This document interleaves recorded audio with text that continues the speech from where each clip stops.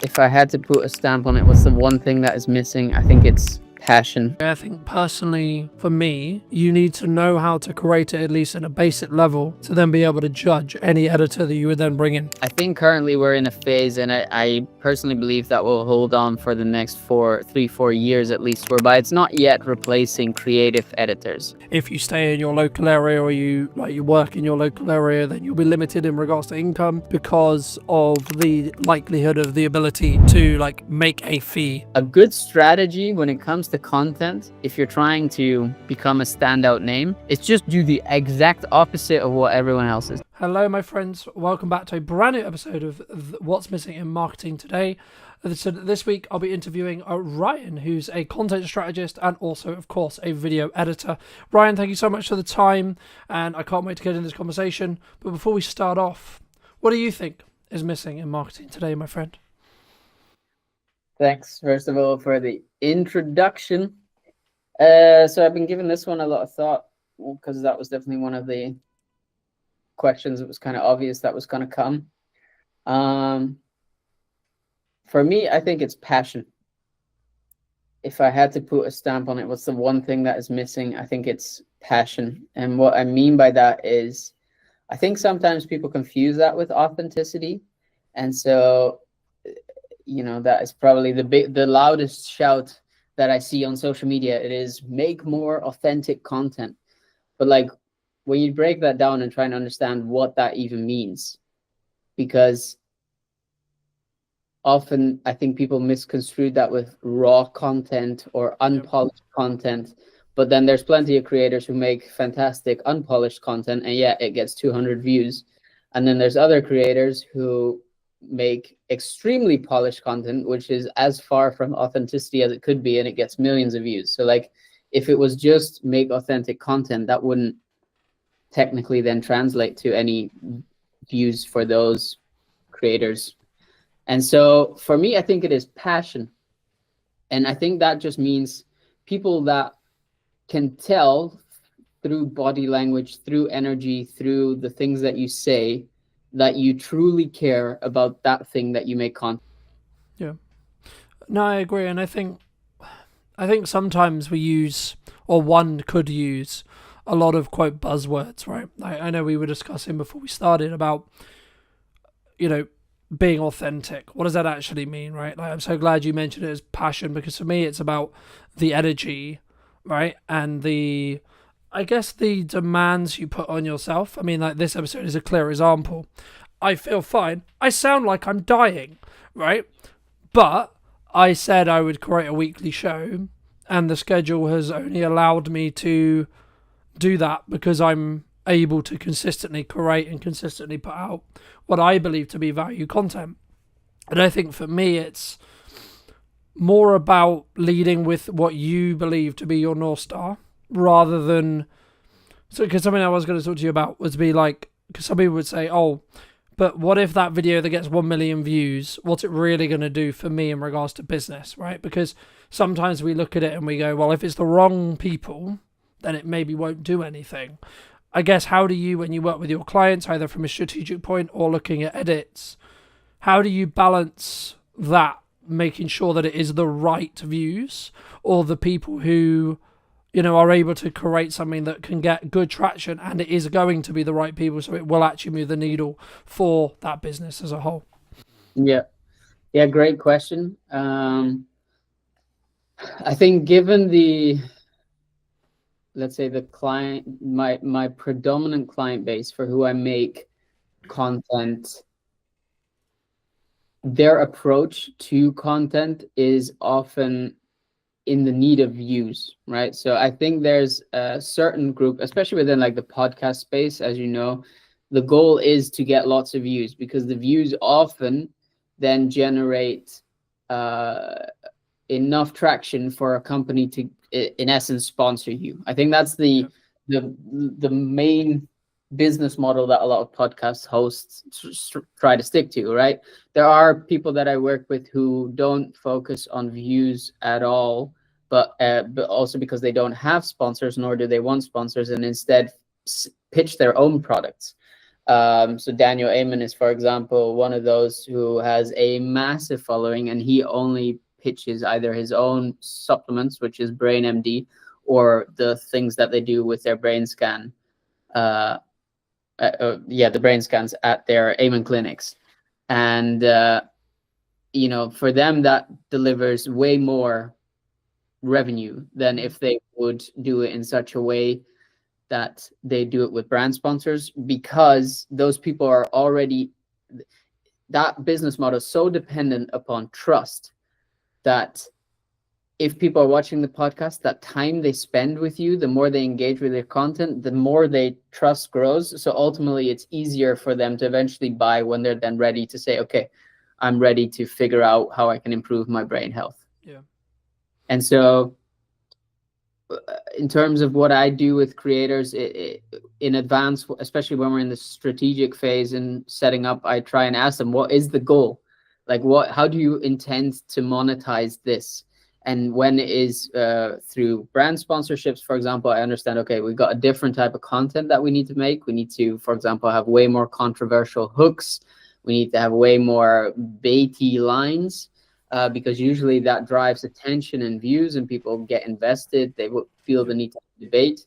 And when that is gone and it's less there, we can focus more on value-driven videos, which is like in the case of the Amen clinics. Here are 5 things that you could do to improve your brain health today with supplements you have in your kitchen cupboard, so to speak.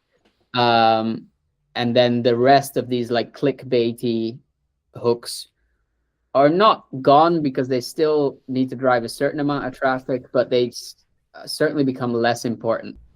Yeah, no, I completely agree, and I think sometimes the thing that people overlook is the objective, right? The thing that they're striving towards. Because if you're just looking for views, I would argue that's a business model that works for a percentage of people, sure. But if you're looking to build trust or build authority or etc. off the back of your content, then that should, in my opinion at least, come second, because you need to make sure that you're not, I'm trying to think the best way to describe it, but I guess it's twisting stuff to be a little bit too controversial, right? Like, just for the sake of, oh, it will get, because it's a better hook, so it will get better clicks, etc. But then also, like, when you, I guess, acquire that audience or get served to that audience, you're then more likely to be serving it to the wrong audience, because they're going to care about the maybe the drama or etc. In that respect, rather than the transformation that you or I could create for a business. I guess, I mean, you've had those who maybe know you through your content, etc. I mean, you've spoken quite openly on social about how good your year has been, and this is in a context for maybe longer term people who are listening, where there's a lot of people saying the creative industry is very hard right now. Being in video is very difficult, whether that's strategic, whether that's editing, whether that's production, whether that's a combination of the above. How do you look at it from a perspective of maybe what should you do, and or what do you think has allowed you to stand apart when others are maybe struggling? Yeah, great question. I think first point that I'd want to say is I wouldn't be the type of person to tell you should do anything. That's first of all. I've just done a bunch of stuff based off of what I've seen other people do. I've taken advice where I felt it was necessary, and I think where I got good is getting advice early on in my career, especially when it comes to content creation, to double down on the things that are driving results. And so early on, at some point for me, it was, I need to make money now or else I'm going to be broke, and I have a kid on the way, and I need to do something. And that was either, and I filled out the form, and I've spoken about this before, like I had a job ready to go in a supermarket. I was 25 probably at the time, maybe 26, graduated with a master's, and here I was applying to a supermarket job to like fill the shelves. And luckily, literally the same week that I decided to do that, I ended up getting my first client, Joe Bidender, who invested who basically took me on as a part-time editor. And because of his support and his demands, I realized I kind of found what some people refer to as their niche. And so I saw the opportunity in making more podcast trailers. I saw that podcasts were growing as a general form of media. I knew that with Diary of CEO being the leader, they will have set the standard for what you need in order to make your podcast successful. So I knew that would be more people looking for trailers. Hence, I just doubled down on that. And then kind of growing up in a hotel in Scotland, I saw in like a luxury 4-star hotel, I saw what it takes to make high quality stuff, the commitment and the dedication to it. And without tooting my own horn too much, because it's definitely what it sounds like at the moment, but like I understood that if I just cared so greatly about this each video, and not focus too much on, is my personal brand growing, am I going on enough podcasts? Like the first 2-3 years, I posted, you can track record this, there was a period in which I was posting every day on my own channels, and then at some point I just stopped because I realized, okay, I need to make money. If I need to do that, I need to become one of the best podcast trailer editors that's out there. So in order to do that, I need to put in the reps. And I had Joe as a paying client, and next to that, in the evening hours, I was just taking podcasts that were already existing, sometimes Diary of a CEO podcast. I downloaded it and just tried to replicate what they made as a trailer. And that kind of ultimately led to this point now whereby, yes, for me, it's been a tremendous year. But if you ask me, what's the hack? Just work 3 years at the thing that that people or the industry or feedback is telling you are great at, and then just produce that, and be willing that if it doesn't pay you out right away, to take that job, right? To take some side hustle, knowing that that is the kind of longer term vision to focus on. No, I completely agree. And I think, for me personally, again, I've had like another incredible year. And I guess the moment where it changed was middle of May, when I decided that my answer to marketing was yes and, right? So yes, you should have a podcast. Yes, you should have trailers. Yes, you should be doing add value content. Yes, you should be doing live streaming, so on, so on, so on. And I guess the key there is, again, it comes back to that effort point we were touching on at the start, and that passion and the core. And I guess to an extent for me, it's always been, I'm going to try and lead with my brand and show you what's possible with your marketing using my brand as an example, right? Like, but also the byproduct of me doing that, of course, is I can prove to any client asking, yes, I know what I'm doing because I do this every day for me and number of clients. So I can speak in real terms rather than theoretical. And I think sometimes people, wrongly or rightly, or whatever they end up having, they speak in a really good theory, especially in the space of like video production, where there's like this subculture around like, we're going to train you to be a really good video production professional, and etc. And like, I'm not trying to smoke on those people, but like for me, it's like, if you're not in the trenches every day, what worked for you 10 years ago, or what worked for you 5 years ago, or however long ago it was, may not necessarily work now. And I guess to phrase that into a question, is there, like, do you see the podcast trailering space, which I know is where you kind of niche into, is that something that's going to die, or do you think that's going to just be like maybe the fence or the line which a podcast, if it's taken seriously, has to have moving forward, would you say? Good question. Again, I don't think there are absolutes. I don't think every podcast needs to make a podcast trailer. I think there are certain ones, especially these ones which are like an hour and a half, 2 hours long, in which it makes sense to do that, right? Like the way I often pitch to clients is podcast. You probably wouldn't go to the movies if you haven't seen something in advance to get an idea of what you're going to watch. There are some people which do that. Respect. I can't, right? If I'm going to the movies, at the very least, I'm watching a trailer. Yeah, but the majority is lower, right? There is always an exception to the rule, but the majority of people aren't unless they see some level of marketing towards that film. Yeah, exactly. So that is a little bit my philosophy behind podcasts as well. Is like, if we're going to get people to commit even an hour, but especially for the ones which are 2 hours plus of their time to watch this episode, don't you think at the very least we need to warm them up, to give them a bit of a feeling in advance as if what they clicked on or what they're committing to is going to pay off? And so I think that's what a trailer does. And then there's multiple aspects of, like, trailer also makes the guests look fantastic. It positions them as an expert, or at least as an interesting person, depending upon the angle of their story, which means the guest is more likely to share it. And so I don't know. Yeah, to answer your question, I don't think there's necessarily it's not going to be a must, but it's certainly going to be kind of a minimum threshold. And the argument that a lot of the time I fall back to is, you cannot do it, but you have to be mindful that the Diary of a CEO, the James Smith, the Daniel Amen, the you name it, they're all doing it. And so you're already, by choosing not to invest into that, you're already one step behind.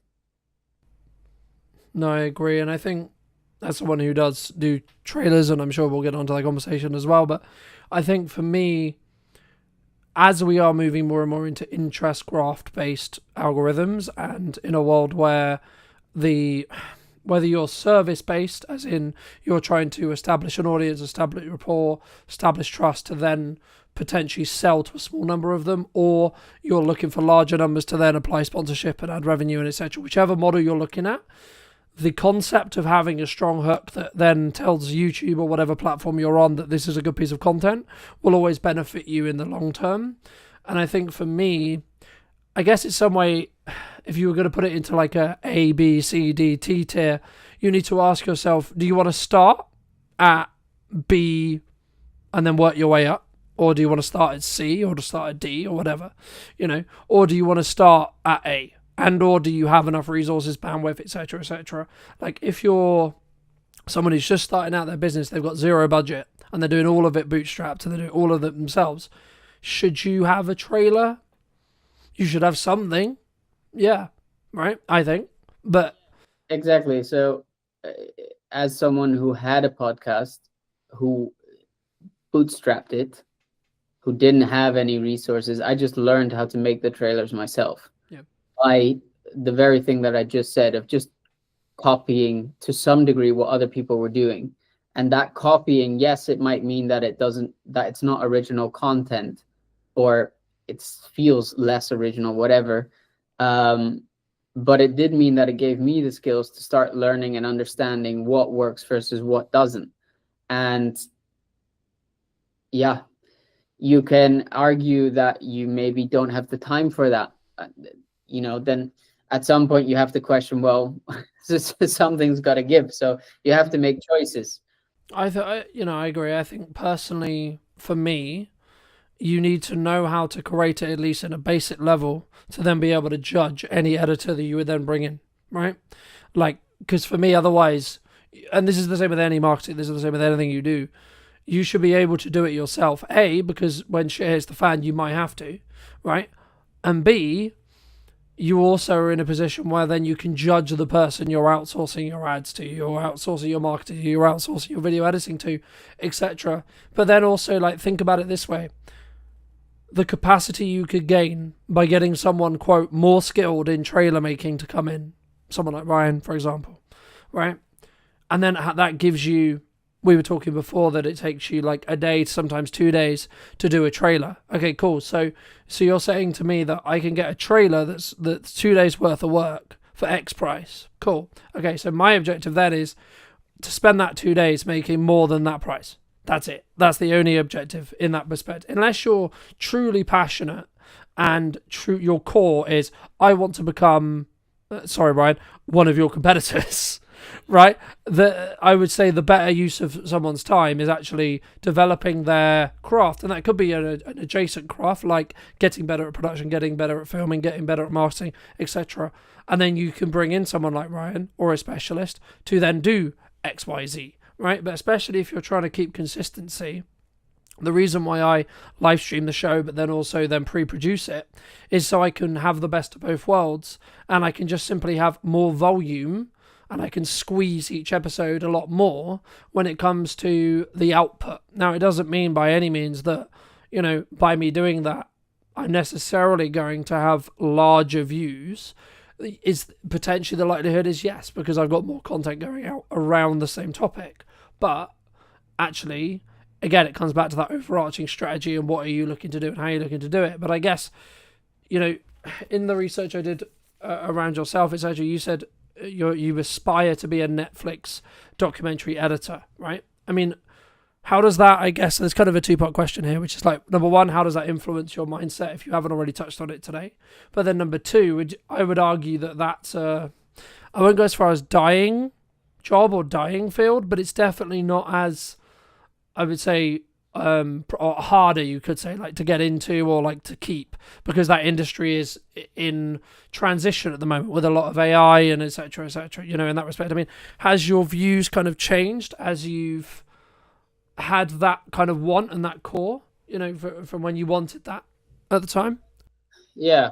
No, I wouldn't say it has changed. But main reason for that is more so because I tend to be the type of person that really enjoys giving themselves a goal, and until I achieve it, I don't, yeah, it doesn't leave my mind, basically.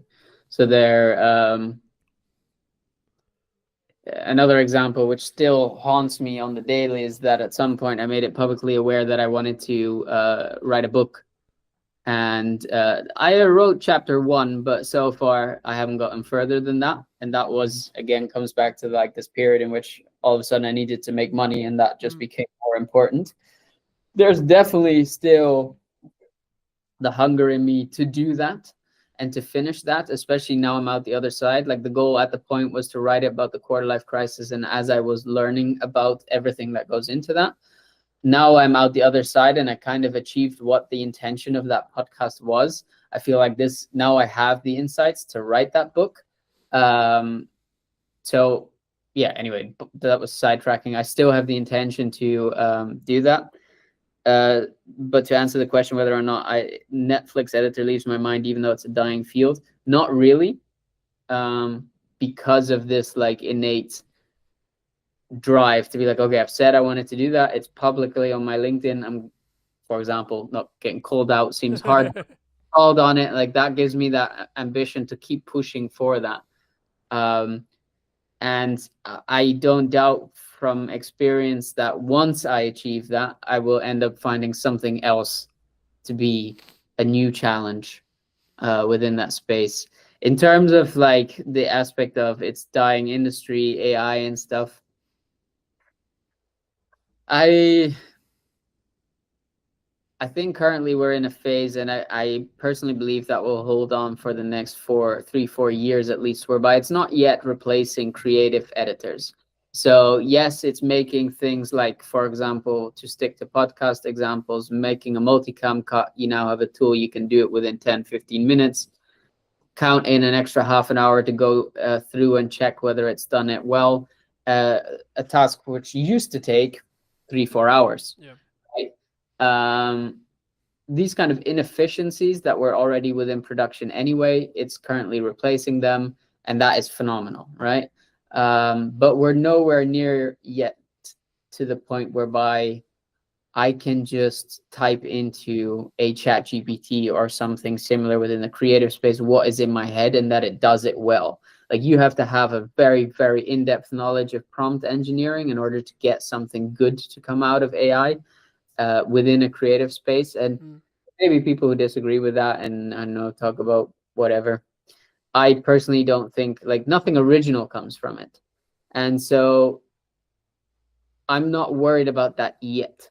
That being said, I've also talked about it before. That is my intention to do this for, let's say, the next 5-6 years, and continue building and kind of see how far I get, and around that time look into pivoting to something which is more offline heavy. My partner and I have always talked about setting up a retreat center, and I could imagine at that point we'll end up doing something like that, because I do believe as AI develops, as social media becomes more and more cluttered with AI garbage, I do think there is an element of people wanting to be more in person, because it's the only thing that their eyes will believe, right? They can't believe anything on the internet anymore at some point. And I do think the like social validation, these things which are innate human psychological things, that we will default back to those more. And so rather get out while on top than kind of sit it out and then be at risk of staying at that point in a dying industry. Yeah, and I use the word like loosely when I say dying, right? Like I think like many industries will pivot, will adapt, will change, and we'll see, you know, because there's a lot of speculation around like, is AI actually going to get to the point where it can replace you or I or etc. Right? Maybe, maybe not. Right? If you talk to the people who are quote making it, of course they're going to be like, yeah, yeah, yeah. Of course they are. Right? But in reality, are we going to get there? I don't know. But it kind of, to an extent, I guess it does lead on to my next question, which was going to be, you've been very fortunate to work with, I would argue, some high performing clients, right? In regard to their clearly successful in the monetary definition of the term, but and or even like health and balance and freedom and etc. Right? What would you say makes them either different, or even like maybe some other examples that you've studied yourself, like when it comes to their either their work ethic, how they show up, what they do, that I guess has allowed them to rise above the quote average in that respect? Yeah. I think for everyone, the main thing that applies is they know one rule to be true, and that is that quantity brings quality. And so they are just unapologetic about posting insane, and it is truly insane, volumes of content, and often repeating content which is performed really well several times. And they just do that day in, day out. So like, I think currently for the Amen team, we're putting out like 300 pieces of content a week. You know, for James Smith, he himself is putting out a ginormous amount of content, whether that's his own or over Newtonic, or now with the podcast coming back, he's putting out one a week, going to scale up to 2 a week. You know, those long form podcasts, they get cut down into at least 2 to 3 clips, which are like 3 to 10 minutes. In addition, the same one gets cut into about 5 to 6 reels, which, you know, gives you almost a day, every day, something to post. And yeah, think about if you then, that's currently with 1 episode. If you have 2 per week, you know, you're doubling it. Obviously, the amount of content you have going out, like, and that's what you're competing against, right? That is what, and then people will get annoyed when they put out 1 post and it gets 3 likes, and they're like, oh, let me quit because no one cares. And I had this conversation with a friend of mine a while ago. He's trying to build a surface-based business, and I'm like, he was like, yeah, I've put out 10 posts, and from that I've only got, I think he said, 2 clients. I'm like, do you realize like the ratio of that is insane. That's actually really good. You put out 10 posts and you've already got 2 clients on a beta product. That's crazy. Yep. Like, just imagine if you 10x the amount of content, or even just like, don't overdo it. Maybe just say, okay, from now on I commit to posting every single day, right? So you got 30 instead of 10. That means you're making 6 new clients a month, right? And this stuff is exponential. So the more you put out, the more it's going to grow. Like, and just kind of putting it out that way towards these people and helping them see, yes, maybe you feel like you were deserving of more. That could be. But I think you just grossly underestimate the amount of volume it takes. Do you think? I mean, for me, that's where I think people who are learning to leverage AI, learning to leverage creative editors, creative people, and then working hard themselves are the ones who are then going to, quote, win. And I would count myself in that for me personally. But the reason why I say that is because I have always understood that the answer is just work. right? There is no shortcut. There is no magic. There is no BS. You want X, Y, and Z. You want to times your revenue by X amount. You want to make however much it is. Okay, then you better work infinitely harder than you think it's going to be to hit that mark, whatever your mark is. The same in fitness, the same in podcasting, the same in everything. And the thing that I did wrong, I guess, last year was I wasn't solely focused on, I'm only going to do these pillars only, right? And the reason why I mention it here is because it's talking about that 1% improvement every time that you alluded to when it comes to volume. And the way behind it, for those who may not know, is it comes from, well, many things, but it comes from a pottery study, which is the most used one, which is a semester was cut in half. One was only asked to basically create one pottery item, so I think it was like a pot or etc. And then the other half was given the opportunity to create as many as they possibly could. And the outcome was the ones who created the most learnt the most from the mistakes they were making as they were creating them, which in turn meant they were able to then create the better pot. When if you just had one chance, you're not going to be able to, you're going to go make the chance, make the mistake, but then not be able to learn from it and then fix it in the next term. And that's why for me, anyone who says, oh, I'm only going to post once a week or I'm only going to post 3 times a week struggles because they don't have that compounding learning. And yes, it is hard work. I get it, right? I do. But since daily posting for the last, I would say 3 or 4 years, it doesn't, I then don't, this is going to sound horrible, I don't care specifically about each post. I simply care about, is it going to get me from point A to point B, right? Whatever that is. I mean, I guess, is there, especially when you were early starting out, was it simply just, I'm going to create a tailor today, I'm then going to create another one tomorrow, I'm then going to create another one the following day, to allow yourself to learn what didn't work? Yeah, so not quite. So just to give people, I suppose, an accurate understanding of just how long I've been doing this. I started as a DJ publicly in 2016, right? So in a couple of weeks, that'll be 10 years ago. And so I wasn't posting at the same intensity that I do these days, but that was like my first taste of social media. I was positioning myself as a local DJ, reaching out to local clubs, making my own music, putting it online, taking press pics, putting that online, making like kind of behind the scenes vlogs. So then I started the side project, which was a let's say a platform for DJs and producers to ultimately give them more exposure, especially for beginning producers. And I posted, I mean, the channels are still up, so you can always check, but I think on that channel we posted 400 videos, which I did for a year and a half. Then came the Quarter Life Crisis, a podcast, which in a year we posted over 400 videos. Right, and then that's not including, like, that's just on Instagram. If we include like YouTube and the clips and all that stuff. So like at this point, I've been in the business for 10 years. I've been doing this actively for like 4.5, and just put out so much volume, at least 1 post a day. And that was just for my own stuff. Let's like in the past 2 years, if we include client work, we're talking like 2,000, 3,000 videos. You can't tell, like, you're coming around the corner making your 10 videos and you're like, oh, but I don't have the same results Ryan has. Yeah.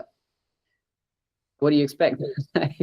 And so help me, what was your question? I mean, it was more around, I guess, like, is there a struggle around people simply understanding that it's just going to take them time, right? Because like when I started, there is this culture, especially at the moment, which is like instant. I want Ryan's views. I want X success. So on, in that respect. And I think for me, I've always understood, for as long as I can remember, that as long as I'm showing up every day, focusing on how can I get each thing I'm doing to be slightly better every day, by the time I get to the quote success marker, my success will change in respect to what my definition of it is. But I guess it would just be advice around like people who are struggling, or people who are saying, yeah, but Ryan, posting 3 times is hard because I've got a business to run, I've got this, I've got that, I've got a family, I've got so on. What would you say to those people? It is hard. It is. You're right. But if you want the upside of it, if you want the reward, you're needing to be willing to put in the work. And that is going to like, this is what I find tricky, because for me, the main reason why I did all of that I just explained was because, for me personally, the fear of needing to go back to my 9 to 5 as someone who is allergic to authority and being told what to do and when to do it, more importantly, like, that fear was more motivating than anything I've ever felt to this point. And so, and I still fall back to that now, whereby I think, if I don't know, if the business is like having a month whereby revenue is declining or something, I'm like, I need to do something, because I'm not going back to the 9 to 5. And I think there's a large group of people who want the upside but do not have anything driving them. They're waiting for that motivation. And sure, I could lie now and say like, oh, just put in the work and you'll eventually get the results and it'll be as motivating. But that motivating is gonna leave. Like, you have to have something that is driving you, something that you're scared of. For me, it was, and no disrespect to people who have 9 to 5s, but for me personally, that felt mediocre, and I felt like I could do better, and I didn't want to like be in that situation anymore. I was genuinely scared of it. Like, I was depressed, and so that has been the motivating factor for so long to ultimately go and put in the volume, because it wasn't more scary than that.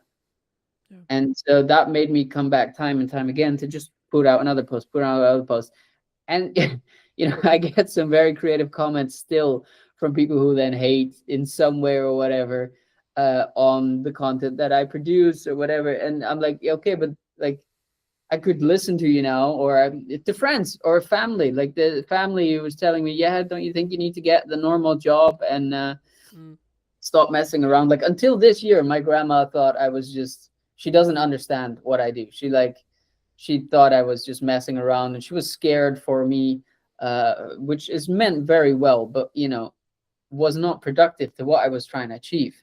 And I saw other people do it, and I knew if they could, to some degree, I can. It doesn't have to be their level of success, but if they managed, I have to be able in some way to get a similar space of success. Like, I think we have a tendency to really downplay success. So, for example, if whether marriages, this is a good example. People say this all the time. They'll say 50% of marriages end in divorce, right? And while that may be factually accurate, the flip side of that is 50% of marriages are successful. And so you could choose to put yourself in a space whereby, well, 50% of marriages end in divorce, and so mine's going to end in divorce. Or you can put yourself in the position where 50% of marriages are successful, and therefore I will be successful. Yeah. Yeah, the risk of being some spiritual guru, I suppose, there is an element of this is mainly a mindset game. And I do know the moment I started working with a mindset coach, things also exponentially started increasing for me. So I think, well, I mean, I don't know the psychology off the top of my head, but it's somewhere along the lines of like, we will only be able to see what's possible or what's in our surrounding area, right? There's been loads of studies that show like, if you stay in your local area or you work in your local area, then you'll be limited in regards to income because of the likelihood of the ability to like make a fee, right? Me to charge you something. When you look exponentially across the internet, the actual ceiling on what you can make is infinite, as long as you understand that you're adding value to a different market and then you can target that market, etc. But I guess the thing I also wanted to mention as well, I mean, I guess in some ways, some people say to me when their content isn't performing, or maybe it's like plateauing or etc. I mean, like, are they, quote, shadow banned, or do they, because I've always been of the view that when that happens, you need to mix it up. You need to change things because you're getting complacent with either the system which you've built to create content. Fair enough, great system. But the system is only as good as the results it creates. So if you're still making money, don't change the system, right? But if your objective, maybe if you're in the camp that we alluded to earlier, which is actually we need to make more views because the sponsors are maybe unhappy with how X episode performed, what would you recommend, or is it just simply their quote shadow banned? Oh, I rarely think shadow band is a thing. Maybe if you like swear a lot, or you break a lot of the community guidelines, or you're pushing a lot of like, I don't know, controversial things which don't speak in favor of the social media algorithm, right? Then I could imagine you get shadow bans. But if you don't do that, and you're just an, let's say, everyday creator, I think it is indeed. I mean, algorithms do change. We see it on LinkedIn currently. Was a period whereby you could put any piece of garbage on LinkedIn and it would get insane numbers, and now it's barely doing anything. And so I do think that is in part to an algorithm change, but I wouldn't go as far as saying you're shadow banned. And if anything, if you are in your core a creator, that should be the challenge, right? That should be the challenge for you to say, okay, I got here at some point by trying a bunch of different stuff, right? At some point, I found something which worked, and so I doubled down on that and decided to focus on just that and do nothing else anymore. And people like fatigue, people's attention fatigue, and if you're not bringing anything new anymore, at some point they've seen your stuff over and over again, and so it gets boring, right? And so they're looking for new stuff. And so if you are a creator in your core and you find yourself in the position you're talking about, I say a good ratio to stick to, especially in the beginning, is just 50% test content and 50% of what you think personally will most likely do well.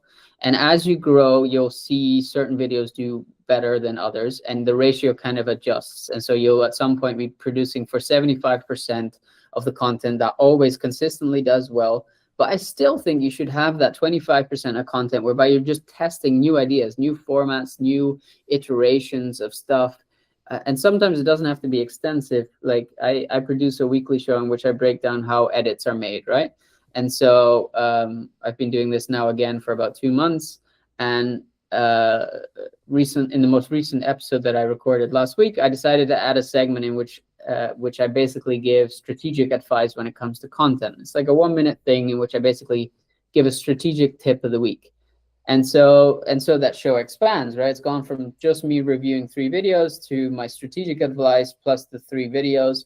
And then the week after, I added in a color grade segment. So I take like a scene from Stranger Things and explain these are the color elements that go into creating a scene like Stranger Things. And so the show builds, and I've given myself here with 2 new segments that I can test and see how they do. So I'll put it out on socials as an individual clip. I'll also like ask in the episode what they think, which ultimately creates engagement, causes people to give feedback. And so there's this ratio that I stick to that works very well for me, at least, of continuously developing yourself and figuring out some way to stay fresh. Because otherwise, the alternative is you become boring. And in the end, that's only going to be a downhill spiral from there, right? Yeah, no, I agree. And I think there's kind of 2 points, I guess. A, the Alex Samodi side of it, which is like outlast everyone else who is quote unquote boring, right? So be the longest running podcast in your niche just because you want to be the stubbornness person, right? There's that. Or I would say actually probably it's more and then also adding those other elements in, like those elements you kindly shared about what can we do to make the show unique? What angle can we think about it? Or just think, actually, maybe I'm going to go after the guests who haven't been on shows before.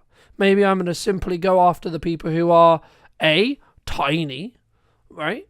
So they would actually really appreciate being asked. And actually you can get more nuance, but maybe they're like seasoned professionals, right? So like they've been in the industry like 50 years, but they're so small in the respect to like they're not like a known marketer or a known name. So when you get an interview with them, it's like this completely brand new perspective. And or you then try and compete with, and I guess it comes back to your like our previous point at the very beginning, which was like, what's your cognitive, like your actual reason for doing the content. Is it to make you more money, or is it to get more views, right? So if you're what I believe Stephen Bartlett's now looking to do, which he's like, I want to create the largest podcast in regards to numbers, period. He's going to have a very different guest plan, guest structure, guest strategy than, say, someone like I or maybe you have or would have, because we're looking for strategic experts that will help us position us as experts in marketing, in video, in video content creation, etc., rather than him who is looking for how much mass, I would assume, I don't know, but my assumption would be how much mass appeal is this episode going to get, because how well known is X name, and or how topical is the conversation which we're going to have, right? At the peak of AI, funnily enough, he did a load of stuff about AI, Yeah. Now he's anti-AI, which is kind of funny. But what I do think the Diary of a CEO team does smartly is, I was lucky enough, I think I started listening at like episode 20, and now they're at like, I think 400 or something like that. So when I started listening, one of the main reasons I started listening was because it was about CEOs, right?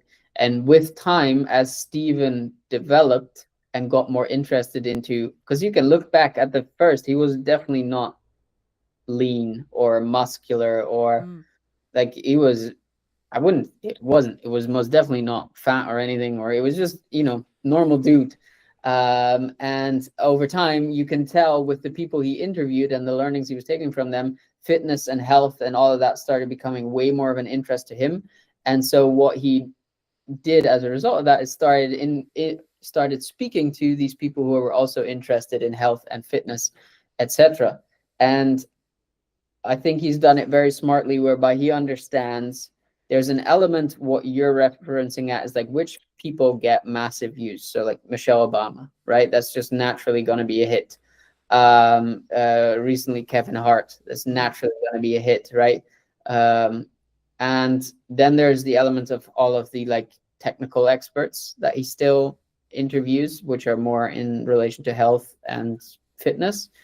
But then there was also someone, I honestly don't remember who, but there was someone more recently that he interviewed, which was relatively unknown. Like at the time, the first time he got Daniel Priestley on, at that point, I think he had like 30,000 followers, which sounds like a lot, but it's really not if you put it into context of the normal average guest of Stephen at that time.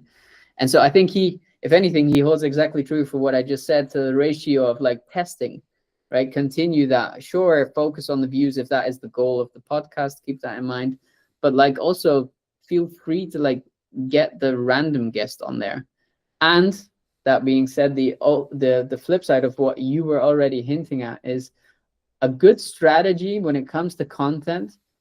If you're trying to become a standout name, it's just do the exact opposite of what everyone else is doing. Yeah. And so everyone is creating a trailer with 3-hour-long episodes. Cool. You make a podcast that is maybe 10 minutes long with one core question that you discuss with a friend, for example, or maybe you just discuss it yourself, right? And you put that out every day instead of once a week, right? Or the same goes for hooks. Like everyone is starting with very controversial hooks. You start with a like colored screen and text on it, and you animate the text in with an image, and then you go into the like bulk of the trailer. Like I think if you just try the opposite of what you feel works, 9 times out of 10, I think you're going to find better results that way. I think, in some ways I hate to say this, but a lot of marketing is science, right? You have to be creative enough to think up the ideas, sure, but you actually have to then get the data to then learn from it, right? So you might have in the same way a scientist would have a theory or a hypothesis. You would go, I think this is the case. In the same when we work with clients and we're looking to try and get a client a certain objective, it's like, okay, well, in theory, we think you want to talk to this kind of person who's this demographic who lives roughly around this area. Cool. Okay, cool. Right. So now what we're going to do is we're going to test that theory and see what happens. I guess the crux and the thing that we use Stephen as an example, so I'll continue to use him. The thing that he does more than others is he will do exactly what we described, which was he will do the and methodology when it comes to, we know what works, we're going to continue that, so we're going to say we're going to do that every week, but then we'll have a bonus episode which is purely for testing.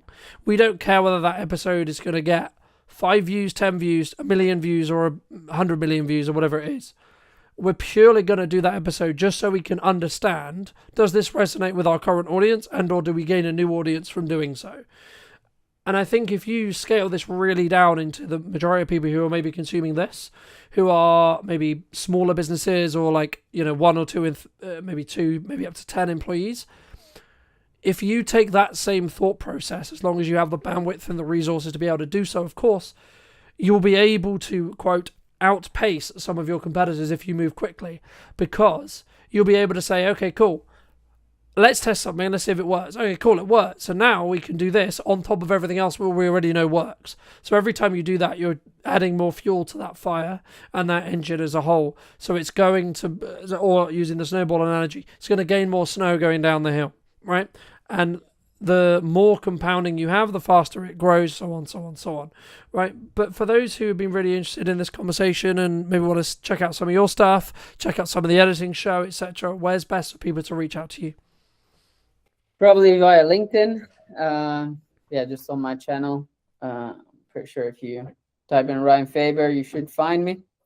You can find me on YouTube if you search The Quarter Creator Club if you're interested in learning more about editing or content strategy these days, and we'll be putting out a lot more content on there as well. So fabulous. And if you were going to talk to either yourself or someone very similar to you 10 to 15 years ago, and you were going to give advice, what advice would you give that person? Trust your gut. And listen to people who have done what you aspire to achieve. And so my whole podcast, the whole thing that got me to where I am now, and arguably I still have a long way to go, but the main philosophy of that was I knew I wanted to be an entrepreneur.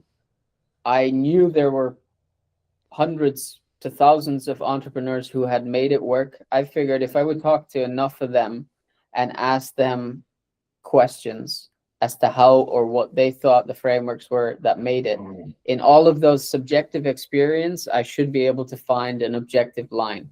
And you don't need to start a podcast. I'm pretty sure if you send a bunch of LinkedIn DMs, if you DM me after watching this and you're like, I want advice on how to become a better editor, for example, I will respond to that. And I know for a fact, because I've done it, that there are plenty of people out there who are the same. And so if you just speak to enough of those people, at some point you'll see the patterns in what all of these people have in common, and then you know what you have to replicate. No, absolutely. I can agree more. And I think it's sometimes about not trying to reinvent the wheel, but if you're going to take the bits that you really want to emulate and like. But thank you so much for the time, Ryan. Really appreciate it. And if you did enjoy this episode and would like to see more like it, make sure to be subscribed by clicking this button just here. And YouTube believes you enjoy this button or this video more specifically, so make sure to click that. And I'll see you very, very soon. Thanks. And if you were going to talk to yourself 10 years ago, what advice, if you were going to give advice, would you give that person? If I was going to say anything to myself 10 years ago, it would just be keep your eyes open and you'll get where you need to go. You need to be really good at marketing to be able to have the opportunity and the permission to be able to sell, is my view, in a nutshell. I think when we look at marketing and sales and output of content, the more you do it, the easier it gets, my opinion. What role do you feel trust plays either in business or in marketing specifically? Hello, my friends. Welcome to a brand new episode in What's Missing in Marketing Today. Today, we're going to be talking to Tom all about his opinions on marketing. And before we get into it, Tom, Could you give the audience a little bit of context on who you are, and of course, answer our opening question? What do you feel is missing in marketing today? Absolutely. Thank you very much for having me on, Carlton. I really appreciate it. No, you're welcome. Who am I? I am Tom Jepson. I am a coach for self-employed people, mostly parents, mostly working parents, should I say. And I'm here to help them take some of the out of doing business for themselves, because it's really quite hard balancing doing a business that you want to do, parenting, caring, all the dynamics that come with it. I am a full-time parent. Also, I'm a full-time carer as well. So I am living and breathing all the stuff that I do with my clients. To answer your question, what is missing in marketing today? I think selling is missing in marketing today, is what I think is missing. Okay. And I'm sure we can dive down into that hot topic momentarily. I mean, just to build off that, my personal view, I personally think they're separate, right? I think they are mutually exclusive. You can't have one without the other, right? But you need to be really good at marketing to be able to have the opportunity and the permission to be able to sell, is my view, right? In a nutshell. Why do you think then, let me build off the question, why do you think specifically then it is missing in marketing then? Like, what do you, like when you say that, is it not sales driven in respect to like sometimes we don't do call to actions or we don't have that quote ask, or is it, because I would argue you shouldn't be direct selling, or would you disagree? So this is a very big topic, and I know we could go for hours just on this one point. So to give some context, I have a daily newsletter. Daily, I send an email to a mailing list every damn day, and because I'm well versed at that, I am practiced in what I offer to people, there is a call to action which could be deemed as a sales pitch every day. Yeah. It's never like buy my stuff, because I'm not going to ram that down people's throat when they're actually, what I want to do is give them something of value. But I know that for some people, seeing a continual offer every day could be quite off-putting. I can tell you exactly why I do it, because if I get new subscribers and I hit them on a day without an offer, they're never going to see it. Yeah. So contextually, I know it doesn't work for some people. When we take it out of the sphere of direct communication and put it into something like LinkedIn, I'll say that LinkedIn is the only social media platform I use. I do not have energy or the want to use any others. Maybe I'm wrong, maybe I'm not, I don't know, but I don't have the energy for it. In the context of LinkedIn, my filter bubble tells me that there's a lot of chat around personal brand and personal marketing and relationship building. Yep. And I get it. I'm here for it. I just want to talk to people.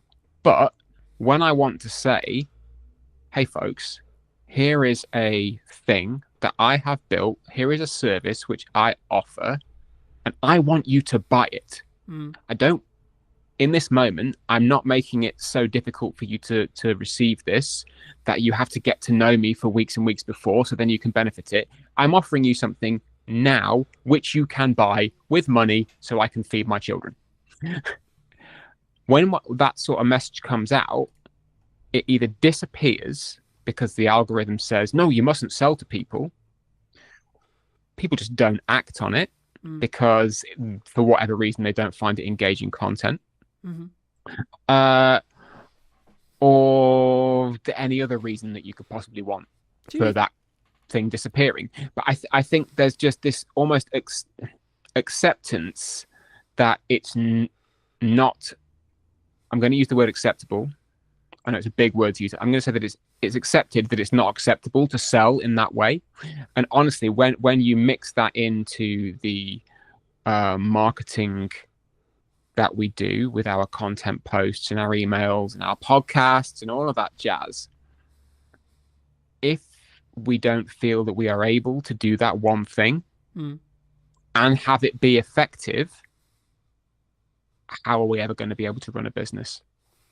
I think, there's a lot I could pull out of there, but I think the unique perspective for me is there's a lot of conversation, especially at the moment, around people are concerned about the up and coming budget at the time of streaming, etc. Right? Like, people are concerned about like what's going to happen at Christmas and like where things are and etc. And I'm in a very fortunate position where like this month is manic, this month is crazy, but I'm still building the time to have this live stream, have this broadcast, have this conversation with you, because I think it's important to obviously add value and continue that process of constant development, constant growth. But also, I'm always aware that I need to bank content whenever I can. And the key, I guess, to build off your previous point about sales is, I guess, to most people who may be listening to this, you need to ask yourself, from my view at least, where you are in business. And if you are in a position where you need to make money and you need to generate cash flow, then absolutely you should be pushing more sales. And there's nothing, I don't believe, wrong with that, because that might be the reason why you're in business next year, right? Now, in a world where you don't need that, and you could be perceived, or one could perceive you as quote unquote being greedy just to make revenue for the sake of revenue, not implying that's what you're doing, but some could imply that, right? I think then you can look at it and go, okay, well, when do you want this quote cash out from what you're doing now, right? Is it in a week, a month, a year? Right? Because if it's towards the year mark, then I would argue that in our content we should be trying to add value.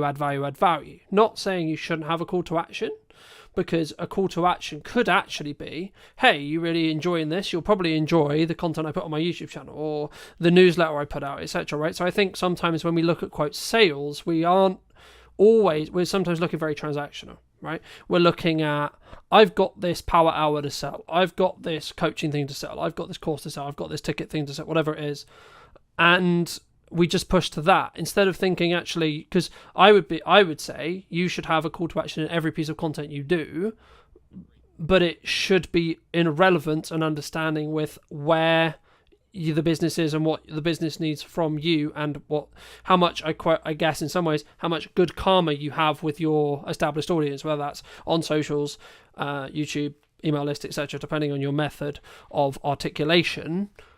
How do you mix that when you do call to actions, building off your previous point? Is it hey, come and buy my thing always, or is it actually, hey, I've done this other thing? Like, let's, for example, you may say, hey, I just did this amazing conversation with Carlton, here's a link to it if you would find that interesting.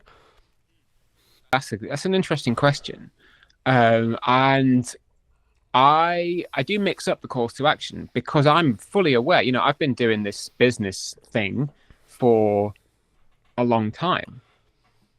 I've been a freelancer for twice as long. I've been employed for twice as long as that, back in days of employment. I've been around the block. I know how this machine works. But to the same end, I don't have a damn clue how it works, because mixing up the calls to action, consistent blocks of, it's not like one day is, why am I coaching? The next day is, oh, look, there's a thing. It's going to be consistent blocks of action to take. So yeah, I do mix it up. But to the same degree, it always comes back to the same thing of, this is the core thing that I offer. This is how I want to engage with you and how I would like you to engage with me, regardless of whatever medium, method or action we get there. If I'm posting on LinkedIn, chances are the call to action will either be connect with me here or sign up to the newsletter. Mm-hmm. Those two, because I know that if I get somebody into the newsletter ecosystem, they have actively opted in, and I can then actively let them know who I am, what I'm for, and what I can offer them, and how it will help. Yeah, and I think, I guess, go on. I was just going to say, I think for me, it's about understanding when you're serving, and understanding how to serve. The point. Not to cut you off, but I think there's a point at which we say, should we not always be serving?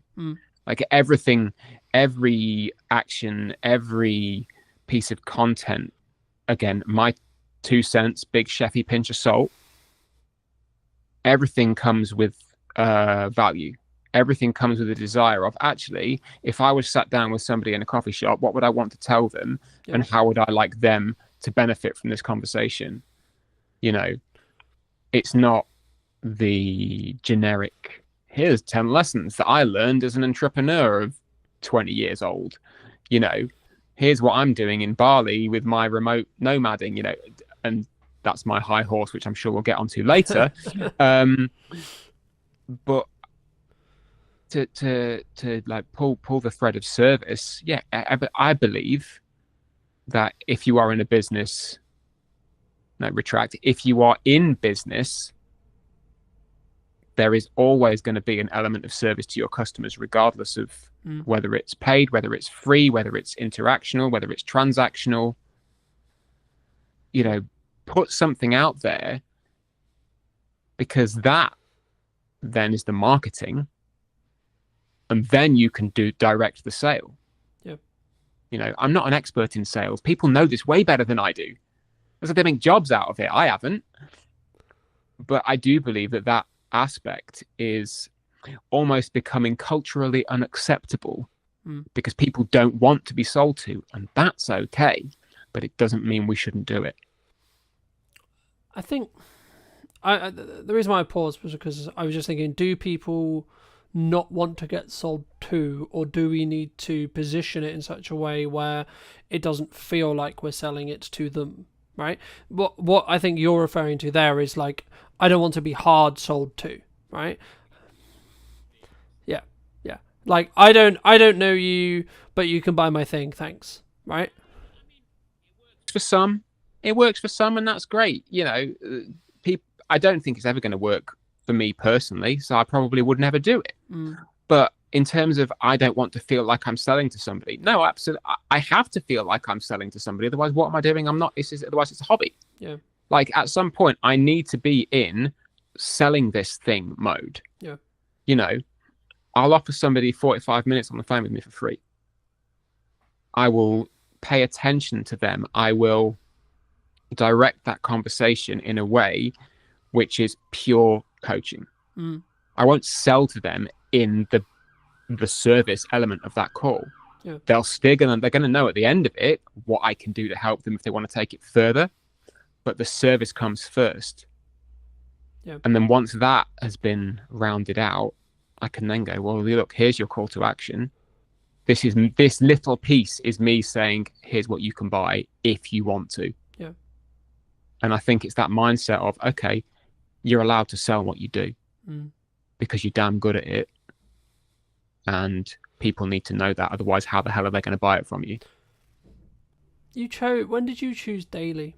Because I think so many people, they struggle with, I'm going to spam people, right? Like, I post when I'm not in like crazy work mode with lots going on, etc. Like, I would post like 4 or 5 times a day, etc. across socials. Like, I'll be very visible, but I'm aware of how interest graph works rather than social graph. So I'm interested to see how kind of like you thought about daily like email marketing. Why daily, right? Because I guess some people are going to listen to this and say, well, Tom, that's spammy, right? That's too much. That's crazy, right? You don't want to oversaturate your audience, etc., etc., etc. It's not for them then, is it? That's my answer to that. It's not for them. I started, my newsletter journey began a couple of years ago as a consistent activity. It started monthly. After 3 months, it went to twice a month. At the beginning of, where are we now? Nearly end of 2025. Beginning of this year, it went to weekly on a Monday. And then I got to a point in the middle of August, just before the summer holidays began, where I went, you know what? I've got too much to say. I've got too many things that I want to share with people. And I believe I have the energy and the momentum to do this. So I started winding it up a little bit. And as of the 1st of October, every day, it's 250 odd words of a story, something that's inspired me, something that I found funny or interesting, a life thing, It might be a straight sales email. They can be peppered in. It's a business newsletter. Yeah.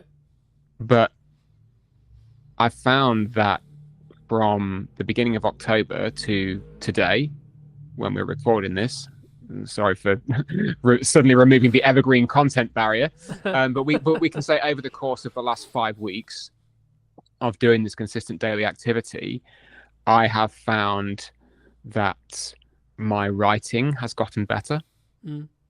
Not to toot my own trumpet, but it was pretty good before. But being able to write and have a funnel and a channel for consistently telling a story, it's made me better, and the performance has done what I thought it was going to do. I gained a handful of subscribers and I lost a handful of subscribers. About as many. It was about parity for the in and the out. And I knew that was going to happen because I was sending people something daily. Yeah. I was putting an action in there daily. Yeah. So, like, having it in the last 5 weeks and actually going, you know what, this experiment's worth doing and this is worth following. Yeah. And I'm going to keep pressing on. From my view, speaking about like daily posting reels or daily posting on social across all platforms, blah blah blah blah. I think me it's very similar, right? Like I remember I did a workshop in September, and an old friend, but also someone whose wife followed me, said something on the lines of, "Fucking hell, Colton, you're everywhere," and she ended up tuning off and like unfollowing me, and I was like, okay, cool, but would she ever buy from me? And the answer was no. I was like, okay, well then, in the nicest way possible, thank you so much for the time you spent with me, and thank you so much for the support you gave on the content, but actually maybe you're not the right person. And I think that's the key. And I think sometimes, like, I could quote a million people, but the crux of like any marketing is just a shit ton of work in a window of time to get a result, right? The work as a whole is probably going to be the same whether you do it across 6 months. Like if you want the result, you can do it across 6 months and get the results in 6 months, or you can do it across 2 weeks and get the results in 2 weeks. But you have to have the same amount of like output than you would have in that 6 months in that 2 weeks. And that is going to annoy some people. That is going to quote, "Oh, fuck's sake, Tom, you're there again." Right? "Oh, fuck's sake," etc. But like also the just to pick apart a little bit what you said, the key I think for the person listening who's maybe considering something like this, whether this is daily posting on YouTube, daily posting shorts, daily posting Instagrams, writing an email, whatever it may be, writing a blog, etc. For me, it's, can you make that 1% improvement? Right? Because what you're talking about there, the reason why you're getting better is because, and you may not feel it, right, at the time. It's only in hindsight when you look back. But if you go, like, if I look at where the podcast was and arguably like, why is what's missing in marketing today, quote, successful or quote, doing well? Actually, it's because I've 1%ed it every episode since June. Right? By the time this pre-recorded version of this episode I expect comes out, it'll probably be 5 to 7, maybe 20 times better than as it sits today. Right? Why is that? Because every episode I'm functioning and I'm saying, and it comes with practice, right? Like anything, right? You can't expect to be in great shape if you don't work out every day, right? In my opinion, right? You can do 3 days a week if you want. That's up to you, right? In the same way, you can do 3 emails a month or 3 emails a week, etc. But it would be wrong of me not to ask you about like this huge volume, this huge value add, this huge amount of work, and not talk about, do you think the modern expectations of marketing can lead to, especially smaller entrepreneurial business owners, getting to burnout? There's the word burnout. Is that? I mean, just to give burnout its place for a moment. Yeah, I think that specific symptom comes from trying to do a lot of stuff that you don't enjoy, that you are not equipped to do. You might be capable of doing it, but in that moment you're not equipped to do it. And that you maybe don't acknowledge that something else needs to be set down. So to give burnout the thing, yeah, I think when we look at marketing and sales and output of content, the more you do it, the easier it gets. My opinion. If you come to it and say, oh, this is really hard work, I don't know what to post, I don't think I want to be sold to. For a start, you're coming at it from a place of fear for whatever reason, because you don't want to do it because it might feel a bit scary to put yourself out there. You don't want to do it because it might feel a bit scary about actually selling yourself. It might feel a bit scary to put your 2 cents on a live stream with somebody who you're really pleased to talk to. How dare you have an opinion, Tom? How fucking dare you have an opinion about something that might upset somebody? I specifically today, I had that conversation with someone on LinkedIn because they posted the very same thing. It's like, we just can't have a conversation anymore because you might offend someone. Like, it is up to us to communicate with our best intention. Whatever that best intention is, we've got to put it out there. How somebody receives it is not on you. And I think when we start to take on the burden of the recipient in terms of, and I feel like I should be careful about what I'm saying here because this could be very heavily misconstrued as me being a complete asshole. I care deeply about what I send to people and that they will receive some value from it. If they read it and go, no, that guy's a dick, that's not on me. I can't control that. But surely it's the intention, though, right? The intention that I want someone to read it and go, that guy's a dick. No. So like when you create content in the same way I create content, I always go from a perspective of an intention of, I'm going to add as much value to whoever is. 100%. I'm grateful enough to have the time of the time, right? That's it. But I think the point is, when it comes to the kind of the small business owner, the working parent, the full-time carer trying to run something that they need to run or want to run to maintain their own sense of self, when things like taking on the burden of somebody else's receipt of your content and worrying too much about how are they going to receive this, regardless of intent, at that point, you start to run out of energy because you then don't have the energy to give to the content, to the message, to the service, because you're spending it worrying how someone is going to receive it. And then you start to burn out. And then it just becomes cyclical. And then you don't want to do it. And then you don't do it. And then you beat yourself up because you're not doing it. And then you get all worried and sad that you're not doing it and that you should be doing more. You must be doing X, Y, and Z. And it just becomes this kind of self-fulfilling, it's cyclical kicking your own ass, because realistically you're worrying about something that is so far outside of your control, it's worth working through it to let that go. And then you can just send a daily email with the best intention, with content that you believe is good. It might not hit the mark that day, so what? Try again tomorrow.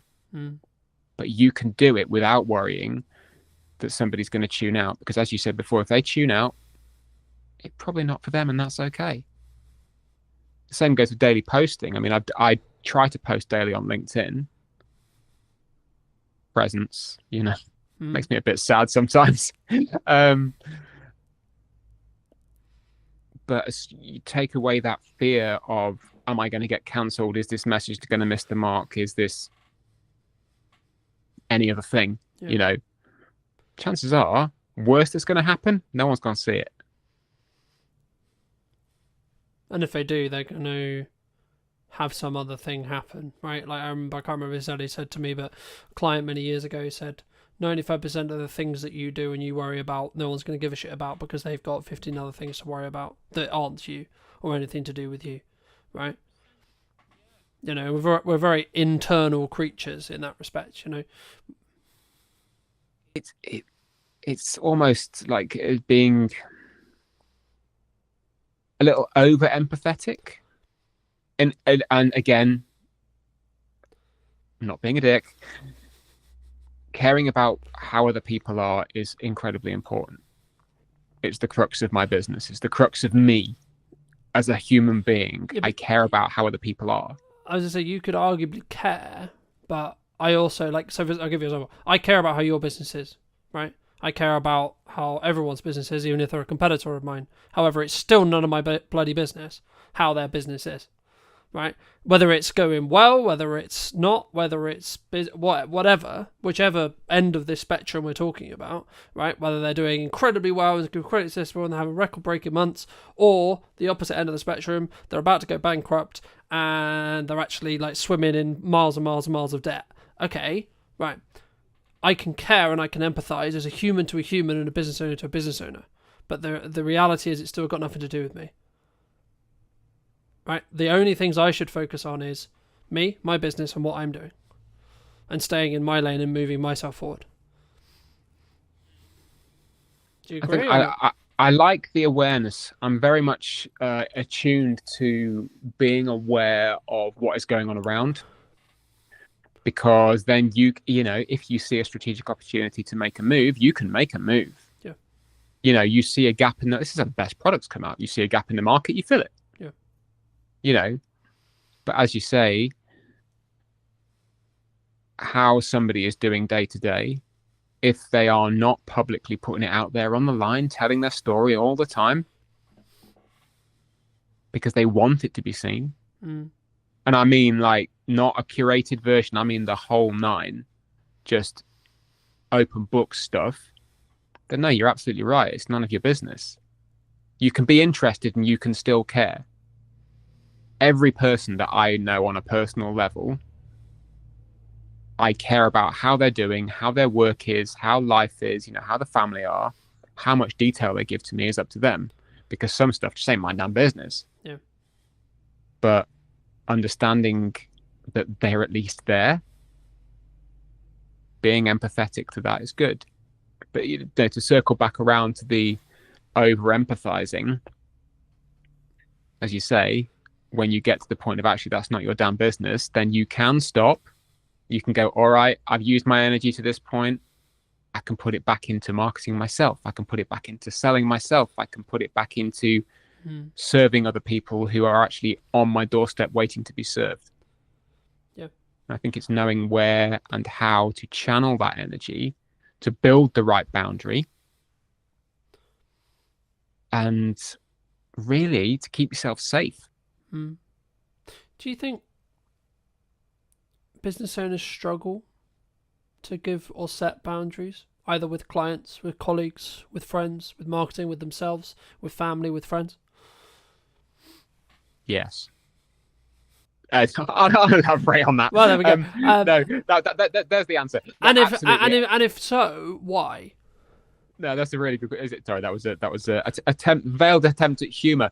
Yes, absolutely, I do. I mean, everyone does because they're creatures of service. You know. Does it come from that? If I don't say yes to this job, there's not going to be another one coming thing. Do you think, in some case, like in that specific nuance? As part of it, yeah. I mean, I've been reworking a workshop that I ran eons ago, all about saying no to things, which is, you know, coming down the pipe at some point. Hopefully, by the time the published version of this comes out, people will actually see it and it'll be live. But I think that because prioritization is hard. Separating yourself from your work is hard. Separating you from the public version of you can be kind of hard. Separating different facets of work and life is hard. Just establishing boundaries and maintaining them is hard. Like being able to go, you know what? I'm stopping work at 3. And I'm not going to answer my emails till tomorrow morning because it's family time now. You still get the little itch, you know? Sat down, scrolling on TV, like while the TV's on, you get an email pings and you go, oh, I'm just going to answer that now. You could just not because nothing's going to happen. But it's maintaining that boundary because you get that little itch of if I don't do it now, somebody else might get there first, or I might forget. I might be busy. You know, it's difficult to maintain it. And again, a lot of the time, in my opinion, it comes back around to being afraid of something. Forgetfulness, busyness. And sometimes you just kind of need to go, okay, well, if something happens, it happens. That's kind of a future me problem. Right now, I've decided that this is my boundary, and that's more important. Yeah, and I think as long as you can reflect on every situation, every job, every etc., like whatever it is you're doing, whatever you're trying to achieve, whether you're trying to launch a podcast, newsletter, work with a new client, do marketing, whatever it is, or do sales or whatever it is, as long as you can actually hand on heart say you did your best and it was in line with what you were or wanted or needed at the time, and or like, I think it's interesting, right? Because I think sometimes we act as if we're busy, or we imply that we're busy, or we are busy, or etc. But actually, in reality, what we're actually saying is, at the moment, the thing you're asking me to do cannot be a priority. In crux, if someone ever asked you, in my opinion at least, oh, I'm too busy for that, what they're actually saying is, no, right now that's not a priority. So personally, something I've done the last couple of years is whenever I have a situation which is like, hey, I know I said, or I know we said, or I know you're expecting me to do X or Y, I will give you a realistic timeline regardless of how that makes you feel in the short term. And that might be, etc. But it's actually, I'm not doing you a good service if I don't give you clear, concise, and transactional or transparency within my communication style. Because the reason why someone would get upset or pissed off is because you said, Tom, you would get me that thing a week ago, 2 weeks pass, 3 weeks pass, and then it slipped through the gap, right? Look, I'm not saying mistakes don't happen, but if you said to me, let's say we were working together, and you said, hey, it's going to be like 3 weeks, I'm like, okay, cool. But then I'm not expecting it next week. I'm expecting it in 3 weeks, I mean, that's almost kind of a side point, isn't it, really? That's just being good at what you do and doing what you say you were going to do. Yeah. But do you think we struggle sometimes? Because, like, especially when we win, like, the client, right? The client of my dreams, or the project of my dreams, or the money of my dreams, or the project is amazing because it pays me X, or it's actually a great opportunity, etc. We have this, like, I'll do it tomorrow. Oh, it's done tomorrow. I'm going to go out on a limb here, and I'm going to say that if a client, for example, would expect you to bend over backwards and not maintain your boundaries and your working practices as a self-employed business owner, they are not the client of your dreams. End of. Do you think that can change over time? I was just going to ask you. So, like, where we were, say, like, for example, for me personally, like, my target client, my target expectations, etc., 3 years ago were completely different to now. Yeah, for real, man. I mean, the dial shifts, and it shifts because you learn, not maybe because your clients learn. It could be because the clients learn, but it's more about what you, best in the world, it's about what you want. I would argue, though, that you get a reflection of what you, like, enforce in respect to boundary setting, right? Like, so, like, like, for me, like, you can set a boundary you like. The question is what happens when it gets tested. Well, that's exactly it. If you let's say use the example of it's 4 o'clock, you sat down with the kids, you're getting them in from school, getting snack time and everything, and a client's decided for whatever reason that that's the time they want to have a meeting.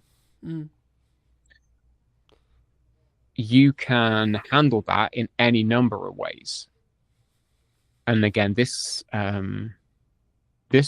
we can tie this straight back to marketing. This whole point, we can tie this straight back because it is, you could just say no. You could go, no, I don't do that. That's crossing my line. You could say, okay, I might flex this once, but I'm going to reinforce it in a way which says it's not happening again. Or you could set it up from the outset by positioning yourself with your marketable material, with your boundaries, with the expectation setting from the off that says, actually, this is never going to happen because my priorities are this, this, and this. Serving you is within those priorities. But this is the line. And as I said before, if their client decides that that's not good enough, they're not your client. Well, yeah, and the nicest possible, they can go somewhere else, you know. They can go, somebody else will flex for them. Somebody else will flex. And I know that context is everything. Yes, there have been times when I have had to completely smash down my boundaries because the project scope of something has changed. Like, it's happened recently. It was very painful for me.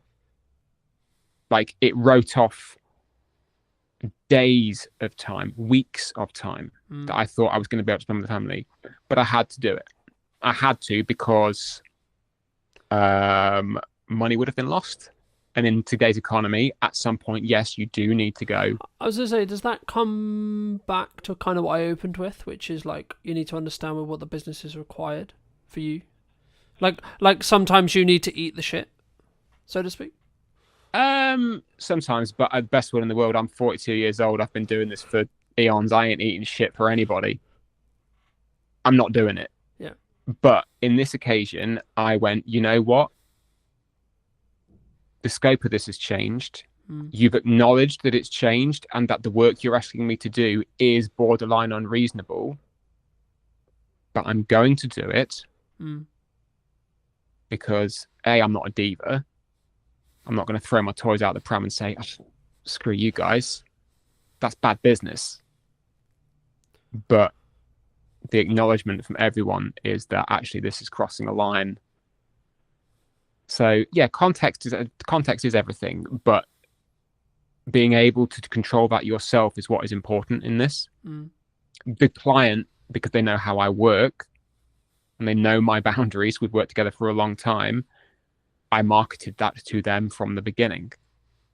Yep. I don't need to sell them on that. They already know. So having that within your control, I think, is also very important, as to how you can put yourself out there and say, I'm the one who's saying when this line moves. Yeah.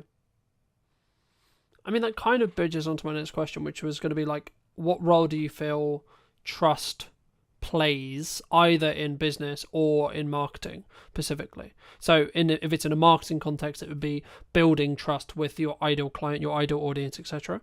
And if it is in a client context, it would be then, how do you utilize and or keep that trust? Brilliant question. So I'll put my coaching hat on now. So for me as a coach, through my marketing, people need to know a small number of things. I mean, the first thing is obviously that I am a coach and that I am good at what I do. They need to know that from the off. Once they know that, we can kind of go, okay, that's the functional practical. We'll just cast that aside. I know this thing about him now. After that, it's then getting to know me. What do I bring to the table? Who am I? Who is this guy? And then through the stories, through the communication, the conversation, it builds this rapport. It builds the camaraderie. And eventually the camaraderie and the rapport turn into trust. Because that kind of communal safe space has been built through the messaging, through the back and forth on email, through the DMs, through the networking. And somebody knows they could rock up in a one-to-one with you and you'd have a great chat. Because at least the space you hold there together for that 30 minutes or whatever, you've established that and it's good. It does take time. You know, it's not just a case of me going out to people and saying, hey, I'm a coach. I'm really good at what I do. Look, I'm a nice guy. You're a neat guy. So it takes work. It takes a lot of trusting yourself as well to be able to go, you know what, this is what I stand for. This is who I am. And who I am is okay. I don't really need to flex or change or bend for anybody because this is who I am. How that is reflected into work once effectively you have somebody pass the post, so as we said before, that's just showing up and doing what you do to the best of your abilities. Yep. You know, I hold safe space for people. When we get into a coaching call, effectively this little oblong window, that is our safe space and our boundary. Nobody else is getting in there. Nobody else is hearing what's going on in that space. And I have to reinforce that explicitly. It's not a kind of an unknown, oh, is this safe space? Is this something that people are going to know? It's like, no, I will state it up top. This is what you can trust and expect from this interaction. And the kind of the same goes for the precursor with one-to-ones and emails and everything as well. This is a safe space. I'm not going to go and, publish the ins and outs of a social call I have with somebody on LinkedIn. It might inspire something. Yeah. But it's the trust is never broken in that way of like, I'm going to take exactly what you've said and name you. I think it's different, right? Like, again, it's context, right? Like, being inspired by a action or showing a behind the scenes process, like, for example, for me, like, people ask me all the time, so how do clients feel about the behind the scenes process? Well, like, me sharing production, me sharing how I do it, etc., right? Like, a lot of people, the honest answer is actually they like it. They like that extra exposure. They like seeing it from my point of view. But it's just part of my sales journey, right? It's something that I have a conversation with very early on, and I establish very quickly what kind of project is this, right? Is this going to be a collaborative project where we both win? They get great content, I get great content, and I get paid, happy days, right? Or is it going to be a very stringent, very NDA'd or non-disclosure agreement, very contractual, very show up, get paid, go home, F off, right? Kind of agreement, right? And, I guess, what do I do more of now? Probably the more collaborative side, right? Just the nature of the business, etc. Cool. But that's also, and again, I had a reality this morning, which was the same, which was like, actually, the old of me would have been like, this annoys them, but the person I am now is like, no, that's just not me anymore. And obviously I won't go into detail on that specific thing, but it leads on to my next question really nicely, which is like, how do you either help people, or maybe someone listening to this, if they're looking at their marketing or etc., and maybe they want to move into that next stage, whatever that is for them, that next season, whether it's we have a 9 to 5, we're looking to do our own thing, gain our own freedom, gain etc., and all the benefits that come with, but also all the stresses, of course, that come with working for ourselves, or we've been working for ourselves for 3 years, 2 years, 1 year, whatever, and we're looking to scale up. We're looking to do that scary, we're going to up our prices, change our value perception. What would you say to those people who are, as I say, kind of, I think there's two camps potentially who are listening. A, in a 9 to 5 who are looking to make the jump, or B, maybe they've been doing it, they built good momentum, but they're kind of like, if I up my prices, I'm going to lose on my clients. I mean, that's a very specific scenario, the whole upping the prices, losing the clients thing. And it comes up more often than you'd think. Broad strokes, I would always ask the question, who are you now? And then, who would you like to be? And then, who now can help you become who you'd like to be? And it always comes back to the self, the understanding that the person in the middle of this storm in a teacup, in fact, the teacup in a storm, is you. You're the one who is steering it. You're the one who makes the decision at the end of the day. You have, I have, pretty much everyone we know collectively who is self-employed has had to have that pull yourself up by the bootstraps conversation and go, you know what? I'm leaving my job.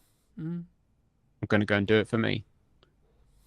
And at that moment, you say to yourself, well, okay, this is who I am today, leaving my job, but tomorrow, who do I want to be?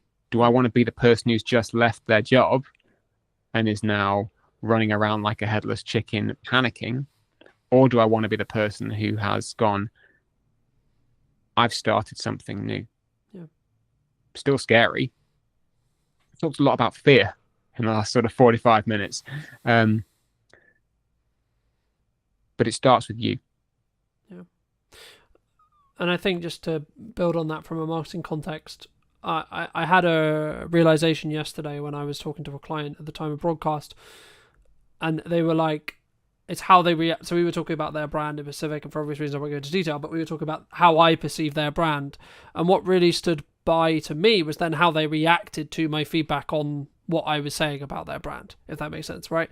Because it was like, hold on, this person sees me as a pinnacle marketing voice, and that's why they value what I'm saying, right? It doesn't actually matter, in a nutshell, what I said, right? It was actually, and it was something along the lines of, hey, we really appreciate that because you're a strong marketing voice, etc. And yet, like, clearly, and this is the thing I was going to bridge in when you when you communicate, when you market, if you want the clients that are going to send you around the country, you want the larger scope, you want the larger projects, you have to ask yourself from backwards, and this is exactly what I did, that's why I'm bringing it up. You have to ask yourself, what content would they consume?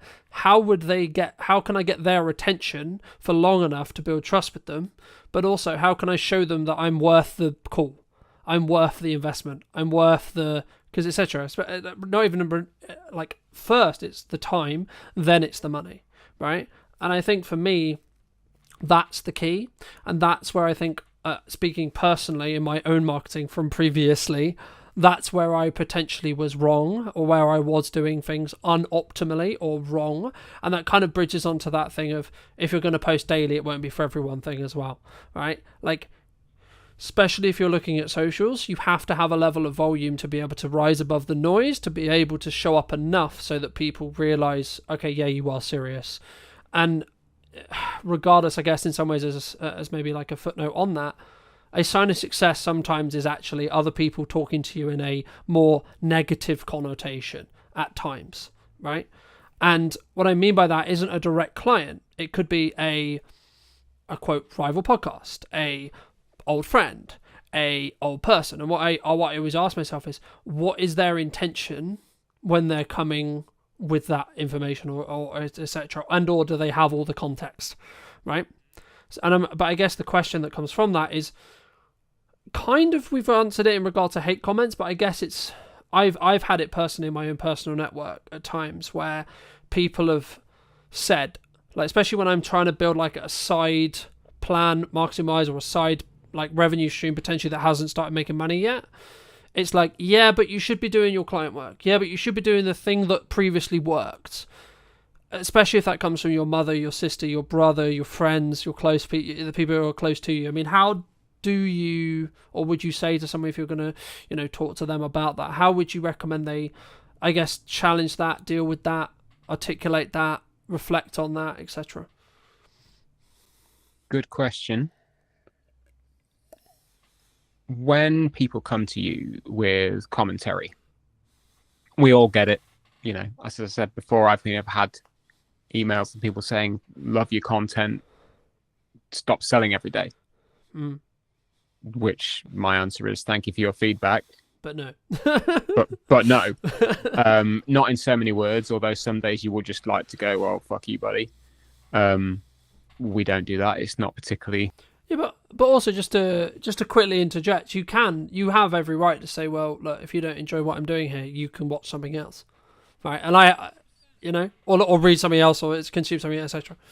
Again, context is everything. Thankfully, a lot of the time I can look at, I don't know, I never like to defer to data, but I can look at the numbers and go, well, has that person been subscribed to me for a long time? And if they have and they don't like the selling, and they still hang around, I know they can kind of ignore it and it's fine.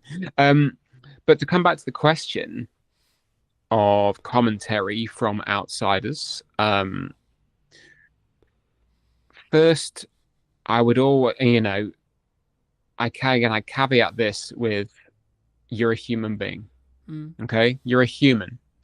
Humans react to things in very, very funny ways, whether or not you are a trained coach who knows how to be impartial, or you are a rocket scientist or an astronaut who is actually trained to be out in space when things are on fire. People react to things in very, very funny ways. So if somebody comes to you and says, "Oh, are you really enjoying what you do? Surely you'd just like to get a regular job." There might be no intention behind that whatsoever. It might be an innocent question. Or it could be them going, "Actually, I see that you've not made any money for 3 months and it looks like you're struggling a bit. Is there another option for you out there?" Or, just to quickly interject, or it might be, shit, you're doing better than I thought you were going to do. Please go and get a job because it makes me feel better about not pursuing something. I mean, personally, I've never experienced that. If it was ever to happen, brill, because obviously somebody is seeing a margin of success and they're then envious, what have you, But again, as we said before, how you receive what you're putting out into the world kind of ain't on you. Yeah. Or how someone else receives it, should I say. But being able to open the conversation is important. Yeah. If the conversation is worth having. Sometimes it's just not worth having. Someone coming to you and saying, "Oh, looks like it's a bit of a difficult one, should you not have just stuck with X, Y, and Z?" Or, depending on who they are, what they know of you, what they've learned through your conversations, communication, family member, client, ex-client, audience member, whatever. Yeah. Sometimes the conversation is not worth having because it just opens you up to expending your energy in a place where you're going to get no return. Sometimes it is worth having in that it's a learning opportunity for you, and that you can then potentially bring someone on side, or have them as a contrarian. Everyone loves a contrarian. But again, because they can teach you things. Yeah. And that then immediately weighs into, well, if somebody is being a contrarian and at some point they could potentially become a client, now I can learn something and I can then talk to them better. Yeah. And well, that's what I was going to add. I think it's really contextual, but like for me, if it was maybe someone you connected to personally, like family or someone really close to you, in the nicest way possible, you need to, like, I always strip that line personally where I want to make sure they're heard, but also in the nicest way possible. Again, it goes back to that, it's not really your concern, right? Like, what I do with the business in the nicest way possible, unless they're like directly involved in it. But like, if it's just like my mother, or like, and this is not aiming at any of these people, like, but just examples, right? If it's my sister, or if it's my brother, or it's my mother, or girlfriend, etc., boyfriend, so on. Normally, it comes from a place of care. Normally, it comes from a place of, hey, shouldn't you be doing something that pays money, right? Or shouldn't it be like, in some ways, they're saying actually, hey, that thing you're currently doing, I don't personally believe it's going to do what you think, right? Because they look at the evidence, and it's ironic because at the start of a business, when I remember when I was having the idea of product media in my head, I was like, everyone was saying to me, "Oh no, go get a job. Oh, it's not going to work because you don't have the track record." But now I have the track record of making it work across the period of time I've made it work. I'm like, I just personally ask myself, is this going to move what I'm trying to do faster, forward, or is there a level of learning that can happen, or both, right? And when I ask myself, I mean, I'll give you an example. At the time of broadcast, it's incredibly busy with client work. There's lots going on, blah, blah, blah, blah. And I'm like, okay, nearly every single day is uncomfortable. This morning it would be like, actually, me doing this conversation with Tom, however valuable it may be, it's uncomfortable because I should be doing other things related to client work right now. However, in December, in January, when I'm going to look back and go, in November when you could have done that, when you could have weaved it in, and yes, it would have been uncomfortable, but you didn't. I can then not complain that things weren't busy if I don't keep things moving forward whilst simultaneously working everything else out. And I need to be okay with the fact that for me personally, I'm like, okay, cool, this is uncomfortable, but it's temporary, right? Me being uncomfortable right now is what is required of me from November. Okay, cool. So when we get to December, it will naturally become, because Christmas coming up, people spending time with, so on, right? I'll naturally have that release. So actually, me leaning into this comfortability is a learning opportunity. Yes, it's uncomfortable, but it will be a learning opportunity to go, okay, well, what is too much for me? Do you think people sometimes, I guess, stop before they hit that glass ceiling? Because I've always been of the view of, you're maybe one email away when things are harder, especially looking at the current, quote, climate, right? Where people are like, oh, you're one email away, you're one post away from the opportunity that completely changes your business. Or your life in some ways as well. Oh, absolutely. You never know what's going to come around the corner. You never know. Because you are never around the corner till you are round the corner. I have hit the wall a number of times. Overloaded with work, overloaded with life, bogged down by terrible employment, whatever. And again, this cycles back around to understanding who you are today and who you would like to be tomorrow. It comes around to a boundary. You could say, okay, well, heart of hearts, this is what I want, this is my boundary, and this is what I'm going to stick to, having not lived it. And that's okay. You'll never know if it is or not, because you've not lived it. Again, context is everything. I can safely say that I never want to be without a pair of shoes and having to live outdoors. I've never done that, but I'm pretty sure I can say that I never want that to happen, Yeah. But things like saying, actually, I never want to be in a position where I am, quote unquote, too busy. I never want to be in a position where clients demand of me more than my time is, more than my capacity. Because at that point, I've then lost a boundary. I've then, I've given away a little bit of me. I've devolved something or dissolved something which I've worked so hard to put together because I've lived it before, and I know that I don't want to be in that place again. So it takes a lot of consideration to uphold those things. Whether it's sending daily emails, whether it's posting daily on LinkedIn, however you do it, and the message you put into that, it all comes from who am I today and who do I want to be tomorrow? Because you know that you can do it in a way which allows you to hold on to that stuff. I think maybe if we start to take our eye off that a little bit, it happens with humans. I do it, now and again. I'm not perfect. Yeah.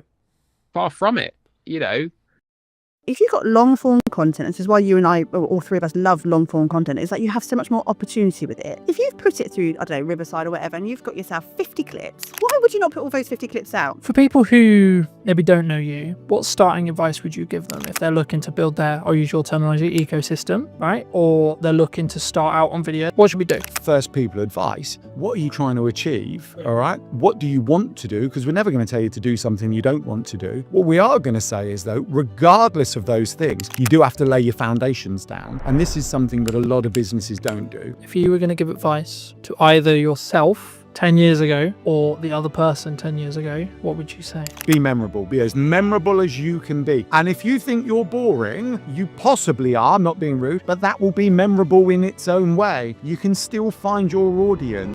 Hello, my friends. Welcome back to a brand new episode of What's Missing in Marketing Today. Today is going to be a bit of a roller coaster, I think deliberately. Today I'm with Alan and Emily from Yellow Tuxedo. Welcome to the show, guys. How's it going? I just can't believe you've got us back for a podcast all these years later after knowing the first time. It was great. I loved the first one, so I thought we don't want to do it in person this time. It's just, you know what? It's just exciting. We like talking about what we do. We like chatting with other people. So this really is a kind of a no. And we let you out of the house. We had said that. We were just chatting to the others here. We're like, we don't get out of the house much. So when we do get out, it's like we have to remember to stop talking at times because we just sit opposite round our dining table working. So yeah, it's like we've escaped. I love it. I can't wait. But before we get into it too much, what do you both think? It might not necessarily be the same thing, but what do you think is missing in marketing today? Do you want to go first? No, you can go first. No, because we have this conversation quite a lot. And I think in terms of what's missing in marketing is simply the human touch. And I think we've got to the point now with a lot of small business owners where it gets quite formulaic because this is like how you market your business. And we forget sometimes that actually to be a bit more human, to realise to talk to people on a two-way street. You're really good at that, aren't you? Yeah, well, yeah. I think you just basically handed it over to me because you ran out of what to talk about. Yes. I think there's two things, actually. I think there is that human touch. There's still there's a large desire to broadcast. Let's broadcast. When actually the conversation needs to happen. We still, audience growth is what we're talking about. And I think audience involves an interaction. I mean, this is all buzzwords, but the principles sound, right? So we want as businesses to grow an audience of people who want to follow us, fans of our brand and everything else. So human kind of touch is an important part of that. And you see that, I'm not going to diss any social media platforms, particularly LinkedIn, but LinkedIn's very broadcasty. I've done this. And you sometimes go through the comments and they might have 5 comments and they've replied to 1. And it's like, take the time to reply. We're all busy. Take the time to reply. The other thing I think's missing, and human connection is like the big thing, like this art, that's what we call it in Yellow Tuxedo. The other thing is what we call and. It sounds stupid. But I think so many people think they can do one thing. It's like, I'm just going to go networking. I'm just going to do LinkedIn. I'm just going to go on Instagram or TikTok. And you know what? For an extremely small percentage, that will be fine. For everyone else, it's what else are you going to do? I'm doing this and I'm doing that. And one of the kind of realizations, I'm gonna pick on LinkedIn a little bit. I'm okay with it, right? But it just gives some very good examples. But you see the LinkedIn kind of coaches, they go, oh, LinkedIn's this, I'll teach you to that. It's brilliant. I did this one post that got me 5 leads and all of this, but they're also on TikTok, on YouTube, on Thread, and that's fine, right? And when I say and, it's not just about and other social platforms, it's and collaborations, and macro, and email, right? You have to do more than one thing. And now I won't mention names, but we were chatting to an owner of a networking group where I'm really gutted, I can't remember the numbers, right? But they said quite a large amount of people had left recently. And of that amount who had left, a large percentage had left because their business had closed, right? Sad times for them. But in talking to them, the vast majority had only gone networking. There was no, I nearly said online ecosystem, but I'd got punched under the leg because it was like straight in with our jargon. But there was nothing else for the people they were connecting with to explore. And in this very modern world where we jump from platform to platform, we consume email, even WhatsApp, right? We've got a WhatsApp group off of the Funpreneurs Big Day Out this year, in June, but people are still chatting from that day. And we all work in different ways. So we have to accept that people work in different ways. Yeah, I think that's really important because when I pivoted in May, as you may have seen the post, and I was doing certain things, like when we first met, really, really well. I was doing lots of things, but I was doing them really badly, right? And then through lots of things, I pulled back on loads of stuff. I was like, right, what do I actually want to spend a lot of my time doing? What do I think is actually best suited to the business? And what can I personally do to give the best, right? Yeah. To give my best. Anyway, fast forward to 2025 May, I basically then decided it's going to be yes and strategy. So as long as I can continue the consistency and everything that I'm sure we're going to get into and do it well, it will be yes and. Yes, and a live stream. Yes, and a podcast. Yes, and content. Yes, and reviews. Yes, and an unboxing, etc. And the key that I found was that's why I'm now successful. That's why I'm now busy, right? Yeah. It's not just a binary, oh, someone told me a networking meeting and that's why, right? I personally only do content now, but that's just because of just the nature of the business time and leveraging. It's efficient for you. It's efficient. It's totally efficient. That's why I love the fact when you said we're going live in this one today. I mean, absolutely. Why would you not? And if you can get past the confidence of being live on camera, you do that when you're talking to your customers directly. You don't go, sorry, can we just record this and send you this to you? You know, you would have that conversation. You'd have that in a shop. You'd have that in an office. So doing it as a live stream is so efficient. You get people who are watching live now, hopefully, lots of you. Thank you. Mum. Hi, Hi, Mum. Can't even get onto an internet, let alone. That is true. But you do. But then you've got the content after that. Then you're going to slice and dice it and do what you do best. Why would you not be efficient like that? It makes total sense. People asked me the other day, they were like, why do you just not live stream it? And I was like, well, I want my source. I want to add, I want to have the trailers on the front end. I want to be able to multi-cut it. I want to, etc. I want to be able to either utilize AI or do my own clips, etc. And I think you can, by building off our original point at the beginning, I think you can do all of it, right? When should someone not, though? Because we're talking as season pros, right? We're people who know we can do content quickly, right? We can distribute quickly. We can articulate quickly. We can articulate well. We know what we're doing. That isn't everyone. No, it's not everyone. It's not at all. Not everyone wants the same thing either, which is just as that's a important. huge thing. Is that do you need to? Do you want to? Those two big directors there, but also you're right. We are in the marketing sphere. You are in the market. It's just for the record. We're online visibility specialists. Of course. We're not marketing. And that's a very big thing. And we don't use the dirty word. Marketing's a thing, right? We're not that because we don't want to be in someone else's business and to get to we want to help you be more efficient, and that's a massive thing for us, is efficiency and time and space to be able to do the things you want to do. When it comes to a muggle, I know that's a question you asked before, as a muggle, not everyone's got all of those skill sets. I completely understand that. But also, what are you trying to achieve with it? Where are you trying to get to with it? We need to obviously show best practice of what you could do and how far you could stretch content. Because obviously, if we can do that, we can help teach that as well. And we can show, like, we are doing this and we've reaped all of these rewards from doing X, Y, Z. When it comes to, I don't know, a forest bathing instructor or an artist or a plumber, they're not always going to have that skill set. But it doesn't always matter. I think we always show best, and I put a post on LinkedIn just yesterday, and all the marketers in the world are going, Emily, shut up. But in terms of email marketing, so I have a client I work with on a regular basis. It's a great story, isn't it? No, I was thinking about the marketers all DMing you, but they didn't actually. This is best practice for email marketing. Yeah. But he's been sending out a news that we worked on a strategy back in the spring, and we worked on a strategy, and he's been creating it, and he's doing it for himself, because we're very much about doing it for yourself if you can. And then about a week ago, he realised that all of his subject lines for the last 6 months had main newsletter, and he hadn't changed. He didn't know how to change his subject line, and then he was beating himself up about the fact that I haven't thought about the strategy behind my subject lines, and I haven't thought about how to get them in the hook and what the hook should be and how long it should be and all the things that we kind of over process in our heads. His open rate was 38%, brilliant, fantastic. I'd love 38%, and his click-through rate was 4.6. Like, nothing had changed. Those percentages were fine, but we kind of put ourselves on this. You should be doing this, and you should be up here, and this should be the better. And you can't do this for yourself. But ultimately, yes, he could outsource that and get an email marketing company to kind of really shine and polish it. Would they always get the same return? I don't know. We don't always know that sort of grey area between the black and white. We don't know it. I think if you're at a point where you want to be out there a lot and you want to do video and you really can't pick up the camera, that's when, yes, absolutely, find someone who can help you to do that, because the block to the tech shouldn't be the reason that you're not doing something. So someone can always come and help you out that way. I think you want to say, Chachi in the corner. No, I mean, I agree. I think you have to choose a medium to start with, though, right? Like, for me, I just did video because it was the one that suited me best, right? Now, you would say, and I would say, I need to be doing more. Yeah, absolutely. But I need to be doing it more sustainably, right? So when I do email marketing, I'm going to do email marketing in my way properly, right? When I do blog writing again, it will be properly. I've tested it. I know what I'm going to do. I know how I'm going to do it.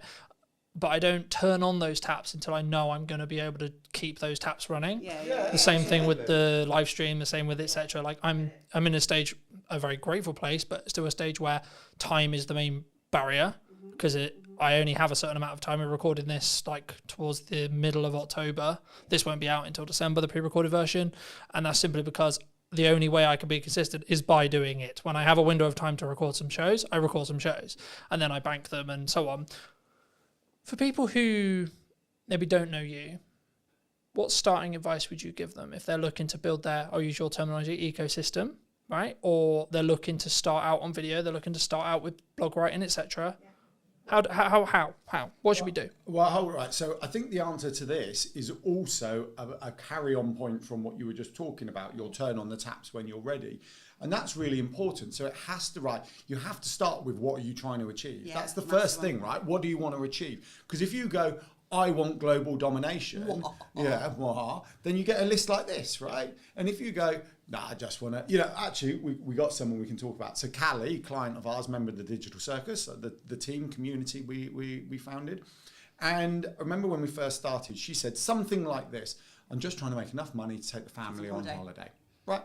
So she joined the Digital Circus. We've been working with her. She comes to the group sessions. There's no one-on-one in it particularly, other than just answering the odd question. And recently she's got, it's all kind of kicked in and working. I'm getting so many inquiries organically now that she said, I don't need to post on social media. And we take that as a win, right? She takes it as a win because she's got, she can pick and choose what she does. And we're going, we don't see social media as a bad thing, but it can be a bad thing if you're feeling you have to do it to help you get to where you're going, right? Because then the mindset's different. But for her, she's like, well, I just do the odd posts for the people who are trying to validate me, but actually everything's coming in through the online ecosystem she's built. And that's really good. So going back to first people advice, what are you trying to achieve, all right? What do you want to do? Because we're never going to tell you to do something you don't want to do. What we are going to say is, though, regardless of those things, you do have to lay your foundations down. And this is something that a lot of businesses don't do. And the foundations are as simple as making sure your website's working for you. Because if we hear again, I paid someone $1,000 to build my website, but it doesn't do anything, we go, why is it doing nothing? You do. You don't. You say, why is it doing nothing? Why? It should be bringing you in kind of visitors into your audience, into your ecosystem. And then it's going to build it out from that. How are you going to nurture your audience? You've got to choose something. So it could be like social media. I recommend email. So an off-platform audience is always better than an algorithmic platform. Mm-hmm. And email's so powerful because they want to be there. They give you permission to email them and there's no algorithm, right? Or even what you could do a WhatsApp group if you only want a small client base, so keep in touch with them. And then you build it out from there. So that's what you do. You align it to your goals, start with the website and build out. And the simplest thing of your website is imagining it like your shop, right? Like Tesco's and everything else. The way we explain... Or other supermarkets are available. We can talk about Aldi in a minute. We like that as well. They've got a good example to bring up. But think about your ecosystem, and what you're doing is building your Tesco's. And then this inner circle is like your kind of club card customers, right? And then the outer circle of this ecosystem is all of the Tesco's advertising, branding, touch points and everything else, which we would call virtual doors into your ecosystem. You're just building it out like that. But the second you put something online that's not connected up, not optimized, not leading back into your ecosystem, it's just a wasted opportunity. It's just a standalone post doing nothing, or a standalone directory entry or whatever, just not really connecting up. So make sure it's connected up. Start slow, align it to you. And know where you're trying to get to and how people are going to find you. The biggest thing. We talk a lot about keyword strategy with that kind of more SEO hat on. And I think so many people haven't even done that work to start off with. What do you want to be known for? And how is someone going to find you? And I think when we talk about Google quite a lot of the time, it's just one huge bookshelf, right? It's one big library. It's a really clever robot, but it's not a mind reader. And I think if you don't know what you want to be known for, how is Google ever going to know what you're known for as well? It's such a good analogy. If you think of Google as a library, okay, so you've built your website, you've written a book, not literally, metaphorically written a book, right, your website. Well, lots of people are writing books. I know, that's why. Right. And it's like, what a lot of people do is, I've got my website, open the door to the library, Google, and throw it in and walk out. Yeah. Right? How the heck do you find that? Whereas what you need to do is almost anchor it down within the library, tell Google what space it needs to go on, so then people can find it. And then what happens is this unbelievable thing, Google will show it to people who are looking for it. Wow, like that, it's like, it's there, it's all there. Is that all going to change though? with AI? We have this conversation a lot, and like AI is changing the world. We know it's changing the world, but at this point right now, it still has to be human led. There's an element of human led there, and to a point where AI completely takes over the world when the robots are, and we're going to be proper War of the Worlds, which could be tomorrow. You never know. But we still have to have what is right now, and right now is the fact that we need to be really crystal clear. It's still machine learning, where it's looking at human content, feeding that machine, and we still need to be front and center with that up until they tell us otherwise. So we can't predict the future. Because the problem is, right, like unless you're CEO of AI company, right, you could use OpenAI, you could use one of the others, Google, etc. You may know the future, yeah, but you haven't built it yet. You don't know it 100% is going to happen. So we might just be in a world like everyone's going, well, what happens when when I can plug as much video as I've got into me, and then I've got an AI version of me that looks as identical, has the same nuance, everything. But that might never come, ever. It might, sure, and you should be planning in some ways with your head and go. Crystal ball out, everybody. Isn't this like 3D TVs? They said 3Ds were coming, they came, and then they disappeared. And then they disappeared, yeah. Yeah, because it didn't actually. I think. Sorry. No, I say in terms of what AI especially from the Google platform is right now, is that if you're looking for a short, sharp answer, absolutely front and center will be the AI generated answer, and it will give you that. It will still give you the links to play. If someone's looking for an in-depth conversation, or they still need to have that human at the other end of that website to interact with, they're looking for a videographer, they're looking for a plumber, they're still going to have to get to that website at some point, and they're still going to want to interact with you, and they're still going to want to ask you questions and look at your FAQs and all of the things that we should be doing anyway. That's not going to change even if AI takes over the world, because they still need to talk to a human at the end of that transaction. It's different intention, isn't it? Asking AI to write you a blog is very different to going, I'm looking for a plumber, I'm looking for an online visibility specialist, I'm looking for... people looking for online visibility specialists. And the other thing, I think there's a huge opportunity for... We touch on lots of things in our model, but we can talk a bit about SEO and email marketing, content marketing, but SEO in this one. So if you don't optimize it, how does it get found? In our library analogy, it can't, or it can, but it will take a lot longer. The other thing is I saw a fascinating post about AI shopping, which to be honest, I hadn't quite explored until I read this post. And it was like the opportunity for the small businesses from AI shopping, because the AI is using different search terms. So when you go local glasses to me or something like that, rather than it going glasses, it's going best glasses for 2025 in Hampshire and things like that. So it's using broader search terms, which is the world of the small business, because the big businesses own all the short tail keywords. Our small businesses, we want the long tail, because we get a narrower audience who will be more engaged because we're answering their search query. Whereas, supermarket, going back to supermarkets, will be owned by a supermarket, right? So a small supermarket won't own that, but a supermarket specialising in local produce in Hampshire, best in 2025, all of a sudden AI is liking that. So there's a huge opportunity by ensuring you're there for when AI is looking for these answers. Yeah, that AI shopping was new to me. I found it quite interesting. Do you think marketing's too complicated for solo people now? We make it complicated. I think business is complicated. It's so much bloody noise, isn't it? This is why we started our business, is the fact that it's a really noisy space. And my LinkedIn or Instagram or Facebook or TikTok now is filled to the brim of adverts for marketeers who are telling you what you should be doing, or buy this here. And like, I don't bloody well know. I don't know. Like, it's too much. And if you are a muggle type person who's not really into marketing, it can feel really overwhelming. It can. I get overwhelmed, and I know what we should be doing. I feel it oppressive is what I've been saying. Yeah. It's like if you're a business owner, like small solopreneur, freelancery type business, I feel that the kind of narrative and noise is like an oppressive cloud of you should be doing this. Yeah.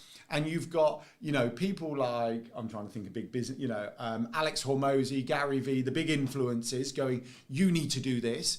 You've got coaches on LinkedIn going, you need to do this. You've got marketeers telling you to do this. Yep. We're telling you to do something. And it's like, which one do you listen to? Because some are similar, some are not. It's like, it is.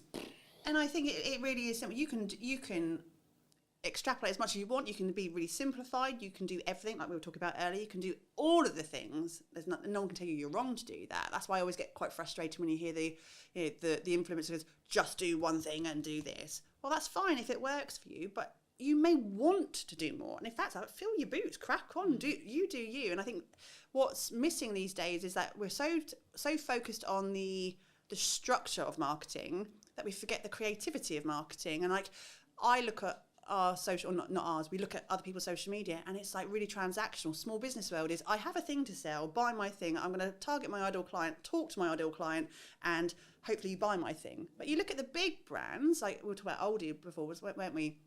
Or any other big, they're so creative and fun and not taking themselves seriously, or just connecting with you on that human level. They don't overthink the fact that they haven't done 5 LinkedIn posts this week and done this over there and sent that email. They don't do that. So we need to actually look at those bigger brands and go, how can we make our life simpler, show up the way we want to show up, and stop worrying about the fact that, TikTok's done this new algorithm change this week, and that's done over there, and that person's telling me to do this, and I should do this. Like, breathe. just breathe and do you. Done's better than perfect any day of the week. Well, that example of the email Exactly son, he got it out ultimately. The message in his email was brilliant. He still got people clicking through in that email. Yes, he could have been shiny with a really profound, opening statement. I got really excited on our email. So we send a weekly newsletter on a Thursday. It's a kind of, we share some thoughts on kind of the business world and what we do with some hints and tips and some other and community news and blah, blah, blah, it goes out. And I started adjusting the subject line, and I noticed the open rate went up by 10%. I'm like, Emily, I've worked out how to increase a 10% open rate. You hadn't. No, I hadn't. And so the next week I followed the same formula, 10% increase, next week 10%, week after 10%, and then week after, same thing, no, back down to normal. So I was like, well, hold on, what's going on here? Look, the 6 weeks that it had gone up with the 6 week summer holidays.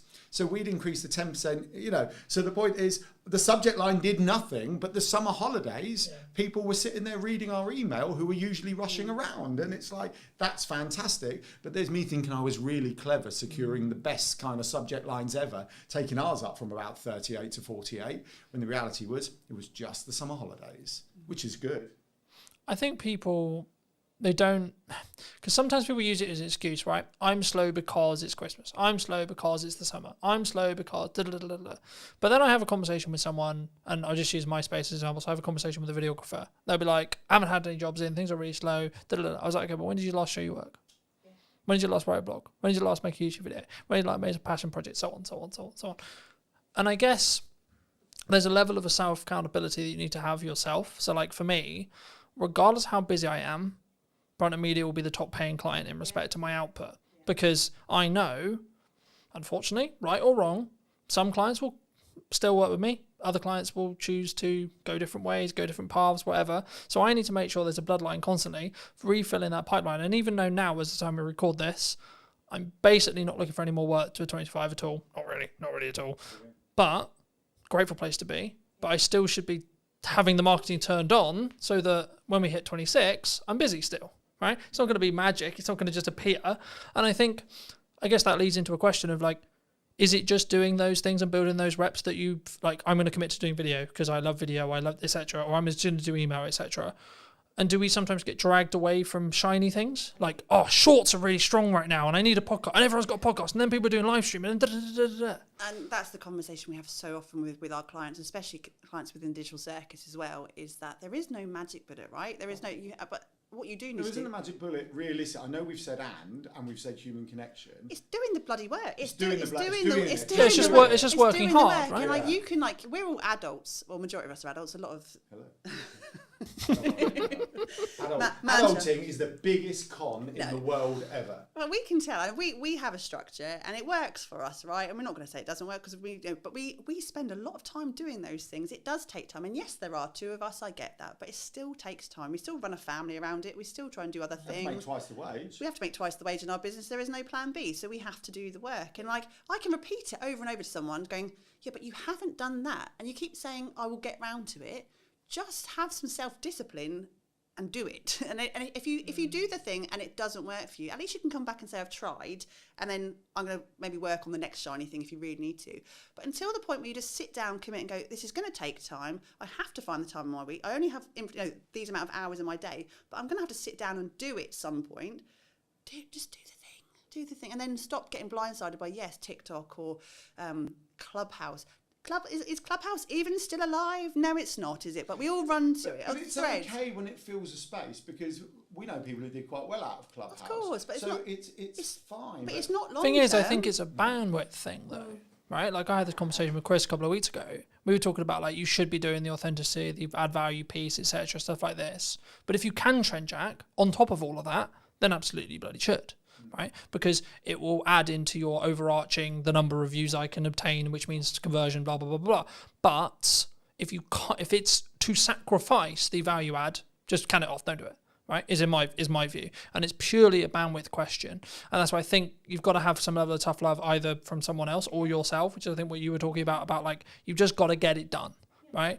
I don't think, maybe you've had this in friends and yourself as well, but like for me, unless you're close to me, I don't think people quite realize how hard I work. Right? Everyone's like, come on, you're invisible all the time, you're everywhere. Da, da, da. Yeah, but that's because I work literally every single fucking hour of the day. Right? And it's not that I'm just like, cause there's then the smart versus the working hard argument, right?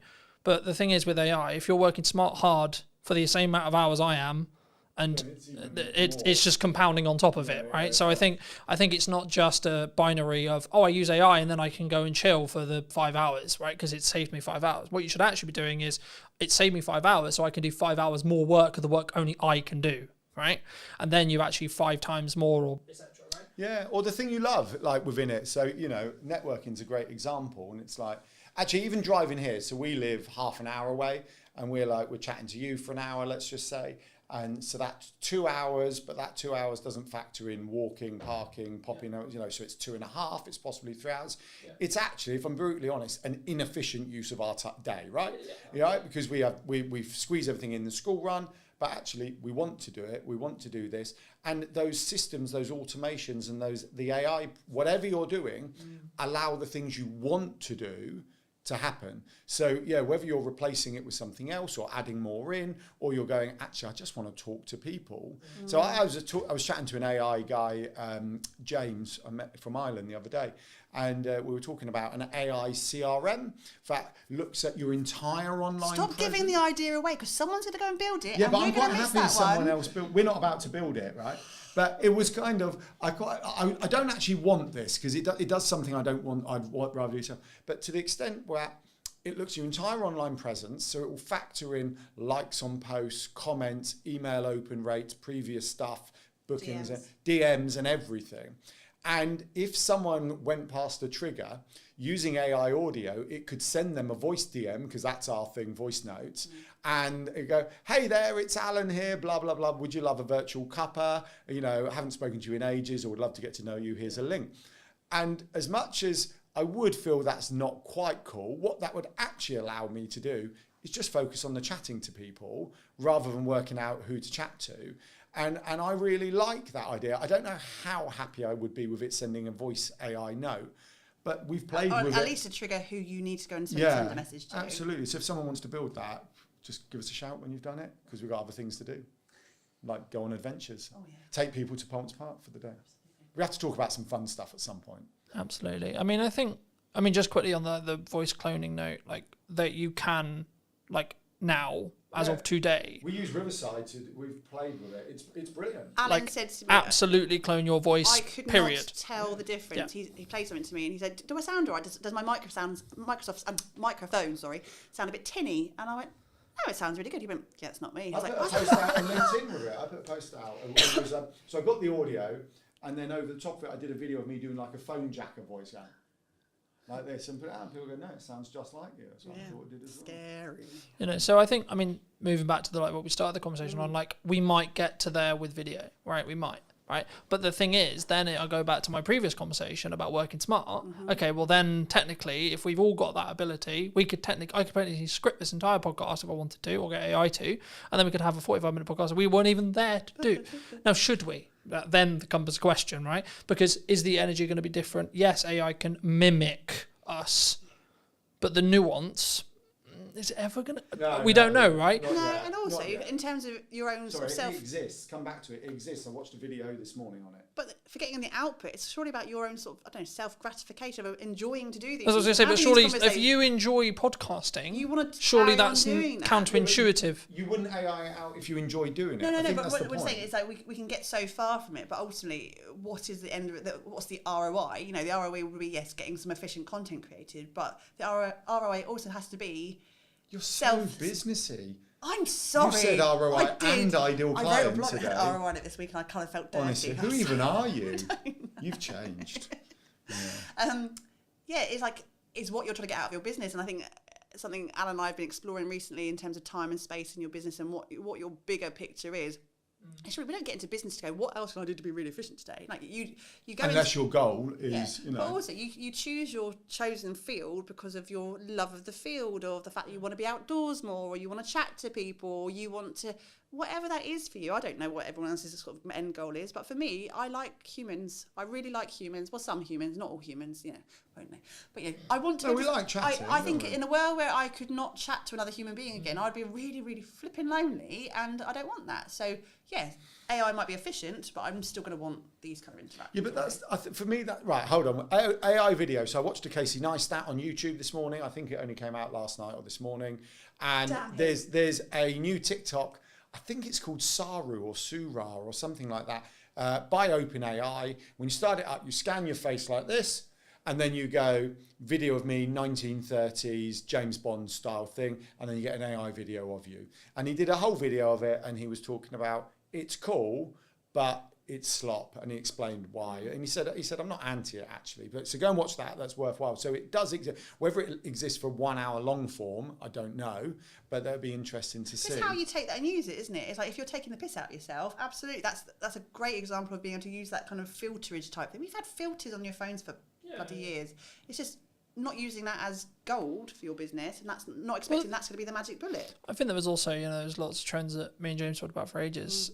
James Gale, whose space we're sat in, but like for me, we talk about like there's a monkey vlogging and like stupid shit like that. There's this is actually really creative, and this is actually part of the creativity process, right? Yeah. And that doesn't take away from like me AI and myself. And I think actually, are we ever going to get to a world where we're completely AI? Probably not. I don't think society will accept it, to be honest. Are we going to be? Will we have the tech to do it? Sure, probably, yeah. I just feel like we're going to be, you know that Disney film WALL-E, when actually they're in a spaceship, there's big fat blimps just going around because they haven't. That's how I feel we're probably never going to get to, but maybe. Our kids can tell us. We won't know. What's the other thing I was going to say? You're not the interviewer, by the way. No, I know. It was just following on the points. But the AI thing, I think, is still... It's there for the things that aren't in your zone of genius or you don't want to do. And I think that's no different to outsourcing, right? No. People outsource their social media because they can't get their head around it, don't know what to do, don't know how to do it. Or just have no interest in doing it. Or don't have any interest. But they understand they need it for the business, right? Yeah. They want the visibility. They understand that opportunities will come if they're on it. Yeah. But the idea of them doing it is like, no.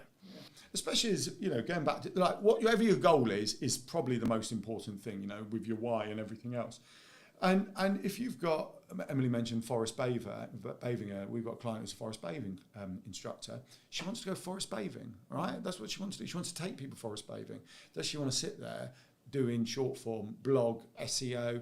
Probably not. No. So why would you not utilise what is about to do it? Now, we always say to a certain extent you should still input, because actually if you truly outsource your social media, it's never going to be you. It's never going to be you, right? It's really difficult to get it right. And actually, AI would probably be more you than outsourcing it to an individual, right? A human being, which is... Especially if you become skilled at training AI, right? Which is the important element, right? Yeah. A lot of commonalities is people open ChatGPT, Perplexity, Gemini, whatever you're using, and go, write me a social media post for X business, right? And then they're like, why does it sound robotic? Why does it sound weird? Because what they're not doing is saying, here's stuff I've written. Here's what I've said. Here's my terminology. Here's the words I use. Here's the word I don't use, etc. And then once you do that, it's like, well, it actually will be pretty close. And then you should tweak it and you should read it and you should adapt it, right? And you mentioned Gary Vee earlier. He still writes 95% of his posts, right? Now, right? So yes, he's a big influencer, he has lots of team, but if he's capable of doing it, what's really your excuse for not doing it? Like, really? Yeah. And this is exactly it. He's like probably the most hard-working person on the planet. I don't think he ever sleeps, does he, at Gary Vee? He never does. Don't know. But it's like, do you live with him? No, I'm close to one. With the energy level, thank you very much. I don't even know what my point was. Oh no, it's like, yeah, there is no excuse. And if you want it bad enough, you bloody well just do it. Thing is, I think he does, because he talks about sleep all the time. He says I get 8 hours, but that doesn't matter. The 16 hours I'm awake is what matters. That's what is mattering with it, right? exactly. His output within the 16 hours is so efficient and so well done that he can outperform. And he's also been doing it a billion years, right? There is that other point, right? If we're going to talk about social media for a second, and you know, okay, so I'm one of the believers that volume is key. Actually, I'm okay with vanity metrics. I think they're an indicator. So if you've got one like and you've got 1,000 likes, I think it's fair to say that there's a potential that your 1,000 like account may bring you in more kind of inquiries. Could, right? Probably could. Depends on how engaged that one person is. I know, because someone will prove me wrong. You are right. But if you were taking a broad generalization, you would say if I'm hitting 100k, like I am right now, roughly every month, and someone's hitting 10k, I'm probably going to have more inquiries, probably going to have more people talking about my brand and my business and me than someone who's 20 or 30k. I think that's fair to say. What was my point? But I think one of the challenges, especially if we're going back to small business owners, solopreneurs, is the long post, right? A lot of posts are long, whereas going back to Gary Vee, lots of his are extremely short, and they're a repurposed piece of content. They're not fresh content. They're a video he did 5 years ago that, whether he's got AI editing it or he's got an editor editing it, he's bringing back out, he's repackaging and everything else. And we shared some online visibility Christmas tips in a newsletter, just to help people get their heads around it. And it sounds unbelievably crazy, but coming up with some optimized content, so content that will appear when people are looking for an answer, that could be around something Christmassy, will work for you on your socials, on your newsletter, and in the kind of search engine results every single year. Every single year. So it's once again, we're back to efficiency. And it is efficiency. And I just think we, in a small business bubble that we all kind of sit within, there's this kind of, almost we protect our mental health, where we go, it's okay. You're going there, you're brave. No, it is, because we protect it from being... I went to vanity metrics, you're going to mental health. Protecting your time, you don't want to overload the system, don't do too much more, you don't need to put 50,000 quality over quantity, or all those things that we hear. Is that an excuse, though? It's not an excuse. No, I don't believe it is. The anti-hustle noise drives me up the wall. And I just think, if you've got, and it comes back to being efficient, so if you've got long-form content, and this is why you and I, all three of us, love long-form content, is that you have so much more opportunity with it. If you've put it through, I don't know, Riverside or whatever, and you've got yourself 50 clips, why would you not put all those 50 clips out? So hold on, let's break that down, right? You do one video, okay? So you film an hour-long conversation, you put it on YouTube, gets 10 views, okay? Fine. You live stream it to 4 platforms, okay? All 4 of them get 10 views. You've now got 40 views, right? If you then take the recording, do a bit of tidying up and put it on YouTube in December, like you said, you've now got 50 views, right? You take that recording, you chuck it through, whether you want to do it manually or an open AI thing, you're sat here going, what the heck do I put on social media for the next month? Yeah. And let's say you come up with 10 shorts that all have 10 views again, and 10 views on each of the 3-4 platforms you repurpose it onto, which you can automate. All of a sudden, your 110 view has got 1,000 views. And if they're the same 10 people multiple times, then you're hitting multiple touch points with those people, so they're more likely to convert into warm audience. And I don't think people should demonise doing more if you want to, because if you have capacity, you want to, fair play to you. There was a lot of noise, wasn't there, for a while? For a long time, it was just like do less and be more efficient. And but I'm not hitting my goals. If you're only putting 3 posts on Instagram a week and you're wondering why you're not getting sales, mate, come on. Again, what else can you do to amplify? And I think, when we were advertising the Funpreneurs Big Day Out back in June. Thank God, I've been working out how to crowbar it in. But I'm there telling your close family and friends, could you please, if you see a post, share it. But the stuff you do as a small business owner.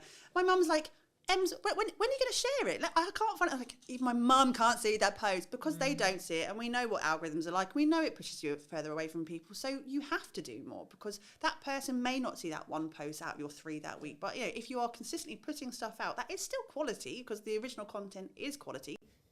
But it's also like, what is value? That's down to the market to choose. That's quantitative in regards to like the person watching it, not you, right? Me giving as much business advice for an hour, you guys giving the business advice for an hour. If you're not a business owner, it's not very valuable. Yeah, but they have that thumb. They can scroll. It's just like, don't watch it, especially on an interest card base. You just won't be served it. It's that you won't even see it, right? So you don't even know it exists. But yeah, people are not going to be offended because they've seen that one short 3 or 4 times. They've already seen it or not seen it. They are just going to scroll past. I think we take it far too personally that we're interrupting people's lives. And like you said, most of the time they haven't even seen it in the first place, and you're not interrupting anybody. Yeah, do you know one of the other things, I think this all fits in, if we're sharing kind of thought process and tips, was the make sure that we prefer target audience to ideal client, but make sure your target, you're only connected with your target audience. Don't do it. And I'm like, why would you do that? Why would you remove potential opportunity? So we don't remove people who aren't in our target audience. We just allow it to build because we want fans of our brand. We want people to know the name Yellow Tuxedo. We want people to talk about it. But then what you get is opportunity. And you said this earlier about people who say, oh, there's no business in December.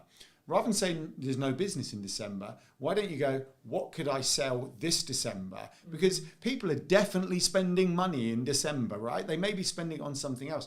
And let's use forest bathing. Nicola, hi Nicola. She'll be watching. She'll be fine with this. Let's use forest bathing Nicola again, right? Nicola takes people forest bathing. That's what she do. I don't know if Nicola would say this, but absolutely I could imagine she could go, December's not as busy for me, right? Because people are partying or whatever. But you could bring out a gift voucher. You could bring out some in-home experience that could be bought in a box. I know she does forest bathing in a box. There are other opportunities. A range of waterproof jackets Nicola could bring out that would be brilliant for the winter because she goes forest bathing if she wanted to. There is a plethora of you got plethora. It only took you. Well, it took us ages to get to Fumpino's Big Day Out and plethora. That's one of our buzzwords. We have like a business bingo lingo type thing, and plethora comes Plethra's out. on our list, yeah. Plethora comes out a lot. So, and that's the thing. I want to go, what can I do differently? And once again, it might take time. So you could have a conversation with AI and go, December always feels busy. This is my business. What could I do differently? You could ask your community you're a member of, like the Digital Circus. We've had Decembers where we've thought we were going to be quiet. They have been our busiest months, haven't they? Yeah. Well, you used to say December's quiet, and I used to say, can you stop saying that? Because there's no logic for December's being quiet. And then we literally got an inquiry on the 31st of November for this fantastic project that led us up to Christmas, which we then stopped for 2 weeks to spend it with the kids. Right? I think the key, and I think originally it was Alex and Mosey who said it, but if no one, like not every single person on the planet knows you, then you need to market more.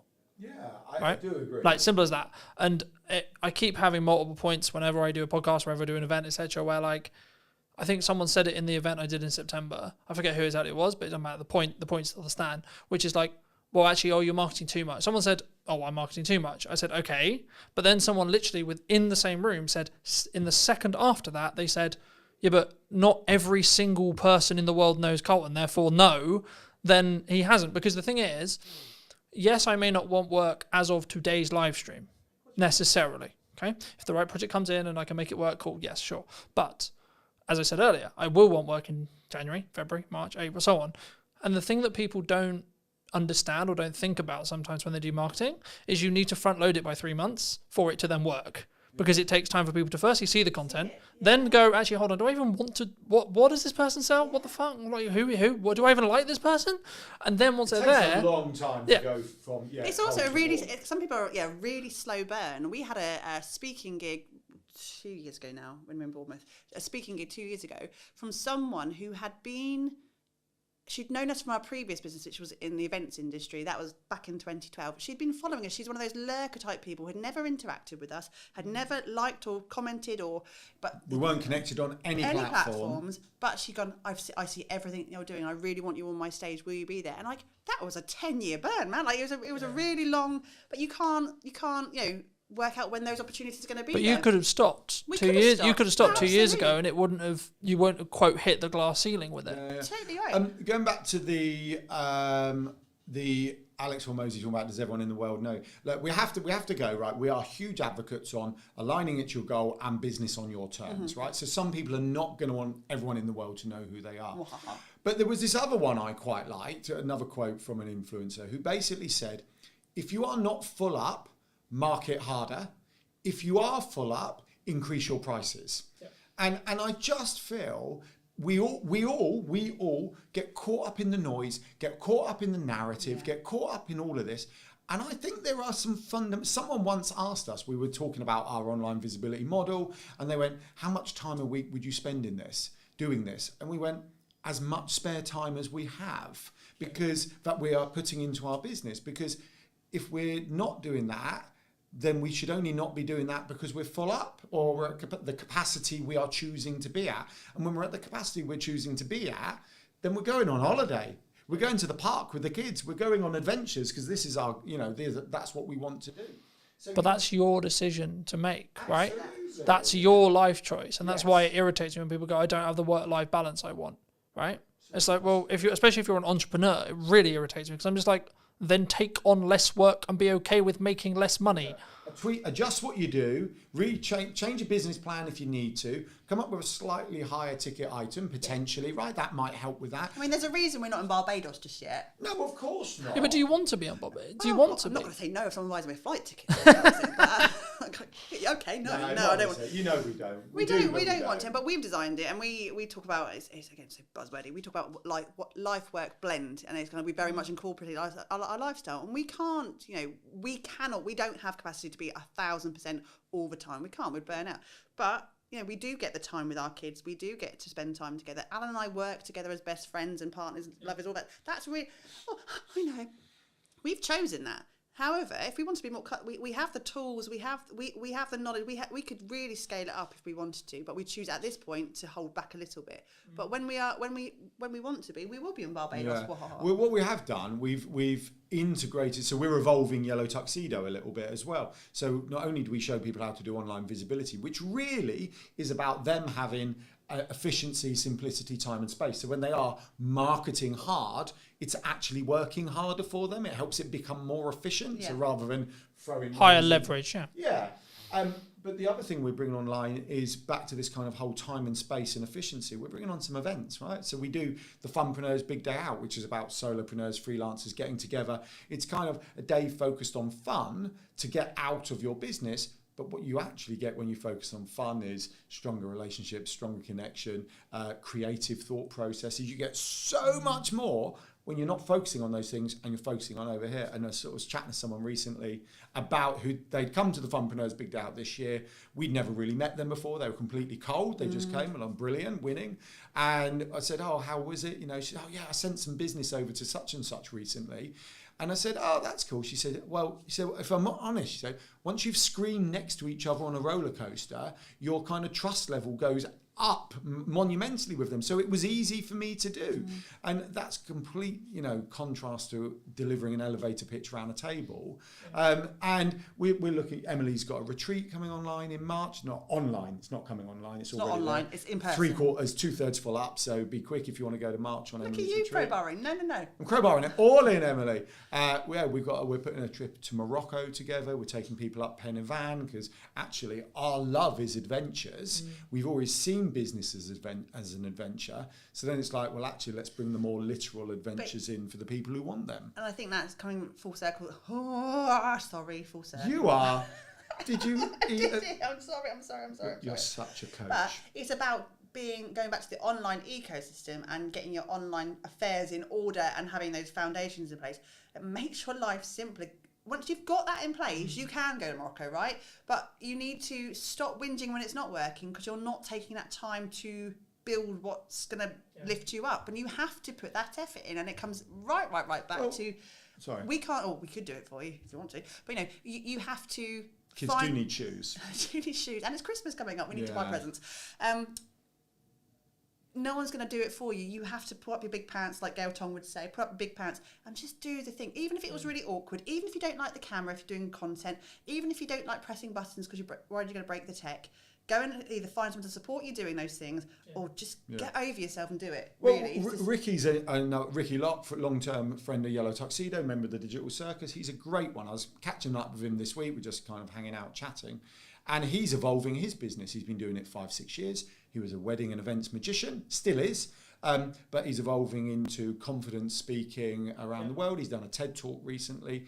And he basically said, it's difficult to deliver this because it was basically telling us what we taught him was brilliant. But he basically said, the years hanging out and kind of proactively building his ecosystem have allowed for him to evolve his business now in the direction he wants. Because what he's seeing is, on a random blog post that he optimized 3 years ago, he's getting 3 inquiries a month just off that one blog post as an example, on top of everything else, because he's done he's done and some collaborative stuff and some social media over the years and completely built ecosystem. It all has its place. As people need those multiple touch points, they get to watch a video, listen to a podcast, read an email, do X, Y, Z. So his conversion rate's gone up, his inquiry rates have gone up. He's over here doing his TED Talk, becoming a confidence coach, working with, I can't remember the other team, he's CEO of the Confidence Club. How could I forget that? And all this other stuff, it's the direction he wants to evolve to. But his magician stuff, his wedding stuff, is just ticking over nicely for him. Well, I think the equity you gain by being visible and being on marketing, you know what will work in the market because you've got feedback from yesterday, right? So I can tell you what the best performing reel of this week is because I look at it, because I put them out and I see the views. But also, in a time, I think Gary Vaynerchuk said this mostly, like in a time when things become harder, right, economically, either like where you are or just your own business because of XYZ, are you willing to put the extra work in to make sure that is not the case, right? It would be wrong of me to not look at the market right now and say I understand that people are finding it difficult, right? I get that, sure, okay, but then my question is, how do we fix that problem? Not, people are struggling. I was having a conversation with my partner yesterday, and I was like, people like, because I think on the news it said like people are worried about their job security, and this sounds horrible to say, but I was like, are they? And it's not that I don't understand. Problem, you watch the news, just don't watch the news. Well, there you go. I guess the crux though is I was like, I'm so engrossed in my world, and I'm so engrossed with quote how well I'm doing and what I've got going on, that it kind of took me. I was like, shit, fuck, really? Because I was like, I like empathetically, I'm like, shit, that's really bad, and like I wouldn't want anyone to feel that way. But like for me, I'm that. Then also, if that is you in that position, and you are listening to this, and that is you in that position, what are you doing as a backup plan? Are you online, etc.? Like, don't talk about like if you're at a company and they've made very clear to you, don't talk about the company. Here's an idea: don't talk about the company. Might be a good idea, but you have a load of other stuff that you can talk about, and that was going to be my next question, which is like, how do we weave that line of talking about personal? Talking about the person, right? Colton, Emily, Alan, etc., and then the business, and it's still being quote authentic. Buzzword. I don't like authentic. I don't, because I just kind of think if you're not being authentic, surely you are surely you're just being you, right? So if you're having to say that you're being authentic, you're not being authentic. I'm being my authentic. Okay, right. So I'm going to be devil's advocate here. So let's be honest. Some people don't find everything simple and easy, right? Clearly, we are happy being ourselves, sitting around the table, chatting, right? Fine. Others may not find that. But what happens with all these things is, like the anti-hustle culture, like the be authentic thing, they all have their place for the right people. Yeah. But I was speaking to someone the other day, and she was like, what's she into? I've forgotten. She was really interesting, actually. So she's a nutritionist. No, Alan does more one-to-ones than I do. I know, I just love chatting. So she's a nutritionist. And she went, well, I was going to be like a perimenopausal, I can't remember whether she said coach, but for the sake of this, I'll just say coach, right? Help me with it. But she said, there was so much noise about perimenopause at the time, but I've got to be very careful here, right? But she said, You're very brave mentioning that. No, I know, I'm so nervous. But she said, I didn't want to do it. And I find that in this world, that there's peaks and troughs of noise. And for the vast majority of us, the answer is just crack on, be yourself, be a bit more efficient, make some more noise, right? Be a bit more visible. Well, lean in and then do it longer, I would say. If truly, like, so I want to talk about marketing, I want to talk about video, I want to talk about doing, okay, I'm doing it for 10 years. That's my sprint. My sprint is 10 years. Let's see if you can keep up, right? There's lots of other people who are doing it, sure. But have you been doing it as long as I have? Probably not. No. Yeah. Well, it's like The Rock always says, be the hardest worker in the room, doesn't it? But then once again, that does have to align with your goals. And Yeah, what exactly. You want. And we have quite a few clients who are, what's the polite phrase? They're older than us. And More mature clients. I think the term is on the way down, or on the wind down. on the wine. Some aren't. Some are hungry we have it. a whole host of clients that we work with who are in their latter stages of their career life, who are not slowing down. They've got, and actually, they're the best workers we have in terms of taking ownership and doing it. They've been through the career ladder. They've done things. They've maybe changed complete direction. They've maybe got to their They understand working hard. They understand well. work ethic. It's an amazing thing to have because they've done that their entire lives. And then it's not like that final sprint to retirement or not retirement, because loads of people don't even want to retire.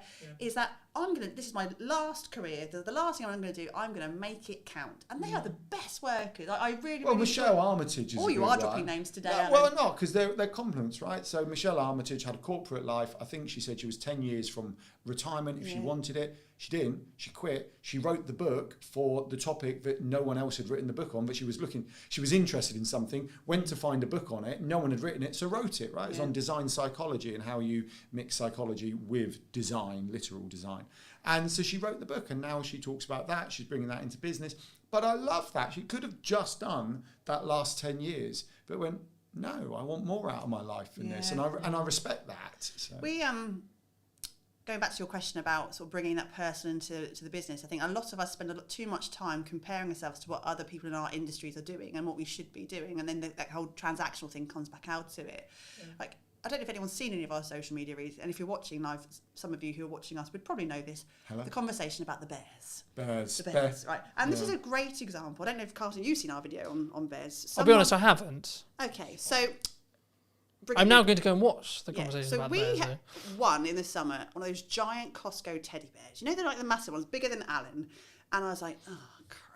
Thank you very much. Well, Joseph won one at a fair. Our youngest child won one at a fair. And then we went to another fair about a month ago, and our middle child was a bit upset, and he accidentally won. I think they felt sorry for him and gave him another giant bear. So we have two of these damn massive things, and we haven't got the biggest house. We're not in a mansion. We're not in Barbados yet. We've already said that. And then a couple of weeks ago, another giant bear anonymously arrived on our doorstep. Just someone brought, and we were like, what the fuck? What are we going to do with these massive things?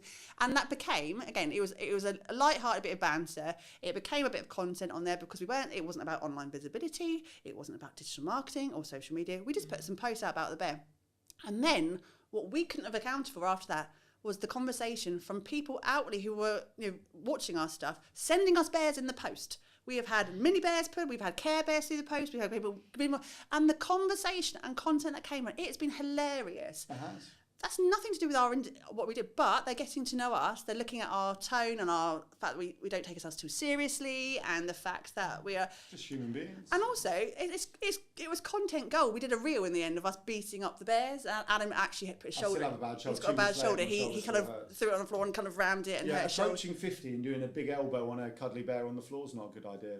But we didn't go, do we have permission to do that kind of content? Does it fit with our content strategy? How are we going to tie it into some sort of really convoluted business message? I should have stood up and gone, join the digital circus. But I think... Because some business people would have said that. They would have seen that and they would have gone, what's the ROI on that? That's it. And that's what pisses me off. And for those who don't know, it's return on investment, right? But like... It really pisses me off when people do that, Every single post in their head, in that person's head. What's the business learning? What's the business ROI? What's the business ROI? And they'll put and I'll see a post that's different on LinkedIn, in particular with this, and I get really excited because I can start to see someone just being a little bit more confident to go, I'm just going to share this today, and then I read the entire post and go, oh, there it is. There it is at the bottom. I'm like, you didn't have to do that. Do you know the challenges? We've always talked about this. The challenge with a black and white marketing strategy. And I understand, it's a bit like the law, right? When you're kind of doing, the law has to be black and white. But, it's that classic, but I was doing 34 in the 30, but you're doing 4 miles per hour over. Like, no, I know it was, but it was clear, it was open, surely, no, you're over, right? There has to be a line, right? And marketing is very much like that. There has to be a line. You have to look at the statistics. But sometimes what's ignored is we're all human. When you're telling your story, it's not about you. If you are sharing something that you've been through or you're going through, it's self-indulgent unless you're doing it for the people you're speaking to. You work with, I would say, a lot of thought experts, a lot of people who have a story to tell. Why do you think so many people struggle to A, tell their story, or B, actually help that story connect to an audience? Because people don't value their own stories. The number of people that say to me, but I don't have a story, who'd be interested in my story? What do you think is specifically missing in marketing today? What's missing in marketing today? I don't know, I was thinking about this, and maybe there's an element of trust, I think. I think, of course, we don't know, AI changes every day, etc. But I think as it stands right now, the time of broadcast, the time of recording, I don't think it will ever replace a human in the concept of strategy, strategic thinking, etc. Hello, my friends. Welcome to a brand new episode of What is Missing in Marketing Today. Hope you're well. And today we're going to be talking to Jackie. And Jackie helps people with, I guess, is it more speaking confidence, and is it like actually understanding like how to get a story? Just to start there. Yeah, it's all about that. But before we get into, I mean, obviously speaking and I think content as well, I mean, what do you think is specifically missing in marketing today? Well, firstly, I have to say I'm not a marketing expert, but I help people apparently market themselves effectively with their voices. Yeah. What's missing in marketing today? I don't know. I was thinking about this, and maybe there's an element of trust, I think, and that is off the back of AI. You know, nothing against AI. I love it. I absolutely do love AI. But I think people are just a little bit wary of what it is they're watching, because I think there's quite a lot of disinformation and lots of people trying to be somebody that they're not in order to impress. And I think we as consumers are getting a little bit wise to that. So I think there's an element of trust that's missing.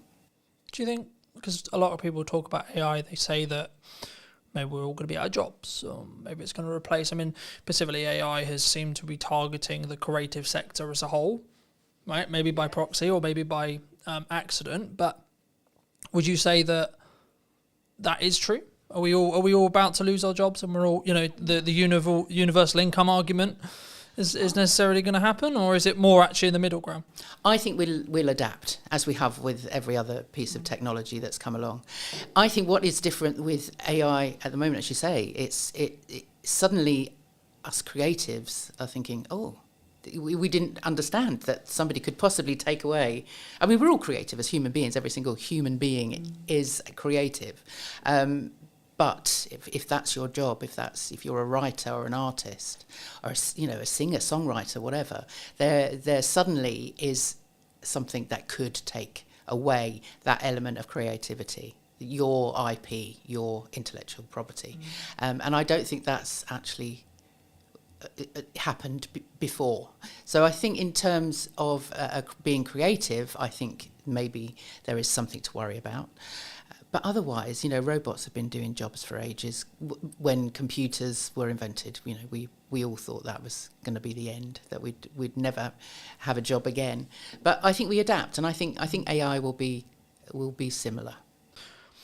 I think there's kind of two camps right now for me personally, right? From the people I speak to and the people I connect with on a regular basis, there's kind of the ones who are using it to become more efficient and they're utilizing it, and you know, maybe they are using it for research and they're using it to help them write and you know, etc. And we can, I'm sure, go into a bit more use cases. But then there's also the other camp, which is like, no, I'm not going to touch it. And my worry with those people is I have a feeling they might, because they're not in using it and they don't understand it and they're not even at least playing with it, their concern, well, my concern for them would be they might get left behind, right? And they might be in a position where actually maybe they're missing opportunities because they could be more efficient with AI, but also actually their idea of what is a job, so their idea of a camera operator, their idea of an editor, etc., might cease to be as valuable to a client or a market, an end consumer, because they haven't understood that AI can actually replace certain elements of that. I think, of course, we don't know, AI changes every day, etc. But I think as it stands right now, the time of broadcast, the time of recording, I don't think it will ever replace a human in the concept of strategy, strategic thinking, etc. From what we've seen, right? As an editor, yeah. As a support, as a junior, sure. would it? I mean, there's a lot of conversation in the video space about, am I ever going to be able to put the hours of material I have of me talking on camera into an AI, and then it will be able to basically give me this infinite feed of me, then it will look and sound and have the same mannerisms and etc. And actually, should we have that? Well, I guess is the question that comes from that. You know? That is the point, isn't it? That there is that element of trust. Is what you're watching actually in real time? Is that actually the human being that's thinking on the spot in that moment? I mean, those are the things that we won't know as consumers. That then you kind of end up feeling duped somehow. And I think the people that don't touch AI, exactly as you say, will get left behind. But it's an element of fear. It's an element of touching it and it all falling apart. You know, sort of, certainly my parents' generation took ages to get into the computer world because they suddenly thought, well, if they press a button, they'll lose everything. And I think it's similar with AI, because people aren't going in and just experimenting and exploring and seeing what it can do, that actually they're frightened of breaking it, so they don't try. Do you think there's also kind of this is the way I've worked for years, this is the way I am, this is the way I've done it? You know, I've been hired as a camera op for years, I've been hired as an editor for years, so no, that couldn't, you know, I mean, is it a level of pride, I think, or level of like, oh no, this couldn't be replacing me, you know? Well, I'm sure there is a level of that as well, but I think people are frightened of change. You know, and especially if there are people out there that have been in the same doing the same job day in, day out for years, and it's kept them safe and it's kept them in their comfort zone and, you know, family fed and all of that. If suddenly something is threatening that, then that's when people kind of there's a fear around it, and then they would rather fight it than actually understand it. You work with, I would say, a lot of thought experts, a lot of people who have maybe experience or a story to tell, perhaps. I mean, why do you think so many people struggle to A, tell their story, or B, actually help that story connect to an audience, would you say? Because people don't value their own stories. The number of people that say to me, but I don't have a story, who'd be interested in my story? But the part of my job that I absolutely love is going, okay, well, let's see. Let's start unpicking what it is that makes you, you. And once you start getting underneath what they think they should be, that you suddenly then find these amazing stories. And then one of the very first questions I always ask when I'm working with clients, no matter who they are, what experience they've had, you know, the age, gender, whatever, you know, culture, whatever, it's, you know, what were you playing when you were 9 years old? What were you doing when you were a child? What lit you up then? And usually I find that whatever that is that they were playing in the playground, you know, whatever they, you know, for me it was grabbing everybody, right, we're going to put on a play, let's, you know, and I'd write it and direct it and star in it, obviously. And then we'd play it, perform it to the class at the end of the week. So that was what I was doing, and that I can see that progression in me from that moment. And I think everybody has an element of that, no matter what they're doing, even if it is a sort of a day in, day out kind of job that they've done forever. There's a reason that they get up in the morning. And usually, especially with thought leaders, thought experts, subject experts, they are expert in that area because there's something in there that lights them up. There's something in there that they're passionate about. And you can follow that story. But they don't value it until they speak it out loud to someone like me, that I can then go, now that's interesting, and I can see that I can then join the dots, and, you know, and then I start drawing out the stories. And so then when they get in front of an audience and start sharing their story, they can relate it back directly to what it is that they're doing and why it's important to the people that they're speaking to. Do you think, because a lot of the conversation I have, especially with like accountants, lawyers, etc., right, quite dry businesses perhaps, they go, well, yeah, but my day-to-day and my story is really boring. Yeah, but what I do is actually really boring and really dry and really just, I look at spreadsheets, I look at law, I look at etc. Is their story boring, or is there elements maybe they're not seeing? Do they feel that other people find their jobs boring, so therefore they're, you know, but you could I would say nobody works in a business like that for 20 years. Nobody spends all those years getting qualified to do something that they're bored with. And so I think that's a cover. I think they say to other people, "No, I have a boring job. You know, don't talk about listen me to me. because it's don't listen- boring, It's boring. you know, I just look at spreadsheets." But inside, there's going, "I look at spreadsheets. So, I'm so excited. I look at spreadsheets. That's what lights me up." And so there's a reason for that. And I always love to get to, what is that? What is it that makes you get up and do that every day? And there's always a story. Always a story. Do you think we sometimes, does it come from that I don't want people to look at me like, I've never really personally struggled with this, but I know many people do, which is the like self-promotion, especially as a business owner or an entrepreneur. We try and put ourselves out there a lot and say, well, that's what we should be doing in my view. But, it's the reason why I get the opportunities that I get. It's the reason why, quote, I'm as successful as I am, etc. But like, is there a hurdle there? Do people just like, oh no, it's a very British thing, right? It's very, I couldn't possibly put myself out there. Yeah. Do you think that's why? Yeah, that's why we have a deflection of like, oh no, I just have a boring job and I look at spreadsheets. Is that because maybe it's deflection to say, well, that's why I'm not doing it? Yeah, a lot of people don't like blowing their own trumpet, do they? I certainly don't. But there's something in people's people. You can be an introvert, and there are obviously introverts and extroverts and people that are somewhere in between. But generally, the introverts are the people that don't necessarily socially want to sort of get out there and connect and be in loud spaces and all of that. But actually, they still have a story to tell, and they still have a reason for promoting their business and promoting what it is that they do. So I think it's not so much about them sort of getting out of their comfort zone, but just taking baby steps. What is it that they can do that will just take them a little bit further forward? And find a story or something that they can tell, even if they just start with a camera and just talking to a camera, just in little, and talking to family and friends and just starting to explain what it is that they do to other people. I mean, I have so many people say to me, my sister, just constantly, "Well, I don't really know what you do." It's like, well, let me explain. And everybody has that opportunity to explain what they do to somebody else. Just get used to doing it, and you will discover it's not until you start speaking your story out loud that you get feedback from other people. And that's really useful. Back when I started Power to Speak 4 years ago, I made the conscious decision to get feedback on what were my superpowers, what other people thought were the great things that, what was I really good at, but also what am I really bad at? Where could I improve? And I thought, well, I'm going to bite the bullet. And so I asked, I think, 4 or 5 friends, 4 or 5 former clients, and 4 or 5 networking buddies, say people that I knew through networks. And so I had about 15 different versions come back to me. What do I do really well? What do I, where can I improve?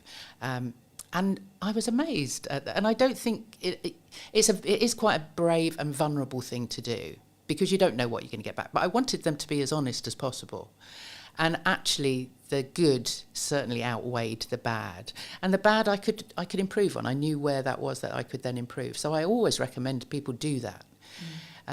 Because sharing your story is a vulnerable thing to do. And that's why people don't want to do it, because they're frightened of being laughed at or being told they're stupid or they're not good enough or whatever that imposter voice is saying to them. But actually, once you start speaking out loud and actually asking for feedback, you'd be surprised. And a lot of the words, there was a theme of sort of different words that were being used by different people that I could then hold on to for social media and for my blogs. And it just built my confidence around sort of stepping into different, whether it was a networking event or meeting people or approaching potential clients. I had then the confidence because I'd had that feedback.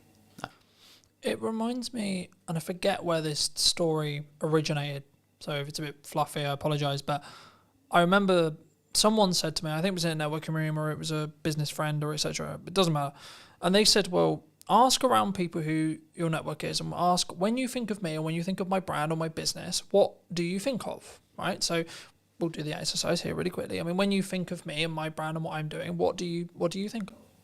I always think of that hat. You always It's gone. The hat's gone.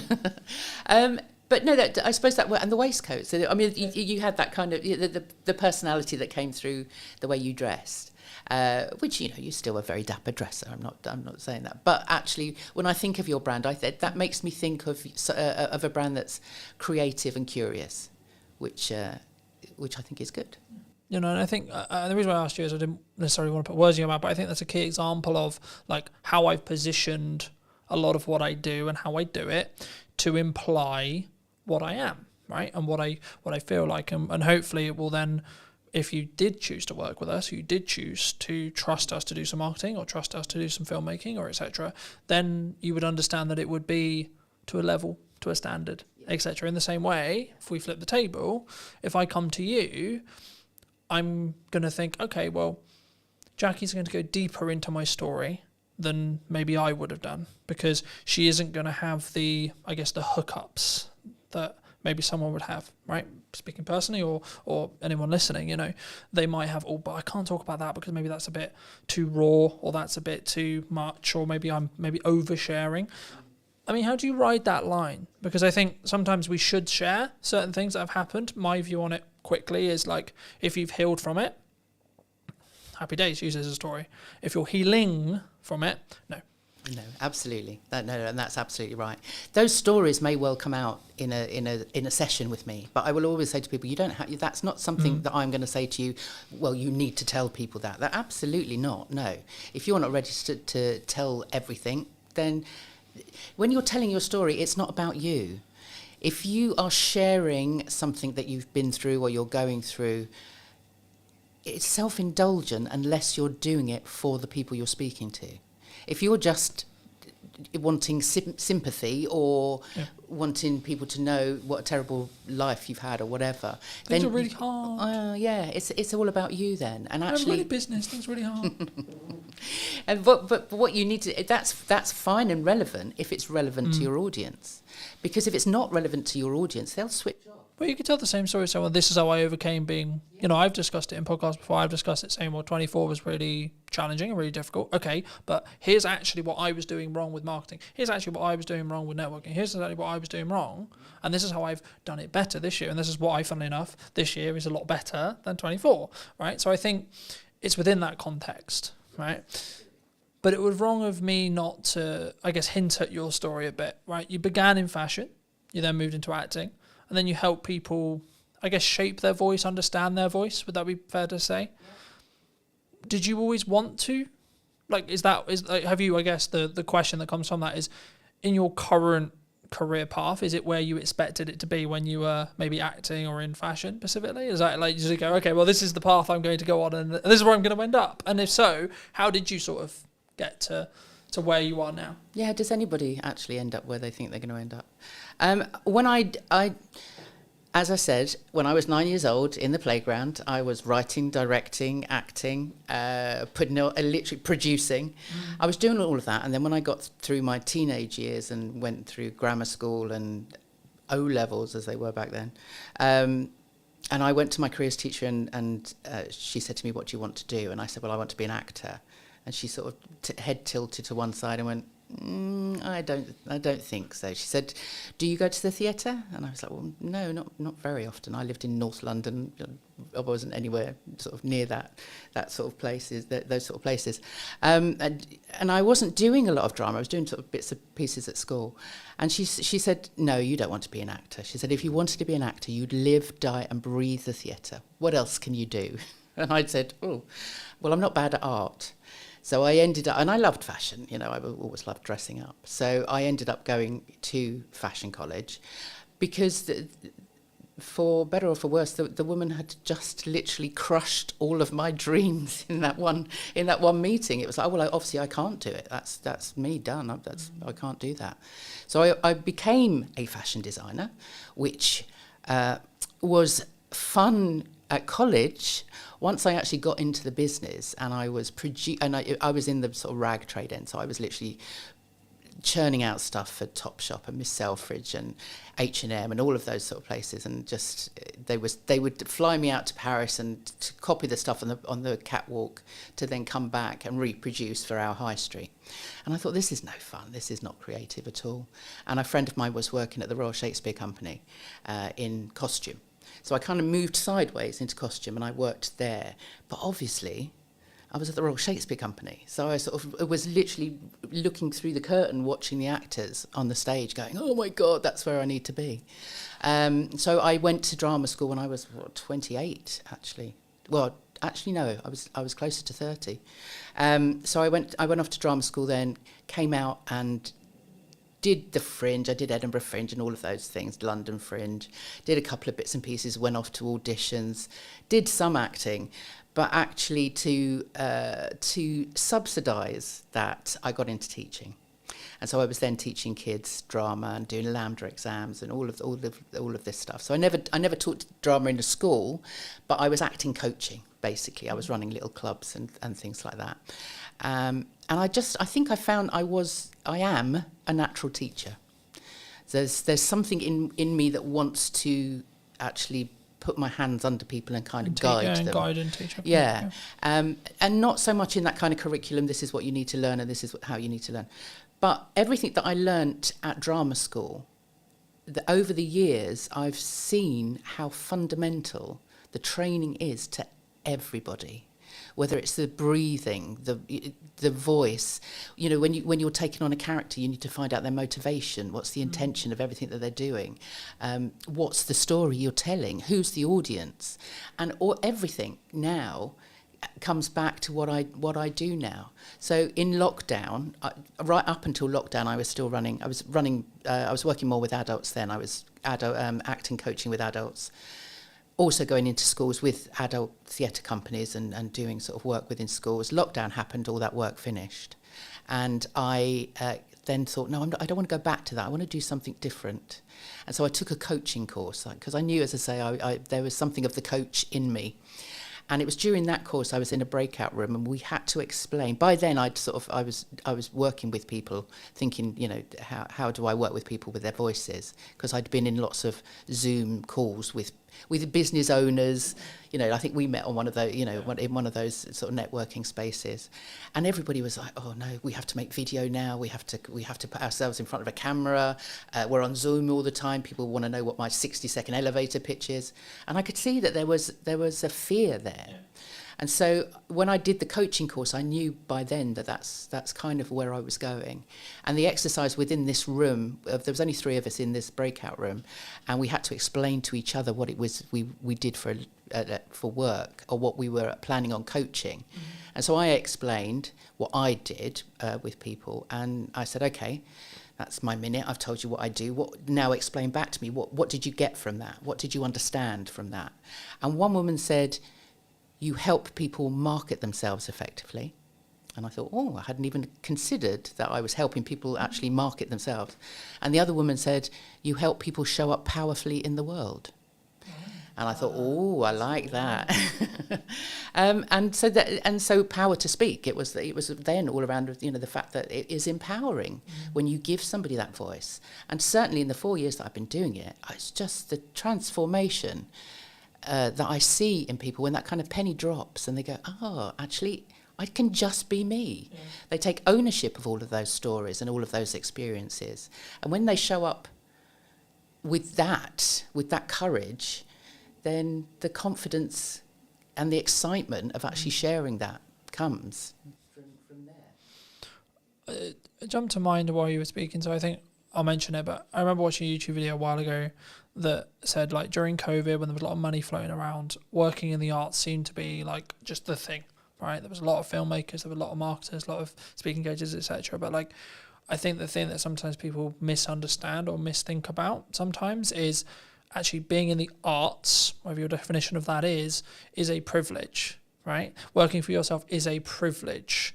And I think for me, having the work-life balance is a privilege, right? Like, and I can go a bit deeper into like privilege, right? We live in this a part of the world where I don't have to worry about a bomb landing on my house. I have clean drinking water, etc., etc. I can go down that road as well, of course. But I think for me, it's really important to establish when you are in a privileged position to be able to upgrade your kit, to be able to invest in the business, to be able to first come at it from a point of view of saying, I am in a privileged position and I am grateful for the privileged position I'm in. I guess the question that comes from that, though, is in marketing, in when people speak, in when they come across, maybe they don't mean to do it, but do they sometimes come over, not maybe at the start or maybe in their own way, but maybe they don't come over with that level of understanding, that level of privilege first, or maybe they should someone lead with that level of understanding that level of privilege first, or being grateful for the opportunities that they have. Oh, that is deep. because I think sometimes I'll use the word entitled. I paused because I didn't know what word to use, but I think the best way to describe it is some people can be very entitled. I'm entitled to people watching this. I'm not entitled to anyone watching anything I do. I hope they do, and I hope they take value from it. But that's actually down to the quality and the value that I add, which is subjective upon the audience, not me. My job is to do the best I possibly can in the grateful opportunities I have to hopefully add value to someone else. Yeah. I mean, I don't know how many people creating content in a privileged environment really understand that that's the case. I don't know how many people are actually. I think maybe with what's going on in the world at the moment, people are now kind of thinking, well, actually, my life isn't actually that exactly. bad, Yeah, I'd much rather be here than there, kind of thing. So yeah, maybe we are becoming more aware of that. I often get people say, if we're going through a talk or they're speaking to an audience, I mean, generally their audiences are potential clients, potential customers. That's the reason they get up and they speak to people. But they don't want to be seen as arrogant. But what I say is, it's more as long as you're confident, you're doing it. What you're speaking about is, like you were saying earlier, people don't like to blow their own trumpets. They don't like to sort of say, look at this. But actually, in some cases, you need to have that. I don't want to say arrogance. Arrogance isn't the right word. I think it's belief. But it is a belief, yeah. But it's arrogance with humility. Has this kind of it's the confidence to know that what you're sharing is of benefit, is of value. To know that the experiences that you've had and the accolades, awards, whatever it is that you're sharing, it's not. You're not showing off. You're actually saying, look, this makes me credible.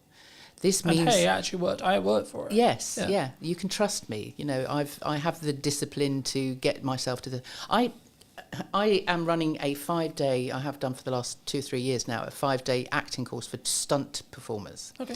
So stunt trainees, people that want to get onto the British Stunt Register, and actually. On day one, they come in and they're very, very nervous, as they would be, because they don't want to be actors. They want to throw themselves off buildings and get into fights with superheroes. That's kind of why they want to do it. But they have to act. They're on set. They have to be able to act. So on day one, on the Monday, they come in and they're very, very nervous. They're like, oh, but these guys are athletes. Guys and girls, they've been through the Olympics. They've done, these are like proper gold medalists. Some of them in all sorts, gymnastics, horse riding, all of that stuff. But ask them to speak and tell you what they've done, they don't want to do it. So on the Monday morning, it's like, it's like, hold on a minute. On Friday, I'm going to get in a stunt coordinator to talk to you on a Friday afternoon. By Friday, you need to have your 60-second elevator pitch. If you got a lift with Steven Spielberg, what are you going to tell him that's going to make him want to work with you? So through the week, so by the Wednesday, they have to do it again. By the Wednesday, they're now speaking their stories out loud. So we're now finding out that they are, gold medal. One guy had been training with Tom Daley for the last 7 years. got to the Olympics, gold medal, parkour, European champions, all of this. And as soon as they speak that out loud, they get the reaction from the rest of the group going, wow, that's amazing. Didn't know that on Monday. Yeah. And so by Friday, they've now taken on all of this feedback, and they've seen people kind of go, lean in and listen. They want, the people want to know more. And so it's not arrogance. We always say to them, name drop.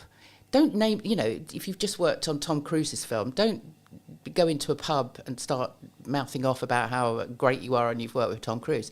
That's not the right place to do it. But if you're on a lift with Steven Spielberg and you've just worked with Tom Cruise, that's going to impress him. Not like, oh, aren't you great? But actually, I can trust you, because if you've worked I think they'll with that, see them as a colleague. Then it's that quick. Yeah. Can I see you as a colleague, or are you just a person? Yes. Right. Yes. Yeah. But it also is that credibility. If you've worked on a certain amount of films, and it goes in any business, if you can prove, or if you can mention a name that somebody else knows, then they can ask that person how you are to work with. They know that you've turned up for that job on time, whatever, all of that reliability. So don't be frightened to blow your own trumpet, because it really does aid your credibility and your trust and all of those things that you need to build with your potential customers and clients.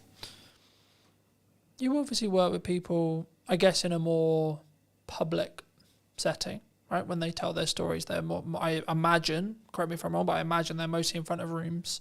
They're maybe having it filmed, or they're doing a virtual equivalent, right? So they're speaking to a group of people.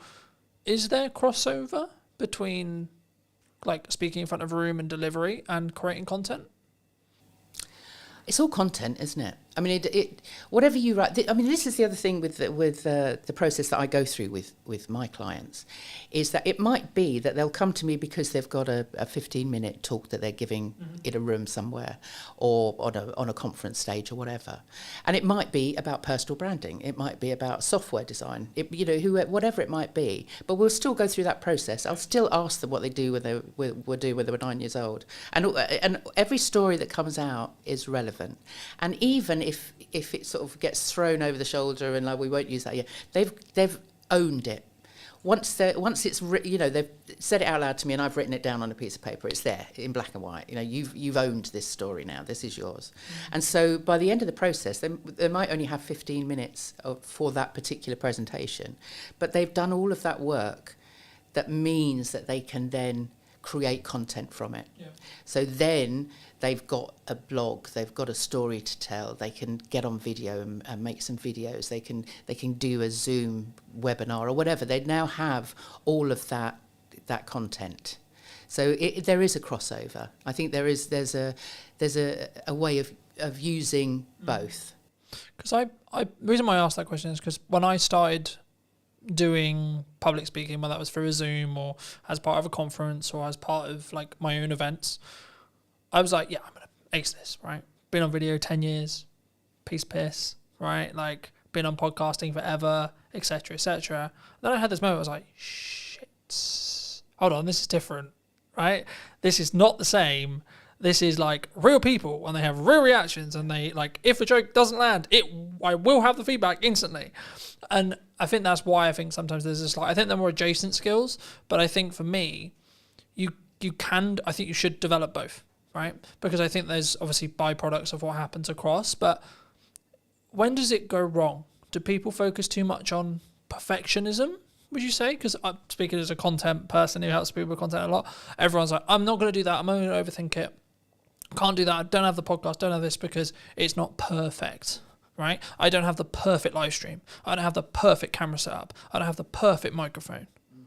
So should I still do it? Yeah. Oh, yeah. I mean, done is better than perfect, isn't it? And there's no such thing as perfect at all. But having said that, I am the world's worst. I should be making more video. And I do make video, but they're still all on my phone. So I'll do it and then look at it and go, oh no, that didn't come out right, or my hair doesn't look right, or it's a bad day, bad hair day, or whatever. And so a lot of those things still sit on my camera. So it's a very vulnerable thing, but I think you do need to just do it. As I said earlier, just a little bit at a time, just get feedback. I used to hate seeing myself on screen. Most of the acting stuff I did was on stage, so I never saw myself on, it wasn't until Zoom, it wasn't until lockdown when we were all confronted with our own image on on a screen. Oh my God, is that how I look like? Oh my God. Exactly, is that what I sound like? All of those things. But over that year on and off of lockdown, I saw myself a lot on the screen, and you get used to yourself, and actually now, I don't look too bad. I can get away with that. But going back to what you were saying about how you started out in that sort of space of suddenly standing in front of an audience, having done video for so long, I'd been on stage as a character for so long that when I then had to stand in front of people as me, then that was like, when I used to introduce the kids shows or the adult shows or whatever, we'd put on a performance at the end of the term or whatever, I'd have to stand up and introduce everybody, and I'd got that. My heart would be going, I'd be the sweaty palms, it's like, I don't know what to say, I'd have to read it all. But over the years, and especially now, when I started Power to Speak, I thought, I'm going to have to walk the walk. I'm going to have to talk the talk. So I have now pushed myself to do as many podcasts as I can and get onto stage if I can, put together talks for myself, just so that I can say to people, look, I've been there, I've done it. Yeah. And so it just takes practice. It just means that you see so many people, I think, end up procrastinating over what it is that they're going to say because they don't think they're going to be good enough. They think they're going to be judged. That they're going to bore people with their story, and so they don't practice. They're worried about actually saying it out loud, or they put off for so long what they're going to write is that they'll do it all the day before with their visuals and all of that stuff, and then suddenly wonder why on the day it goes down a bomb because they just haven't given themselves enough time to really work out what it is that they're saying. I think, for me personally, anyway, I think the only reason, so there's a couple of things. One is focus on that 1%, right? For me, I would rather have imperfect action that then leads to a 1% rather than I'm actually comfortable, I'm actually good, because then I'm not moving forward, then I'm not doing something unique, I'm not positioning, or even if you just look like marketing positioning, I'm not then marketing myself or positioning myself as the go-to expert of what's missing. That's why the podcast is called What's Missing in Marketing Today, because I want to talk about what's missing, not what everyone knows, right? And I think for me, it probably will be the same 5 chunks throughout the next series, but it will be the nuance of each guest's input or my input on the day, etc., that will be the reason why someone will potentially then go, okay, we should what we got. But I think the reason why I think some people stop is, I guess the way to think about it, and this will be in your position as well, they want to do it perfectly and they want to be consistent because maybe they hear, for me, you had to be consistent for it to work. But I would rather someone started, got some feedback, stopped, then carried on, then rinse and repeat, rather than they just don't do it. And the way I would maybe rewire having stuff on someone's phone, because I'm sure you're not the only person, right? I'm sure there's lots and lots of people. For me, this is going to sound really weird, but I don't even think about the concept of posting it, because by the time I thought about the concept of posting it, I could have already posted it and I could be moving on to the next thing. And I use market data to tell me what's good and what's bad. So something I'm doing right now, because I've got a hub strategy with the podcast, is I'll put all the podcast clips out before the episode is actually live to test which of the clips is actually the best in regards to an audience reaction, and then the best 1 or 2 will go on the main account. Because of the nature of having 2 accounts, you can sort of test bed it. So I'll give you a quick example. At the time of filming, Sarah's episode came out at the start of this week, and a couple of the clips did really well. So there was 2 outlier clips.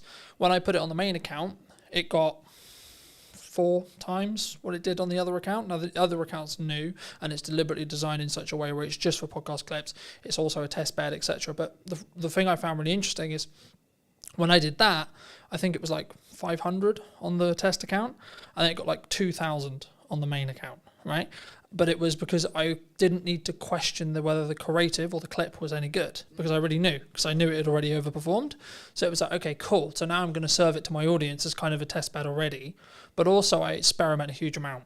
So I think the reasons why I'm quote a good marketer is because I experiment. Because when I get something that works, I run with it, but then simultaneously I'll experiment with another 4 things. I guess the question in your space is, if someone's listening to this and maybe they have a talk coming out, and they have maybe an instinct during their talk performance. So they have their prep, because they have that preparation, they know that they should be preparing, but they have an idea, right? They have, maybe the audience, this would be really valuable, this idea would be really valuable, but I haven't prepped it. Should they use it? No. I'm thinking you've done that, haven't you? I have.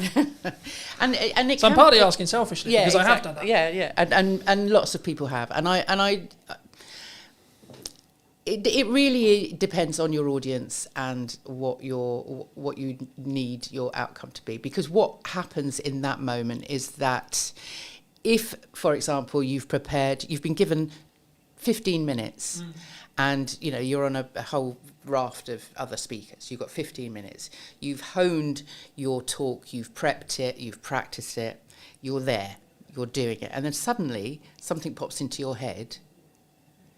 You speak it out loud, and then you've got to find your way back to where you were to finish in that 15 minutes, because time is really important. Yeah. And people don't seem to understand that actually, either they'll think, right, I've got 15 minutes, I need to cram in as much as I possibly can in that 15. I need to tell everybody everything. No, give yourself space. Is make sure that if you've got 15 minutes, you've only got maybe 12 minutes worth of content, so that you can really speak in a measured way. If you then come out of that because something else has popped into your head, then you've kind of messed up all of the work that you've done, really. Because what it also does is it takes you out of the moment. And the whole point of putting together a talk that is structured is the whole thing is a story, from beginning to end. It's not necessarily a series of stories, but if you've prepped correctly, you should have the hook at the beginning. It's that whole journey that you take them on. If you suddenly come out of that, it would be it would be like if you were watching a film and then suddenly the lead actor stopped and turned to the camera and sort of said, actually, I was just thinking about this. Sorry, where were we? Let's go. But it kind of takes the audience out of that journey that you're taking them on. It can work, and if you are a seasoned professional, then maybe. But actually, if it's not something you're used to, then don't do it. Because what you want at the end of that 15 minutes is people asking you questions. You don't want to fit everything into that 15 minutes. You need to put in enough teasers, and you need to be interesting and entertaining enough that actually they want to come up to you afterwards and find out more. So you don't need to put everything in there anyway. I agree. I think it's the context, right? Like anything, it's context, right? I think for me, every time I've done it, it's been, okay, I had a plan to do, let's say, camera confidence, for example, right? And then I find that the audience I actually have in front of me isn't actually that fussed about camera confidence, or maybe they're already quite confident. Okay, cool. So let me go back into the stuff I already really know and go, right, okay, would they actually more care about the stuff that's now working on social media, right? So I think in my stage where I'm at, I can do that because I have a set of stuff that I know really, really well. And I don't really need to prep that much because I have it passively in my head. So I know what's going on with Instagram. I know what's going on LinkedIn. Algorithmically, I know what's going on. So if I'm ever asked a question randomly out of the blue, what's currently hot on social media right now? Okay, well, short form is normally the answer that most people would give. I would say actually live streaming is probably actually the thing that's hot right now.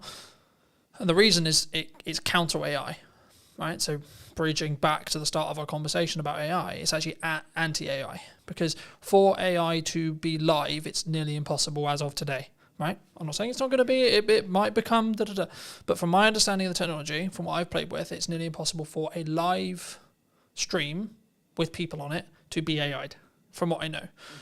And that's one of the reasons why I think it's the unique thing to do, because also it takes a lot of confidence, it takes a lot of planning, it takes a lot of prep, but also it could be the reason why you're found, because it's a different algorithm than the video, than the shorts, than the reels, etc. But do people come to you confidently when they look to speak? Or if they don't, how would you recommend they become confident? Is it just simply that prep? You just do it over and over and over again? I mean, just coming back quickly onto your point about you in that space. Like me, if you are running a sort of an interactive workshop presentation type of thing, then read the room. Always read the room. The number of times I've been into a class with with everything, a workshop with everything noted out. This is like 5 minutes for this, 5 minutes for that. To throw it out the window every time, because you are interactive and you're feeding back. You're getting that feedback. So then and we have that knowledge. We can answer those questions. If you're in a Q&A, then obviously you're talking off the top of your head. You're improvising. Absolutely. And that's fine in those situations, absolutely. But if you have a structure, if you are a keynote or part of a speaking presentation, you've got a certain amount of minutes, you want to make an impression, stick to what you've planned. Is that style, though? Do you think people, because I really love improv. Improv is a big. I personally prefer to do improv. If I ever can, I'll do improv. I will always say, memorize to improvise. Yeah. And improv is I'm an actor. It's one of it's one of my favourite things. And the number of business people that I get improving in one of my sessions, because I run a monthly speaker club, and it's a big part of that. And people are uncomfortable with it, and I understand that. But actually, it is a big part of just getting people to understand that it's not about reading a script. It's not about learning a script. It's about telling stories. It's about, if you've got data even to put in there, nobody's going to remember your data, but they will remember how you made them feel with that story. That Maya Angelou quote, which is fabulous. So improv is great, and if you have been doing speaking as long as you obviously have, then maybe yes, but that's because all of that is memorized. Yeah. It's second nature to you. And so people don't come to me confident. No, they don't ever come to me confident. That's the whole point. And I think even the most confident, outwardly confident people, when they get into a room and we start sort of digging down, it's like they everybody has those voices in their head that tell them they're not good enough, nobody's going to listen to them. So it is all about, I like to say that I get people comfortable and confident with what they're about to say. And that comes from really it's a self-awareness. Confidence comes from within. And in fact, the word confidence comes from the Latin confidere, con being with, fidere being trust. So confidence actually means with trust. And that trust has to come from you. I was going to say, it's that. So that we trusting. I trust in my ability to be able to do the thing, whatever the thing may be. In this case, it's speaking, but it could be driving, it could be backflipping, it could be etc. So it's a self-awareness. It's an inner confidence because you are self-aware of your own being, your own stories. Once you've taken ownership of everything, all of those experiences, then it's easy to share them with other people. Because you've dealt with them yourself. Fab. For those who've enjoyed this conversation, who maybe want to see what you're doing and see some of your content, see some of your older content perhaps, where's best for people to reach out to you? Well, saying that, because we had a conversation earlier, I podcast myself for a good few years. So I have a YouTube channel, which is Power to Speak, on YouTube, and there's all my older conversations that I've had with lots of wonderful people, such as yourself. And I did a speaking about speaking live for a while, so they're all on there. They were the half-hour live streams. So yeah, I'd love people to go back and have a look. They can find those also on Podbean and Apple and wherever they want to find them. Otherwise, the website, powertospeak.co.uk, all my stuff is on there. You can sign up to my newsletter, which goes out every couple of weeks, with lots of tips, techniques and stories of my life. And otherwise I'm on LinkedIn. Come and find me on LinkedIn. It's kind of where I live. Fab. If you were going to speak to yourself 10 years ago, and if you were going to give advice to that person, what advice would you give them? Oh, God, what was I doing 10 years ago? Somewhere in the middle of acting and Somewhere in fashion, I'm sure. well, no, that was a bit longer ago than that. But thank you for that, Carlton. No, I don't think. I think 10 years ago I was working as an arts. I was working in arts development, so I was running workshops. I was teaching drama. So what would I have said to myself? You can do this. You can actually become your own boss. You can build a business around helping other people. And I do. That sounds really cheesy, but actually, what I do, I love what I do, and it's because I actually can see people taking that next step. And I think I don't think I ever envisaged myself 10 years ago with that ability. And maybe that goes back to that breakout room and just having somebody say to me, you get people to show up powerfully in the world. And I would never have known that 10 years ago, but that's not advice I would give to myself, but I'm very glad it's happened. Fab, thank you so much for coming on. You're welcome. Thank you for having me. And if you did enjoy this episode and would like to see more like it, make sure to be subscribed to the channel. YouTube thinks you enjoyed this episode, so why not check that out? And I'll see you very, very soon. The only reason why it's consistent is because I'm being consistent with the output. I'm constantly looking at, okay, how can I up the quality? How can I do something different? I often just encourage people to use what they've got and start showing up and start posting video content with that strategy in mind and continue to, test and change and see what works. What do you think is missing in marketing today? I think there's a lot of distractions from different things that come up. So I think sticking to a strategy and being consistent in that regard, rather than jumping on this latest craze and hype and all that kind of thing, is definitely a trend I see happening. I'm focused on a very few set of pillars to get work now, right, from a marketing point of view. Paid ads, content creation, and testing my creative to then using paid ads. That's basically roughly what I'm doing. Hello, my friends. Welcome to a brand new episode of This Week in Marketing Today. And what is missing in marketing today, more specifically, today I'm going to be talking to Andy. He is someone who does a lot of video strategy. He's a filmmaker and also, of course, an agency owner. Andy, thank you so much for coming onto the show. Thank you so much for joining me today. And before we start off, before we get into your story a little bit, what do you think is missing in marketing today? I think there's a lot of distractions from different things that come up. So I think sticking to a strategy and being consistent in that regard, rather than jumping on this latest craze and hype and all that kind of thing, is definitely a trend I see happening. There's obviously lots of good people doing things there as well online, but I think there's still that hype that's been going on for a long time online, in the online marketing space, where it's like the latest craze, AI or whatever else. And lots of businesses obviously popping up recently with AI and stuff. And it's, some of it's free, obviously, some AI, but you see more and more people now like trying to monetize it and stuff and create their own AI, products and services and things. And so I think that can often distract marketers and actually do them a disservice rather than actually enabling them, because they actually might be, instead of being empowered to use that and have a strategy attached to it, they might not actually have the strategy side planned out enough. And I often just encourage people to use what they've got and start showing up and start posting video content with that strategy in mind and continue to, test and change and see what works, find out more about your audience, do that market research, and just test what you think people will want and see. And then obviously also ask questions and start conversations. Is like, what do you want? And those kind of things, that's the fundamentals of marketing. So I think if we just come back to the fundamentals of marketing, then that's just obviously a great place to start. It's the foundation, and then those other things can come into it and be useful. But I think a lot of time it's just people jumping straight into the. Yeah.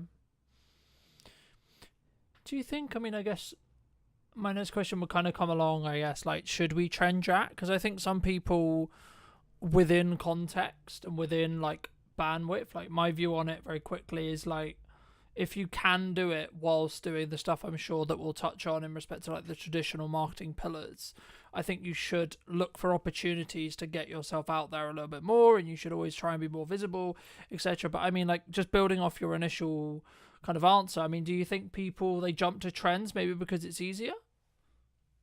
think it's exciting, and it's obviously shiny, and it's like it does get you more of your attention, and a lot of people talk about attention and like, oh, you have to do short form now. Yes, you have to grab people's attention, and it's like people don't watch for more than like 30 seconds or things like this, and it's people not understanding that if you understand the person that you're talking to, you can get them to consume long form content.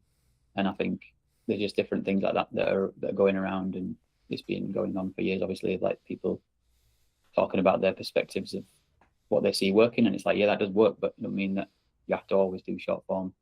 And it's like other audiences will want to watch that long form content, especially when they're like really interested in that one topic. So I think sometimes those different things that come into it, they're like different advice from different people.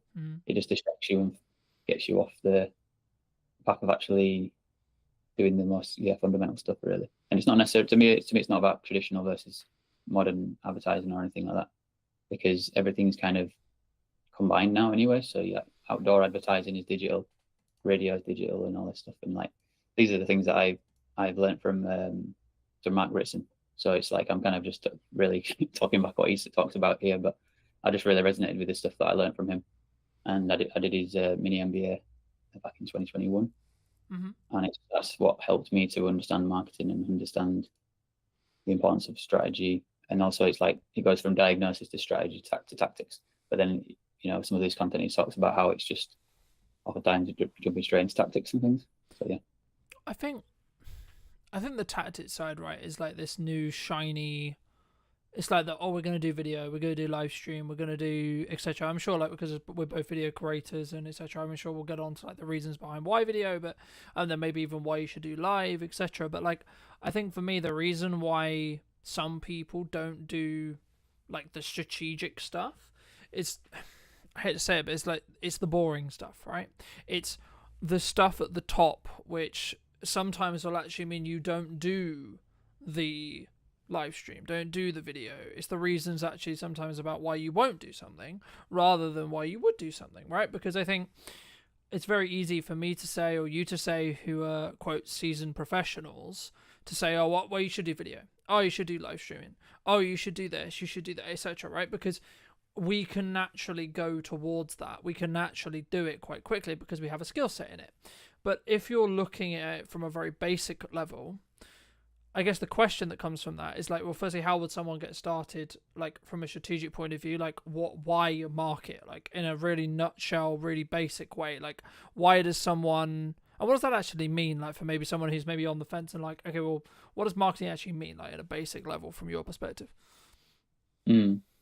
Yeah, well, the thing about marketing, it's such a broad category. So it's there's many different things inside that. But the thing that most people think about is the communication side.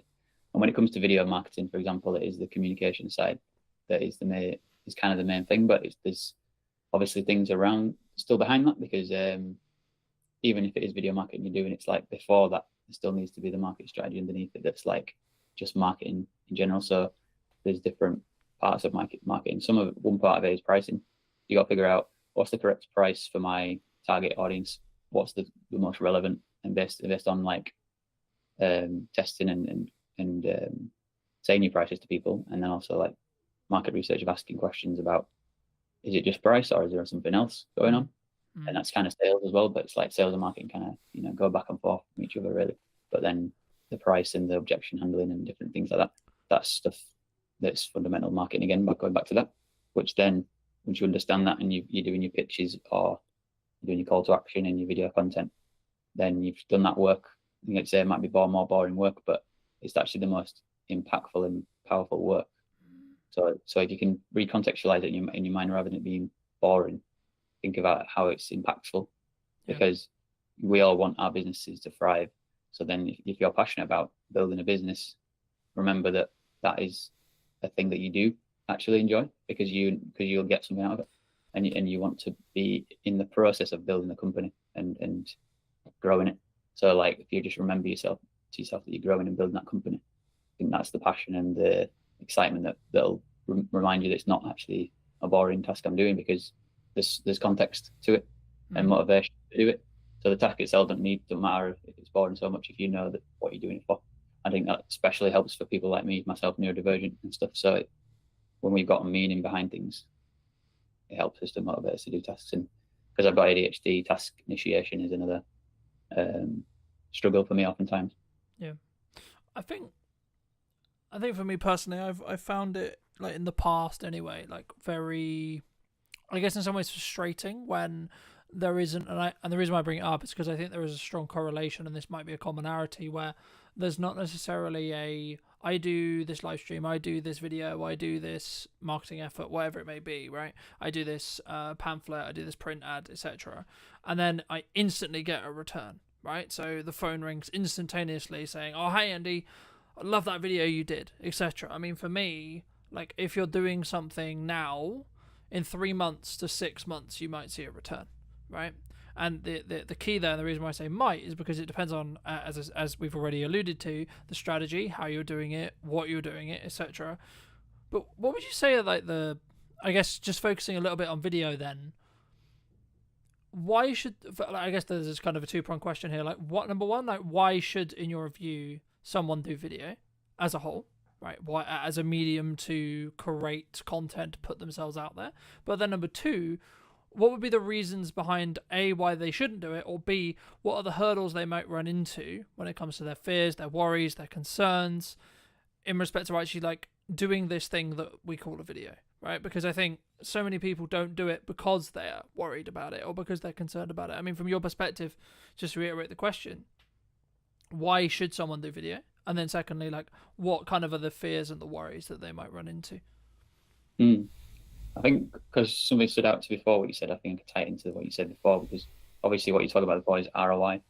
So any marketing thing we're doing, obviously ROI is often a motivator to do marketing, but then that's usually a short-term thing, return on investment. But then it's like something like a sales activation, or where you do a discount, or you just got like a campaign that's like short-term and you're trying to like get people to buy that particular product. And then there's also long term, which is the brand building. So there's those two sort of objectives, like categories of like, we've got objectives in building that brand and long term value, and then we've got the short term of like just getting this product sold. If we've got loads of a particular product to sell, for example, it's like a physical thing that we want to get that sold, then we can, obviously one strategy is to do discount, but that's kind of like the last option you should really consider, because you want to think about what's relevant to the audience. Like we were saying before with pricing, if you set the pricing originally, then you'll know that it's the right price and you can just keep it at that price and keep just pushing it. And then this brand building side is more emotional and more what it feels like of the brand and what you stand for, values and all that stuff. And that needs to be a message that's communicated over time, and a story that people understand who you are and what it feels like to experience that brand, either in the marketing or in the product itself. So I think those things are important in whatever marketing you're doing. But then if you were using video, some of the benefits are that if you're a person like talking on camera like we're doing, it's like it can humanize the content rather than just text on a screen. Personality can obviously come through text as well, but it's like, I feel like it feels obviously more real. It's like a simulation almost of like real life. So I think that's one of the benefits of video content, and aligning that with the marketing stuff, with either focus on sales or sales activation or brand building. Yeah. Usually a combination of the two is the best approach. And then just to tie. I mean, I agree. I mean, I think for me, whenever you look at maybe doing like a short-term campaign, as you like alluded to as well, like the video strategy or the ads or like the specific creative, so the thing you're going to be showing that audience, is going to be completely different in how it's designed, in my view at least, of like how we would create it if the objective is actually short-term sales. Like, we're recording this and it's going out live at the start of October, and you know, a lot of people are thinking about Christmas, right? Like, now, to be honest, I'm pretty much booked for Christmas, right? In respect to the campaigns I'm doing and the stuff I'm doing, etc. And the reason why that's kind of happened is because I did a lot of the Christmas marketing beforehand, right? So to give the audience some more context, I mean, for me, like, I start talking about Christmas, and there's kind of this joke in marketing, I'm sure you've heard of it as well, and others would have heard of it, where like you're starting to talk about Christmas towards the middle of the summer, because by the time you've done the prep and etc., and like maybe the actual production isn't until October, November, but all of the planning and everything else that goes into it will be towards that summer transition. But I think for me, like the point that I really wanted to, I guess, echo but also add to is, what is your objective? Are you in a position where, for whatever reason, you're trying to develop cash flow quickly, you don't have a strong pipeline, etc., then actually maybe marketing isn't the solution.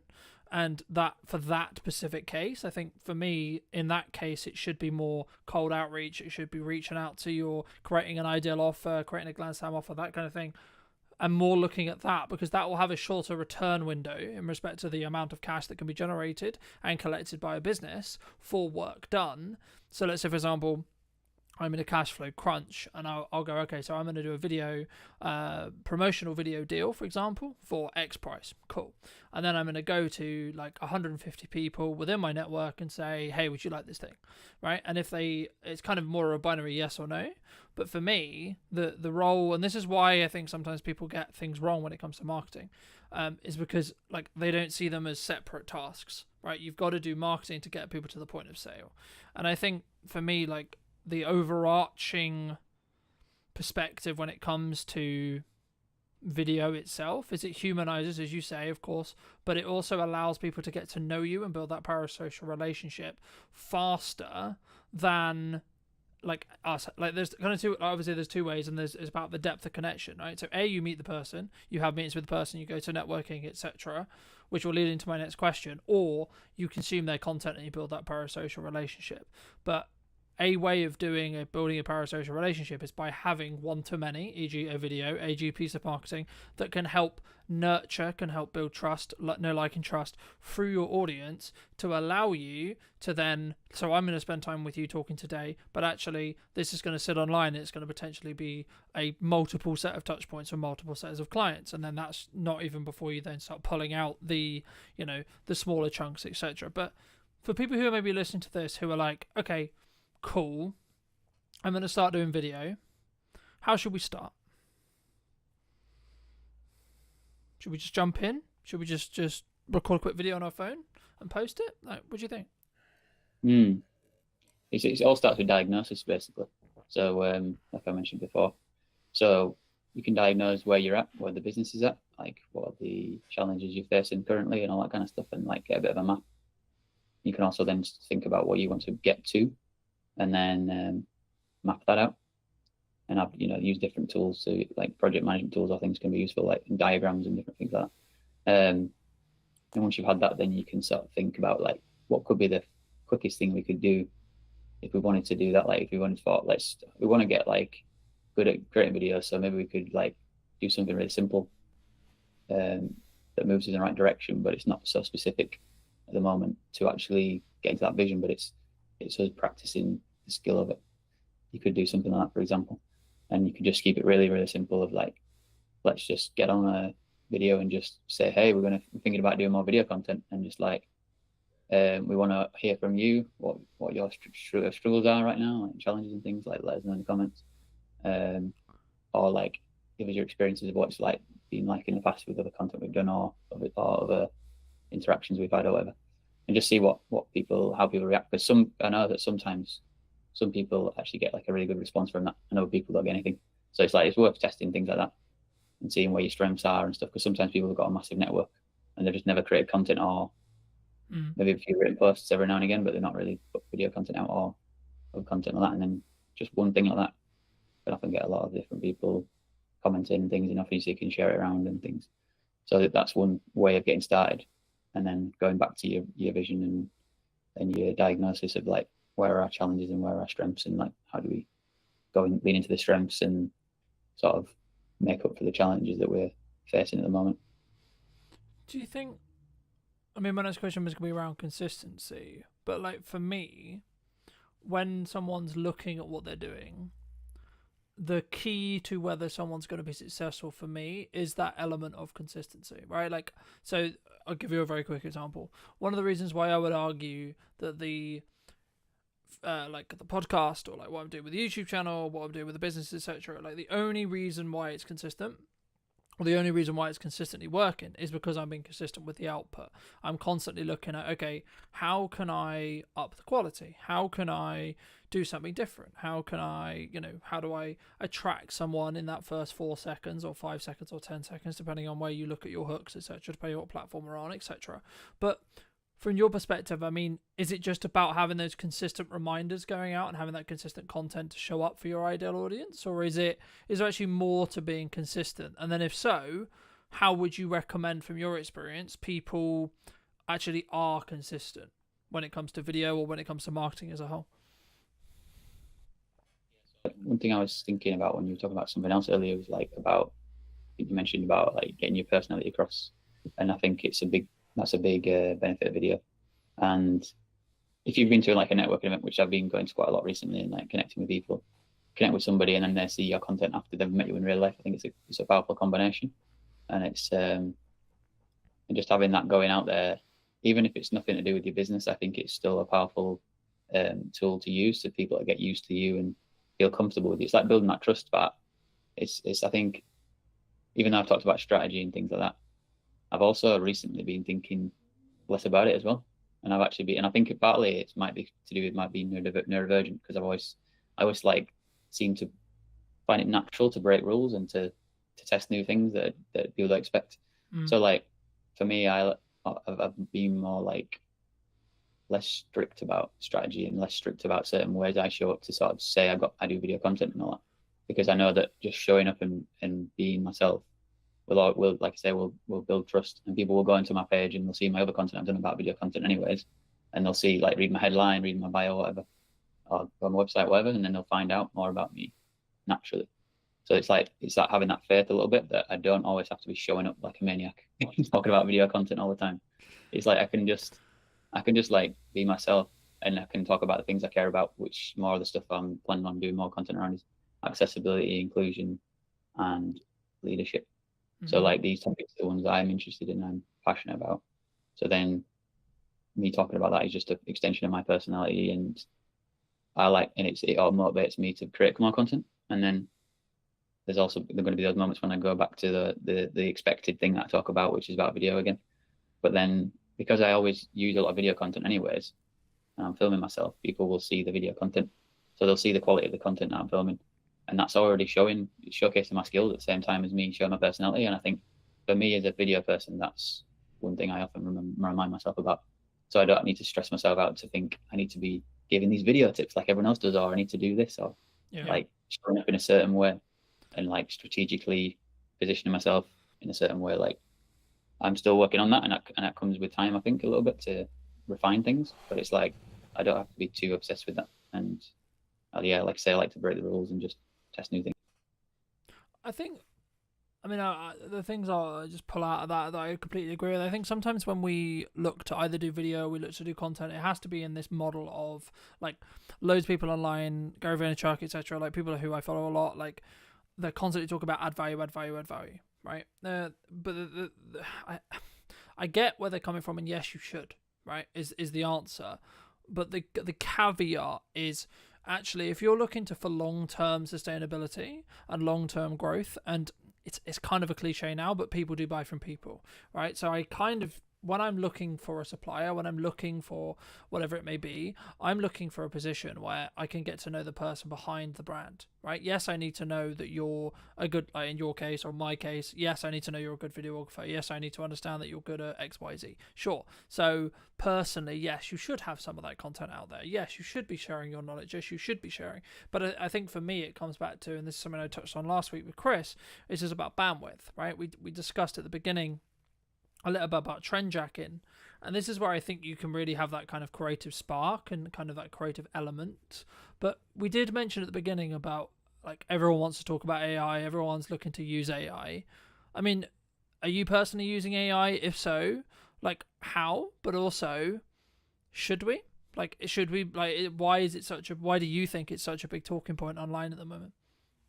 Yeah, initially I was thinking to myself that I don't use it much, and now I'm thinking I do, because it's integrated now into a lot of things we use. So I think everyone uses it now to some extent, without realizing.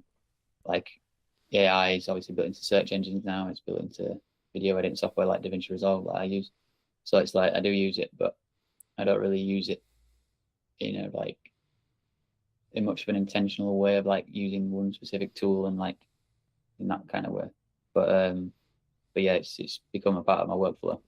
Like definitely some useful features in DaVinci Resolve, like move background removal of noise and things like that.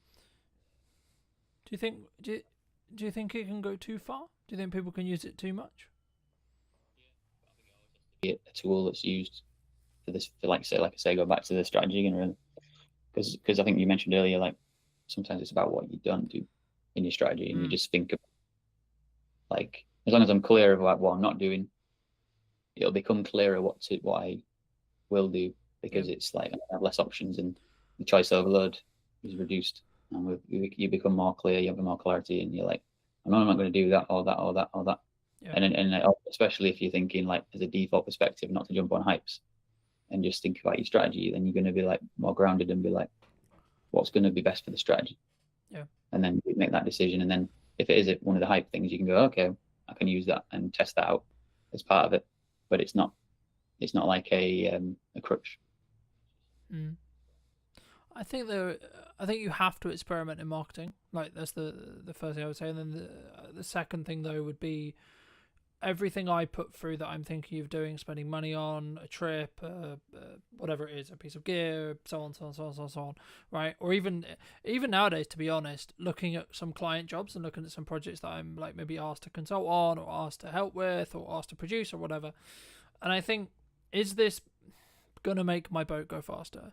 Is this money worth the time, energy, resources? A. B. Is the client the right fit? Right? A, B, or C. Like, how does their attitude, like how do they work, what is the value exchange good in respect to either how much you're making or potentially the benefits that client could potentially work with you, etc. Like but also do you like them as people or person, depending on how you're working as well? Because I think sometimes something that I definitely struggled with in the early days was doing a load of things, like all the things that we say we should be doing as business owners, right? I need to be super visible. Okay, so that means I'm going to go to 100 networking meetings, I'm going to go and do 15 one-to-ones a week. I'm also going to do content. I'm also going to do this. I'm also going to, put some banner ads out. I'm also going to do paid ads. I'm also going to do this. I'm also going to like put letters through or leaflets through people's doors, etc. But the issue is, actually what ends up happening in my experience is you end up doing nearly all of those things badly. Instead, what you should do is you should say, okay, well, firstly, how do I want to spend my time? What's a good use of me as a founder, me as a leader, etc., spending my time? Okay, so for me personally, me being in content, I will never be able to outsource. Everything else about the content I can outsource. How it's edited, how it's SEO'd, when it's posted, all those things I can outsource. Me personally being in the content, talking to you today, I cannot outsource. I never will be able to outsource that unless we get to a position where, of course, AI can generate my content for me. But again, I would argue those who already have an established brand will be the ones who win from that, because actually it's me AIing myself, if that makes any sense, but it would only be used in a context to allow me to accelerate what I'm doing. So it would still have my nuance, it would still have me, but that only matters because of the years of work I put into building brand, right? But I guess the question that comes from that is there an opportunity with AI to potentially, like, I guess, infinitely scale? Or is it something which you're looking at as, okay, I can look for efficiencies, but actually, because I'm seeing kind of two camps. One is, yeah, let's use it, let's optimize it, and then let's use it to go out in volume and use it, etc. But also people are going, actually, no, we're not going to use it, and we're going to stand and say, I mean, I was on a very marketing websites, an old marketing person who I used to know a long time ago, their website today, and they have an AI policy. I didn't go into it, but I assume what that says is either this is how we use AI, or we don't use AI at all, right? I mean, looking forward into 26, 27, 28, do you think that more companies are going to do that? It's about adaptability, really. Like we're saying with marketing, you do have to see what's going on and adapt. And whenever something makes sense, like I say, if it fits with your strategy and you think that could work to help us, that's a good thing, as long as you're not scrambling around and don't know what you're doing in the first place. Like with the overall strategy, you're all right to test and adapt. And I'm trying to think, what was the other topics? AI and it's specifically, I think, for me, like, about, do you need to be doing everything, right? Like I gave that story of, I was doing loads and loads of things, and then I was doing them really badly. So for me, I'm focused on a very few set of pillars to get work now, right? From a marketing point of view, paid ads, content creation, and testing my creator to then use in paid ads. That's basically roughly what I'm doing. I'm dabbling in a bit of blog writing, etc., etc. Like that's one of my unique kind of like testing things, and then I'm building out the YouTube channel potentially as another revenue stream, but also as another marketing source. So that's personally what I'm doing. Do you see people going down that route, and just doing a small set of things very, very well, or do we think does one think that we need to be a bit more diversified as a whole when it comes to our marketing? I think it's more the first version, but also thinking about, with your company, Brunton Media, it's your name, but at the same time, I think your content could be still not featuring you because it's a business. Yeah, and I think that's the way I look at my content. Is in the future, I want to get other people involved and it be a team effort. And I do enjoy doing it, but I don't feel like it has to be always me on camera. And as I go forward, I want to do more collaborations with different people. I'm going to be like putting more events together and things like that. That's definitely a part of my like journey going forwards in the vision of what I'm putting together. And different communities I want to target and create those movements together in a way that gives back, and then also to where to get my name out there and promote myself. I think it's a good thing when you can find ways to do both those things together.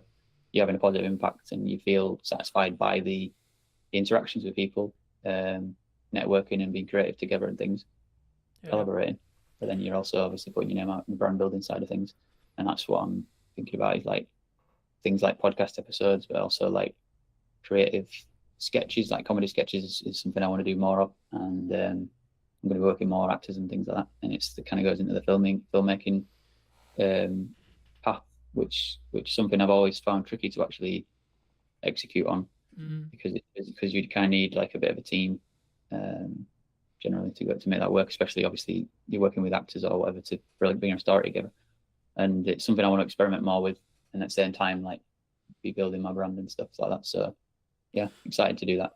I think for me, this is something that I've heard a lot commonalities through episodes and etc. before, which is, I guess, the founder weakness, which is clients get to know, like, and trust you, right? So they get to know Colton rather than they get to know Bronte Media, right? Now, I was having a conversation with a client yesterday, and he was talking about the image perception of a Gmail account, right? Now, this is the first conversation I've ever had with a client where it's been actually like had a conversation or etc. with me about kind of, is there a level of perception? But for me, I can see it as when it's like Colton is the company, the Bronte Media, right? Like that's the main face. When you're starting out or when you're building it as a family business, then you should lean into your personal I guess, nuances or who you are as a person, right? Because the likelihood is that when someone rings you, they're going to still ring you. When they connect with you on shoot, etc., or like when they hire you, they're going to work with you, right? The interesting step will be what potentially I do or you do or one does when they step beyond that, right? So first employee, second employee, third employee, etc., and getting to a position where, yes, Colton is the, quote, managing director or the person who is the top of the company, but actually it's how you, I guess, manage that risk from a, like, if they're speaking about on behalf of Bronte Media in videos, for example, like how would one, because I know there would be a side of my head from like a comms manager point of view, which would be like, can I trust this person to represent the company, right? And I guess, would it be as powerful as me saying it in a video, like just building off your point, or is there a risk for that? So I guess the question that kind of, is that something you're thinking about? Is that like a risk that you can see other companies potentially run into? And if so, how do we maybe eliminate that risk or maybe bring that risk lower? Would you say? So the risk, what's the risk again? So I guess the risk, I guess, like in crux is me as a founder. I have to be in the content. I have to be on the shoot. I have to be on the sales call, right? Which then can be, and also as a founder, I was just thinking when you're talking, as a founder, you create the kind of blueprint of the company and brand and everything because of your personality. So all your values become the company values, which then, and you're the leader. So then what you stand for and what you care about is how you create a culture. And then that's something that I've become more interested in, the idea of creating cultures, and become more passionate about. I wanted to step into that and be a leader and stuff. And like in my past, I never saw myself as a leader. And over time, I've seen like what leadership really is and understood it more. And now I see how I already am a leader, because we all are a leader in some way. In like a leader of yourself is one part of it. A leader in your family, because you influence everybody, whoever you interact with, friends and family. Like you are leading situations, or sometimes avoiding leadership decisions, and you know that you can look out for the opportunities and to step into that. So I think if you have that blueprint of your business and brand and stuff, and the values, it just ends up coming across in your content if you speak. But then if you clearly communicate with the people that you work with in the business, and they're already in the business and understand the culture and everything, then when you point a camera at them, hopefully it's going to come through. And if not, you can. I think it's a new skill set. That's something that I've found as I've got to work with new people, and whether it's freelancers or whether it's internal staff, etc. And this is also true when you work with clients as well, right? Like you'll become, to an extension, especially if you're handling their marketing, handling their socials, etc. You'll become an extension, and you need to at minimum understand their tone of voice, how they come across, what their maybe prestige is, what their understanding, like how they want to be perceived in the world or in the market. And I think, for me, that's maybe where that deep work, like building off what we discussed earlier, like that strategic side, where sometimes people get stuff wrong, right? We don't go into depth enough into understanding who's my ideal profile, who's my ideal customer, but also what market, quote, sectors are we looking to target, are we looking to talk to? But for maybe, those who are maybe watching this and listening and saying, well, okay, I'm a small business, right? And I don't have like 100K or £1,000 or £10,000 or whatever it may be, right? They don't have that nominal, what they would perceive as a large figure or a large budget to get ahead. I mean, how would you recommend they either start or, quote, get ahead without necessarily just throwing money at it? Yeah, there's always something you can do, like I mentioned before, with that idea of starting with, you've got a strategy and you've got a bit of a plan and a map and everything, but then you just find like a simple thing out of that and think, is there something in there that we could move towards the vision, or something that's, I don't know, just anything really that you think in a way we could just start, and it can just be simplified and not overthink it, just to be like, let's just make a video about, even just a video about making a video, because it's the actual process that matters, not the actual results so much, because that'll happen eventually over time. And I think a lot of people too obsessed with the idea of being professional and stuff, and it's like sometimes people's content feels like AI, even if it's not AI, because it's trying to be overly professional all the time, because AI thinks in a structured way of like, very specific structured way of like, this is the way it has to be. So then it's like, it seems like people have that as well, like locked into it, these ideas rationally, rather than something beyond that that could be more emotional or could be more authentic and intuition going on and things like that. We step out of the fear and we just take action, and we just see how it goes, and showing up in a way that's not that you're not scared, and you're just empowered to take action. People will resonate with that, and they'll respect you for it. Yeah, I agree. I mean, I think I just what I was thinking while you were talking. I mean, I think for me, it's about what do you want to optimize for, right? Are you trying to optimize for the algorithm, right? So getting that click-through rate, getting that high watch time, etc. Or are you actually trying to, quote, optimize for the human, right? For the connection, for the person who you're likely to connect with, even if it's one or two or three. And I think sometimes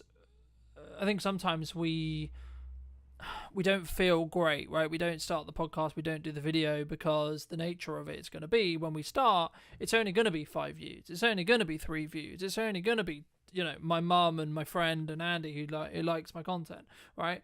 But actually, in reality, if I kept going for 2 years, I kept going for 3 years, number one, I'm going to get better every single time, I would hope, through time. But also, is going to slowly build momentum, right? Those 3s will become 5, those 5s will become 10s, those 10s will become 100, then thousands, and so on, right? If you're consistent, in my view, right? And I think it's consistent in how much you're posting and what you're posting, but also like how you come across. And this is why being authentic to yourself is really important.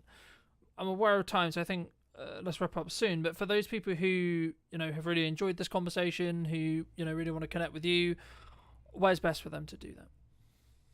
Say LinkedIn, it's the place where I'm the most active. So yeah, just connect with me on LinkedIn. Fair. And if you were going to talk to yourself 10 years ago, if you were going to give advice to that person, what advice would you give them? Well, I think the biggest advice would be to get diagnosed for ADHD. Because I didn't know that back then, that I had ADHD. So that's the biggest impact that's been on my life, is to understand my ADHD. Yeah. And then in terms of business and things like that, I think learning about the fundamentals of marketing earlier on would have been a big help.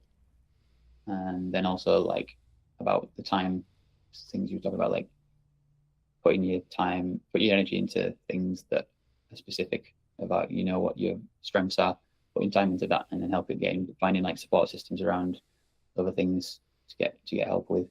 Like I'm working with the VA now, so like if I'd have started working with the VA earlier on, I know I would have, been able to accelerate growth quicker and become more effective with my time and energy. And I also don't think of time, and I don't think of it as time anymore. I think of it as just energy. So I just think like, what energy do I have in this moment, this present moment, and use that based on what I want to get, what I want to achieve and stuff like that, and what are the priorities and different things like that. So I'm like sometimes I'm just thinking of like, even like when I'm out and I'm at a networking event, I'm thinking, should I take longer and get a bus? Or should I just get a taxi and get back? And recently I've just been getting taxis because I'm thinking energetically, I'm thinking, let me just get the taxi and get back into stuff. And I've still got the momentum to finish work I'm doing or whatever, rather than saving money and do it and getting the bus or whatever. It's like different things like that, like time is on one hand and then the other is energy. And I've been sort of like noticing the difference when I'm making decisions based on what feels good in the energy. Well, and that's also like my personality too. Yeah, it's just as a final thought. I mean, for those who've got this far, I mean, thank you obviously for listening. But like something that really stood out to me from what you were saying, that also agrees with like someone else who I really respect business wise.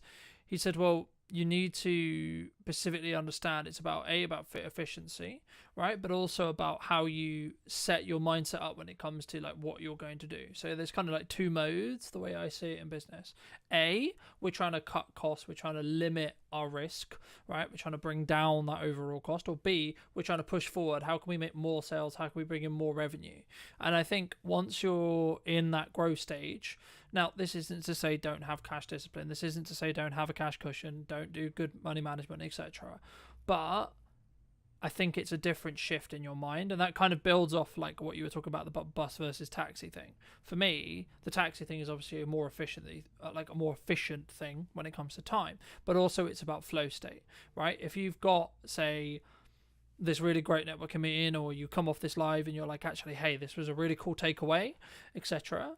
Like, then you should potentially put yourself in a position where you can like get back to the studio, get back home, so you can then film that video while that energy is there, rather than I'm gonna have a downtime, chill, go on the bike. So, but also you might want that decompression, and I think they're the two differences.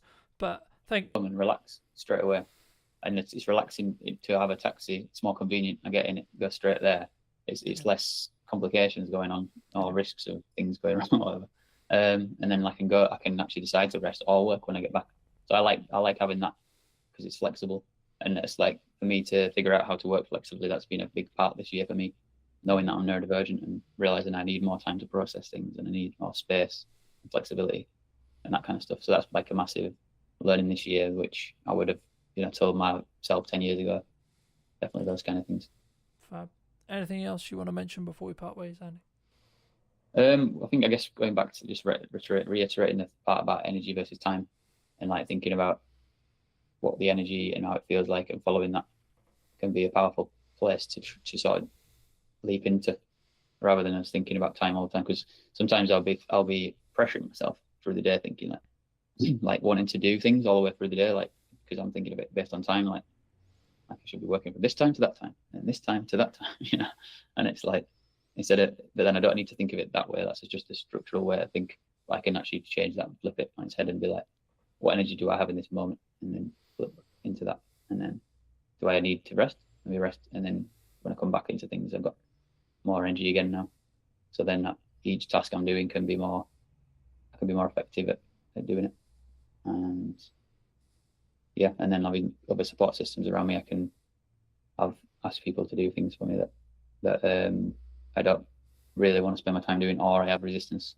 Like some things that are like reading documents or things where I've got to think like that stuff, and it's very serious stuff. Whatever.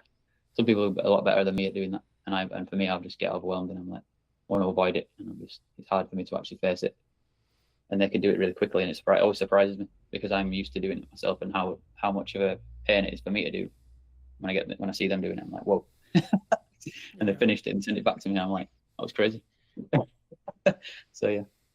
Magic. Well, thank you so much, ladies and gents. I hope you took value from this episode. If you did, well, be subscribed. YouTube thinks that you enjoy this video right here, so why not click on that, and I'll see you very, very soon. Take care. If you're not getting much back, you're learning something. So the more you put out, the more you're learning. It may be a slow process. Don't take the negativity too seriously. What do you think's missing in marketing today? I've really doubled down on social media. I've been posting every day. So if I look around at similar sized places, you find that they are not dedicated to social media, which I can totally understand. How do you personally either deal with or look at hate comments or trolls, or is it, because we post stuff on the internet. The internet can be anonymized, can be keyboard warrior, can be trolly, etc. How should someone deal with a hate comment or a hate, etc.? Some of the stuff is disgusting, what they say. But I embrace it with love. Unless they have said something like racist or used extreme foul language, I'm not going to delete it. Hello, my friends. Welcome back to a brand new episode in What's Missing in Marketing Today. Today, we're on location, obviously, and we're here at the New Inn in Amesbury, and we're going to be interviewing Nathan or Nat, which would you... Nate is good. Okay. Nathan is good. And we're going to be talking about his marketing. It was, I think, I wasn't necessarily going to start here, but I think the main reason why I reached out to you about doing this is because you've clearly been doing something, because I think 5 conversations with me, but like, well, these guys are really shit on marketing. Mm-hmm. But before we get into that, what do you think's missing in marketing today? If we take the New Inn, for example, I've really doubled down on social media. I've been posting every day. So if I look around at similar sized places in the area or even further afield, you find that they are not dedicated to social media, which I can totally understand because it's time consuming. If you're going to do videos, you need a bit of self-confidence. It's scary putting stuff out because there's so much negativity in social media. So I totally get it. But I just think so many more places could benefit from concentrating on social media, being consistent, and not worrying if it's not perfect, because it's never going to be perfect. You just have to get something out and it will develop, it will snowball. So I think that is the main thing that is missing from similar businesses in our field, in the area. Do you think, I guess it's a commonality, like people say to me, like, it's a lot of work, and maybe it's the ROI question or return on investment question around, like, I'm going to put all this work into social, I'm going to put all this work into posting, and then what's it going to like return me back? Do you think that's why people maybe don't? Probably, because in the short term, you might be posting, not getting anything back, not getting any traction. So I can understand that's why people may not do it as much. But people just got to realise if you keep on, then it will happen. And just by the very fact that you're putting stuff out, if you're not getting much back, you're learning something. So the more you put out, the more you're learning. It may be a slow process, and don't take the negativity too seriously. The negativity I see now as it's gold, because if someone's a negative troll person posting on your content, well, they found it. It means it's getting out there, and also the good people, which is I'd say 99% of people are good, they would come back and reply underneath why they think that they are wrong, and they'd stick up for you. They might come back, but every time someone's commenting, more people are seeing it for what it is. So we're just honest, and people can interpret it how they want. I think, for me anyway, I think you're, especially in the way you approach or have approached your marketing as a more document rather than create methodology, I think that's really unique as an overall, not even necessarily in your sector, but as a whole, from what I've seen. I mean, did you always look at that? I mean, like, how did you sort of think about it when you were taking on this space and going, well, okay, well, you know, this is why we're going to be successful because we need to do that? Or was it actually just sort of naturally happened, I guess? I guess the question becomes is like, has your success been, quote, lucky, or was it more planned and predicted because you knew you were going to market and then the result would have been that you're building that community? A bit of both. So I'll go back to the methodology that I want to post every day. And from the moment we get the keys, I mean, you could have thought we got the keys, but there's nothing, you know, to film about yet. The pub's not open. But every day something's going on. We're painting, we're doing the floor. I mean, it might be boring to some people, but for me and other people, they want to enjoy the journey. So many people have come into me since the pub's opened and said we've enjoyed the journey and how it's developed. And some people have even said, well, we missed that part of the process. So that it comes from that. It's just posting every day, and just things happen. We film it. I've got 5-6 things probably lined up in my mind that I want to do, because just make sure you got something lined up. But then things just spontaneously happen. I'm looking around and seeing someone's doing something interesting, like discovering the cellar, for example, was the big one, or even simple things like putting up lights or laying a new floor. There is a satisfaction to seeing something that isn't right, it's tired, strip it back, and then see the end process in a short video. People find that satisfying. I find that satisfying. Why do you think people don't do that? And then you can either target this at your sector or in general. I think because I think there's so many opportunities to document rather than create necessarily. Because you're in it and it's every day. It might be boring. People thinking, who's going to be interested that I'm painting this wall? Who's going to be interested that I'm laying this floor? But when you frame it and you look at it, and even the wall in the car park, a tired old wall, but to see it gone from a tired old wall to being brilliantly whitewashed, I mean, that's satisfying. And then the hanging basket's going up. And then that's just a small piece. And all these small pieces make up from a pub that had been closed for a little while. So it's tired, it needed a bit of work, it needed some love. So every one of these pieces of jigsaw, which is interesting in itself, slot together, and then you can see the whole picture. And people said that they've followed the whole journey, every video. So that is nice feedback and motivation.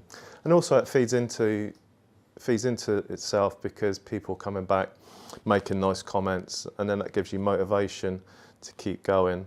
So there's a synergy that is feeding off each other, which leads into the fact, like, the community is what has made this happen. Me sharing a journey and a community coming together, understanding what we're doing and getting behind it. To the fact that people brought in gifts, beautiful gifts that they've made, stuff that's up on the wall. Even people have brought back stuff that they've stolen from the New Inn from 15, 20 years ago, saying, oh, we really buy into your story. Like, it reminded me that I took this when I was younger and I want to bring it back. So all around the walls and shelves, it's going to be gradually full of old stories and histories from the local community and the people in there. I think for me anyway, that's what will stand you apart from, you know, the corporate pub, right? Mm-hmm.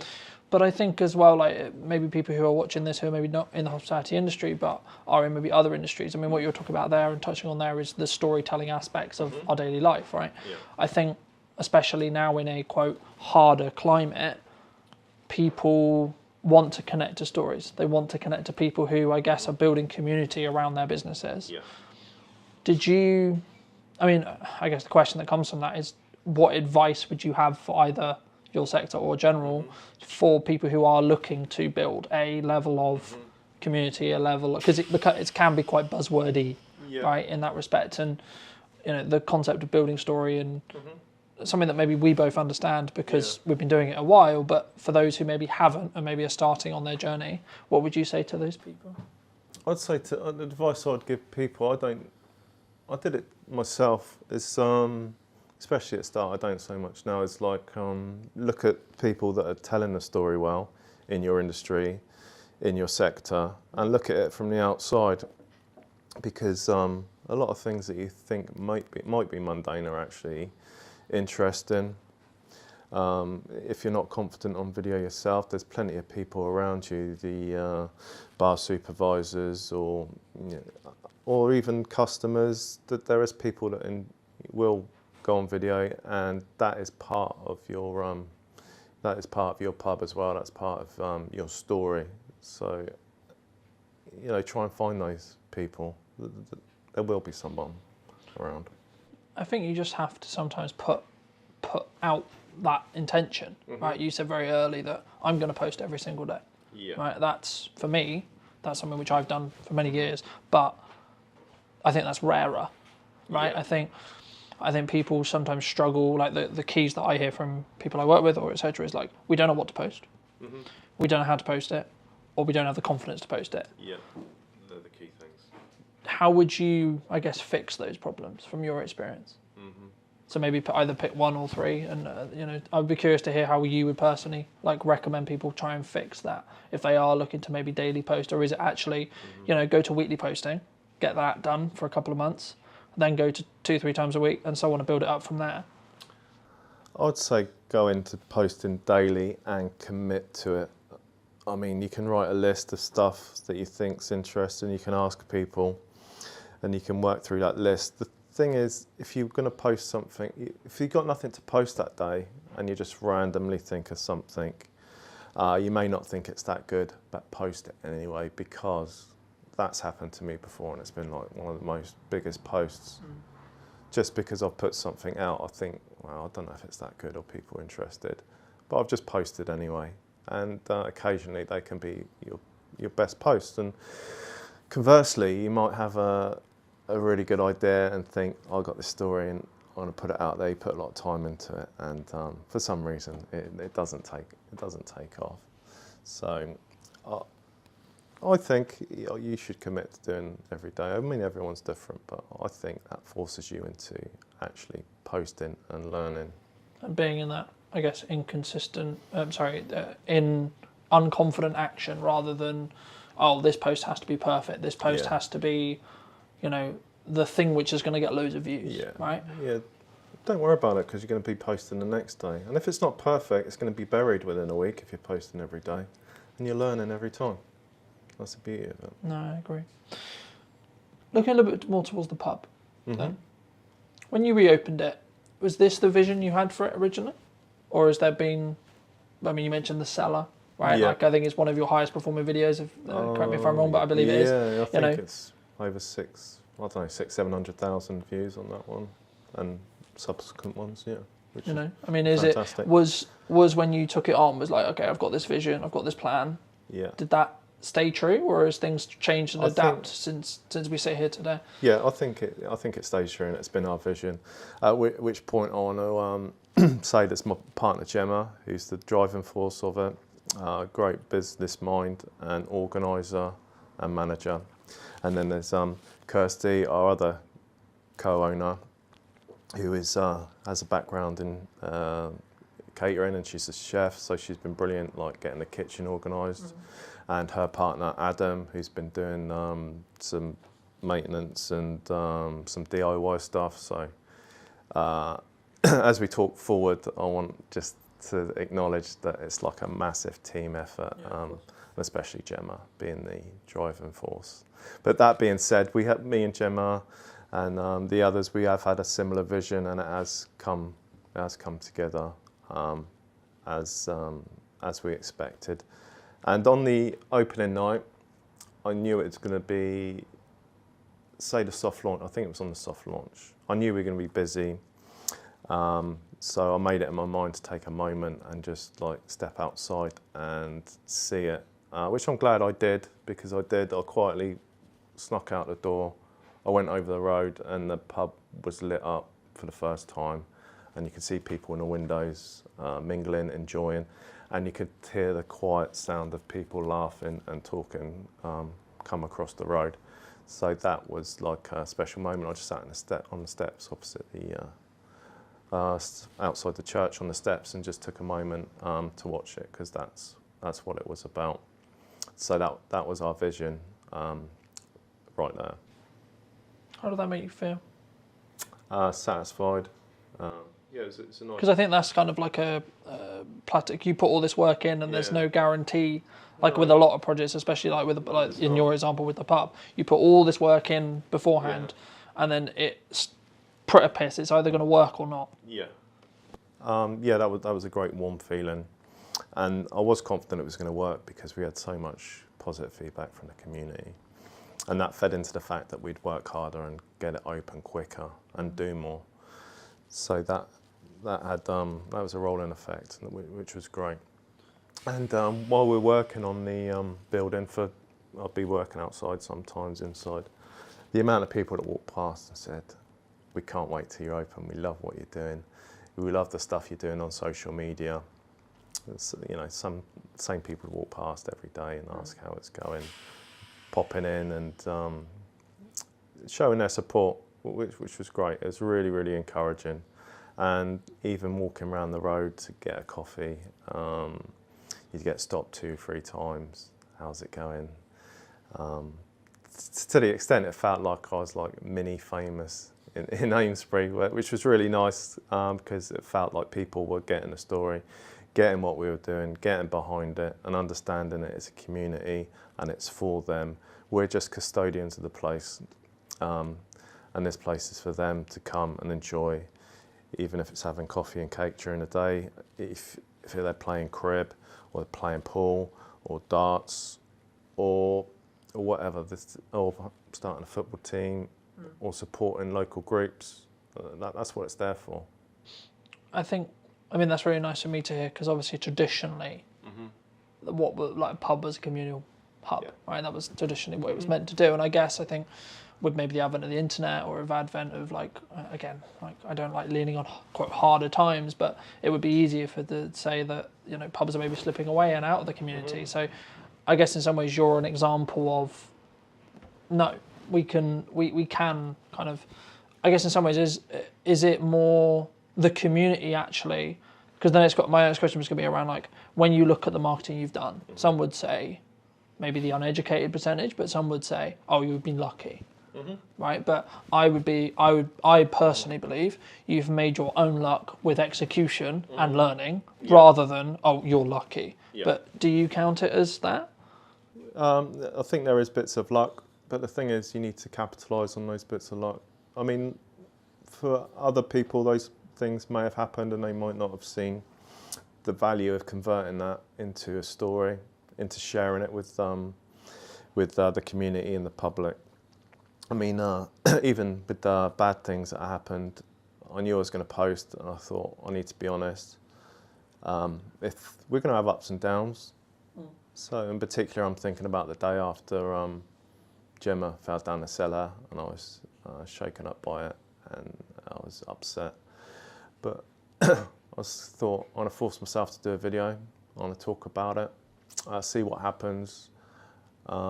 Because so many people said they enjoyed the journey, then I'm robbing people of the journey if I'm just saying the good bits that happened. I want to tell them everything so they can share with us the ups and downs. Do you think that's, I guess, natural? Because I don't personally think, because I think social media especially is known for, here's the highlight reel. Yeah. Here's the holiday, here's the car, here's the new camera, here's the etc. Right? Yeah. Here's all the good stuff. Yeah. But we don't talk about when maybe business isn't booming or things unfortunately happen, etc. I mean, was that hard for you? Like to actually capture those elements and actually think, I guess in some ways, is there a moral a moral question around like, yes, this is part of the story because it happened, but should we post it? Should we not? Because the thing is, like, obviously you can capture it and then choose whether you use it or not. How was that sort of for you? I mean, I'd be curious to hear sort of, was it always something that's like, no, actually this is going to be just part of the story and we'll choose the right time to share it? Yeah, I had to step back and think about what my ethos was and what the ethos of the pub was. And that's honesty and transparency. So I thought we'd do it. I had to have the permission of Gemma. She doesn't like the limelight. That was the worst thing that could happen, her falling down the cellar. So the story is, we got a glass panel in the floor now, which looks beautiful and it's lit up. But there was a short time when there was a hole, it was exposed. We're still working in here, very conscious that it's there. Gemma was the person who's reminding people, watch out for the cellar, watch out for the cellar. And I just have this vision of her walking over towards to put something on the table, to decorate the table. And I can still see the image now of, I know what she's wearing, like black leggings and a black hoodie with the New In Amesbury written on the back. And just seeing her there 1 minute and just like disappear was like sickening, because I know it's like a big drop. It's probably 6.5, 7 foot, rough terrain down there. It's rocky, stony. So that, a real sinking feeling, and I can still, it's like an indelible image in my mind.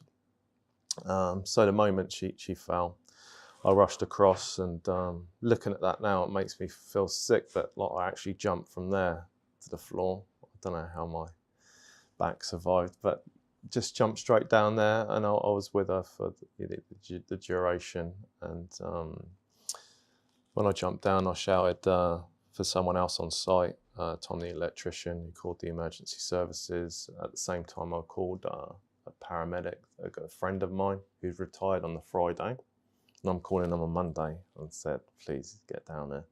And he was just down the road in Durrington, so he was here in about 10 minutes, which was reassuring, because I knew, the basics of what to do to keep her still. Her breathing was really shallow to start with, and she had a big concussion. So to have him there and to tell Gemma to stay still, which is a mission in itself, because she's saying, I've got a meeting in an hour, all this dead time. She said, I just need to get up. We've got a pub to get open. And we're saying that Des is brilliant.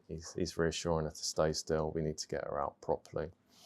So the ambulance crew arrived shortly after, and they said, we need the fire brigade to get her out that small hole. And the fire brigade arrived, and then they said, we need a technical rope rescue team.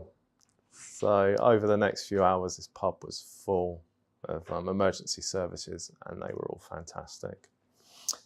This road out here was just lined up with emergency vehicles. So of course the jungle drums on the local Facebook groups were going wild with speculation of bombs or fires. You know what it's like. So that's also why I had to shortly after say, this is what's happened, just to knock that on the head. And as soon as we knew Gemma was okay when she went to hospital, I could put that out, and we had a great response. People that we didn't even know said, is there anything can we do to help? We'll come and we'll bring you this, we'll bring you that, we'll sit with Gemma. It was fantastic. People we know, people we don't know. The amount of flowers she got was incredible, which was really heartwarming. Yeah, and it makes me feel a bit emotional now, because that's what it's about, community. Yeah. Thank you so much for sharing that. And I don't know if the response, the initial response as a human is always, oh my God, this thing's happened. Is the person okay? Mm-hmm. Right?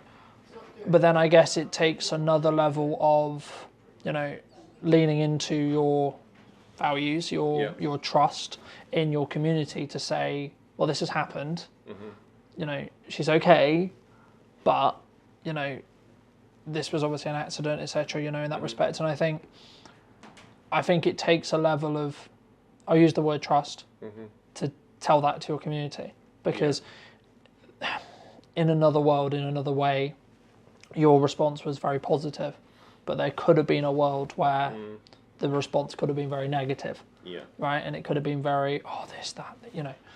I guess that bridges me on to a nice question, which is like, how do you personally either deal with or look at, quote, hate comments or trolls, or is it, you know, because we post stuff on the internet, we put our, maybe sometimes our vulnerability, especially in this case, out on the internet, and the internet can be anonymized, can be keyboard warrior, can be trolly, etc.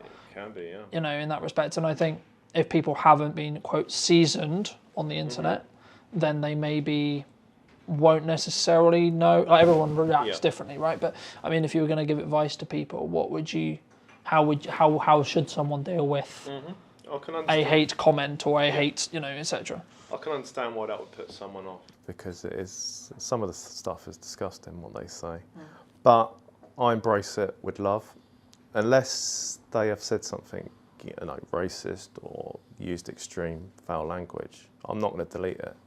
I'm going to leave it there, and I thank them for taking the time to watch the video, and thank you for taking the time to make a comment and put a heart at the end.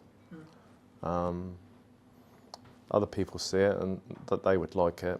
I mean, your initial reaction is quite different, but over the years, that is the way to do it. Either they don't say anything more, or occasionally they say, sorry, that, you know, oh, I didn't mean that, or they twist it back round. Very rarely do they double down. I mean, they can, but I'd just like double down on the love. And it's all good. You have to understand that some people are not, have problems in their own lives, and maybe they're using that as an outlet. Do you think that's a common reaction? To, quote, kill them with kindness? I don't think so, but it's the only way to do it. Because it'd be very easy from an emotional reaction point of view to go, well, I'm going to start having an argument in the conversation now. It is counterintuitive, but it is 100% the best way to deal with it. Then don't give them the power to make you feel angry. Just accept some people like that. And the thing is, you just got to just know that 99% of people are good, and they're going to say positive things, or if they don't agree with it, they will say nothing.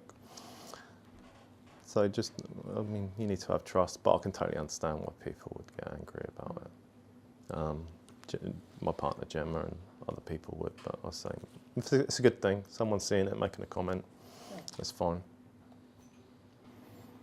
Looking forward. What are you specifically looking forward to? I mean, we're recording this just before Halloween. Is it just Christmas?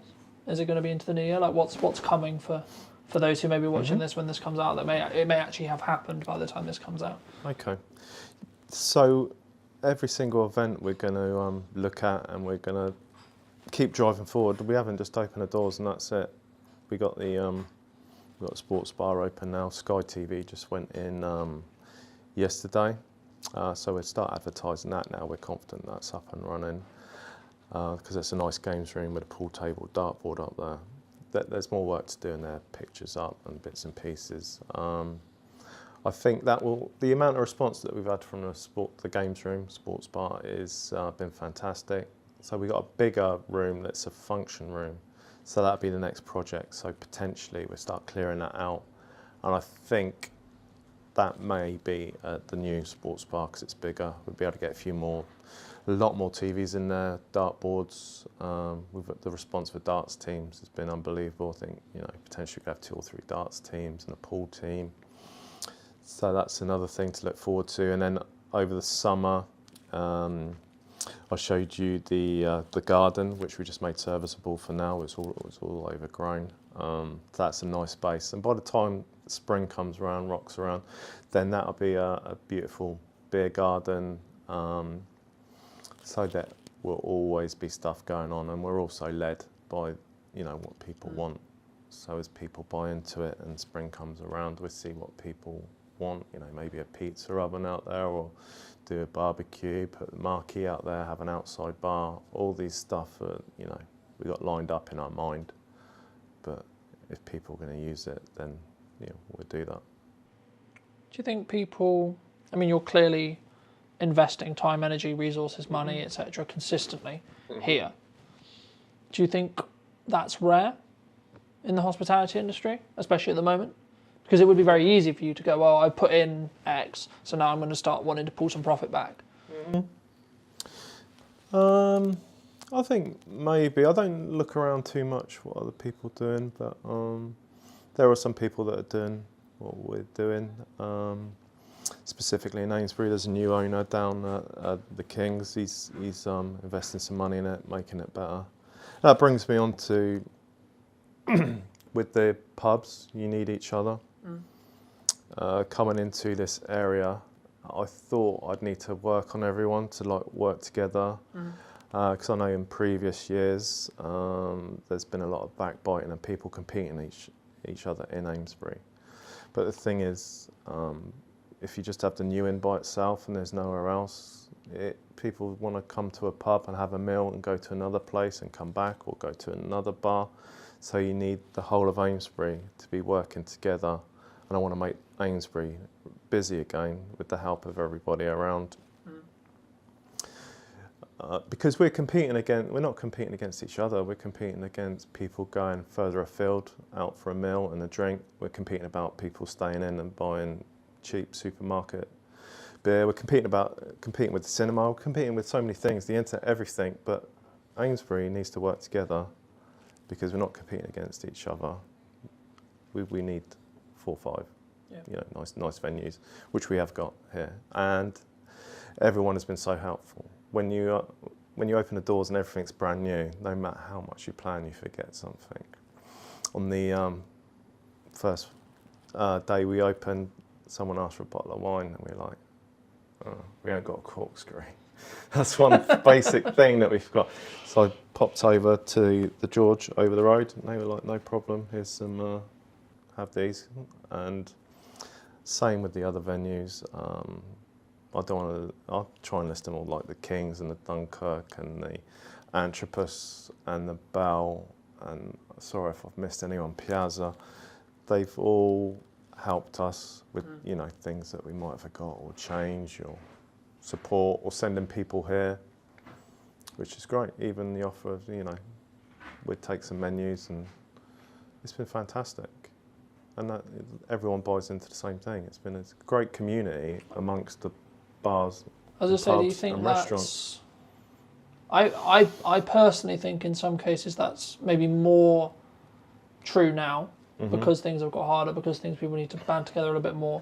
But I think initially, the initial response, especially when people, I guess, first start, especially in like my industry, or the same would be true, I expect, in yours, where they're very self-focused, right? I've got my business to run. I need to make sure I'm making a living, etc.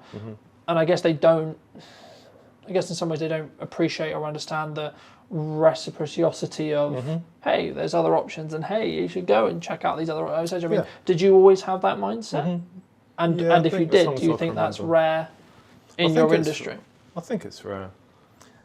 I'm always trying to sell this point. Our background is security. Gemma runs our security company now from top to bottom, but I've done the security for 30 years on doors and bars and nightclubs. But I've seen so many bars open and close, and so many bars do well. And to see people trying to compete against each other like a club down the road, and like trying to undercut each other or go against each other on nights, you're thinking, this is crazy. If they just pull together, they're so much more powerful. If they work together on grouping together, putting on nights, working out who's doing what, they'd be so much more powerful and bring more people to that area rather than the next town or the next city, or doing something completely different. So that's something I've always believed in, because I've seen it firsthand, and that goes for anything, community. Wider afield, like with anything, it's so much more powerful working with the people around you rather than going against it. There's been a lot of talk, and you may have kind of already mentioned it, but there's been a lot of talk about, I alluded to it earlier, about pubs are dying, right? Community houses are dying. What's your view? Do you think they are? Well, it sounds like it if you hear anything in news, which I tend not to listen to anyway. It would seem that way, but for me, I think that taking on a new in, I just thought, you know, that's all background new, that's irrelevant. I know this pub is beautiful, it's historic. The community needs it. It's part of the British history and institution to have a pub, nice pubs in a town. It is unique, and it's part of the fabric of the place. It might go up and down, but it's in our DNA. So I just took this as like a separate thing. I mean, it may not have worked in other places. We live quite close to here, so we have people that we know in nearby villages and people in Amesbury we know. So we did have a head start in that way. So yeah, I think that's important. What do you think traditional or other pubs potentially get wrong with either marketing or in general? I find it difficult talking negatively of people or things, but or maybe what they could do better then. In general, you think the big brands lose something. I mean, they've been successful and they've done fantastically well because they got to that state. But when you get bigger, then you do lose some of that independence, and you might go into a big chain and you may see different bar staff every time. That's the beauty of having an independent pub, when the landlord and landlady and you have consistent bar staff and owners, and they're actually there on site, because that is a big part of the pub, following that journey, getting to know them and the characters, and knowing even if you walk down the road and you're just going to pop in for a pint by yourself, you've met your friends or people you know may not be in there, but they know the person behind the bar, or they know the landlord, and you probably wouldn't get that in a big high street chain. Probably not. You may do, but less likely. If people are interested to see more of your journey, where would you recommend they go? The big one has been Facebook, but also we've got Instagram, YouTube and TikTok, and they are all the New Inn Amesbury. Under that should come up at top if they search for that. It's all documented on all four of them, but Facebook is probably the most popular. So yeah, they can follow on any of those 4 channels, and that'd be much appreciated. We've had people following from all over the place. A lot of American people said they've seen it and they've liked the journey, but you know, it's a bit far. And some people even said, like, when we come to England, we really want to come and see the place. And over the road to George Hotel, they have a lot of foreign visitors stay there, and they've been coming over to look at the cellar and some of the history. The history's always been here, but no one, well, maybe that's unfair, but no one's sort of showcased it for a little while. I've started to put pictures up on the wall of old pictures of landlords, landladies, what Amesbury used to look like, so people can come in and enjoy that. Fab. Thank you so much for coming on. And if you were going to talk to yourself 10 years ago, what advice would you give? Yeah, that's a difficult question, because you think if you told yourself something, then you wouldn't be in the place that you are now. And I'm happy. I'm really happy where I am now with the pub and the people around me. How this has panned out. With Gemma, my partner, extremely happy and very much in love. So if I went back and changed something, then you know, I probably wouldn't. Thank you so much. And if you did enjoy this video or this podcast and you'd like to see more, make sure to be subscribed. YouTube believes you enjoyed this one, and I'll see you very, very soon.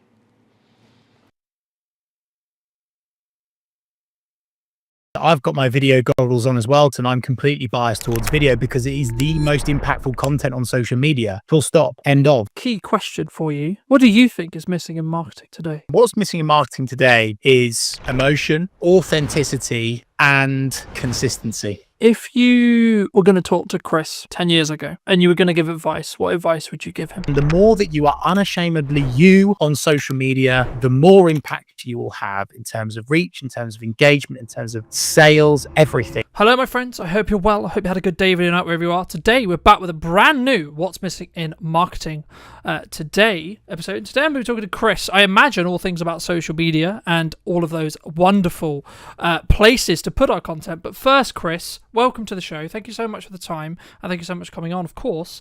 But key question for you: what do you think is missing in marketing today?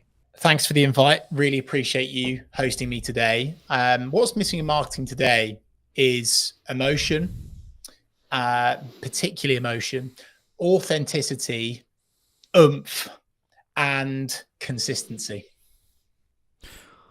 When you say oomph, what do you mean? Because I think sometimes some people will take that as energy, right? Some people will take that as how we show up. Other people will take that as, I guess, like the amount or volume or energy. Like, that's why, if you don't mind just unpacking that briefly, I think it'd be really helpful for the viewers.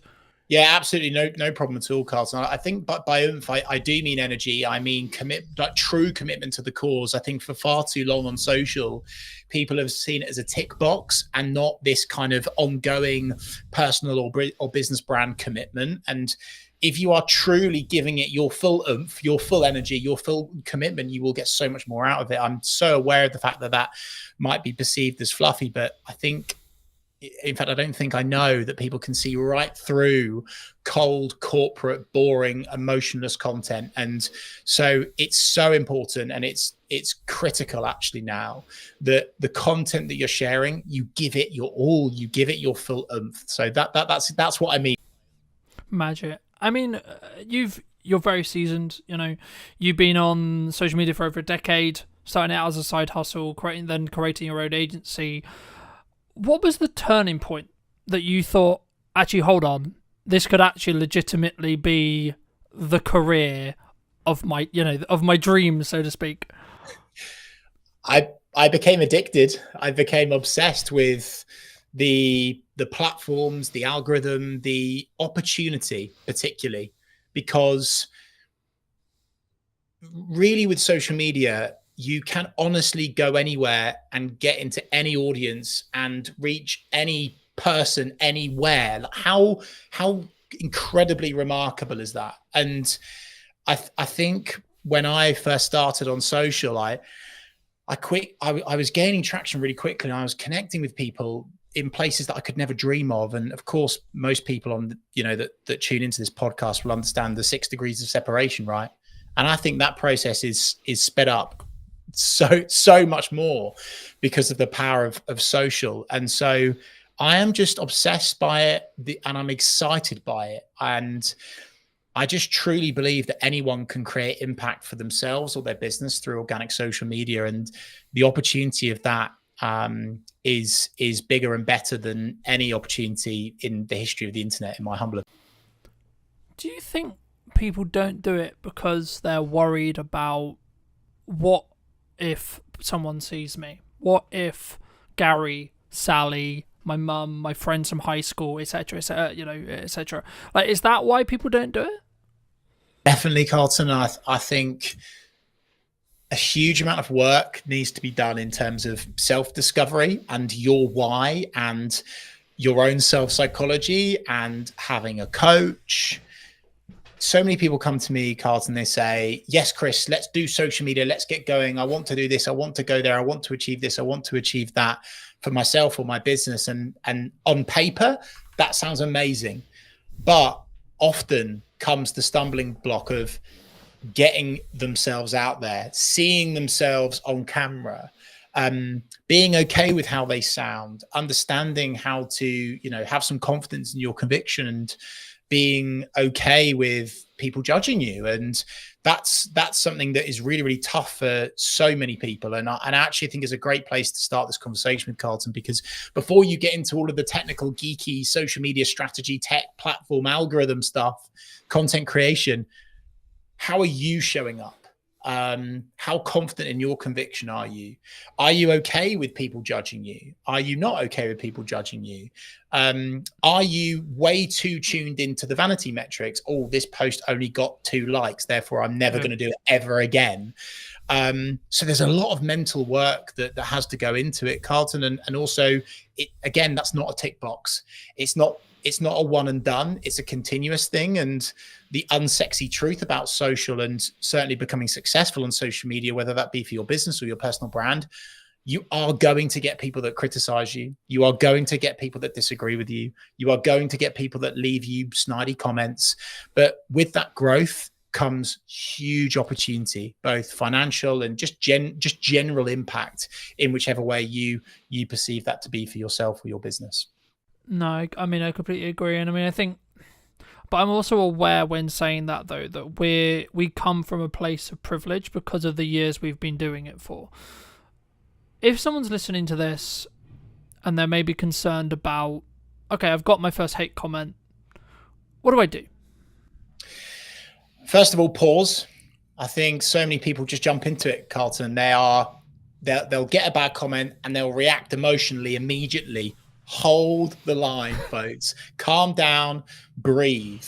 First step. Second step is linked to that is make sure it's okay to just sleep on it. If someone leaves you a comment like that, just sleep on it, come back to it the next day. Okay, this is all quite starter pack stuff. But where I think people then make the mistake is when they go back to that comment, they will react perhaps in a passive aggressive way, but perhaps they will hard disagree with that person.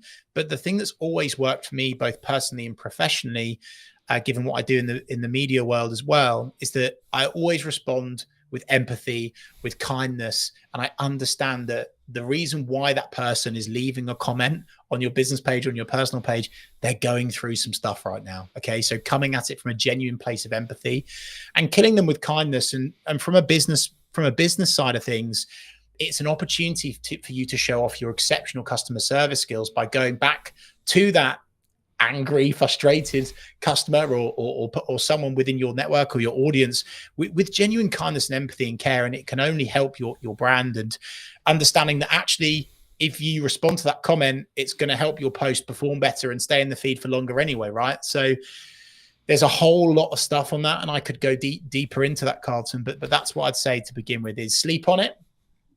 Kill that person with kindness, right? And don't make any harsh, strong statements and react emotionally. Just create some space, have some digital downtime. I also I completely agree, but just to add to that for those who are listening, I think for me it's about like whether you're willing to give that power back to them. I forget the initial quote, but it was something along the lines of, when someone drops a comment on your post, on your video, wherever it is, if you respond to them, you're giving that power back. So if you can see it as kind of a power exchange, when they comment, they're giving you that power to see how you react to it, etc. And if sometimes you don't need to comment back. Sometimes you don't need to necessarily engage in that conversation if you don't feel it will necessarily be, I guess, mutually beneficial for the conversation, or like you're not. Like, there's a balance, I think, between building community and building real relationships with people, and then also having people who are just there to maybe stoke the fire, maybe get a little bit controversial, etc. They're there for maybe rage bait, right? But you've had a lot of experience with, managing other accounts and working with other accounts, etc. And, in my notes here, I've got, you've managed over 250 accounts, which is across multiple industries, which is a big, big thing to say, right? Is there like a specific lesson or a specific like thing that you've noticed in that process that's like, this really works? Or is it very specifically industry based? Is it very specific timing based, would you say? In terms of content, in terms of responding to criticism, what do you mean? In terms of, I guess the question comes is like, what because then it's like maybe someone's listening to this and go, well, why is everyone on social media, right? Like, we want it to work for our business, okay? But some people have said to me, you need a niche, right? You need to niche down and do just content about X, okay? But at the moment, and this is a video I have up and coming, I'm going to talk about a hub strategy very quickly. You have a core Instagram, same is true in every platform, but core YouTube channel, core Instagram that you put your flagship content onto. Then you have spear or supporting accounts. So I have one for this podcast, I have one for my aerial work, etc. And they all then get invited as collaborators whenever there's a main post principle. But for me, like, you can niche, but because we're an interest-based graph now rather than social-based graph, in 95% of the case, I think LinkedIn's the only exception. Correct me if I'm wrong. I'd be interested in your thoughts on it. But like, for me, in most cases, we're interest-based, especially on short-form, infinitely scrolling feeds. In that respect, actually, followers become irrelevant. So actually spinning up these other brands, spinning up these other accounts, you could actually get some decent numbers. And even if it's just awareness traction to push to your main account, where you can then have more value-led content or, quote, conversion content, etc. And that's quite techy. But I think for me, that's like the key, I think, to understanding what content, like what this piece of content, what a piece of content serves. So I guess to like reframe it into a question, in your experience across all of those accounts and across all of your industry, do you find there is commonalities when it comes to strategic content pillars? The unsexy answer and the truthful answer, and I would be waving a big red flag if someone said that there would be something that works for all 250 plus accounts, right? I think that's a little bit disingenuous. In fact, it's massively disingenuous. And the reason why, Carlton, is on social media, there are thousands of variables, thousands. And we're talking like the algorithm, we're talking about the type of content, the headline used, the question, the value, the audience, the timing, the media. I could go on and on and on and on and on and on and on, right? And so I think what I always like to do with our clients is, to begin with, you have to understand who you're talking to, the audience, right? There's no point getting going and serving up content that's not going to convert because you don't understand who your audience are, right? So that's the first step. Who are your audience? Who are your people? And then the second thing, and maybe the thing that could apply to the majority of those, is having this kind of mindset and oversight and umbrella, if you like, of serving and not selling. I think that's really important. Of course, there's times in content where you would add in a call to action or, send someone somewhere to do something. We have to do that to make money, right? But having that mindset of serving, not selling, across a board of whether it's a business account, a personal account, small, medium, large organizations, that's something that I would say works for the majority of those accounts. Of course, execution of perfection, consistently turning up, not getting bogged down in this kind of perfectionism mindset. I think people have this misconception with social, Carlton, that the perfect social media post exists. And I'm holding my head because it happens all the time. And someone's like, oh, well, that wasn't that good, or that didn't work. Yeah, but my feed looks beautiful, Chris. And we're now away from that, right? And I think, and I'm so happy, Carlton, that you have the understanding around, interest-based content and followers being almost not applicable now. Like, they look good, they make you look more credible, but ultimately, if you are leaving a consistent digital footprint, I'll call it, across a variety of platforms where your audience are hanging out, using keywords within your copy that people can hang on to and find you via, that is where the impact comes with social. I think across the board, some other things in terms of actual, you've mentioned, I think they're content pillars, Carlton. I always like to add in storytelling, tell a story, because people can connect with that. Brands don't do that enough. Make sure that at some stage you are telling someone to do something. If not, they will not do anything. Okay. So that's important to add in. Social proof is always good. So adding in, again, like what's worked, why has it worked, someone else talking about how good you are rather than you. I call it weeing everywhere, which is quite crude. We do this. We're the best of that. We are number one. Weeing everywhere. People are weeing everywhere all the time. Stop weeing everywhere, okay? And make it more your, and really address the reader. So that was quite rambly, Carlton, but I hope that answers that question. It's quite hard to give you a specific answer, but hopefully that. No, absolutely, it definitely does. I mean, I'm going to be quite biased, right? Because I've done video for like coming on 15 years and commercially for like 8 and 9, but I have noticed a trend across like either people wanting to do it or the platforms wanting you to create video, right? And I think, is that just the natural, like, it's the closest thing we have to me meeting you, me watching a video with you, building that parasocial relationship? or from your perspective, I mean, is there like other reasons or other things why someone should consider video as a format, and or why they maybe shouldn't? Yeah, I think, I've got my video goggles on as well, Carlton. I'm completely biased towards video because it is the most impactful content on social media. Full stop. End of. We could finish this podcast on that note, right? If there's one thing that people do today, film a video, even if it's a selfie shot, iPhone style, that's fine. Do that over a static. You'll see more engagement, reach more people, have more impact. I come from a commercial sales background. Really, I've always done social, but I that's kind of like where I've really made a dent. And when you show up on camera, Carlton, it is so good for demonstrating expertise. It accelerates relevancy, relatability, trust, because it feels real. And in this AI bot, cold corporate fake world that we seem to be drifting into, it is more important and more impactful than ever before to jump on video. So this isn't just me saying do video because it gets you more engagement, it helps you reach more people. It's, well, actually, even if you only had a LinkedIn network of 4 people and you showed up on video, it would definitely be more impactful than just normal static stuff, right? Because of a sales piece versus an algorithm piece, if you like. So for sure, I'm a huge advocate of video of all shapes and sizes. I think there's a place for long form, definitely. I certainly think there's a place for short form. I think overall, though, Carlton, people are hugely overthinking it. They're getting bogged down in the tech, and they're not, working with someone like yourself in terms of the tech setup, so they can just get going and talk about the stuff that they're good at and that they know about. And I just want people to get into this mindset of execution over perfection, and relatability, being real, even if you're walking down the street. And I know it's brave and it makes you look a bit silly, but even if you're walking down the street and you're just sharing a few words about your day with your camera and you're posting that as your content, that's a good enough start. It really. Yeah, no, I'd completely agree. And, very quick story. I've been a professional videographer for, as I say, like nearly 10 years.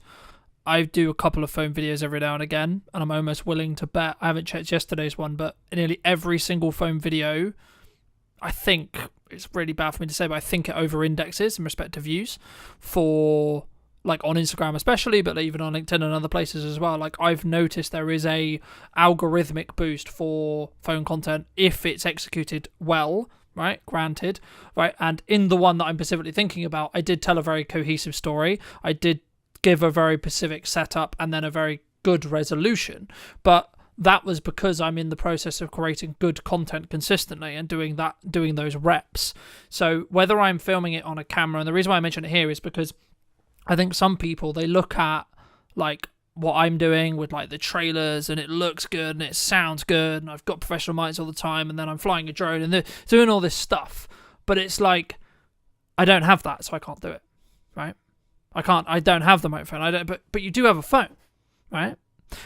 And I think if you just, it's more of a psychology thing. That's why I love to talk about the psychology behind video, because for me, it's the main barrier for someone not wanting to or not being willing to put themselves out there, because actually you find about some insecurities, and it's actually a really strong self-belief and self-esteem and self-growth perspective yourself doing video, which is a kind of a byproduct of actually all the business benefits that we've already kind of alluded to. But I think for me, I mean, if you were going to, and I know when I come on your show I went into depth on like the psychology, but from your perspective with your experience, I mean, what outside of doing it, what would you say to someone who's like either maybe looking to start doing their first post, tipping their toe in, or they maybe want to start on video? Like, what would you say to those people? Talk about something that you're genuinely passionate about. Don't overscript. Don't write everything down. Be okay with buts, and maybes. You will stumble. You will stutter. You will. There will be a moment where you accidentally say something you shouldn't, and keep it in. Keep it in, because it's real and people want real. Again, back to my previous point, AI, robot, cold corporate world that we're drifting into. people are craving real more than ever before. And this is why influencers do incredibly well, because it's so real. It's so genuinely authentic most of the time. And so I think if I was to say to someone to start out, like of course, you know, press record in your office, whether it be, you know, in the workplace or at home or whatever, and just keep the camera on and record your day, and maybe record some of your meetings from an alternative angle, and see if there's a snippet from that you can take out. Maybe you're not looking at the camera. That's okay, because doing something is better than nothing. And I'm like so far on the other side of the fence with this. Like, some marketers are like, oh no, you know, it's got to be absolute quality, But the problem with that is it's too slow. It's a lack of speed. And just like a balanced diet, Carlton, like I'm a big advocate of doing professional stuff as we are right now, but then also for speed. If you are walking down the street, if you are, you know, out and about somewhere, if you've just walked out of a networking event, whatever, and you've got that moment, that spark, that energy, that inspiration to get on camera, don't wait, get going. I just think so many people are overthinking it, Carlton, which is quite basic starter pack advice, but they absolutely are. I'll tell you a quick story on this. One of my consultancy clients, I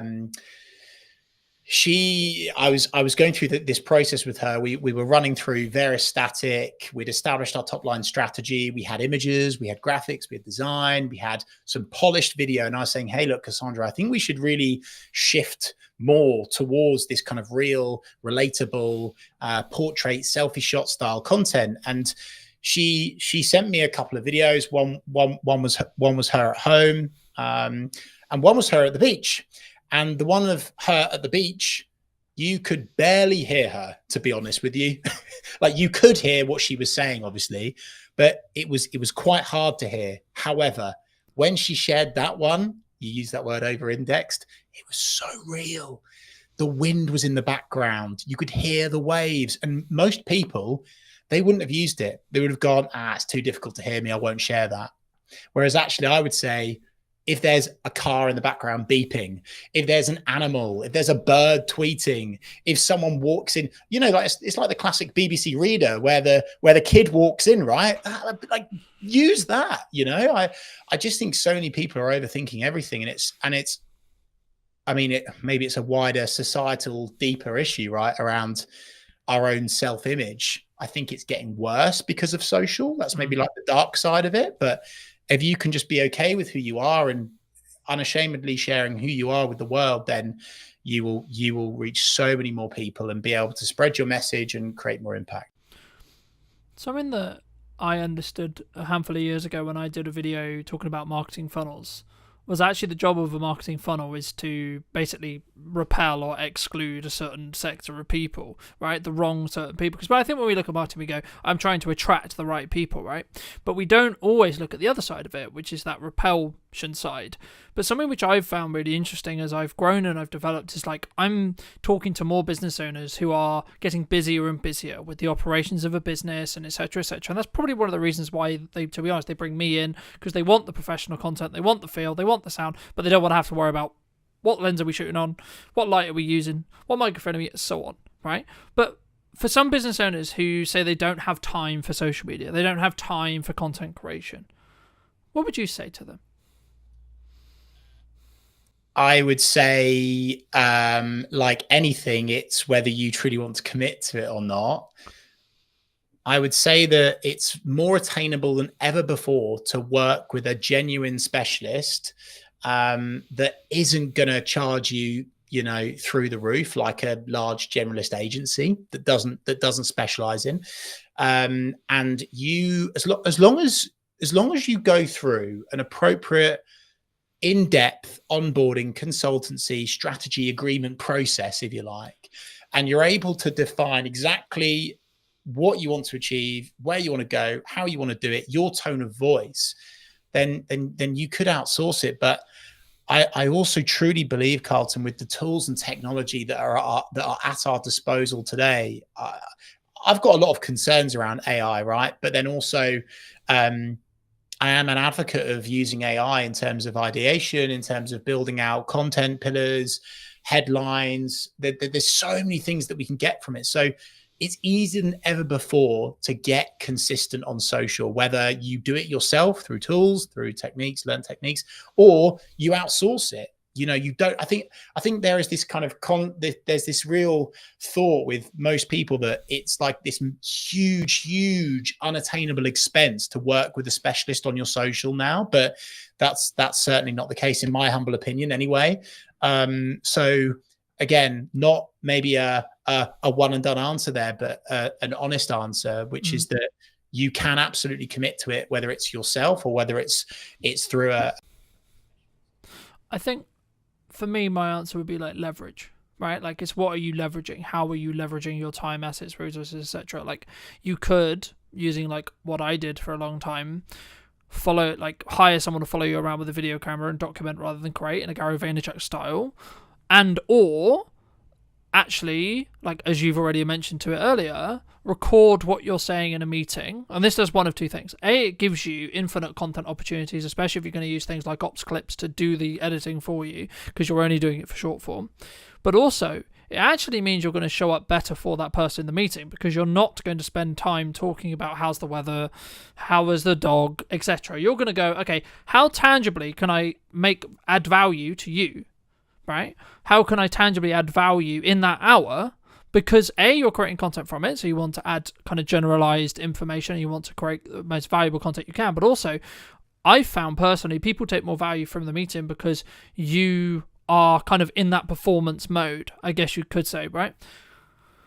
But this does kind of link in, I guess, and it'd be wrong of me not to ask you around. You know, you've been very fortunate to speak on stages. You've been fortunate to, I believe, correct me if I'm wrong, but like run your own radio show on the BBC and co-host it and etc. I mean, like, for people who are maybe listening to this and that's maybe like an avenue of their business, so maybe they have a speaking opportunity or they have been invited on the radio, but they're not sure, well, like, what's it going to do for my business? And like, why should I? And like, do you see that as important for you personally? Brought that up, Carlton, because it links with your response to my last answer, right? Which is that if you're going to do public speaking, or you have a media appearance, or you're guest writing, or you're doing something like what we're doing now, okay, the reason why I'm committing to this is, of course, not just to share my expertise and my experience and help serve, not sell, really just help people reach new audiences. It's getting content as well. And you've mentioned Gary Vaynerchuk, huge advocate, very grateful to have met him a couple of times now, a really real massive inspiration for me. And one of the things that he talks about is content pyramids. And many people just, and it again links back to your having the time bit, Carlton, they don't realize that us doing this, what is it now, half an hour, 45 minutes, we'll do maybe an hour today together. This will give me content for weeks. I could pull out of it a long form video. I could pull out of it multiple blogs. I could pull out of it, I mean, with your help, especially Carlton, so many short form video snippets, right? That I could run evergreen on my personal or business account for maybe the rest of this year, for goodness sake, right? And it's a massive frustration of mine, actually, Carlton, as well, because when people get these opportunities, public speaking, media, podcast, etc., they don't maximize the opportunity and they don't use it to their advantage. So they do it, they reshare it, and that's it. And it just kind of dies or fizzles out. And they don't realize that actually by doing this today, I'm getting loads of content that I can use over and over and over again. And that is an incredibly useful trick that so many business people are well, not just business people, all people are missing out on the opportunity from. And of course, by me doing this appearance with you, it's going to highlight me as the expert, the person of expertise. Whereas if I'm doing this on my channel and it's just me and it's on, here you go, me, we, all of this again, people don't quite believe it. But the fact that I'm doing this on your show can actually create so much more trust, so much more respect, and really build you as the key person of influence. I think a book that I'd highly recommend to, and I'm sure loads of your community already know it, Carlton, but Key Person of Influence by Daniel Priestley is a brilliant book to read, to really understand and simplify personal brand. And it gets you in this thought process and concept and strategy of, using these opportunities to build you as a key person of influence so people trust you more. And if they trust you more, they buy more of your products and services. It's a simple mathematical equation, if you like. And so again, that's why I would hugely recommend that when you do these appearances, you really, really milk them for as much as you possibly can. And also, I think, sometimes people see like filming a talk at the front of a room or filming a podcast as like just a cost. And until you break that framework down and you look at the visibility that you're potentially going to get, and I think at the moment we relaunched the podcast account, I think it's now like 24 or 22,000 or so within like 2 weeks or so, just under 2 weeks in regards to like monthly views. Now, yes, we're using a strategy which involves a level of volume to create that, right? Each reel is maybe only getting 300 or so views at the time of filming, sure, but the point is, how many people, even if we take 1%, okay, that's close to 2,000 people that potentially could convert in my business within the next 3 months, right? And that's just on Instagram alone. You then add the potential revenue opportunities that come from having a monetized YouTube channel and etc., and like building side revenue, especially if you're in what I would call a up down business, so like you're very project by project based. You could build yourself an opportunity, and I'm personally doing this with the brands I'm building and in the content I'm creating, where you could have infinite marketing content because you're going to put it out on all your social media, linking out to your YouTube, etc. But also, if you strategically think about it enough, and you can build a strong niche for that YouTube clarity, which is what YouTube specifically cares about in all the research and all the people I've spoken to right now, and that's why I have a different channel for the podcast rather than Brunton Media, etc., is because algorithmically YouTube wants to have clarity over who to serve those videos to, right? But the key there is once it gets to the point where the YouTube channels are big enough, they will become their own revenue stream. And it might be £100 a month or etc. Sure. But that what does that do to your business? That changes your baseline revenue. So if you are project by project based, that means you can potentially pay for another SD card, or you can pay for another microphone, or you can pay for a bit of lighting, or you can pay for a bit of consulting, etc. Or just hold on to the £100, right? And it's about, I think for me, how you think about that from a longer term. But do you think people sometimes underestimate like the other opportunities that could come from like either that or the lurkers that could come on social media from creating content, Chris, do you think?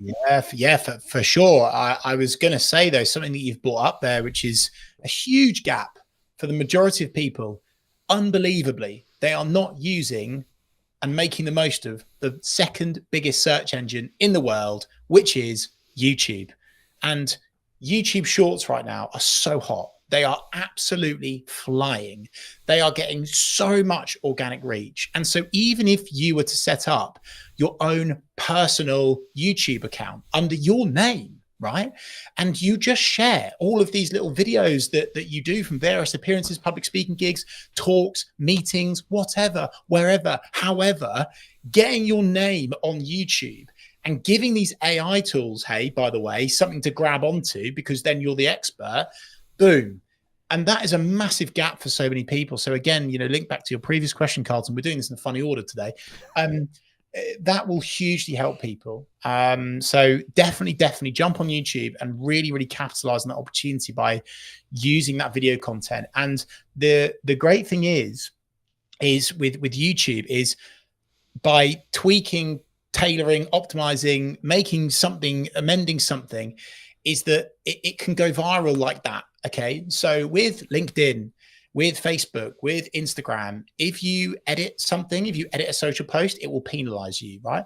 YouTube is phenomenal because by simply adding a new thumbnail, changing the headline, adding more to the description, all of a sudden your video can blow up and it could completely change your business forever. And that's not pie in the sky, blue sky thinking stuff, right?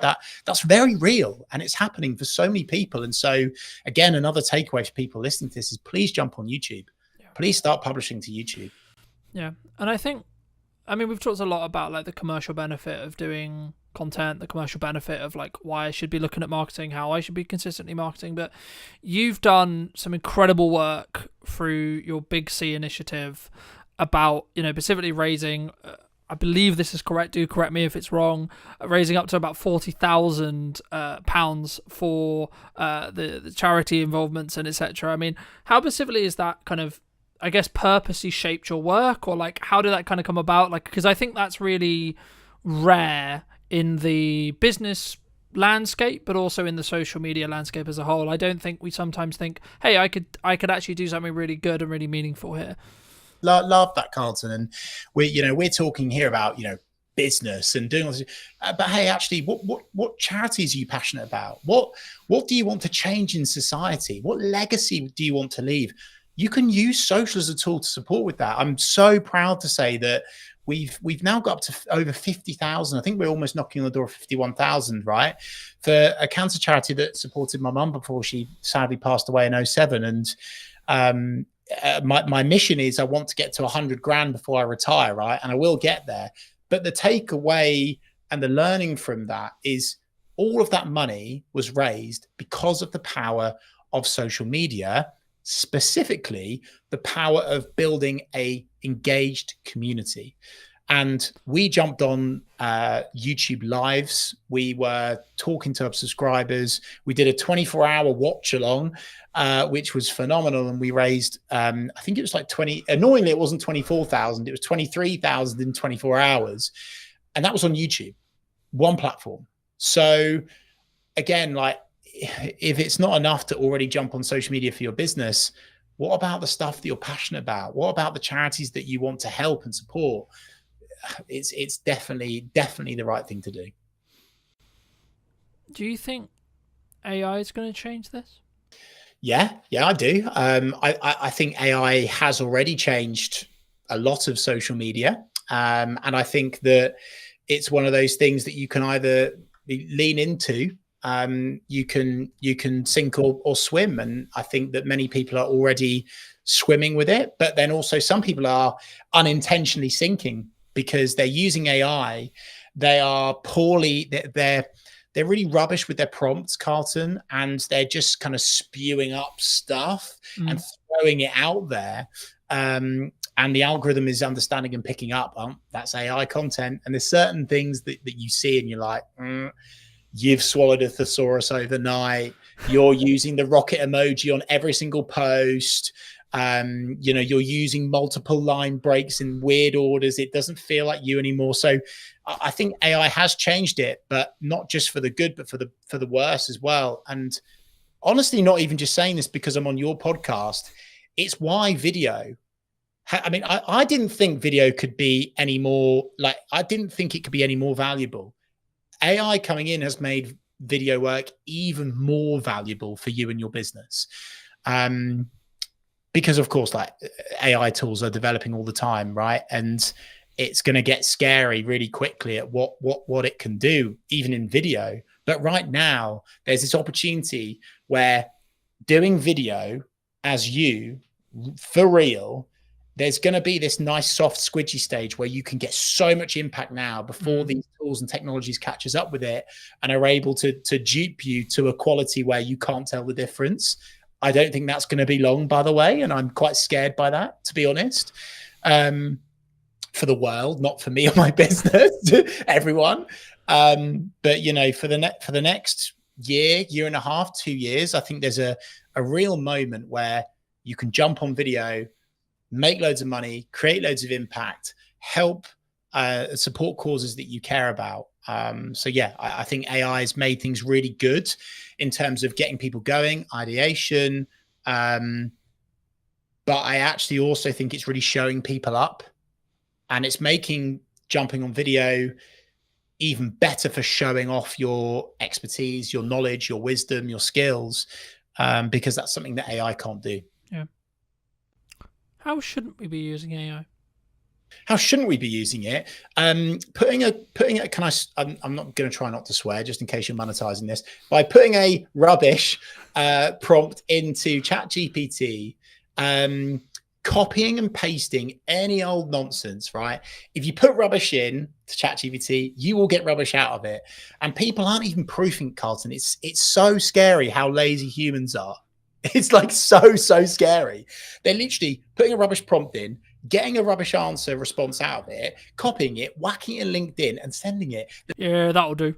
Fact checking it. And some of the stuff I've seen, it's like the worst thing to do for your personal brand. It can literally destroy your personal brand in an instant because the facts are wrong. The stats are wrong. They're not right. And it's because partly of the prompt, but also what AI is currently still latching onto. So as I say, I'm not an AI denier by any stretch of the imagination, but I think that's where people are getting it massively wrong. They are not understanding how it works and they are shortcutting it. They're thinking it's accurate and it's not. It's actually, you spoke earlier, Carlton, about, video / social attracting or detracting for your personal or business brand. And my goodness gracious me, is it detracting from some people's businesses right now? Algorithms change constantly, right? There's constantly a new thing. There's a new trend. There's a new, Reels have just launched, Stories have just launched, Snap Spotlight has just launched, etc. Right? It's a full-time job on its own, right? That I'm sure we both spend quite a lot of our time because of the nature of our business. But to the person who's maybe not in the space every day, what advice could you give them as we go into 2026 and say, okay, well, this format, this trend, this idea, this concept, this thing is underrepresented and is the quote opportunity right now on social? Well, I think what's always going to be safe, is educational content, serving, not selling, especially when the content that you're creating is non-time sensitive. That consistency is going to be more impactful and work over and above trends. I'm really cautious with trends. Trends are fantastic at creating virality and going big, getting loads of vanity metrics. I'm not sure jumping on trends is something that a business should be leaning into too much, because actually I think it detracts away almost from your commercial objectives. Heck, I saw a competitor the other day post something on their social, which was so detracting away from what good customer service, client service looks like. And I was like, oh dear. And it's because they jumped on a trend that other people are doing, but you don't have to jump on every trend. So I think video works. I think doing lives works and will work very, very well. If someone is able to do content where they are getting connected, exposed, and accelerated into another network of people that they want to reach, is also good. So Instagram collaborations, live broadcasts like this, very, very good thing to do. But Carlton, I do fear that question will almost strike fear into people, and they will go, oh no, I'm overthinking it again. I can't do the right thing. So again, I just want to go back to basics: execution of perfection, give value. I'm creating now, as we speak, 52 videos, and I'm going to do one per week for the rest of next year. I'm practicing what I preach on that. And I'm not worried about the trend at the time, because I want to leave a digital footprint. I want to leave little magnets, branches for my audience to hang on to with keywords of service areas that I want to sell more of. That's what I'm all about, right? Leaving this footprint that people can grab onto. So trends are great. You don't have to jump on all trends. And in terms of what's safe for 2026 and what is going to work still in 2026 is short form video content. Make it real, make it authentic, whether you do it professionally with someone as good as yourself, Carlton, or whether you selfie shoot it. But again, balanced diet point. Do both. Why not do both? Yeah. Work with you, Carlton, or another video provider. Won't be as good, obviously, to batch create loads of video content, evergreen, non-time sensitive, so you're talking at least once per week, and build it and build it and build it, and that's how you can grow your account. No, I completely agree. And I want to build off just before we wrap up the trend thing, because I agree, but I also kind of disagree. And it's kind of a bandwidth question, right? So I'm going to caveat my answer with, if you have the bandwidth to do this and you have the systems in process to be creating all the polished stuff, all the value add, everything that me and Chris have been discussing for the last hour or so, then yes, do that first. That's always going to serve you. That's always going to be a good idea. However, if you want explosive growth from an awareness point of view, and you have the bandwidth to jump on a trend fast before it becomes saturated, then you can commoditize a load of attention that will then lead into your value-led content.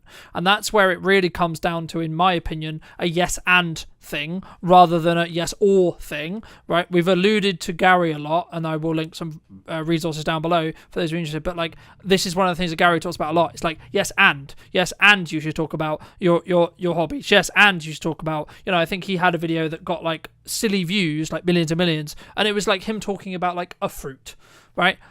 What ROI is that? Well, actually, probably quite high, because what happens is people, if you look at everything you do as a part of a marketing funnel, you need to ask what piece of your content is going to do. You can trend jack and get a strong piece of awareness content.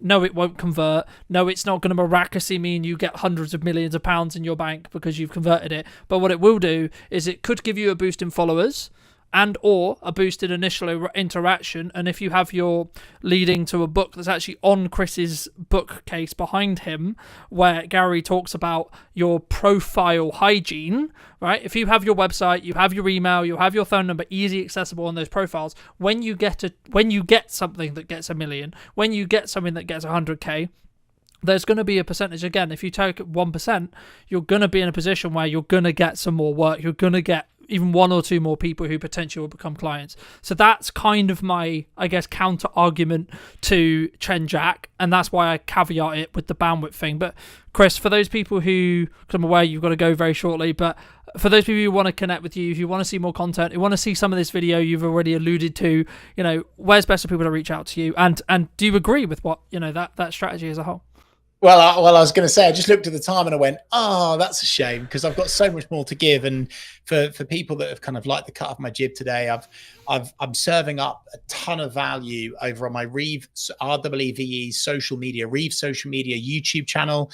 I'm doing live broadcasts, one of which is with this guy. Incredible value in terms of video psychology, which is the most important thing before you get going. We'll leave that alone for now. Connect with me on LinkedIn, Chris Reeve. I'm showing up there really consistently and just providing free value for people to use and jump on. And yeah, just back to your previous point to, I guess, sort of somewhat finish on, Carlton, in a funny old order again, is we could have done an hour-long Gary V loving, couldn't we, right? But this attention thing, right? And I think that's something else to tap into, is without attention, nothing else happens. And so I would just say, like, preach to your previous answer, Carlton, bang on the money. I'm saying yes, and I'm not saying only do proactive, non-time sensitive evergreen content. This is my tap, by the way, that I'm turning. But I'm also saying turn on the reactive tap, which is the trend tap, the reactive tap. Just don't do only one or the other. Do both, but it has to be attainable with you and your business, Carlton, which is where I think we're totally in the agreement of. I'm just so fearful that some trends that people are jumping on detract and they turn off your ideal customer profile rather than turn on. But I'm in total agreement with you. Do proactive, non-time sensitive, evergreen video content. Do trend content as well. And hey, in that book, Attention by Gary Vee's latest one, it's full of geeky social video, psychology of social content that can work incredibly well for you and your business. Carlton, I just want to say thanks for your time today, but also I want to take the time to say, on behalf of your network and the audience and the community that you're building on your podcast, thank you, because this is really rare that someone is taking the time out of their day to genuinely share so much just purely because they're passionate and that they want to help. And I really wish that there were more experts in their field that committed the amount of time that you do to actually just helping people. So thank you, sir. No, that's so kind of you. And thank you so much for the time.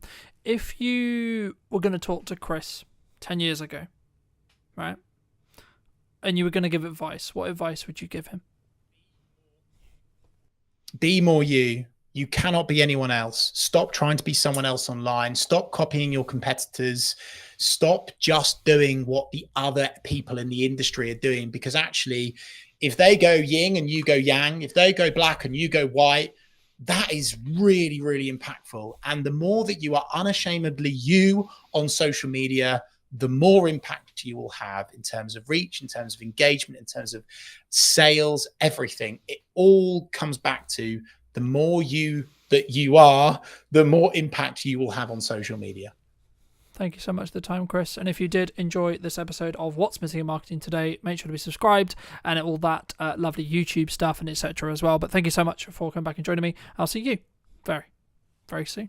Do you think that filmmaking either will continue to change and or has already changed with the advent of AI? If you're getting into filmmaking now, it's potentially quite challenging. It's going to be very difficult for juniors coming in to know whether they can even trust AI. It is a big question mark at the moment for me. We'll get to a point where we truly won't know what's real and what's not. Marketing is for a specific job to give you the permission to sell to someone. And then sales is the ability to add value at a monetary balanced cost to you. And I do think as a creative, especially if it's a project you're not being paid for, you need to be brutally in line with what your voice is trying to say and not be swayed. Hello, my friends. Welcome to a brand new episode of today's podcast. Today we're going to be talking to Phil all about filmmaking, his journey in filmmaking. And I guess, Phil, I mean, I was going to ask you specifically like how you got started, but I think why should someone specifically care about filmmaking as a whole or video as a whole right now, would you say? Well, I mean, it seems to be that video is everywhere, and it's a really powerful way to sell or to get a story across and just to generally get a message. And I think people are, well, I mean, the fact that we've just at our fingertips got video content that we can just scroll through and on tap, it seems. I just think it's probably the most effective way to get a message across. Do you think that filmmaking either will continue to change and or has already changed with the advent of AI? And equivalent, like to give you some context, I was watching a video earlier today all about the fact that like junior editors and getting into filmmaking, like we're both like I would say probably more established, but if you're getting into filmmaking now, it's potentially quite challenging in respect to like those you don't necessarily have those junior roles because they are being commoditized or replaced by AI. Yeah, it's an interesting thing. I was at an event the other day and they drew attention to the fact that, as you described, those junior level roles are being filled with AI. But what's interesting is that those at the latter parts of their careers, once they disappear, the experts that actually know and have the knowledge, it's going to be very difficult for juniors coming in to know whether they can even trust AI, because they haven't got some old fogey next to them that they can vet it and check if it's correct. But in terms of AI, it is a big question mark at the moment for me. However, I'm starting to see whenever I speak to people about LinkedIn, they're frustrated at the fact that every post seems to be AI. And I do question whether we'll get to a point where we truly won't know what's real and what's not. And so people will need further proof on and evidence as to what's real. And I think what will happen in terms of marketing is that people will just start meeting up more. And so you might find that video loses its impact because we just won't believe it. Perhaps these kinds of conversations that we're having now will become a better way to market. But it's really hard to know. And it is a worry, I'll be honest. And I think it's important to embrace the technology and not get left behind. But I feel like it could go either way. As I say, I mean, for me, I think it's kind of one of those things where you've got to kind of use it to like leverage what you're doing, but also be aware of where it's going. So then you can maybe pivot, change, adapt what you're then doing as a filmmaker, what you're doing as a marketer, etc., either for your clients or for you. I mean, I agree with your like the perspective or the analysis, I suppose, that people are more pushing towards in-person events and more community-based stuff, because I've noticed that with my own in-person event, but also in general, people really seem to, I guess, resonate more in some ways with in-person connection as AI becomes more dominant. But I guess maybe the longer-term thought process is like, is there a Like, can we marry the two in the respect to like actually a lot of the stuff and a lot of the grunt work will always be done by AI, and does it maybe cross out? Maybe the line is that maybe when it doesn't cross over into like the creative stuff, I guess, do you think could it replace the creative thought process? Because I don't personally, I think it will struggle to do that, and if it can't, then we're actually fine as filmmakers. I think we'll be just kind of optimized by AI in some ways. Yeah, there always has to be in some form some sort of director or operator, and I just think what will change the most is the location at which we're doing our job. So rather than like today going out and filming in person, it might be that we're sat behind a desk and we're the ones providing the prompts. But we can only really get our heads around what we know today. And if you consider how advanced it is already, give it 20 years, it's just going to be so radically different. And I do believe that it will be advanced enough to do all of the creative legwork, but it's just whether we as a race will choose to accept that or not. And I think that's where we are unique, is that we'll be emotionally driven, and I don't think, and morally driven as well. I don't think, and people will buy into it and will accept that we're not needed anymore, and it will be automated. And I think something will come through, and it will mean that AI doesn't have the same impact as it does. But at the moment, embracing it and helping and using it as a support mechanism is really useful. And I'm using it all the time. ChatGPT is just, I'm every single day. Sometimes I'm using it for personal therapy.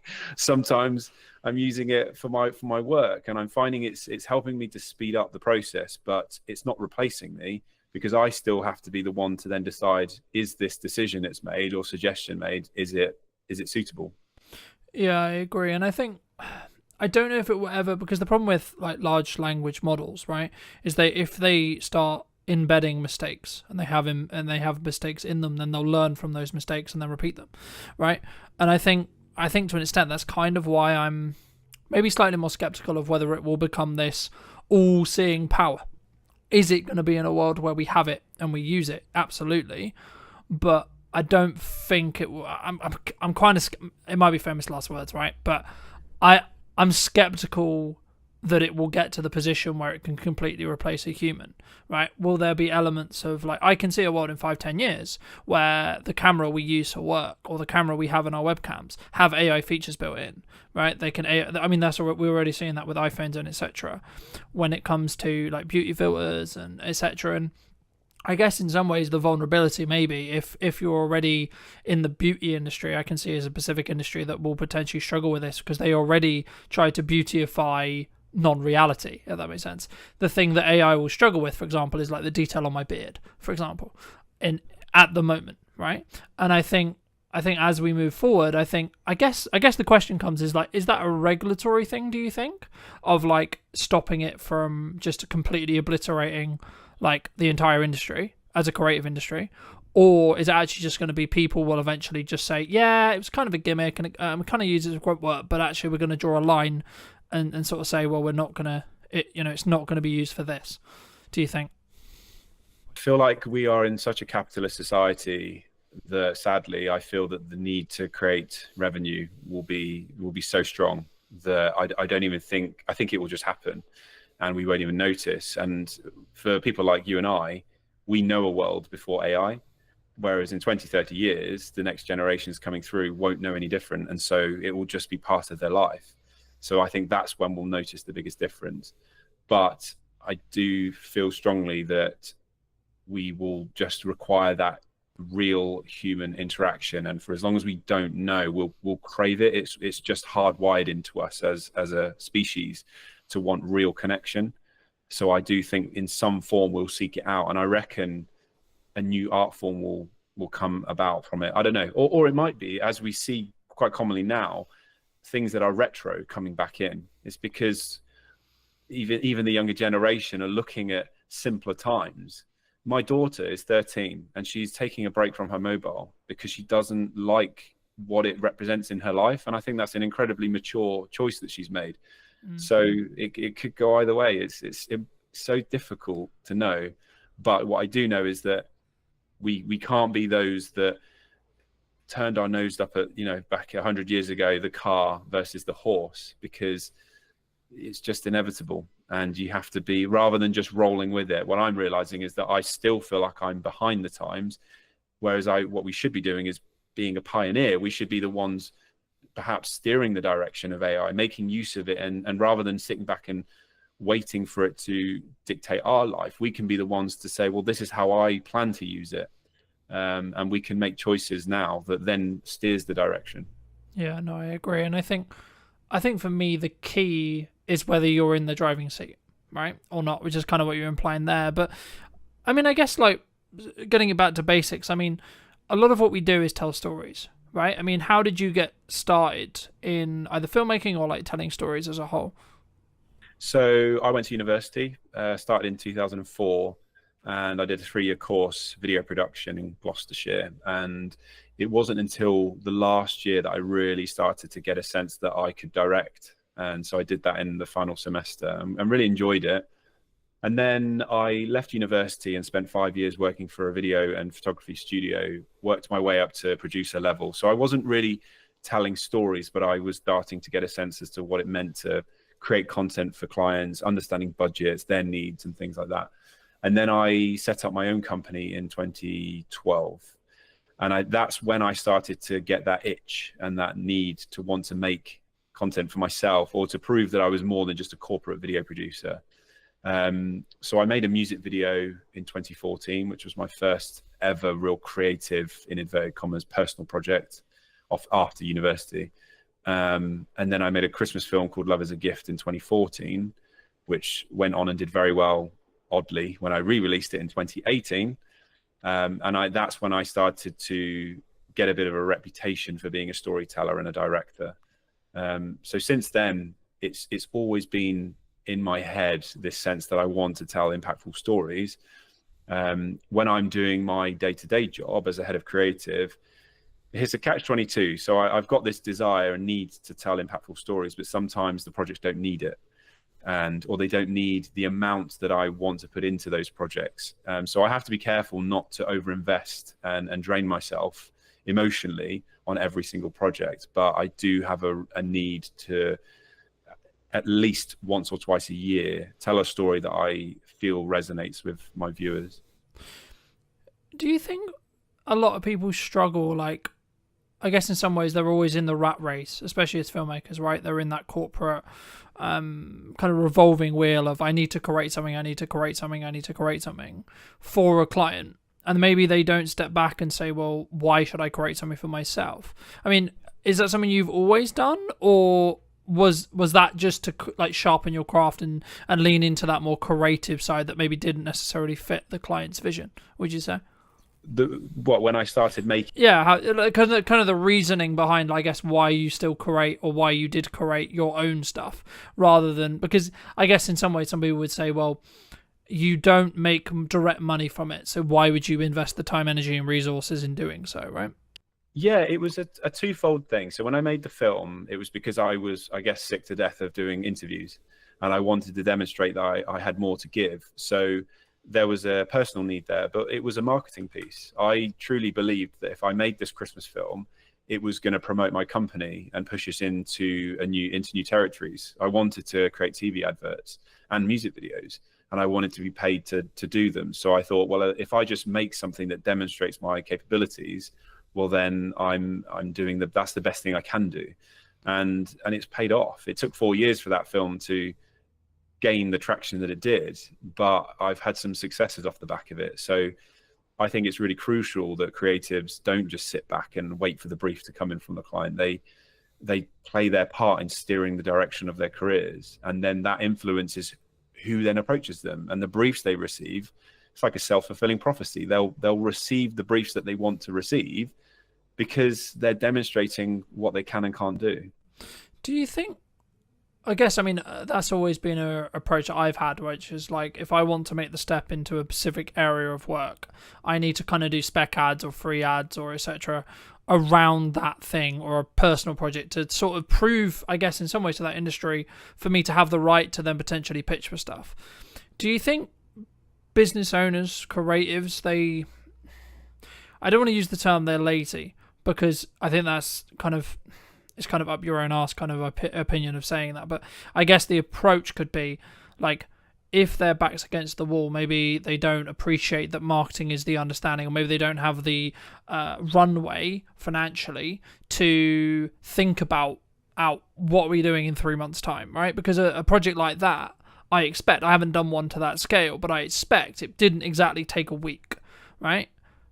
I mean, did you specifically plan like, oh, I've got this 3-week window and I know I'm going to be good for client work, etc., and then make the decision to do it? Or was it in a down period? Because I think sometimes we can go into this spiral of, oh, I'm just going to go get a job, or, oh, I'm going to play video games and sort of wait around and wait for the phone to ring, right? Yeah.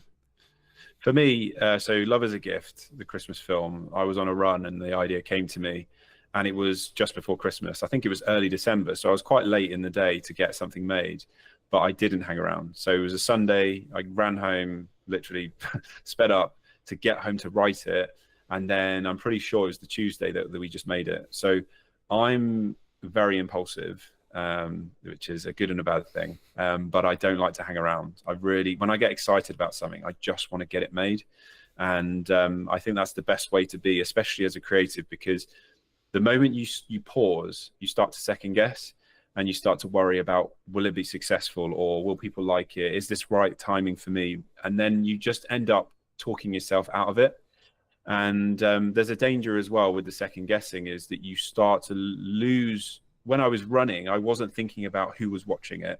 I was thinking about the story I wanted to make, and it was all coming from a deeper level. It's dangerous to get into a place where you start thinking about how people will consume it, because you lose your identity a little bit. And I do think as a creative, especially if it's a project you're not being paid for, you need to be brutally in line with what it is, what your voice is trying to say, and not be swayed. And I think as creatives as well, we're all incredibly unique, and there's an opportunity there to do something brand new, rather than recycling what might have been successful by others. So in terms of fitting things in, I have to be really mindful, because I've got a job that's full-time and I need to squeeze things in there. But if I really believe in it, I'll make it happen. I think if you're so passionate about something, you make it happen, don't you? And I guess, yeah, brutally, if you don't, you've only got yourself to blame.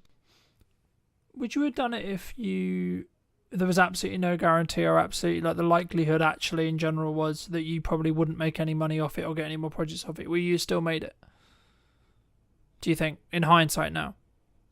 It's a really interesting question, because at the time I didn't know, but I still made it. But yeah, there was always that hope that something good would have come of it. So if someone said to me this would be a waste of time, truthfully, I probably wouldn't have made it. And I'm aware of that. That's something that it's a drawback, in a sense that you could argue I should be making stuff just for me. But let's not forget that I'm doing this for a career. I want progression, but also there has to be a viewer at the end of it. We're broadcasters. We're creators of content that has to be consumed. If no one's watching it, then you're purposeless. So I am mindful of that, but I try not to let that be the driver. It's a strong part of it, and I'm aware of it, and I've actually had to work through that, because external validation is something I do seek. But I'm better these days. And actually, the film I made last year was the first one I truthfully made it for myself. I wasn't conscious of whether people would enjoy it or not. I truly felt this story was strong, and I was working with an actress who I knew would be able to help me tell that story, and I just wanted to make it. But I would be lying to suggest that if no one had watched it, would I have been disappointed? Of course I would have. I think there's a difference, in my view, between whether you'd be disappointed and whether you would have still done it. Because I think in the act of doing it, you develop your own skill in being able to create a piece like that. So there's benefit there. Number two, maybe you haven't given it the timeline yet. Maybe you haven't actually marketed the film, right? Because I think sometimes when we look at filmmaking as a whole, the short film genre is maybe something that I would say is probably kind of prone to this. filmmakers look into, I want to make this perfect piece, I want to make this amazing short film or amazing feature film or amazing music video, whatever it ends up the product ends up being. But you don't necessarily, in my experience at least, on average, until you specifically think about it and you really plan it properly, I think you should personally plan the marketing of how to get the right people, or people in general, to see the thing you're going to create first. And I'll give you an example. So I'm doing an event on probably by the time this comes out it would have already happened, but on the 11th of September. And my plan wasn't, let's film or plan out everything I'm going to do in the event, like piece by piece by piece. My plan was, let's build the marketing. How do I want to market it? How do I want to get the word out that I'm doing it? And then I'll sort of figure out what I do in the event after the fact. Do you think, to phrase it into a question, do you think filmmakers, people in general, especially like solo operators, video production companies, maybe less or so, but especially solo operators or people who are starting to get into the space, maybe they don't look at that marketing piece enough? Do you think? Massively, yeah. And I do think it's a missed opportunity as well. I've worked with many production companies. I've had my own, and there's a lack of strategy behind the content that's being suggested, and thought as to who's watching it and why, and how does that fit amongst a much broader marketing plan. And so thankfully now I'm in a broader creative role, and that's exactly what we have to do. And video is just part of the puzzle. And that's been a real eye-opener for me, because video was always my world. But now I've realized it's not the be-all and end-all. There's so much more that surrounds it. And so I do feel that production companies should be way more vocal, or should be understanding of that broader marketing plan, so that when they're pitching ideas, it's not just, this sounds nice, let's hope for the best, because the client deserves more than that. So that is a trap that solo shooters, and actually lots of production companies that are well established, fall into. They focus in on just that one particular project they've been asked to produce, but they're not thinking broader than that. And I do think clients should demand that as well. It's really important. Do you think that would be a way for us to protect us from like the future of our income, the future of our business, the future of our career from AI to an extent, if we focus on that strategic side? Potentially. However, ChatGPT is incredibly strong at coming up with marketing plans and content strategies. But again, there has to be somebody, I suppose, that controls it. That I question whether a business owner would have the time, I suppose, to be thinking, well, what is my marketing plan? What strategy am I going to be putting into this campaign, especially if there's lots of campaigns?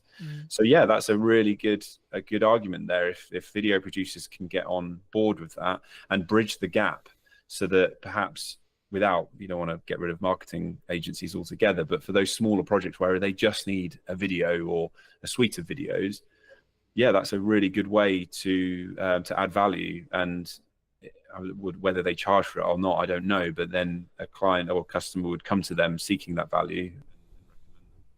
Because for me, when I saw, and I've been very honest in content before, I'll be very honest with you and everyone listening. I mean, I saw what AI was doing, and I saw what AI was becoming capable of, and I'm seeing some of the stuff coming out of Google VO and etc. And I was like, shit. All right, was the honest truth. And then I was like, actually, hold on. There is, and that's kind of why I focus on that middle ground, because with the strategic side, because I think everyone wants to chase the golden goose, right? Everyone wants the large projects. Everyone wants the big paychecks, etc., etc. In the years of experience I have personally, they only happen if you can be ROI focused.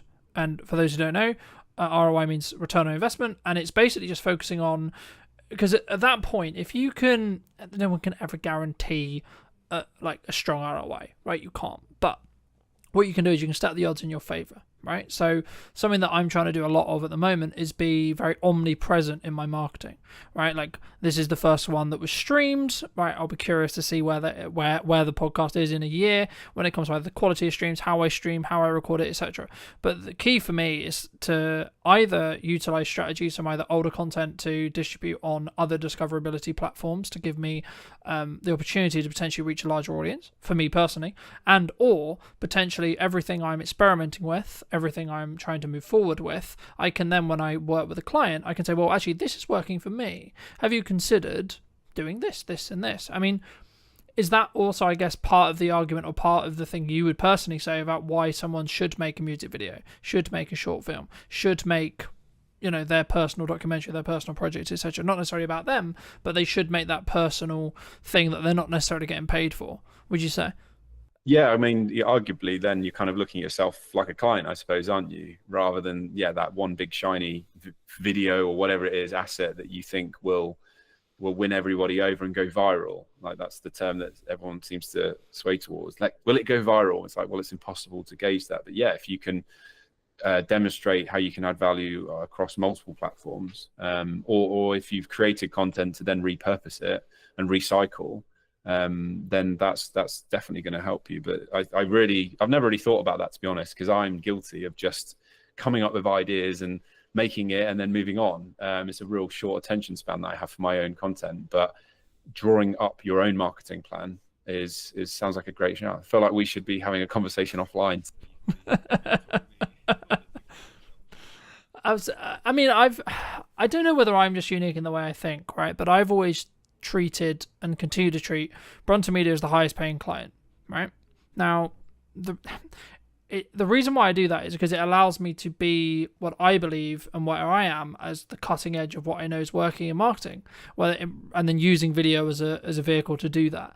And I think for me, that's maybe one of the reasons why maybe I'll win a project over someone else, for example, right? But you've been very fortunate to work with some quite well-known names, right? One of which being Lewis Capaldi. I mean, how did that kind of come about? Because I think, especially maybe starting out people, they look at that and go, oh my god, wow, that's such a great opportunity. I mean, could you, if you don't mind, just how did you sort of get that gig? Did you like put it into tender? Like, did someone reach out? Like, how did that all work? It's going to annoy you because I was just very lucky. I didn't have to do much. Well, so my Christmas film re-released in 2018. It went viral and I got a lot of press coverage. Then I was asked by Good Morning Britain to make some content for them. And I went on TV again, and that was broadcast live, which was incredible. And then I was approached by a director agent, and she started to toy with the idea of representing me as a director. But at the same time, what I didn't realize was behind the scenes, she was putting me forward for music videos. And one of them was Lewis Capaldi. And so from my perspective, I didn't know this. So all I had was an email from Lewis's manager saying, we've seen your work, we love what you do, would you be up for a conversation with Lewis to talk about creating a video together? So I actually then had a phone call with Lewis himself, and this was all before any of his songs had gone to #1. So he was quite an unknown name. And we chatted about a concept, and then over Christmas I didn't hear anything, and we're talking 3 weeks where I just heard nothing. So I just thought, well, that's not happening now, is it? And then they reached out again. And so I did have to put a treatment forward, which is a document that details how I'm going to approach the music video as a director. And they loved it and bought into it. So very quickly, I'm pretty sure it was like mid-January, we got the green light, and then we were filming early February. So it was crazy turnaround. So I want to say I was very fortunate because I didn't have to do much legwork, but at the same time, I went out there and made stuff for myself. And even though it was 4 years later, it did exactly what I hoped it would do, which is to demonstrate my capability. I think that's a very key example of you make your own luck, right? Like, there could be an approach that someone comes to you and says, well, actually, you got lucky by getting on TV, and then you got seen, and then da-da-da-da, right? Or you could look at it from the other perspective and say, well, actually, you had an idea on your run, you executed upon the idea, and you took the risk of, to be honest, correct me if I'm wrong, but it could have got like 5 views, and you could have, in theory, been a laughing, oh, look, you put all this time and effort, ha ha, right? But in reality, what actually happened was it took a while, from my understanding, it took a while, but then it went quite viral, and then that got you the right attention of the right people, which is exactly what we want in marketing, right? In a nutshell.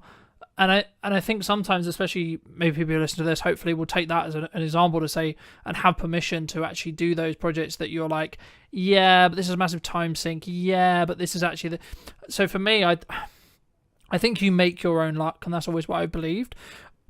And it sounds quite egotistical to say, but the reason is because you can do work now that can then showcase and highlight. And that's why I treat my marketing in the way I treat my marketing, because every single time I'm live, every single time I'm moving forward, yeah, my video or my live stream might only get 2 views, but you don't know who those 2 people are, right? And then in 6 months, 12 months, 18 months, they might actually be the next big client.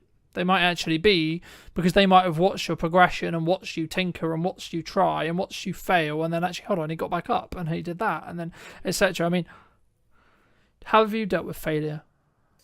I'm trying to, I don't mean this to sound weird, but I'm trying to reflect on when I can consider myself having failed.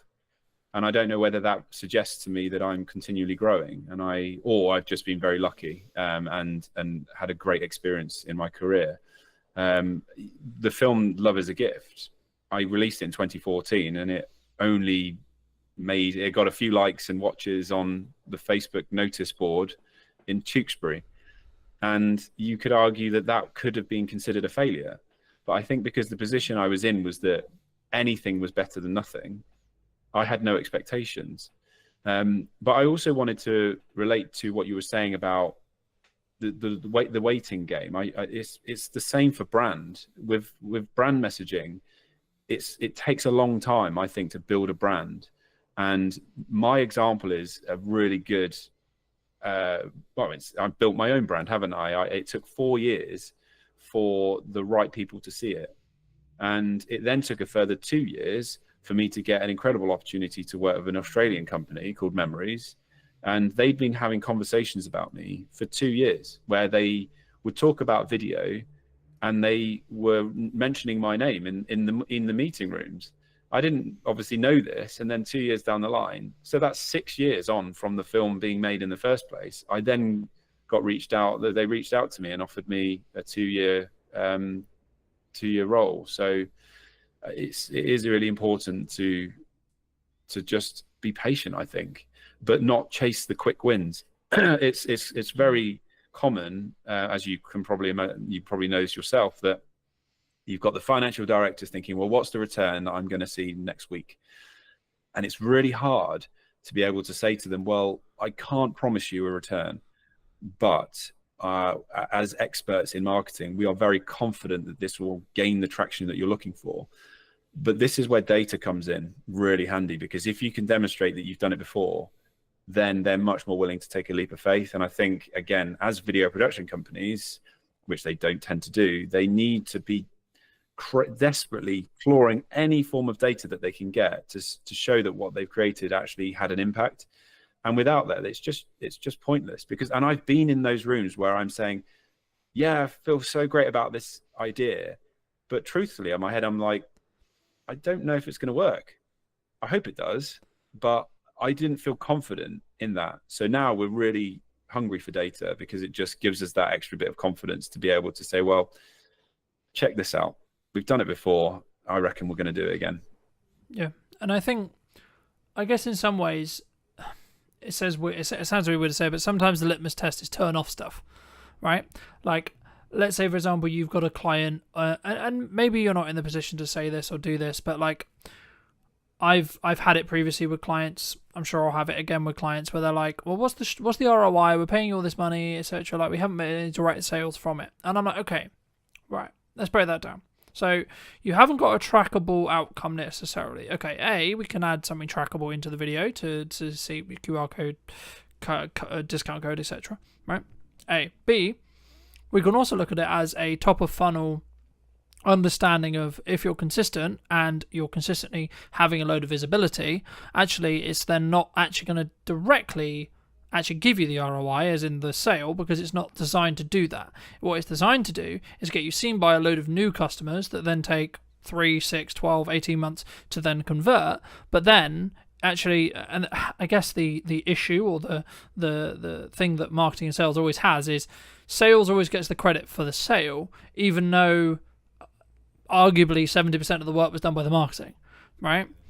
And I think as video creators, that's why we need to specifically structure our proposals, structure like how we work with clients to be I guess in some ways for them to understand, it doesn't mean that you're necessarily going to 100% like keep the client forever, or you're going to keep the retainer, or people are going to understand the content, because there is a window of time, unfortunately or fortunately, depending how you look at it, where you will just, like, you've added the value you can, right? Like when they've got the story videos, they've got this, they've got that. Maybe they don't need the ongoing support. Maybe they don't see it as valuable as they did, say, a year ago. And actually maybe you've grown as well. And I think, just building off what we were discussing about like the failure thing, I've always been in the view you either succeed or you learn. You don't technically failure. Yes, it exists. Yes, the word exists, but it's not something to focus on, because for me, if you fail, it's because you did something wrong. You should take self-accountability. To phrase it into a question though, in your career, in your experience, do you think people, either you personally, should have taken more self-accountability in the past, or do you think more people should do as a whole? And do you think they would have a better outcome when it comes to what they're looking to do with their business, potentially? Yeah, 100%. And I think it goes back to what I said about seeking external validation. I think if you're constantly measuring your success of other people's metrics that come from your external viewer, then you aren't taking any accountability. It just becomes a bit of a blame game.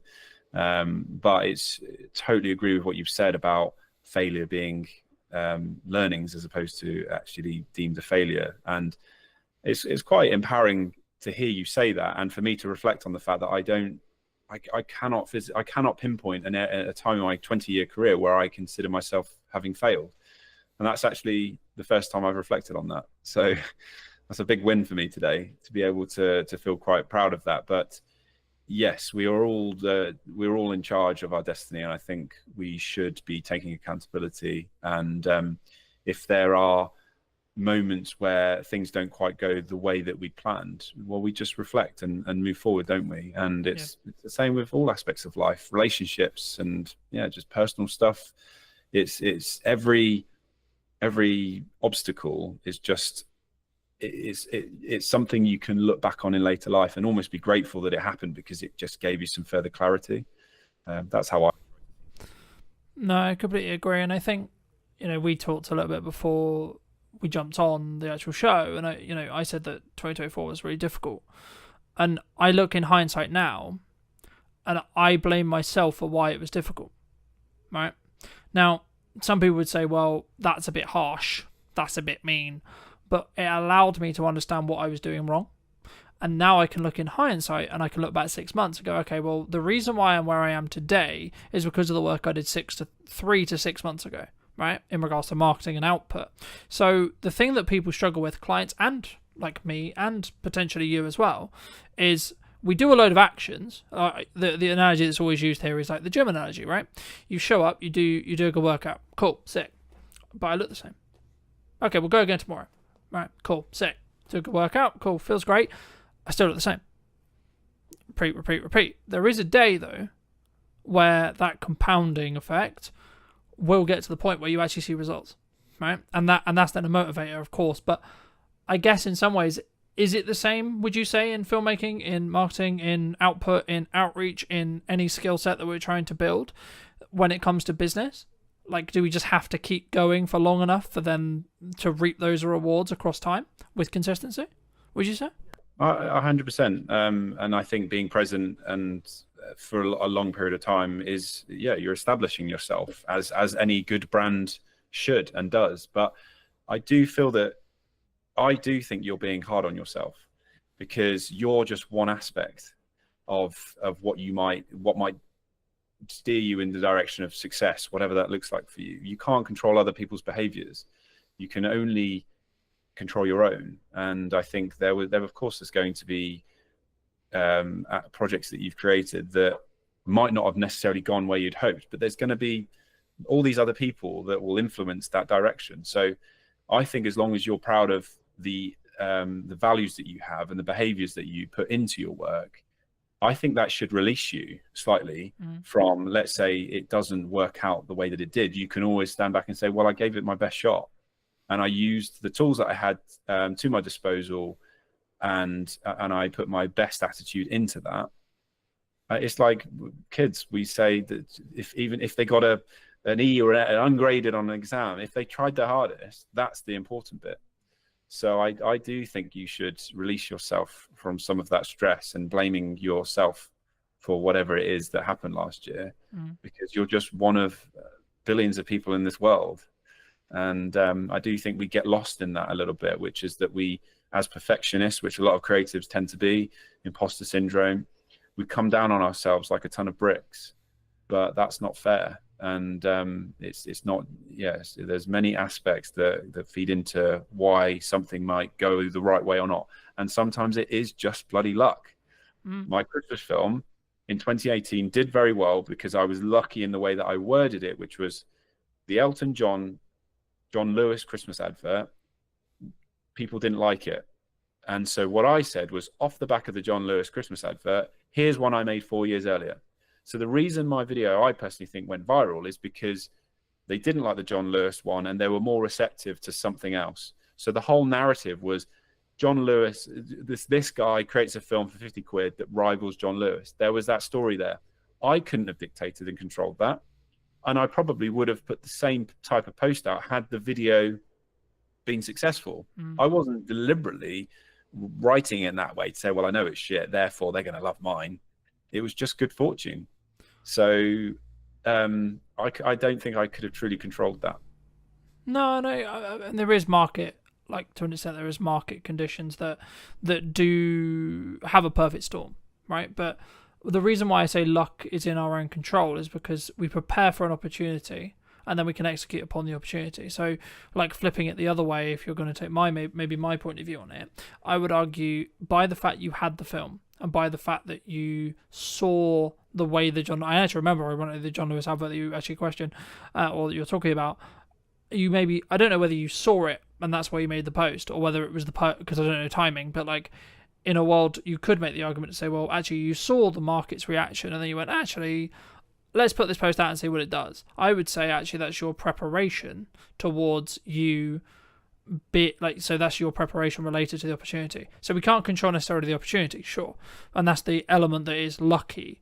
But to give you some more context, and maybe the audience who don't know, in 2024 I was marketing mostly wildlife stuff and etc., which is still a passion and still a good thing, but I wasn't truly focused on who I was serving, right, as a whole, in respect to how I can help you with marketing, how I can help you with video, what's the ROI on video, all these things and these key things. And I think for me, in hindsight, of course it's in hindsight, right, then of course that would then have a knock-on effect to potentially the work I got. But actually, arguably, with that hindsight, I picked up a couple of clients who were in the more nature realm space that I'm still working with today. So actually, I don't regret it in that respect. So I think you have to look back to see what lessons you can learn, but don't hold yourself to this perfectionized constant. I mean, in business we're like constantly known for it. It's like, I turned over X amount this year and I'm going to try and do better next year and I'm going to continue to move forward and forward. And I guess it's at what point would you say then there's more to life, right? Is it just covering your expenses? Is it actually developing a emergency fund or having some investments in building for the future, etc.? Or is it actually down to the person, would you say? Talking about like actually the focus on where we go. I think it stems back to purpose and having a sense of purpose and feeling that you're adding value back to society.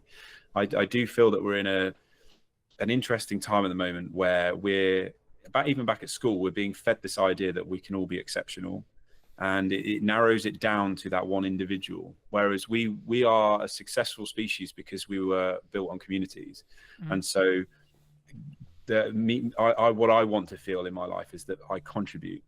And I get a real sense of purpose from this idea that it's not just about me, it's about how I contribute to society. But going back to what you said about preparation, you nailed it. I was thinking that word preparation and then you said it, because that's all you can do.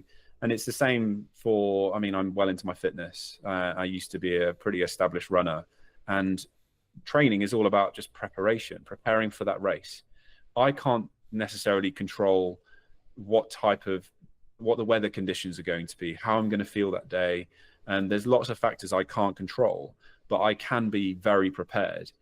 And again, using that as an analogy, every time I suffered in a race, it meant that the next race, I literally would be able to say to myself, I felt this pain before and I survived.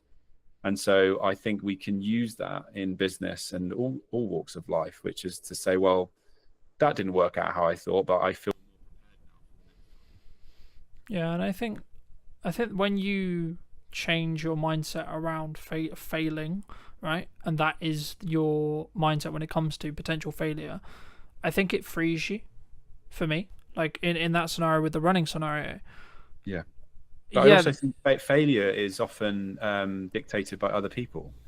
And I think if there was no one around to tell you that it failed or to give you any sense that it failed, I think we wouldn't feel so bad. And so that's why it's important not to measure your success of other people's drivers or what other people are doing in their lives. It should be based on what's relative to you. Yeah.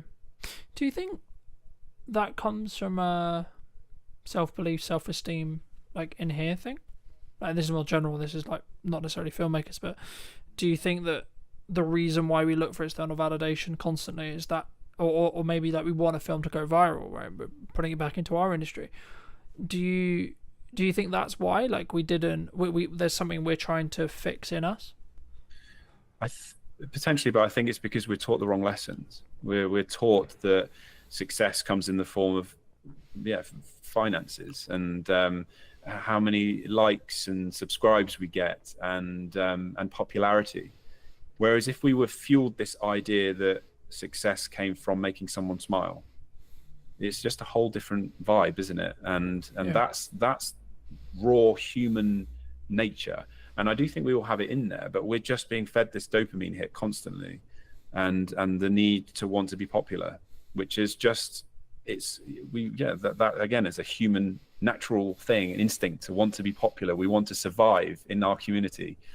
So I do believe that from an early period in our life, we're taught the wrong lessons. Yeah, I think that's true, and I think it takes some rewiring sometimes to, and also from speaking personally, like some internal work on why do I look for X or Y from that perspective. And I think you have to take it into two, just maybe lean a little bit back into business. You have to take it from two sides. One is, I'll use your example. I'm actually completely cool if this video gets 3 views. I've spent tons of time in it. I'm really proud of it, and I'm not going to tie what I believe to be a successful project on what the internet or the output or etc. actually deems it. So if it gets 3 views, still great project. If it gets 50 million views, still great project. Fabulous, right? And then there's the other side of it, which is like I'm doing it for a client or I'm doing it for myself, which is like, cool, I need it to push a needle somewhere, okay? So I'll give you, I've just picked up live streaming in the last handful of weeks, and I've weaved into what I was already doing into live streaming. So I'll give you an example. A handful of weeks ago, I knew that I got a couple of private texts from a couple of clients that I would call maybe on the fence, right? We don't have any open projects. We've done some projects previously. We're in between projects, etc. Cool. And the part of the text that really stand out to me was like, oh, your videos are really connecting with me, right? And I was like, okay, hold on. So I don't know what he watched. I don't know where he saw it. I don't have any context at all outside of he watched a video, at least one, and it meant something to him. It connected with him, right? Now, if I'm looking at purely transactionally, that probably means they're more likely to use me in the future, or they're more likely to do a project with me sooner rather than later. Sure. But actually, on a nice level, actually, cool, I just made that guy's day.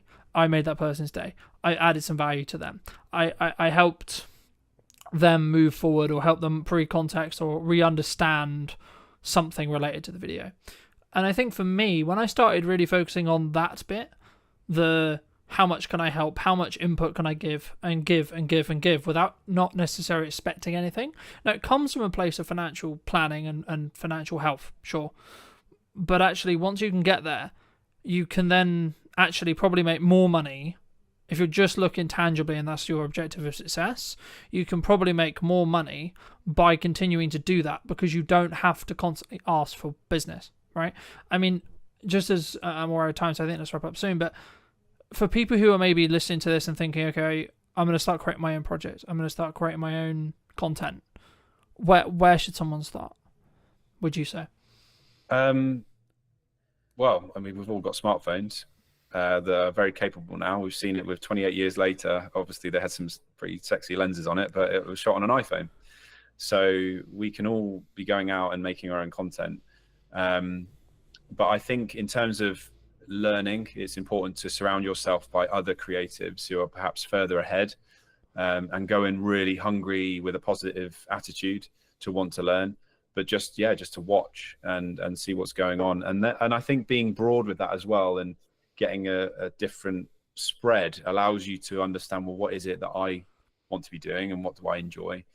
But I truly think the best, if you want to be a content creator, you have to create, and you can't sit back and wait. It's on your terms. And I think especially younger people, they've got less ties, perhaps, financial restraints. I think it's a great opportunity to use that time to explore. But it's also being mindful of the fact that you might not figure it out for a long time. But if you imagine there's an infinite number of doors in front of you, all of those doors could be open, but it's up to you to open those doors. You don't have to walk through every door, because that could be careless. But if you're just stood looking at the doors, then that's the bit you can control, is to open those doors and see which is the one that you want to walk through. So, and I know it's a cliche, but I do believe that those, you can have an incredible skill set, but if you're an actual arsehole, people aren't going to want to work with you. But if somebody who knows nothing but has an incredible attitude, I'll remember them. I'll get them back on board. I've done it before. There was somebody who had an incredible attitude, and I put them in front of the right people, and now they're living in London, having an incredible time working on TV commercials. And that was her attitude. That's what mattered to me. So that goes back to what we said before. It's about behaviors and how you feel you can contribute back to other people and make people feel something. And those people as well, they're the ones that are best at selling, because they can sit in a room and it's not about them.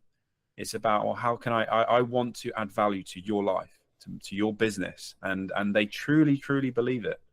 And the best brands in the world are positioned in that way, which is that they truly add value, and it's on the customer's terms. So that can definitely be taken into, for any young filmmaker or creative. Try to see how you can add value to the person that you're working with or speaking to, and get a mentor as well. That's really helpful. I have a mentor, and he's brilliant. It just helps me to stay fresh, I think, because it's easy to get stuck in your old ways. No, I completely agree. And I think also, like, giving without expecting a return, and just, I'm going to use the term like showing up repeatedly in a good manner. It comes from understanding where you are in your career, A.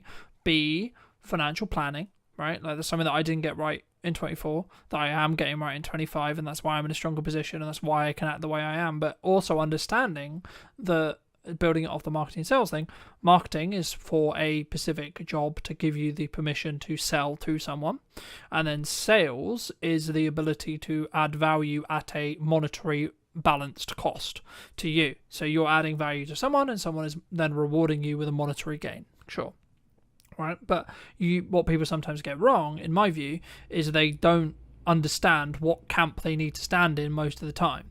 Because if you're really strong at marketing, you actually can be less strong at sales, or have an easier time selling, because you'll A, have more qualified leads, e.g. people who actually want what you sell, and B, they'll have less questions or less objections, right? And this is where you should know how to objection handle to an extent, but I find it a bit corny where there's a lot of content online going, this is how you objection handle, because that's just about, in my experience at least, pressure selling people, which in turn means they're probably not really going to get the value, and you're going to, like, the fuse on that client is going to be a lot shorter than someone who's consumed your content for say 6 months or 12 months, and then understands completely what value you could add to their business, and then be like, actually no, we're going to give this person like 6 months to before we actually, like, they'll always look at ROI, they'll always look and judge it, sure, but they're going to maybe give them a little bit, like me or you, a longer window to actually add that value, because that's how long it took them to potentially convert, if you want to go down into the business road. But for those people who've enjoyed this conversation, for those people who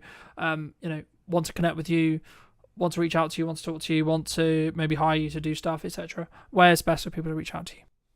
Probably the best starting point is to go to my website, which is philbeastall.co.uk. Phil with one L, Beastall's BEASTALL.co.uk. Magic. And if you were going to talk to yourself 10 to 15 years ago, what advice would you give to that person now? Chill the F out. I don't want to swear on this. That's the big F bomb. Yeah, just enjoy the ride and stop overthinking. Stop worrying about what other people are going to say. Do what feels good for you, but continue to work hard and show up. And thank you ever so much for coming back and joining me. If you did enjoy this episode and you would like to see more like it, make sure to be subscribed, follow, all those lovely things, and I'd love to hear what you think in the comment section down below. And I'll see you very, very soon.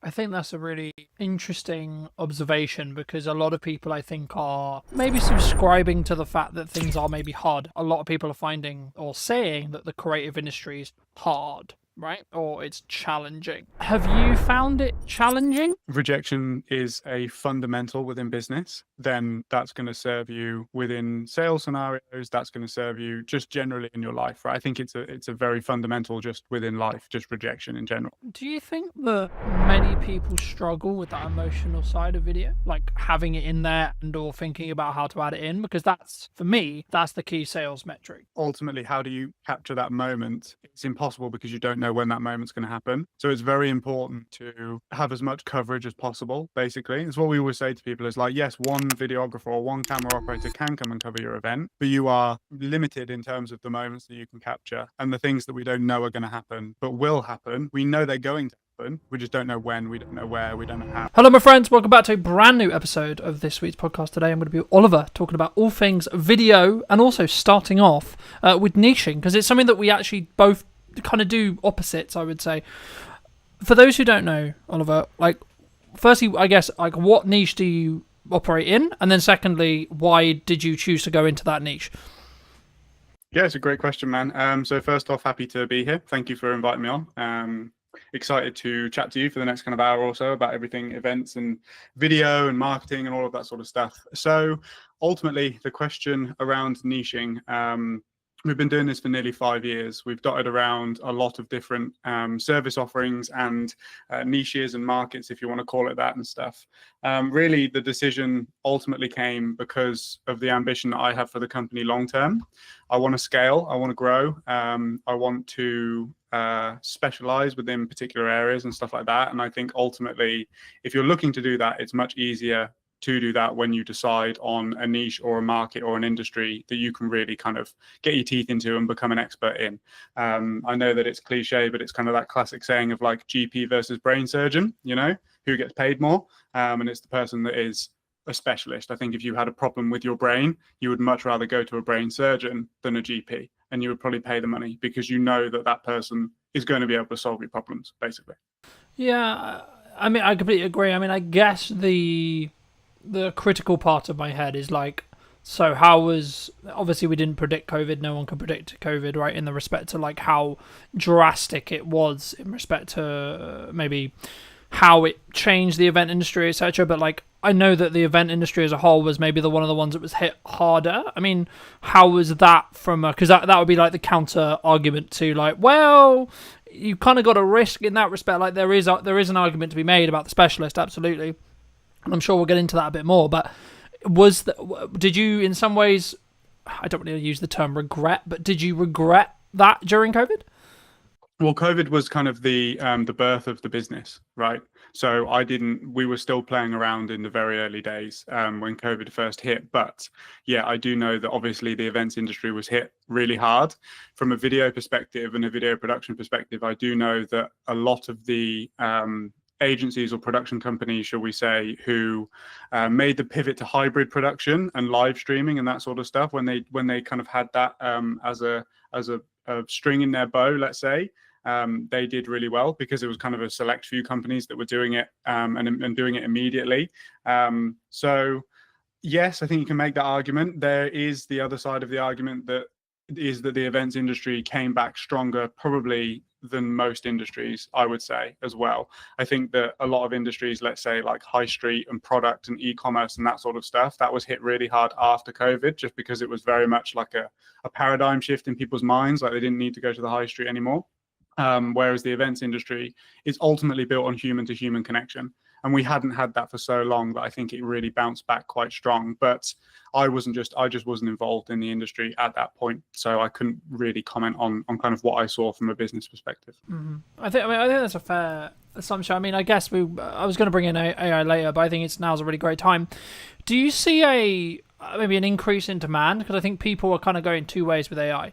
Like, a lot of people are utilizing it, a lot of people are using it for efficiency, sure, but maybe they're, I guess, in some ways wanting that emotional connection, wanting that human to human connection, whether that's in person or equivalent, maybe more, because things are becoming, I mean, maybe this is just a byproduct of what happened with COVID, right? Because we were all locked in our houses and talking through Zoom and this kind of thing. But for me, it was really interesting watching and relaunching this series of the podcast as a hybrid kind of approach, right? Some episodes will be like this, other episodes will be in person, etc. And I think for me, it's been very interesting to see the difference in reaction when it comes to, I guess, some people wanting to have that more human-to-human connection. And I'm starting to feel that there is a different energy that does actually happen when you're in person. I mean, do you think that's kind of, I guess, one of the unique selling propositions of events going stronger to stronger in respect to, like, maybe in the next couple of years, as a lot of people would say potentially the economy maybe continue to be challenging, right? I think it's something you can overcome, of course, but just to reiterate the question, do you think that more people are going to be driven towards in-person stuff, even with the advent of AI and etc.? I think so. I think that ultimately when you have a strong trend heading in one direction, there's always a counterculture group of people that ultimately reject it. Like, think about when the internet came in. I'm sure that those people that loved reading books and kind of going to libraries and stuff like that had a massive boom.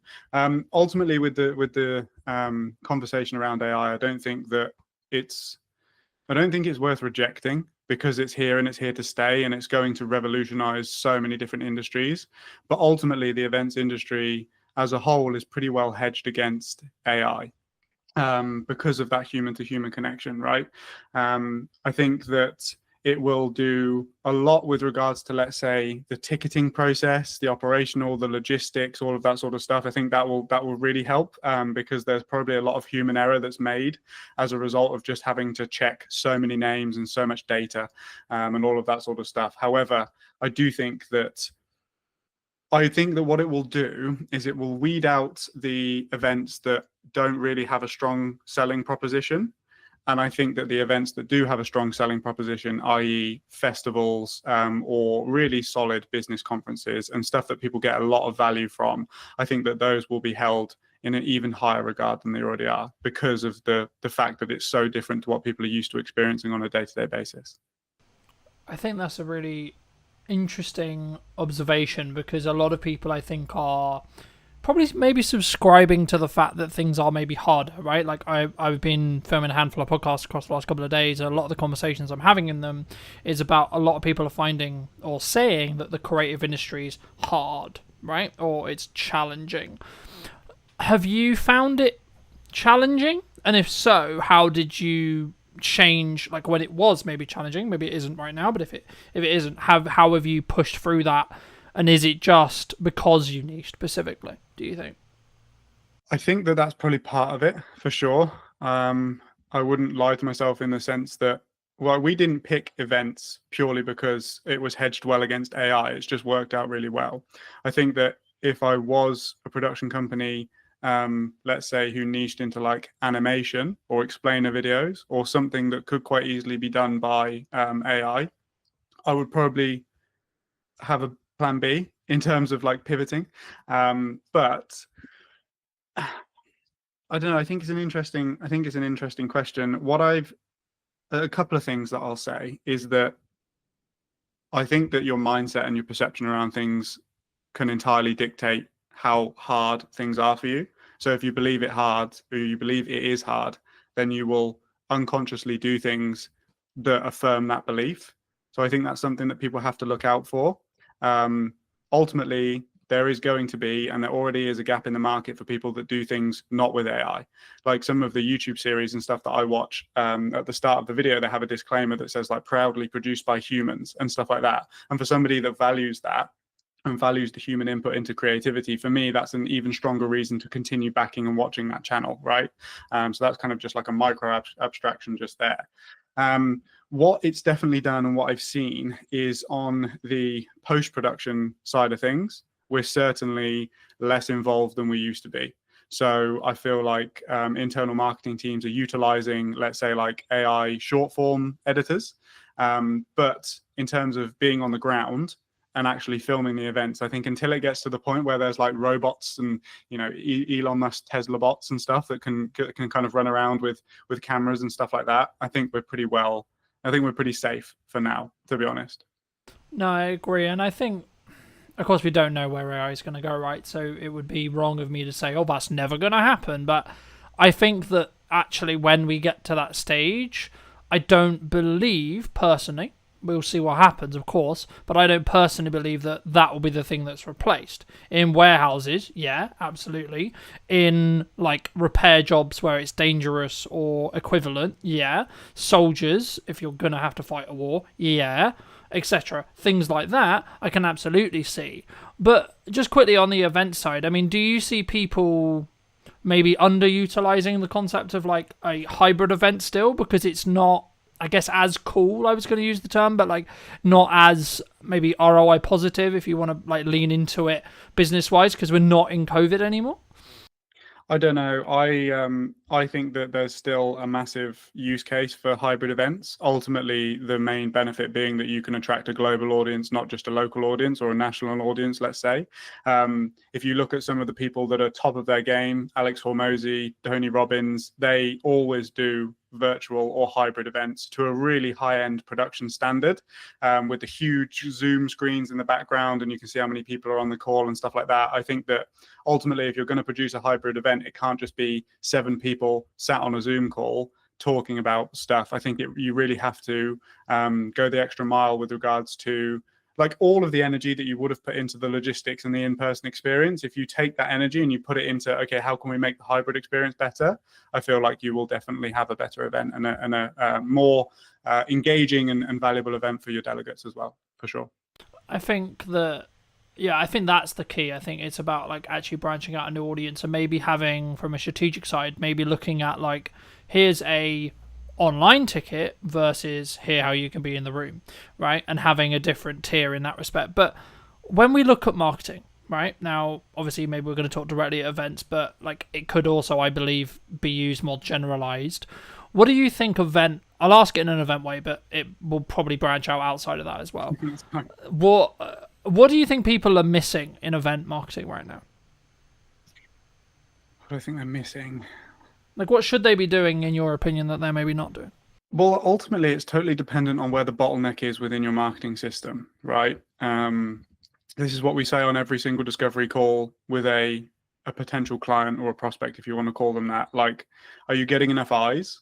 I.e., is there a ton of people filling the funnel, but you have a conversion issue? Like there's not enough people converting into actual ticket sales or sponsor conversations or whatever that might be, or have you got fantastic conversion metrics, but you haven't got enough volume? Like I think ultimately, what a lot of people struggle with event marketing is that they try and produce stuff efficiently that is going to appeal to everybody. But at the end of the day, what a sponsor wants to see versus what a visitor wants to see versus what an exhibitor wants to see versus what a speaker wants to see, they're kind of your main 4 stakeholders, right? They're totally different pieces of content. And I think that events and event marketing teams specifically should take a lot more time to consider where is the bottleneck and really what are we trying to do over the next 12 months in the lead up to our events. And produce content purely for that. I feel like they're trying to solve 4 problems, whereas if you just dial down and solve 1 problem, and then you'll have another problem off the back of it, but you can continue to do that, right? And it will just work in this cyclical cycle. I think also one of the biggest impact factors when it comes to video specifically for events is speed to market. People are used to waiting 2 to 4 weeks to get their video back from kind of a standard videographer, but ultimately you have to, like, just as quick as possible, like ideally minus 10 hours, right? You need to be getting the videos out. We kind of say 48 hours is the max. If you want to capitalize on the traffic and the buzz and the selfies and the tags and everything that's happening on social media after an event, you need to be publishing that video and putting it out to your list and kind of engaging with as many people as possible to get those rebooks, because ultimately it's like somebody is so likely to rebook pretty much there and then, or like just after. If you wait like a week, the emotions have died down, the memories have faded, and you're just not going to get as good conversion, basically. Yeah. Do you think that many people struggle with that emotional side of video? Like having it in there and or thinking about how to add it in? Because that's, for me, that's the key sales metric to an extent of when you have a video. It's can you showcase, highlight, show in a form that will then have an emotional either reaction or showing the actual emotion that took place at the event, for example. Do you think that's something that maybe some people lose, either because of the self-confidence of like, how do I capture this moment? Or actually we missed the moment because we didn't predict it, perhaps? Yeah, I think it's both. Ultimately, how do you capture that moment? It's impossible because you don't know when that moment's going to happen. So it's very important to have as much coverage as possible, basically. It's what we always say to people is like, yes, one videographer or one camera operator can come and cover your event, but you are limited in terms of the moments that you can capture and the things that we don't know are going to happen, but will happen. We know they're going to happen. We just don't know when, we don't know where, we don't know how, right? And then your second question was... That maybe it's a struggle, like a struggling confidence, right? Because I think, like, so I'll give you an example. First time I ever filmed someone crying in an interview, I had this emotional, like, care reaction to them to be like, I should cut the camera.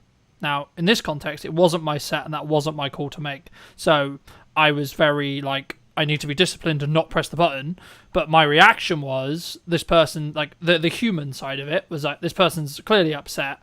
Do you push through that? Like, do you, like, when it's more, like, emotionally charged or emotionally feel? But because I think for a content point of view, there's maybe a moral question. Because, yes, that footage is, like, really powerful to tell the story and really, like, useful from a marketing context. But also, I think we have an obligation, maybe as videographers or directors or, whatever role you sit in production, to say, well, okay, but at what point do we say, actually, we should give this person 5 minutes?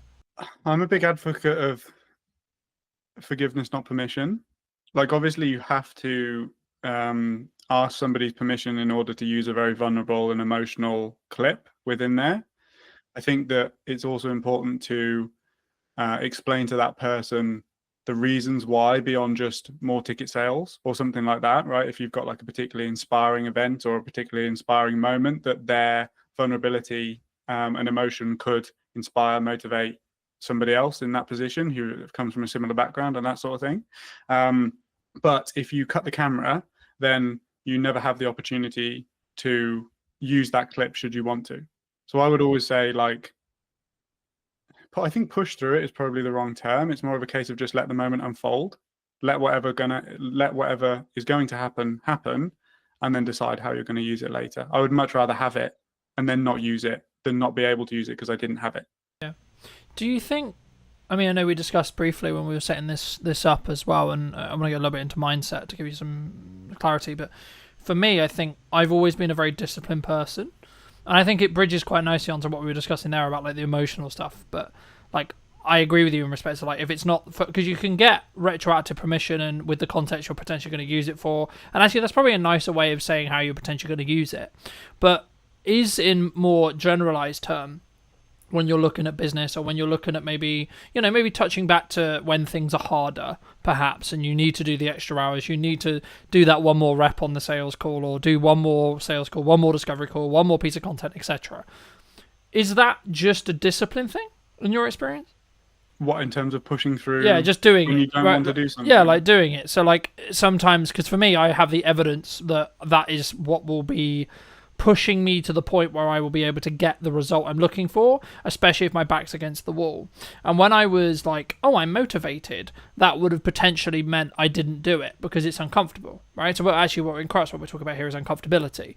And I guess, when is it appropriate to push through uncomfortability?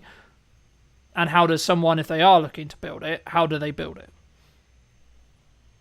I think that, I mean, discipline is definitely something I can speak on because it's something that I've had to learn massively. I definitely come from a type B, go with the flow type background. And that's not particularly conducive to somebody that can sit down and work and focus for an extended period of time on things that aren't particularly exciting and aren't particularly engaging to work on. I think that what's really important if somebody's kind of getting started is to find out where your limits are. So everybody is, I think we've kind of gone through this like hustle culture. And then on the back of that, we've kind of got this like, for want of a better word, like snowflake culture now at the moment, which is very much like, if you don't feel like doing it, don't do it. If you're, nervous, that's okay. You don't have to do things, et cetera, et cetera. There's definitely that kind of energy around at the moment. And I think that it's really useful to know where your limits are and push yourself to the edge so that then when something like that comes up, you can ultimately kind of just look with a bit of foresight and say, okay, yes, like today I might need to work 12 hours, but that might mean that tomorrow I can only work 6. So would it be better for me to just do 8 and 8 and feel better on the back of it, right? I think that you ultimately have to go through a process of kind of understanding yourself and your energy. One thing that's been really helpful for me to do that is kind of tracking energy versus hours versus focus on a day-to-day basis. Now, obviously, this is kind of qualitative data, right? You can't, there's no like Whoop or something that's going to tell you kind of like how you're feeling that day.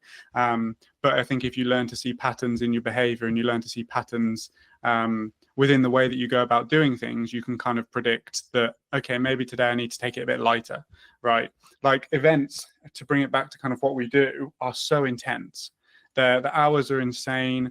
I'm lucky that I'm an extroverted person, but even I get kind of burnt out, speaking to so many, like running so many interviews in the day, asking the same questions and all of that sort of stuff. So when I come back from, let's say, like a 3 or 4 day event, I know that I need to take a couple of days, right? Just to kind of recalibrate. And I know that I need to fall back into a routine that is healthy and sustainable for me in the long run, So I think it's that push and pull, it's that balance. Ultimately, it's just a case of knowing yourself and kind of knowing where your limits are, but constantly reassessing those limits so that you are getting the most out of every hour that you put in. Does that answer your question? Yeah, absolutely. I mean, I think for me, there's different stages in your life, right? There might be, I'll use your example, like you've just come off an event, you're absolutely sort of like, this is my 4th interview out of 5 this week, right? And I'm like, okay, I'm aware that like my performance may start to like pull or start to be not as sharp as I was in the first one. So I may pull back after this 5, right?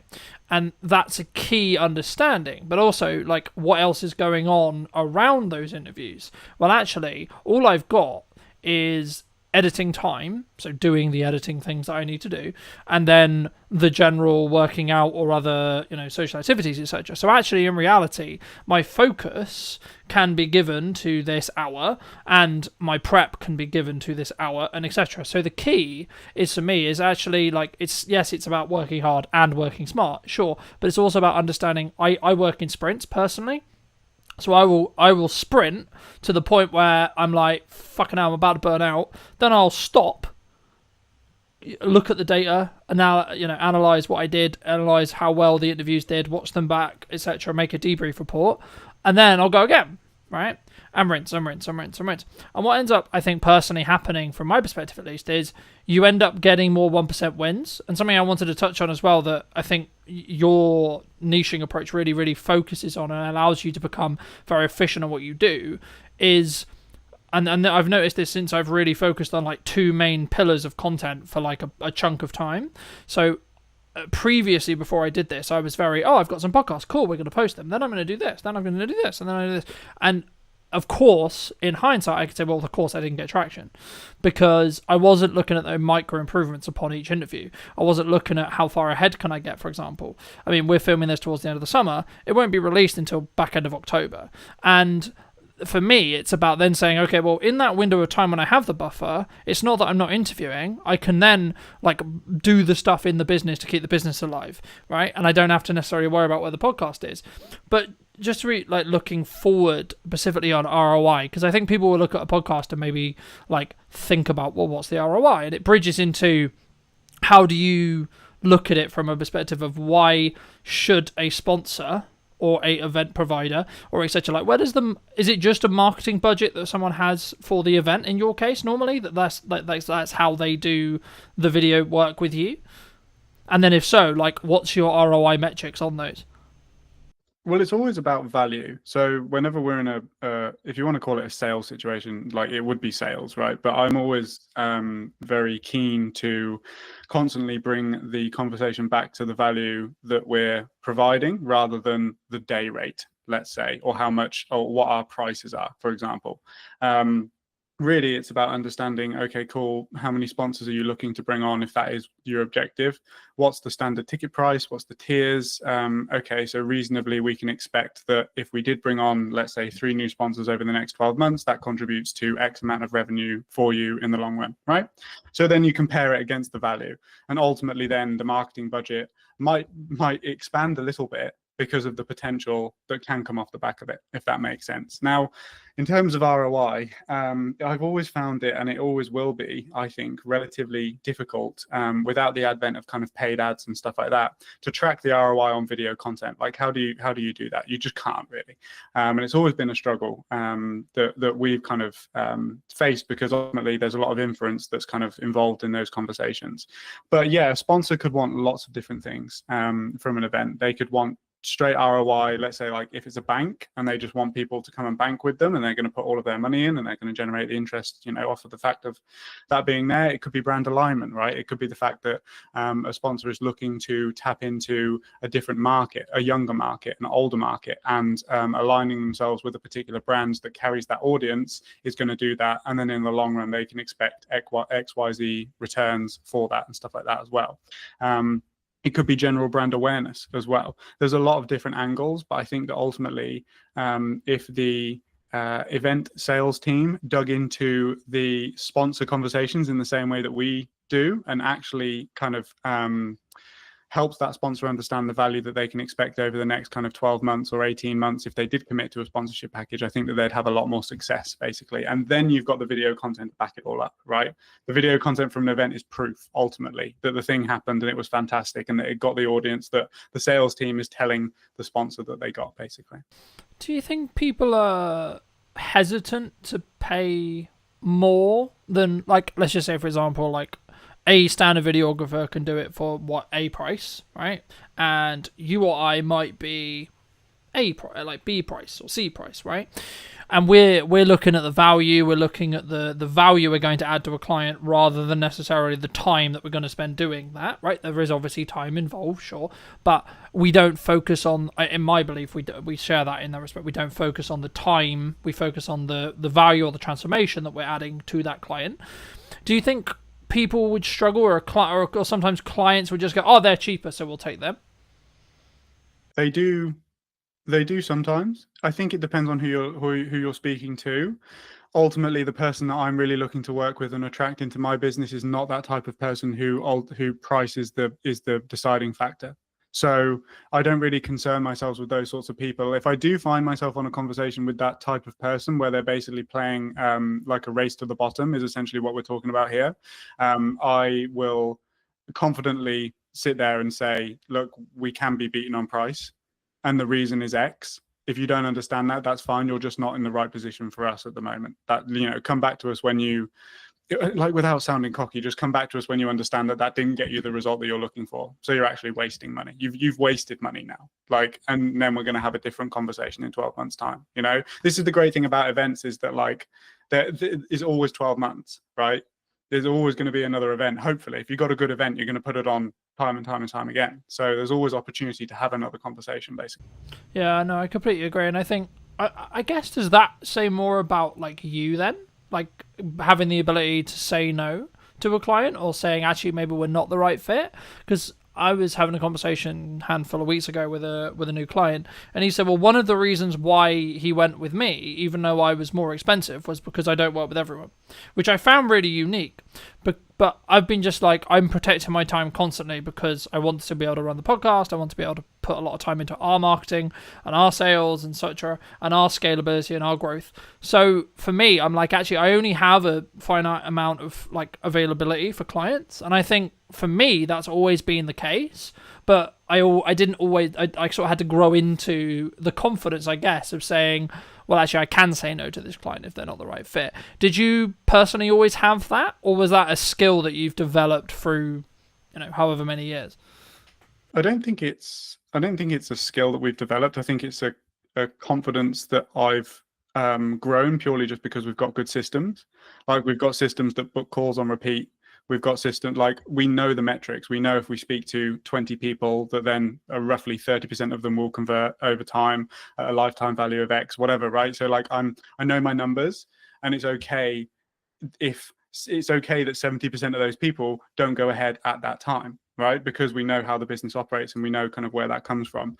I think that ultimately what you're talking about is, again, the power of niche, right? Because you might not have a particular industry that you work with, but you have particular types of people that you work with. And that's kind of the power of it, is that, you're not saying yes to everybody. And I think that makes the people that you are saying yes to feel even more included in your service, because they know it's for them. There is value in paying more, right? From a client's perspective, there's an assurance behind it.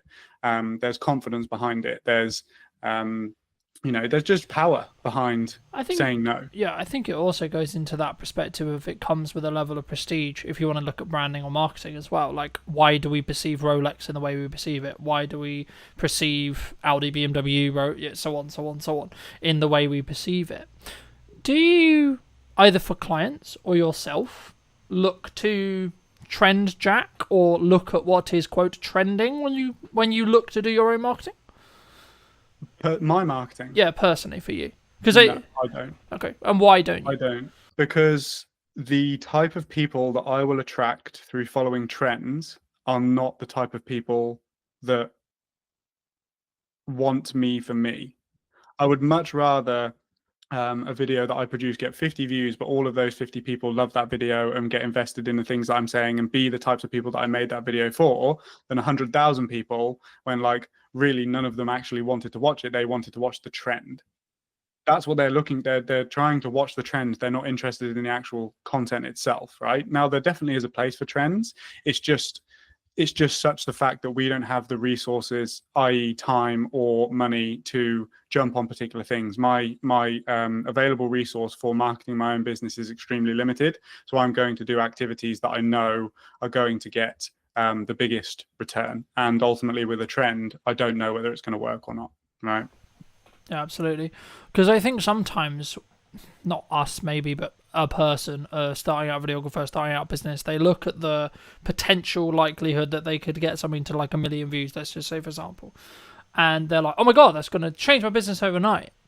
And not speaking as someone who's had a video hit 1 million, but I know people who have, and I go, how much money did you get for it? Nothing, right? So I guess the follow-on question then, you spoke about like what's that you're only going to do the things that really work. Okay, if you don't mind sharing, what does really work for you then in marketing? Cold outbound.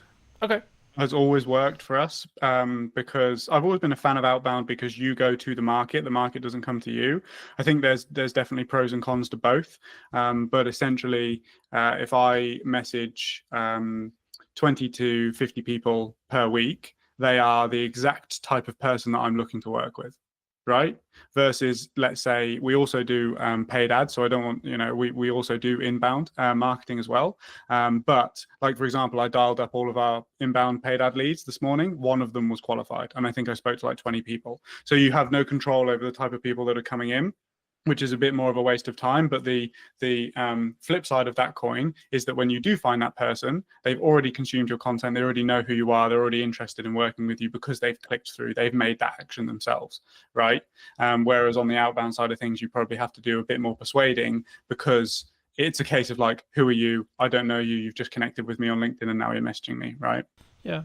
I mean, what I mean, for me, I love cold outreach because I want to have it as a skill set to have in my back pocket for when I need to use it or want to use it.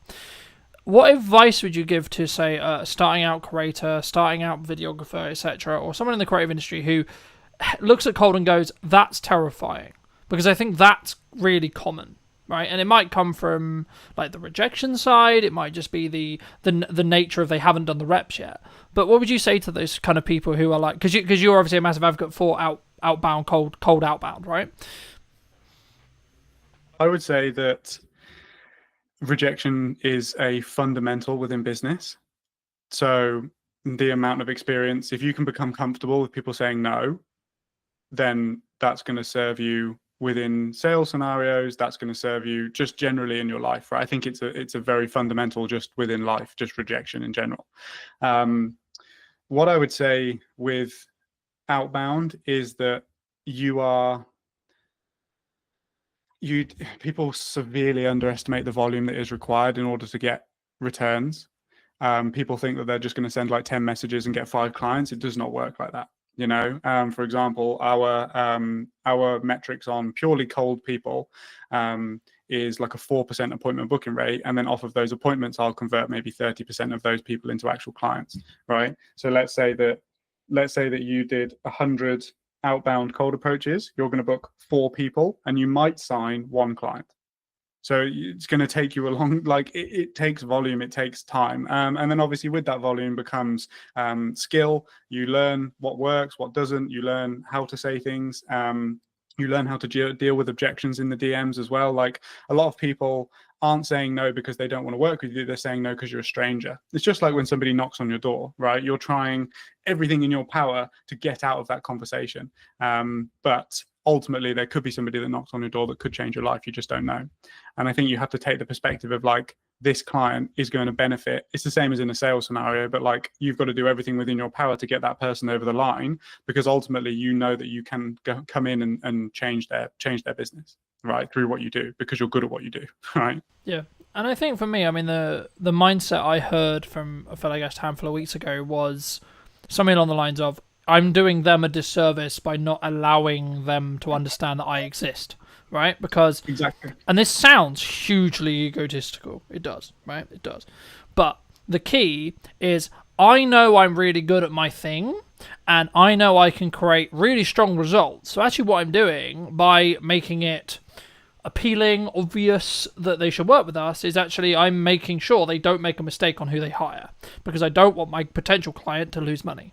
Right? And with that rewire in my head, you then can approach cold differently, in my view. Now, there is an argument to say, like, is it in stages? Like, would you only do it when... Because I guess the perception for cold is you only do it when your back's against the wall, you need to make money quickly, right? But actually, in correspondence to what you just said, that's counterintuitive because you just said it would take a long time. So, is that true? Or is it actually just something that you just gain the reps of and you just do consistently, and that's why it works? No, I think that it's for us, it will always be a system that we have within the business.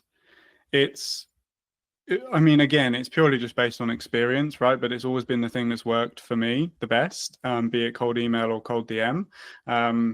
The thing that people don't get is that, like, for one, you have to be intelligent about how you message people insofar as you're not going to piss them off, right? You're just looking for a yes or a no to essentially have a call and see if it could be a good fit to work together. You don't need to do like tons and tons and tons of follow-up and like ultimately just get that person in a position where they don't like you because you've messaged them so many times or whatever. But you have to look at cold in a sense that it's contributing to a larger overall system. So if you have content systems in place, inbound content systems, like let's just take somebody on LinkedIn, for example. So somebody could connect with me on LinkedIn. I could message them. That could ultimately be, no, I'm not really interested right now.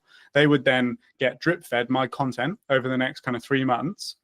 And then in 3 months, I will go back to I will basically then go back and I message all of the people who are now somewhat warm to what we do. And it's just that constant thing over time. It's like Chinese water torture. You're just slowly drip feeding stuff onto them so that they get more familiar and more familiar and more familiar. And don't get me wrong, 4 times out of 100, somebody will book a call cold, and that's fine because they have a low action threshold. But ultimately what you're doing is you're putting them into a maybe system that's converting them into a yes over time. And I've had tons of people reach out to say, hey, I know you messaged me 6 months ago, but I'd love to jump on a call now. And that's great. You know, that happens on probably a bi-weekly basis, right? Yeah. And I think for me, it's in some ways, even if it isn't the right time for that prospect, that person that you're messaging, actually what you're doing is you're saying, hey, remember me, right? Every time you message, and that should be the way. Or, hey, I saw this thing, hopefully it'll be valuable to you, right? Or whenever you maybe share a piece of content, I always look at it of going, how can I add as much value in the window of time they're going to potentially give me, whether this is in a short form clip or the entire podcast. And I think for me, I think that's what makes me maybe unique, I guess you could say, in the respect to I don't like to fluff around, and I try not to, if that makes sense. I don't like other people who do. And it's simply because you just don't respect the other person's time, right? But I guess the key, you mentioned Alex Hormozi earlier, and I wanted to ask you something specifically about, he's very well known for, you need to focus on doing one thing for an extended period of time.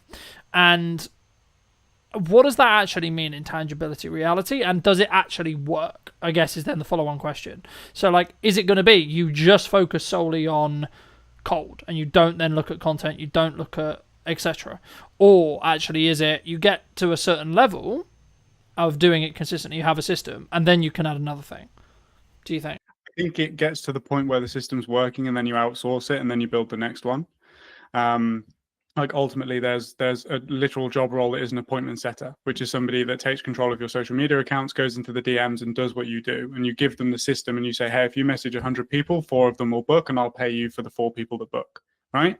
So I think that's kind of the process. I don't necessarily agree with this whole thing of do one thing and focus on it for a long period of time, because there are gains that you are probably missing out on by not having an inbound system. Like if you purely just do cold, right? Really, content is one of those things that we've always struggled with, purely just because I do it so much for the clients that then when it comes to doing it for myself, it's kind of you're not you're not as open to doing it, right? But I do think that, like I just said, those people that don't necessarily come through the first time being cold will look at the content, they'll see that it's valuable, they'll see that we know what we're talking about and that we're working with other clients helping them achieve the exact same thing, and then they'll be more open to it. So I feel like if we didn't do that, then you would miss out on those things as well, Yeah, no, absolutely. And I think that's why you have to take it with a pinch of salt, right? It's true that if you try and start too many things simultaneously, you'll fail at all of them, right? But you also need to know your own limits and ask yourself, how many plates can you continue to spin, right? I think is actually the key there. But for those who are maybe looking at like either doing an event or hiring you, like, or any production as a whole, like I build a system where I try and do a behind the scenes breakdown of every single production that I've done, right? And I build that very early and I build it into my sales process so the client's cool with it, the client, etc., etc. But like for me, I guess the question is like, do you do behind the scenes content, A, and then B, if you do, how do you manage that resource? Because obviously you're there actually working. Now, I would argue that's the best content you could possibly create for what you do, right? Because it shows you in your element, shows you problem solving, etc. Like, is it just a matter of like hiring another videographer and maybe you take a little hit on the profit to follow you around specifically, or like is it in more depth than that? Yeah, for sure. It's basically that. We have experimented in the past with purely trying to get behind the scenes from the crew that's already on site to do the job. But ultimately, I think that you're doing a disservice to your clients and to the crew by doing that, because that's not what they're there to do. The client hasn't hired you so that you can make an amazing behind the scenes film using the camera operators and crew that they've paid for, right? So you're going to piss your clients off by doing that. The best way that I've found is to essentially just have somebody whose sole job it is to take behind the scenes imagery and behind the scenes video of everybody doing their thing. And yes, you do take a hit on your profit, but you have to look at it as a long-term marketing resource. One thing that I want to experiment with doing that we haven't done just yet is to cut out the talking to camera aspects of the behind the scenes video, because no matter how hard I try, I can't focus on 2 different video projects at the same time, right?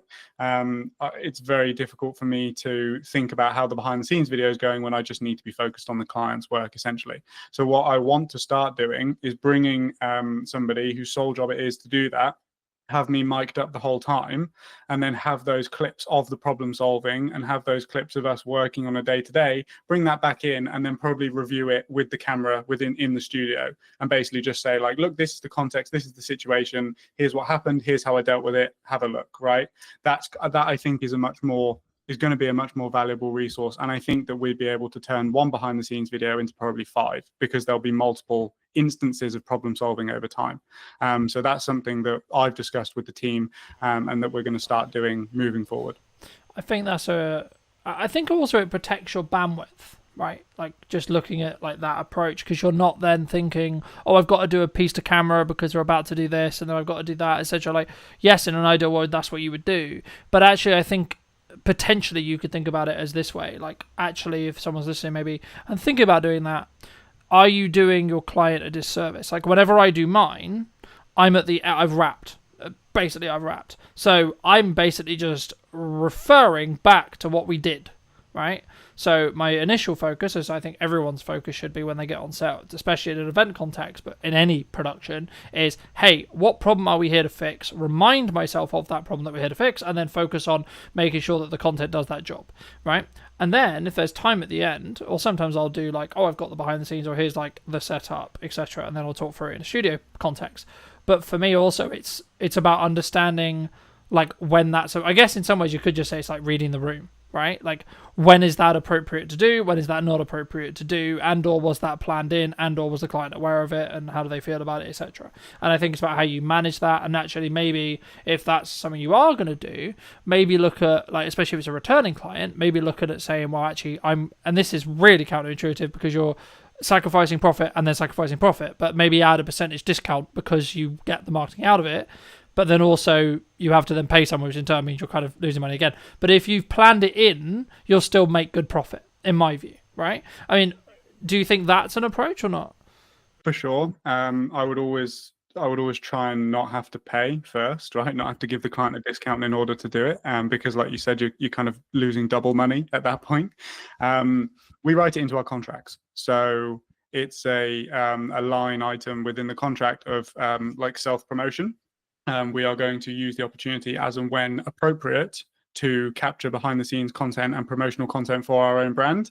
Obviously, like, if people have a problem with that, I'm not going to not do a job because they won't let us do it.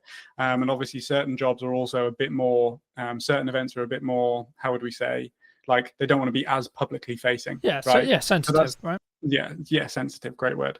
So that is, that's a, something that we consider as well. And it's really just, like, we have solid relationships with our clients. The fact that in the events industry, we have long-standing relationships, and I can just have that conversation with people. But as you said, it's a part of the sales process. It's a part of the contract. It's expected, and I think that most of the points of contention within capturing behind-the-scenes content come from a place where it was a surprise. They didn't expect you to whip out the camera and start filming yourself. Yeah, and it would also be kind of a reaction like, what the fuck are you doing, kind of thing, in some respects. And some clients love it. Some clients are like, it's almost double videos for them because it's showcasing their event and the way that you're capturing it and the behind the scenes and that sort of stuff as well. I feel like if you've got a good personality on camera, it's almost like having a promotional piece kind of for the event as well. But also other clients don't, and that's totally fine as well. Yeah, I mean, to give the audience some context, I mean, I've done jobs which I can't even speak about because of NDAs, but also, like, it was just a conversation with the clients, like, yeah, this kind of isn't appropriate, the day's gonna be really busy, and actually half of this stuff, like, I'm not even gonna be able to use anyway, or I'm gonna have to heavily blur, like, half the stuff in the background because of where we are, etc., etc., etc., etc., etc. So it's just like, at that point, you're just like, it's not really worth it. But for those people who really enjoy this conversation, they want to see more of your content, they want to connect with you, maybe they want to hire you to do an event or talk about that, etc. I mean, where's best for people to reach out to you? LinkedIn, best place. That's where I am most active in terms of the content. You'll find me there. It is me that runs the accounts, so you are actually speaking to me if you message me. So yeah, just send me a message there. Like, we're very easy in terms of the way that we go about things. If it's right for you and it's right for us, then we can talk about it. Magic. And there's a final question I'll add on, but it just jumped to mind as something that maybe you're challenging that I'd be curious on your perspective on, because I've watched some videos where you're talking about it. I mean, a vulnerability potentially of both of our businesses, we are very founder led, right? Clients want us involved in every single stage of the process. Is that just like the nature of it sometimes? Are you just like, okay, it is what it is? Like, that's, I guess, what I'm going to have to live with to be able to make the money I make and be able to run the business I run? Or is there a way you can transition it? I think that you can transition it for new people. I know that you left a comment on my YouTube video that I made, which is basically, it's just like, it's not an expectation that we're there. But I think ultimately, if you have a strong personality that people connect with, and half of the reason why they go with you is because it's you, then you are going to run into issues doing that with certain people. I think like pre-existing clients who have always known you to be the one that's there, but then also certain clients are totally okay with it and they understand it's a natural progression within the business process, right? It's something that I can't necessarily speak on too confidently right now because it's something that we're still figuring out. Obviously, if we're looking to scale to the point that we are, then I can't be involved in every single project because I just don't have unlimited time. And I think that's my hypothesis for this, is that the brand, whilst it can still be founder led and come from the vision and the mission that the founder originally had, I think that the brand has to have its own characteristics and qualities and quality assurances for the clients and stuff like that as well. And I think that's where the leverage is with regards to me not having to be on set every single time in order for a client to sign with us, basically. Yeah, and I also think to an extent in that respect you need to be overly transparent with the fact that you might not be, right? Especially in your space, because obviously an event may be happening at the similar time to another event, and actually you may want to actually serve both, right?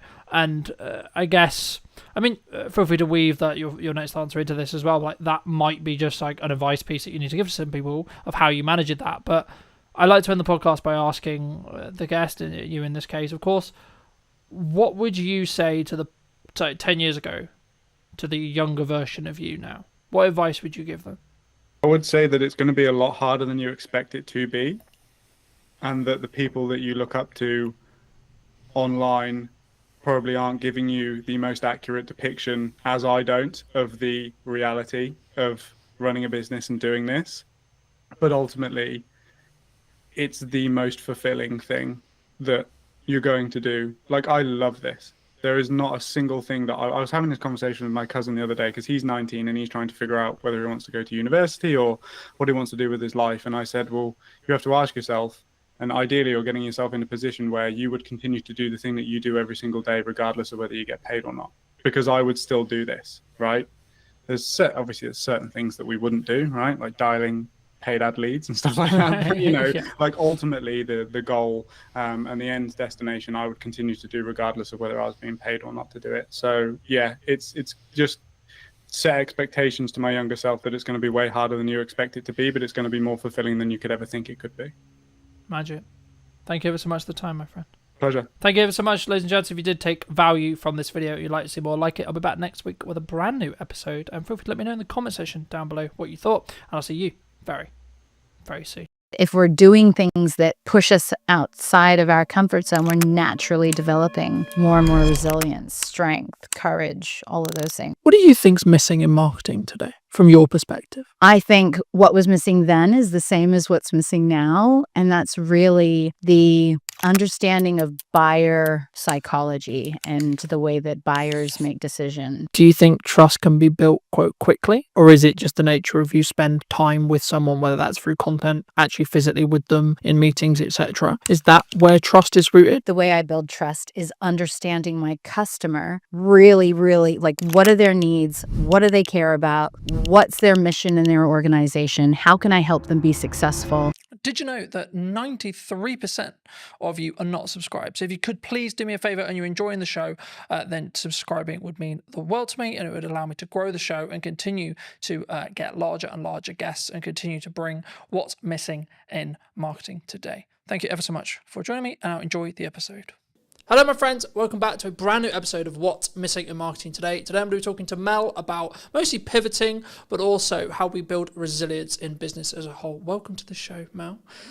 And before we start, I always want to open the podcast with, what do you think's missing in marketing today, from your perspective? Yeah, well, so I've actually had a lot to do with marketers in my career. So I used to, at Gartner, I was supporting CMOs, and I think what was missing then is the same as what's missing now, and that's really the understanding of buyer psychology and the way that buyers make decisions. So I think that there's a disconnect between products and services and what they do and what they actually mean and the outcomes for the buyers involved. Do you think that's overlooked? I'm sure we'll get into the actual psychology, but when someone looks to set up their business, do you think they overlook the human psychology element because they're more interested in the shiny camera, the shiny marketing technique? Do you think? And are you so I think the majority of organizations don't consider marketing as a key strategy. Often it's an afterthought. So the people setting up the businesses are usually excited about the products and services or the technology. Very rarely are they sales marketing kind of led unless their products reflect that. I think the majority of them are not thinking about marketing from the beginning. Do you think that comes from a lot of people we work with are very founder-led, so founder person-led? Do you think that comes specifically from their identity as a whole? So putting their identity out and, quote, supercharging it with marketing? Do you think that's where sometimes people get wrong? Because maybe they are not confident at coming across, or maybe they don't want to put necessarily, they're not sure how they feel about putting themselves out there? I just think that, so I work in prop tech. Presently, that's where my startup is. And a lot of the people I know come from the technology, their technology background, that they have technology backgrounds. And so they just aren't familiar with what's needed in marketing. So they don't even know the first steps of where they should go, or what they should do. And so often they just do nothing. What, I guess, is a stigma in the tech space then? Like, they don't take that first step, but is it because it's just they don't know, do you think? Well, you only have a finite amount of energy and time. And so, and a lot of these, if you're a solopreneur or you're just getting something off the ground, then you're really, really good with what the product does and how, to make that work. But when it comes to I've met so many founders who have no idea. They haven't even tested whether or not anybody would pay for their service or their technology. Like, what's the use case for it? And they often just jump to solution without really understanding how to get from where they are, which is the solution or the technology product, to somebody using it. And so all of those steps in between, which, obviously buyer psychology and the way people make decisions and how they can change from status quo bias. So what are they doing now to where you want them to be in using your products and services? That's a journey. And you can't just go from one to the very end. You have to kind of navigate your way throughout the entire thing. Do you think when we look at that journey that people underestimate the amount of time that someone needs to consume marketing or etc., or that journey as a whole they need to go on, or they need their customer to go on, etc.? I think, and you're talking about the founders? In general, like so say I'm a tech founder and I've just started this amazing thing that I think is going to change the world. Right. Would I potentially underestimate how long it's going to take for me to educate my target consumer to be educated enough to know why this thing that I've made is going to be the solution to their problem? Of course. And if so, how would you say someone can start peeling away and start on that process? Most people don't even know the amount of different layers that they have to get through. So it's not just ensuring that you're able to deliver a message that resonates with them to pique their interest? How are you demonstrating true value? What will their lives look like once they're using your service compared to what they're doing today? How is your service going to infinitely improve their situation? All of these different things, nobody really considers them. And so I think maybe they're like, okay, we'll do Google ads, or we'll hire a marketing manager that's very tactical and maybe just looking at how they can get clicks versus really penetrating that value that they're supposed to be creating in the mind of the buyer. We talked about psychology in the opening kind of statements of this episode. I think it's an underrepresented concept as a whole across the business realm, not even just in marketing. In my view, I don't think we talk enough about actually A, buying psychology, or B, the ticks or the seeds that we need to plant psychology wise. But from your experience, from your perspective, what actually happens, like from a psychological point of view, when someone is maybe looking for something? So when I was working for a consulting firm that focused purely on the psychology and neuroscience behind how people make decisions in sales and marketing, I was amazed to learn that, so we're all programmed to stay safe. And the part of our brain that keeps us safe doesn't like change. And that's just the way that we're built. So if you want to get somebody doing something new or different with your product or service, you have to disrupt that status quo bias that is designed to keep people safe. And there are several reasons why people stay with the status quo. And so if you're not being very intentional about the psychology that keeps people doing the same thing that they've always done, I mean, there's so many instances where people come out with these amazing products. This will save this amount of time. It'll save you this amount of money, da, da, da, da, da. And everybody's like, yeah, that's great. But it needs to feel so urgent and so important to them that they have no choice but to change. Otherwise, it's easier, it's cheaper, it's easier, it's safer to stay with what they're doing most of the time. Do you think we can overdo it, though, as a society at the moment? Because everyone is like shouting at the start of their videos, or they're making really clear statements, etc., because of that pattern interrupt bias that we're looking to break. How does someone maybe listening to this, I guess, position themselves maybe in the middle ground? Because I think if you go too far and it doesn't align with the promise maybe that you're making in sales, or the promise you're making in a video, that would then backfire potentially. For sure, but some of those people, they're not focused on buyer psychology. They're just focused on getting attention. And attention is very different from intentionally wanting to help a customer. And so if you have something and an intention to genuinely make a difference in a buyer's world, then you're coming at it from a totally different place. The people who you're mentioning right now and capturing attention and doing all of that jazz, you may interrupt what they're doing, you may get their attention, but the trust and the rapport that you need in order for someone to buy, that's never going to be there until you go through all of those steps and demonstrate the value. And so I think that you definitely have to follow a process, and it has to be intentional and value driven. And what you're talking about just sounds like pattern interrupts that, is just more distractions that people will forget you as quickly as they stopped.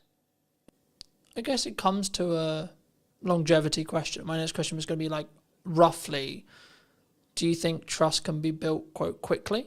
Or is it just the nature of you spend time with someone, whether that's through content, actually physically with them in meetings, etc.? Is that where trust is rooted, either from a psychology point of view or just your thoughts around like how do we build trust? Because I guess that's the next question, right? Like you say trust is a key buying metric or key reason why someone would buy.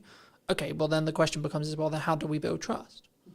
Well, so it just so happened that I took a different angle with this when I was doing performance coaching and sales consulting. And in the sales training for these organizations, we were actually helping sellers build trust based on personality profiles. So understanding different personality profiles and the behaviors that people would exhibit and how what they would need to see in order to feel most comfortable.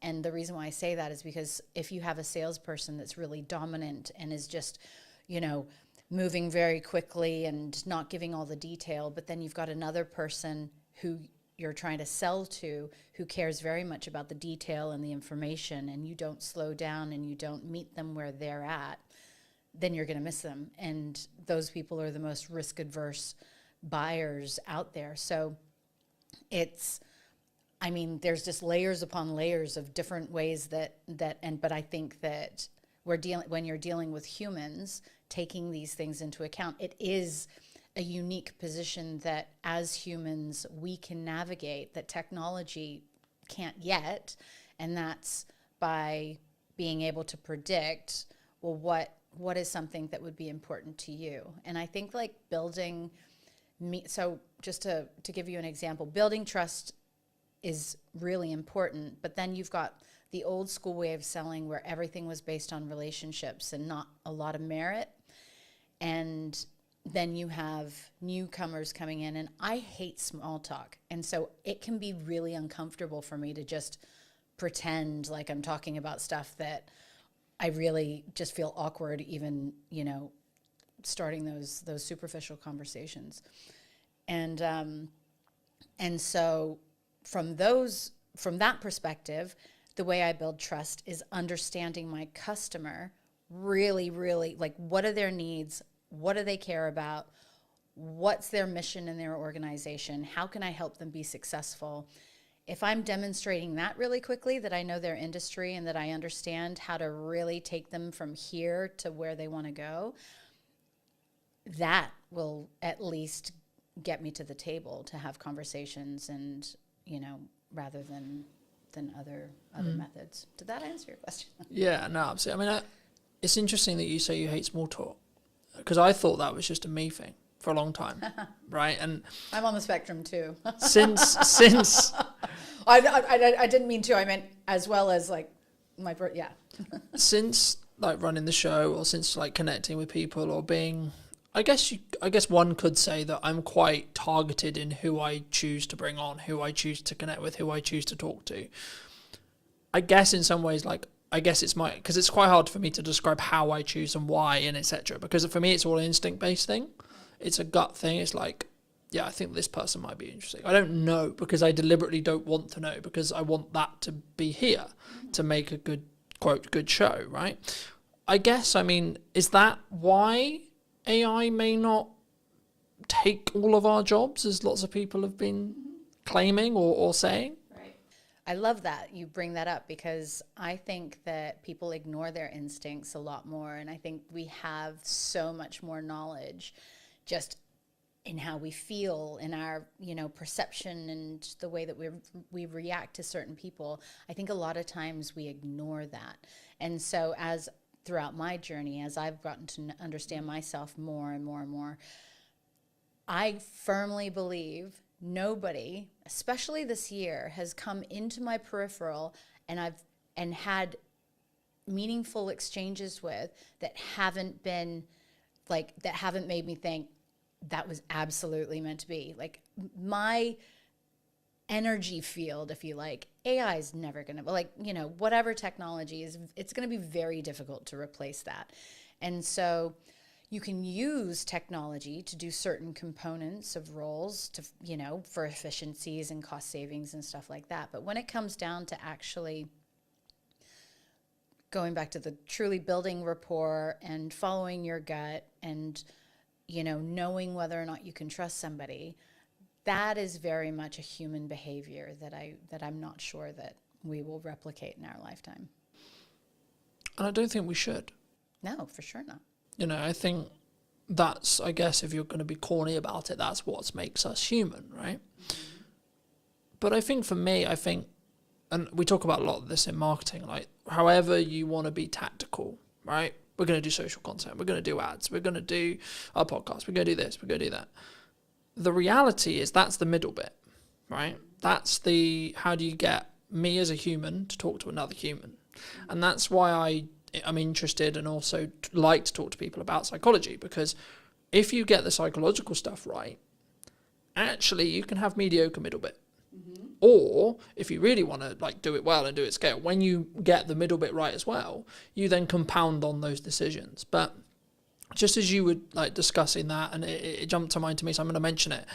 I think it was Alex Hormozi who said, there's some points where you have to push, and there's other points where you have to pivot. Mm-hmm.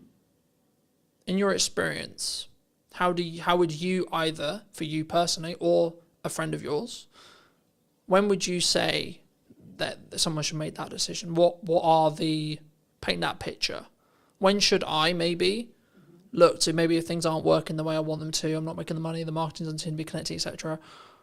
When should I just push on versus when should I pivot into something else? Really good question. So again, it's being able to trust yourself, I think, is a very, very big thing. I have tended more recently to become a bit more philosophical about these things. And if something's not working, but you know that it's really hard, because is there a need? So let's assume that there's a need for what you have to offer, that it's coming from the right place, it serves people, it's a value. I think that the ability to pivot means that you're flexible enough to realize that maybe the way that you're going about something isn't the right way for you to achieve success. And so, I mean, I've pivoted so much in my life, but and in particular the last few years, but I think that a lot of people become really, so part of resilience and part of emotional intelligence is the ability to be flexible. If you're really rigid about, no, it has to be this way, and not curious as to, maybe I hadn't considered all of the factors, or maybe I don't know as much as I think I should, and then you go and get outside opinions or consultants to help you or whatever. So feedback and you know, rounding out your hypothesis of what you think you should be doing. If everybody's telling you that you should be going down a certain way, then yeah, I would say continue on. But if you're not validating the direction that you're on or testing it, and then how do you know it's the right one? So you've got to learn how to be flexible and try different things. And do you think emotional intelligence is missing in marketing, in sales, in business, in human? Sure, in human life. I was going to go with like in business as a whole, or when you're building relationships, etc. But actually, yeah, let's go more broad. Do you think people don't invest in like understanding, like, and building emotional intelligence and then using it? Yeah. So everybody would have a different idea of what emotional intelligence encompasses, but for me, I think it's just being really self-aware and aware of others. So you can't actually understand others until you understand yourself. And that's never taught. Like, where are we learning that? If our parents haven't learned it or gone and educated themselves on this, then schools aren't teaching it, and then parents don't know. And so then you get to adult life, and then you just think everything should be transactional. But once you start, I think, becoming really curious as to, you know, what's your purpose? Why are you here? It's not just to make money.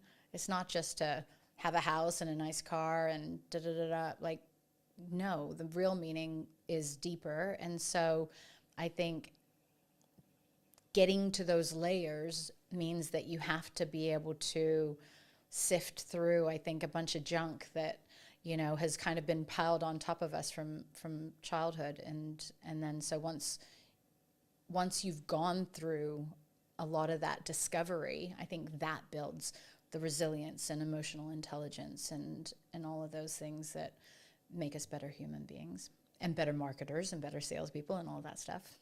Do you think it comes from, I guess, a fear of not? Because as you were talking, I was thinking, like, does it actually come from, I'm going to make decisions because I don't want to deal with the dark stuff potentially in my head, right? The reason why I can't be emotionally intelligent is because I hire you just to do the job, right? To jump to mind from a networking thing many years ago, when mental health came up as a conversation, it was like, well, no, I'm paying you to do the job, just do the job. And obviously I don't know in this person's case whether it was they haven't done the empathy work or the inner work to be allowed to be empathetic. And I know I have some people close to me who their view is business is business. It's tangible, it's cold, right? It's transactional, regardless of how deep the meaningful relationship could be. In their view, it's just, that's cold. That is the way it is. I've always followed I'm only going to work with people who follow my values, one of which being empathy. Mm-hmm. And if you can't empathize with either the customer and or me and or the other service providers you work with, then actually I don't think you're going to show up in the best way and put your best foot forward. But also I don't think now in the market I see happening when things are, quote, harder, I think people will potentially choose the people who are maybe more soft in that respect, or more understanding, or more emotionally intelligent, you could say, than people who are solely transactional. Would you agree? So this is, again, where meeting people where they're at. And again, I've realized that people can't give what they don't have. And so the people who are really unempathetic, I don't believe that that's intentional. They just haven't learned it. And so, in fact, the people who are very transactional in business and who think that it's just like money, and, you know, deals, and it's not about the people, they would be the harshest on themselves. They would probably be the least sensitive, or like they just suppress all of their emotions and whatnot. And so I think that enables us to be a bit more empathetic towards them and understanding, and just be like, wow, that's really sad. And some people have never even realized that they're going through life that way, right? So maybe they weren't allowed to express their feelings. And so seeing somebody in the workplace who's expressing their feelings is foreign to them. And so what lessons do they need to learn in order to become better leaders or better partners or whatever it is? And so I think that as we progress as humans and as we evolve, those are just, so you're a very empathetic person. That's why empathy is important to you. But the reality is a lot of people aren't taught that. You know, we're taught to hide our feelings or just get on with things, and you really never be know. Stoic. Correct. And especially in the UK. So, well, if I'm allowed to say, in England, you know, it was interesting because my family are from all over, but my father's from New Zealand, and we spent a lot of time growing up in the States. And I came up with this theory of the different mentality that you have. Because in New Zealand, actually, people in New Zealand are super laid back, and they're very, like, you could meet, and literally billionaires who you would never know that they're a billionaire. They're super kind, they're very cool, and like there's not this class system, if you like. However, they're taught to not show their emotions. And if you think about, and then I was like, okay, well, New Zealand's still a relatively new country, so is the States. And I believe that the psychology, and this is proven, that if you're around negative people, you will naturally start to become more negative. When people were leaving on the boats to New Zealand, it was, okay, yeah, we'll do this much of the same, and we'll start farms and whatever. The mentality wasn't very different. when people were going to America, it was all of my dreams can come true. This is the land of opportunity. It was this positivity that I think you can see translate into the culture. And so it's going back to the, how are we teaching, and how are we teaching ourselves, and are we challenging ourselves to be more empathetic? And if that's not important, so that boss that you were talking about, or partner, the business partner, if they are at home like that, and if they're not empathetic, well, that's going to hurt them at some point, right? And then they're just going to start seeing that actually the happiest people are the people who show up exactly as they are at home, as they are at work, as they are in a coffee shop, and there's no big changes in their personality or their behavior. No, it definitely did. I mean, for me, I think that's what will allow you to stand out in a world where you can be perceived as like every videographer is technically the same. What we sell is the same. Every marketer is technically the same. We're going to sell you roughly the same thing, right? Roughly, in regards to tactics, we will. It's then, I guess, the approach and then how we do that from a customer service point of view, where maybe that's the thing that will distinguish us. The question that jumped to mind, though, for me, and this is something which I've toured with for a long time personally, but also in the people I want to work with and I work around, is should we look, or do you feel at the moment anyway, people don't have self-accountability, self-reflection on, so when something goes wrong, mostly this will be the context, like my reaction always is, what did I do? Why did it go wrong in respect to what I did? Not, oh, it went wrong and it's your fault.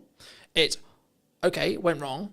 What can I do to make sure it didn't? Or how did I contribute to potentially that going wrong? And did I actually do my best or not?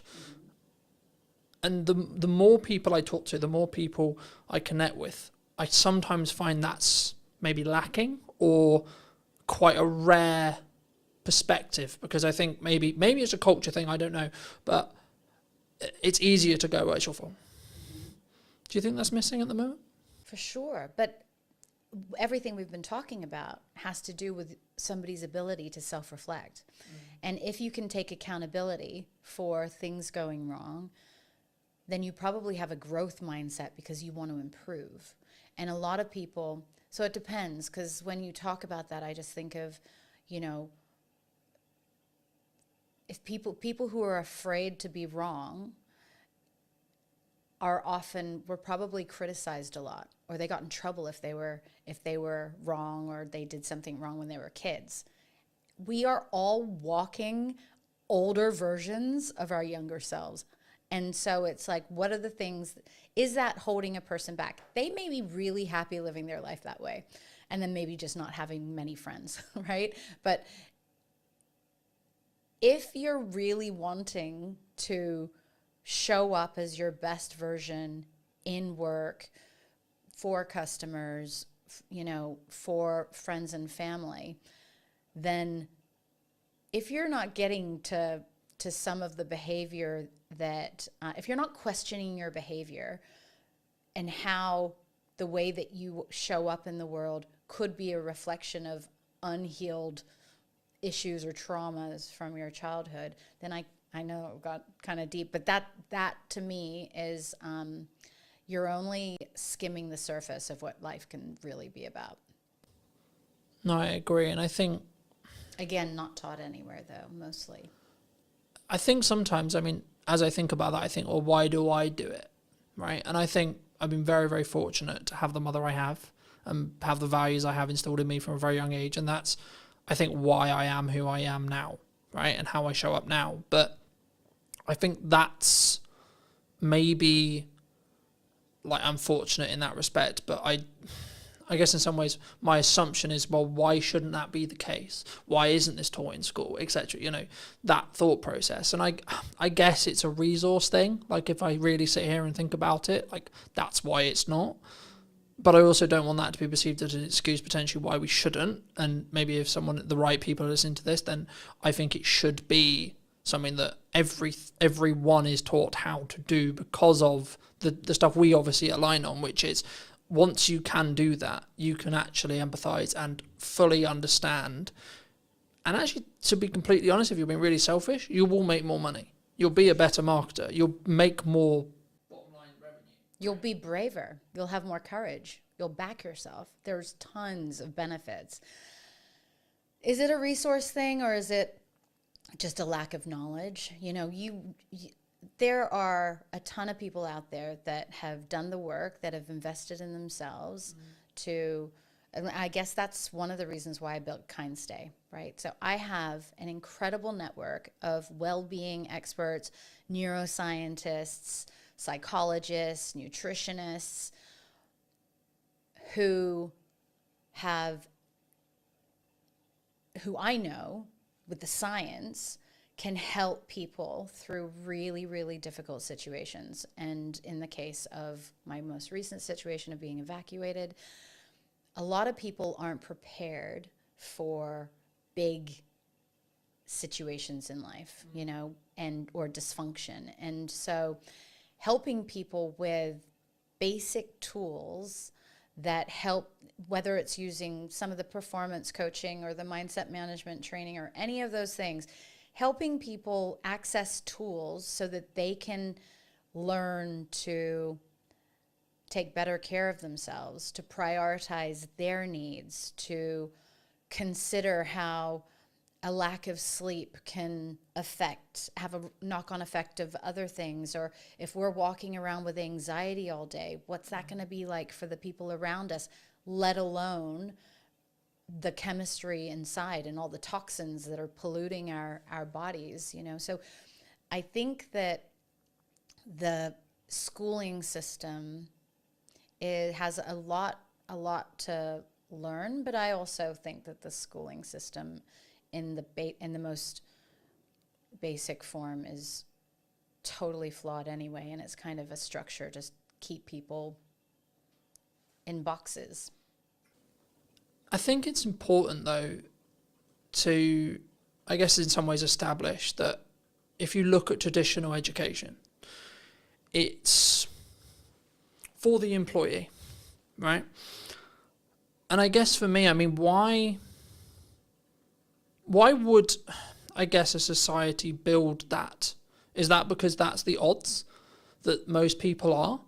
But like, and then I guess the follow-on question that comes from that is, for me, is it because I'm a dyslexic? Is it because of the way I'm wired? Is it because of the upbringing I had that was like, oh, actually, that's not going to be the case. That's not going to be why I potentially am going to be an employee, or why maybe I'm not best fit for an employee. Because for me, I've always understood that, yeah, sometimes I'll have to do that for a means to an end, but that's not where my, quote, calling is. Right. Is it natural? Is it something that we would always continue?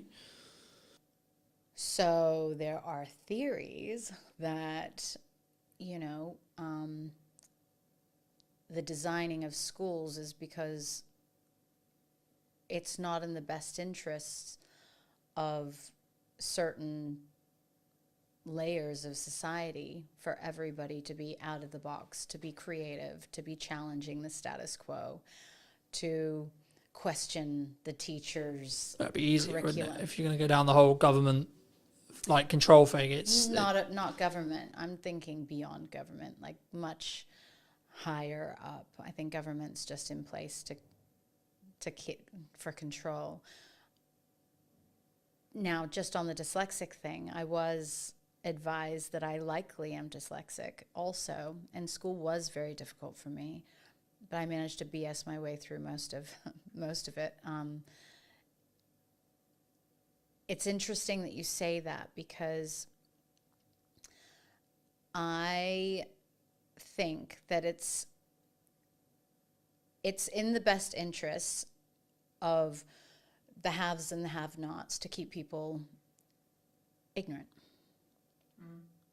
And, you know, it's until people start really digging deep into themselves and going, you know, getting curious, that we could actually break out of that. I think to an extent that's true, but I think people aren't I also stand by that not everyone should be an entrepreneur, right? We're in a world right now where so many people potentially did think it was cool, or maybe do think it's cool to be an entrepreneur.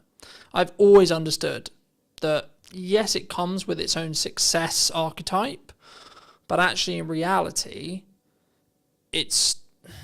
I wouldn't describe it as cool. I would describe it as it needs to be in line with who you are, and you need to be willing to do the work. Yeah, totally. There's never going to be a world ever, no matter what kind of education system, where everybody has the ability to be an entrepreneur. It's tough, right? And the only reason why I got into this lane was because I wanted to solve a problem that didn't exist, and I wanted to align my core values, which was standing up to injustice, helping people, and providing transparency and fairness. Those are my core values. I had always been ridiculously successful in my corporate career. So top performer, achieved things that nobody else could, was the first in many instances. And I had this really high self-belief that I could do anything. An entrepreneur, like starting my own company, absolutely humbled me. I was so humbled after the first year of not making £1 and having spent all of my savings and everything into this, but also probably not validating and doing all of the stuff that you're supposed to do before you start a business. If I knew then what I know now, it'd be totally, totally different. And that's the thing, right? So it's what kind of tools are we leveraging in order to go down that path? I feel, though, entrepreneurial kind of paths can happen just by believing in yourself. And actually, I think that if everybody believed in themselves, then they could become an entrepreneur. And that could look like you're really great at nursing. So instead of going and working for a hospital, you start a nursing patient care facility or something like that.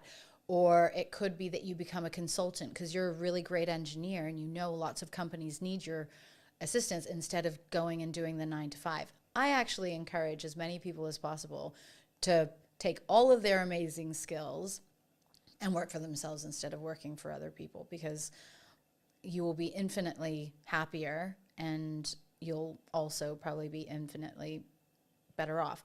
But you have to go and get the business and stuff like that. So it depends on whether or not the rest of the stuff adds up. Do you think that's a lack of confidence thing? A lot of times, yeah. Because I think for me, I've always understood that it's in my control. If it goes wrong, it's on me. But also if it goes right, it's on me. But I've always understood that, and that's why I guess I have the self-belief, self-confidence, etc. from me personally. But I guess people want the security, they want the excuse, they want because I kind of agree with you, but I also, in the next breath, don't agree with you in the respect that everyone can be, but I don't think everyone should be. No, 100%. So I think everybody can be, but actually, because of our personalities, there are personality types that naturally are risk adverse. They need security. They need stability. They're happy doing the same thing over and over and over again, never getting promoted, never doing the same job for 40 years, retiring, and then they've got a pension. People they feel happy in doing that. I couldn't imagine doing that. But we're all built differently, and I feel like we all have different levels of evolution within us, because yeah.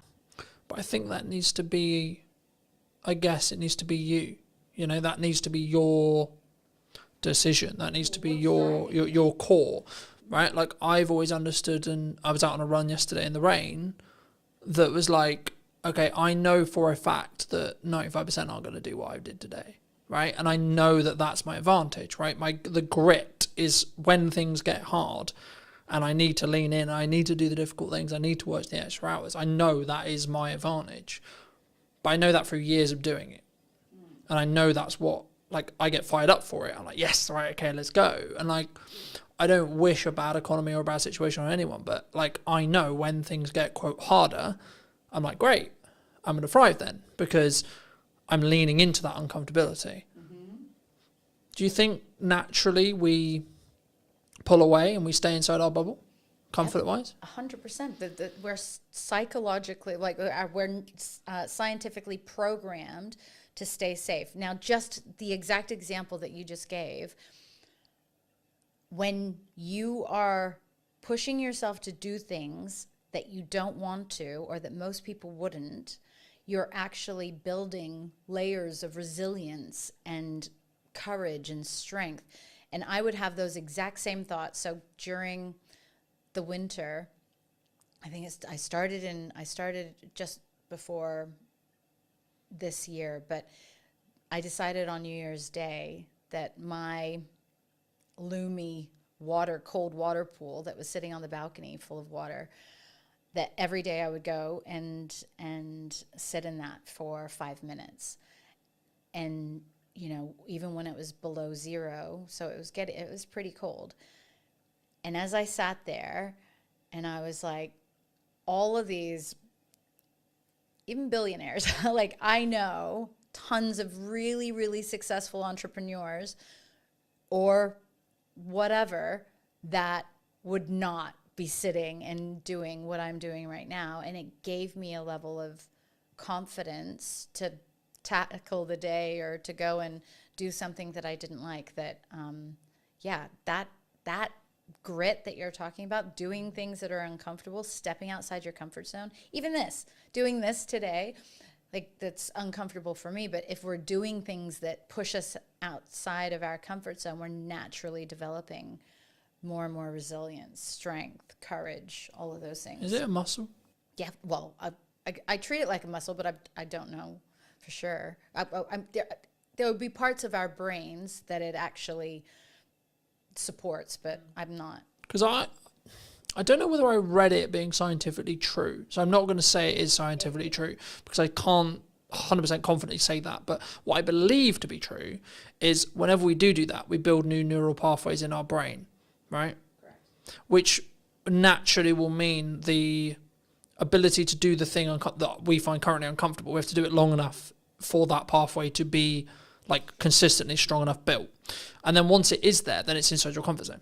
And then it will just feel like another day. I mean, we were talking about it as I was setting up, that this today, like, I realized it when I was going to sleep yesterday. I was like, well, I've got a podcast day tomorrow, and I'm not nervous, not nervous at all. It's literally like another day of the week for me. But I had a driving lesson yesterday morning that was really difficult mentally for me. And now people who drive every day and people who drive for years are like, well, that doesn't make any sense, because driving is really comfortable with me and really works really well, but talking on a podcast or running a podcast would be a nightmare. And I think that's a really key example of someone's grit, someone's uncomfortability might be very different. And I think that's why, to circle back to emotional intelligence, that's why if you have and you can lead and you can operate with empathy, you can then go, okay, well, I might find this thing really easy, but then I can go back to when it wasn't. And then I can say, okay, well, this is how I felt when I started doing it. Maybe that will help you. Mm-hmm. And I think that will then, in some ways, make a more deeper psychological connection, I guess, is the question there. Like, either in a buying journey or just in general, like a human to human point of view, like having that level of empathy, having that level of understanding, having that level of connection will then mean that you're connected on a more deeper level. Do you think? For sure. So if you're able to get in the seat of, or get into the mind of the buyer from a customer perspective, and empathize with their challenges and what their frustrations would be, or some of their hesitations of why they're not immediately jumping to your amazing new service, and if you can demonstrate that you understand that, then certainly, and frame your conversation so that they know that you understand that it's not an easy decision, or then that, of course, helps people feel more comfortable. And I think authenticity is really important too. So if you're just operating at a level of you're being 100% yourself, and then you're genuinely curious and interested in the people that you're engaging with, then that'll just naturally come across. You can tell when people aren't being genuine. And I think that in itself creates a level, our instincts will naturally be like, oh, this person's energy's off, or we're not like, they're not genuine or authentic.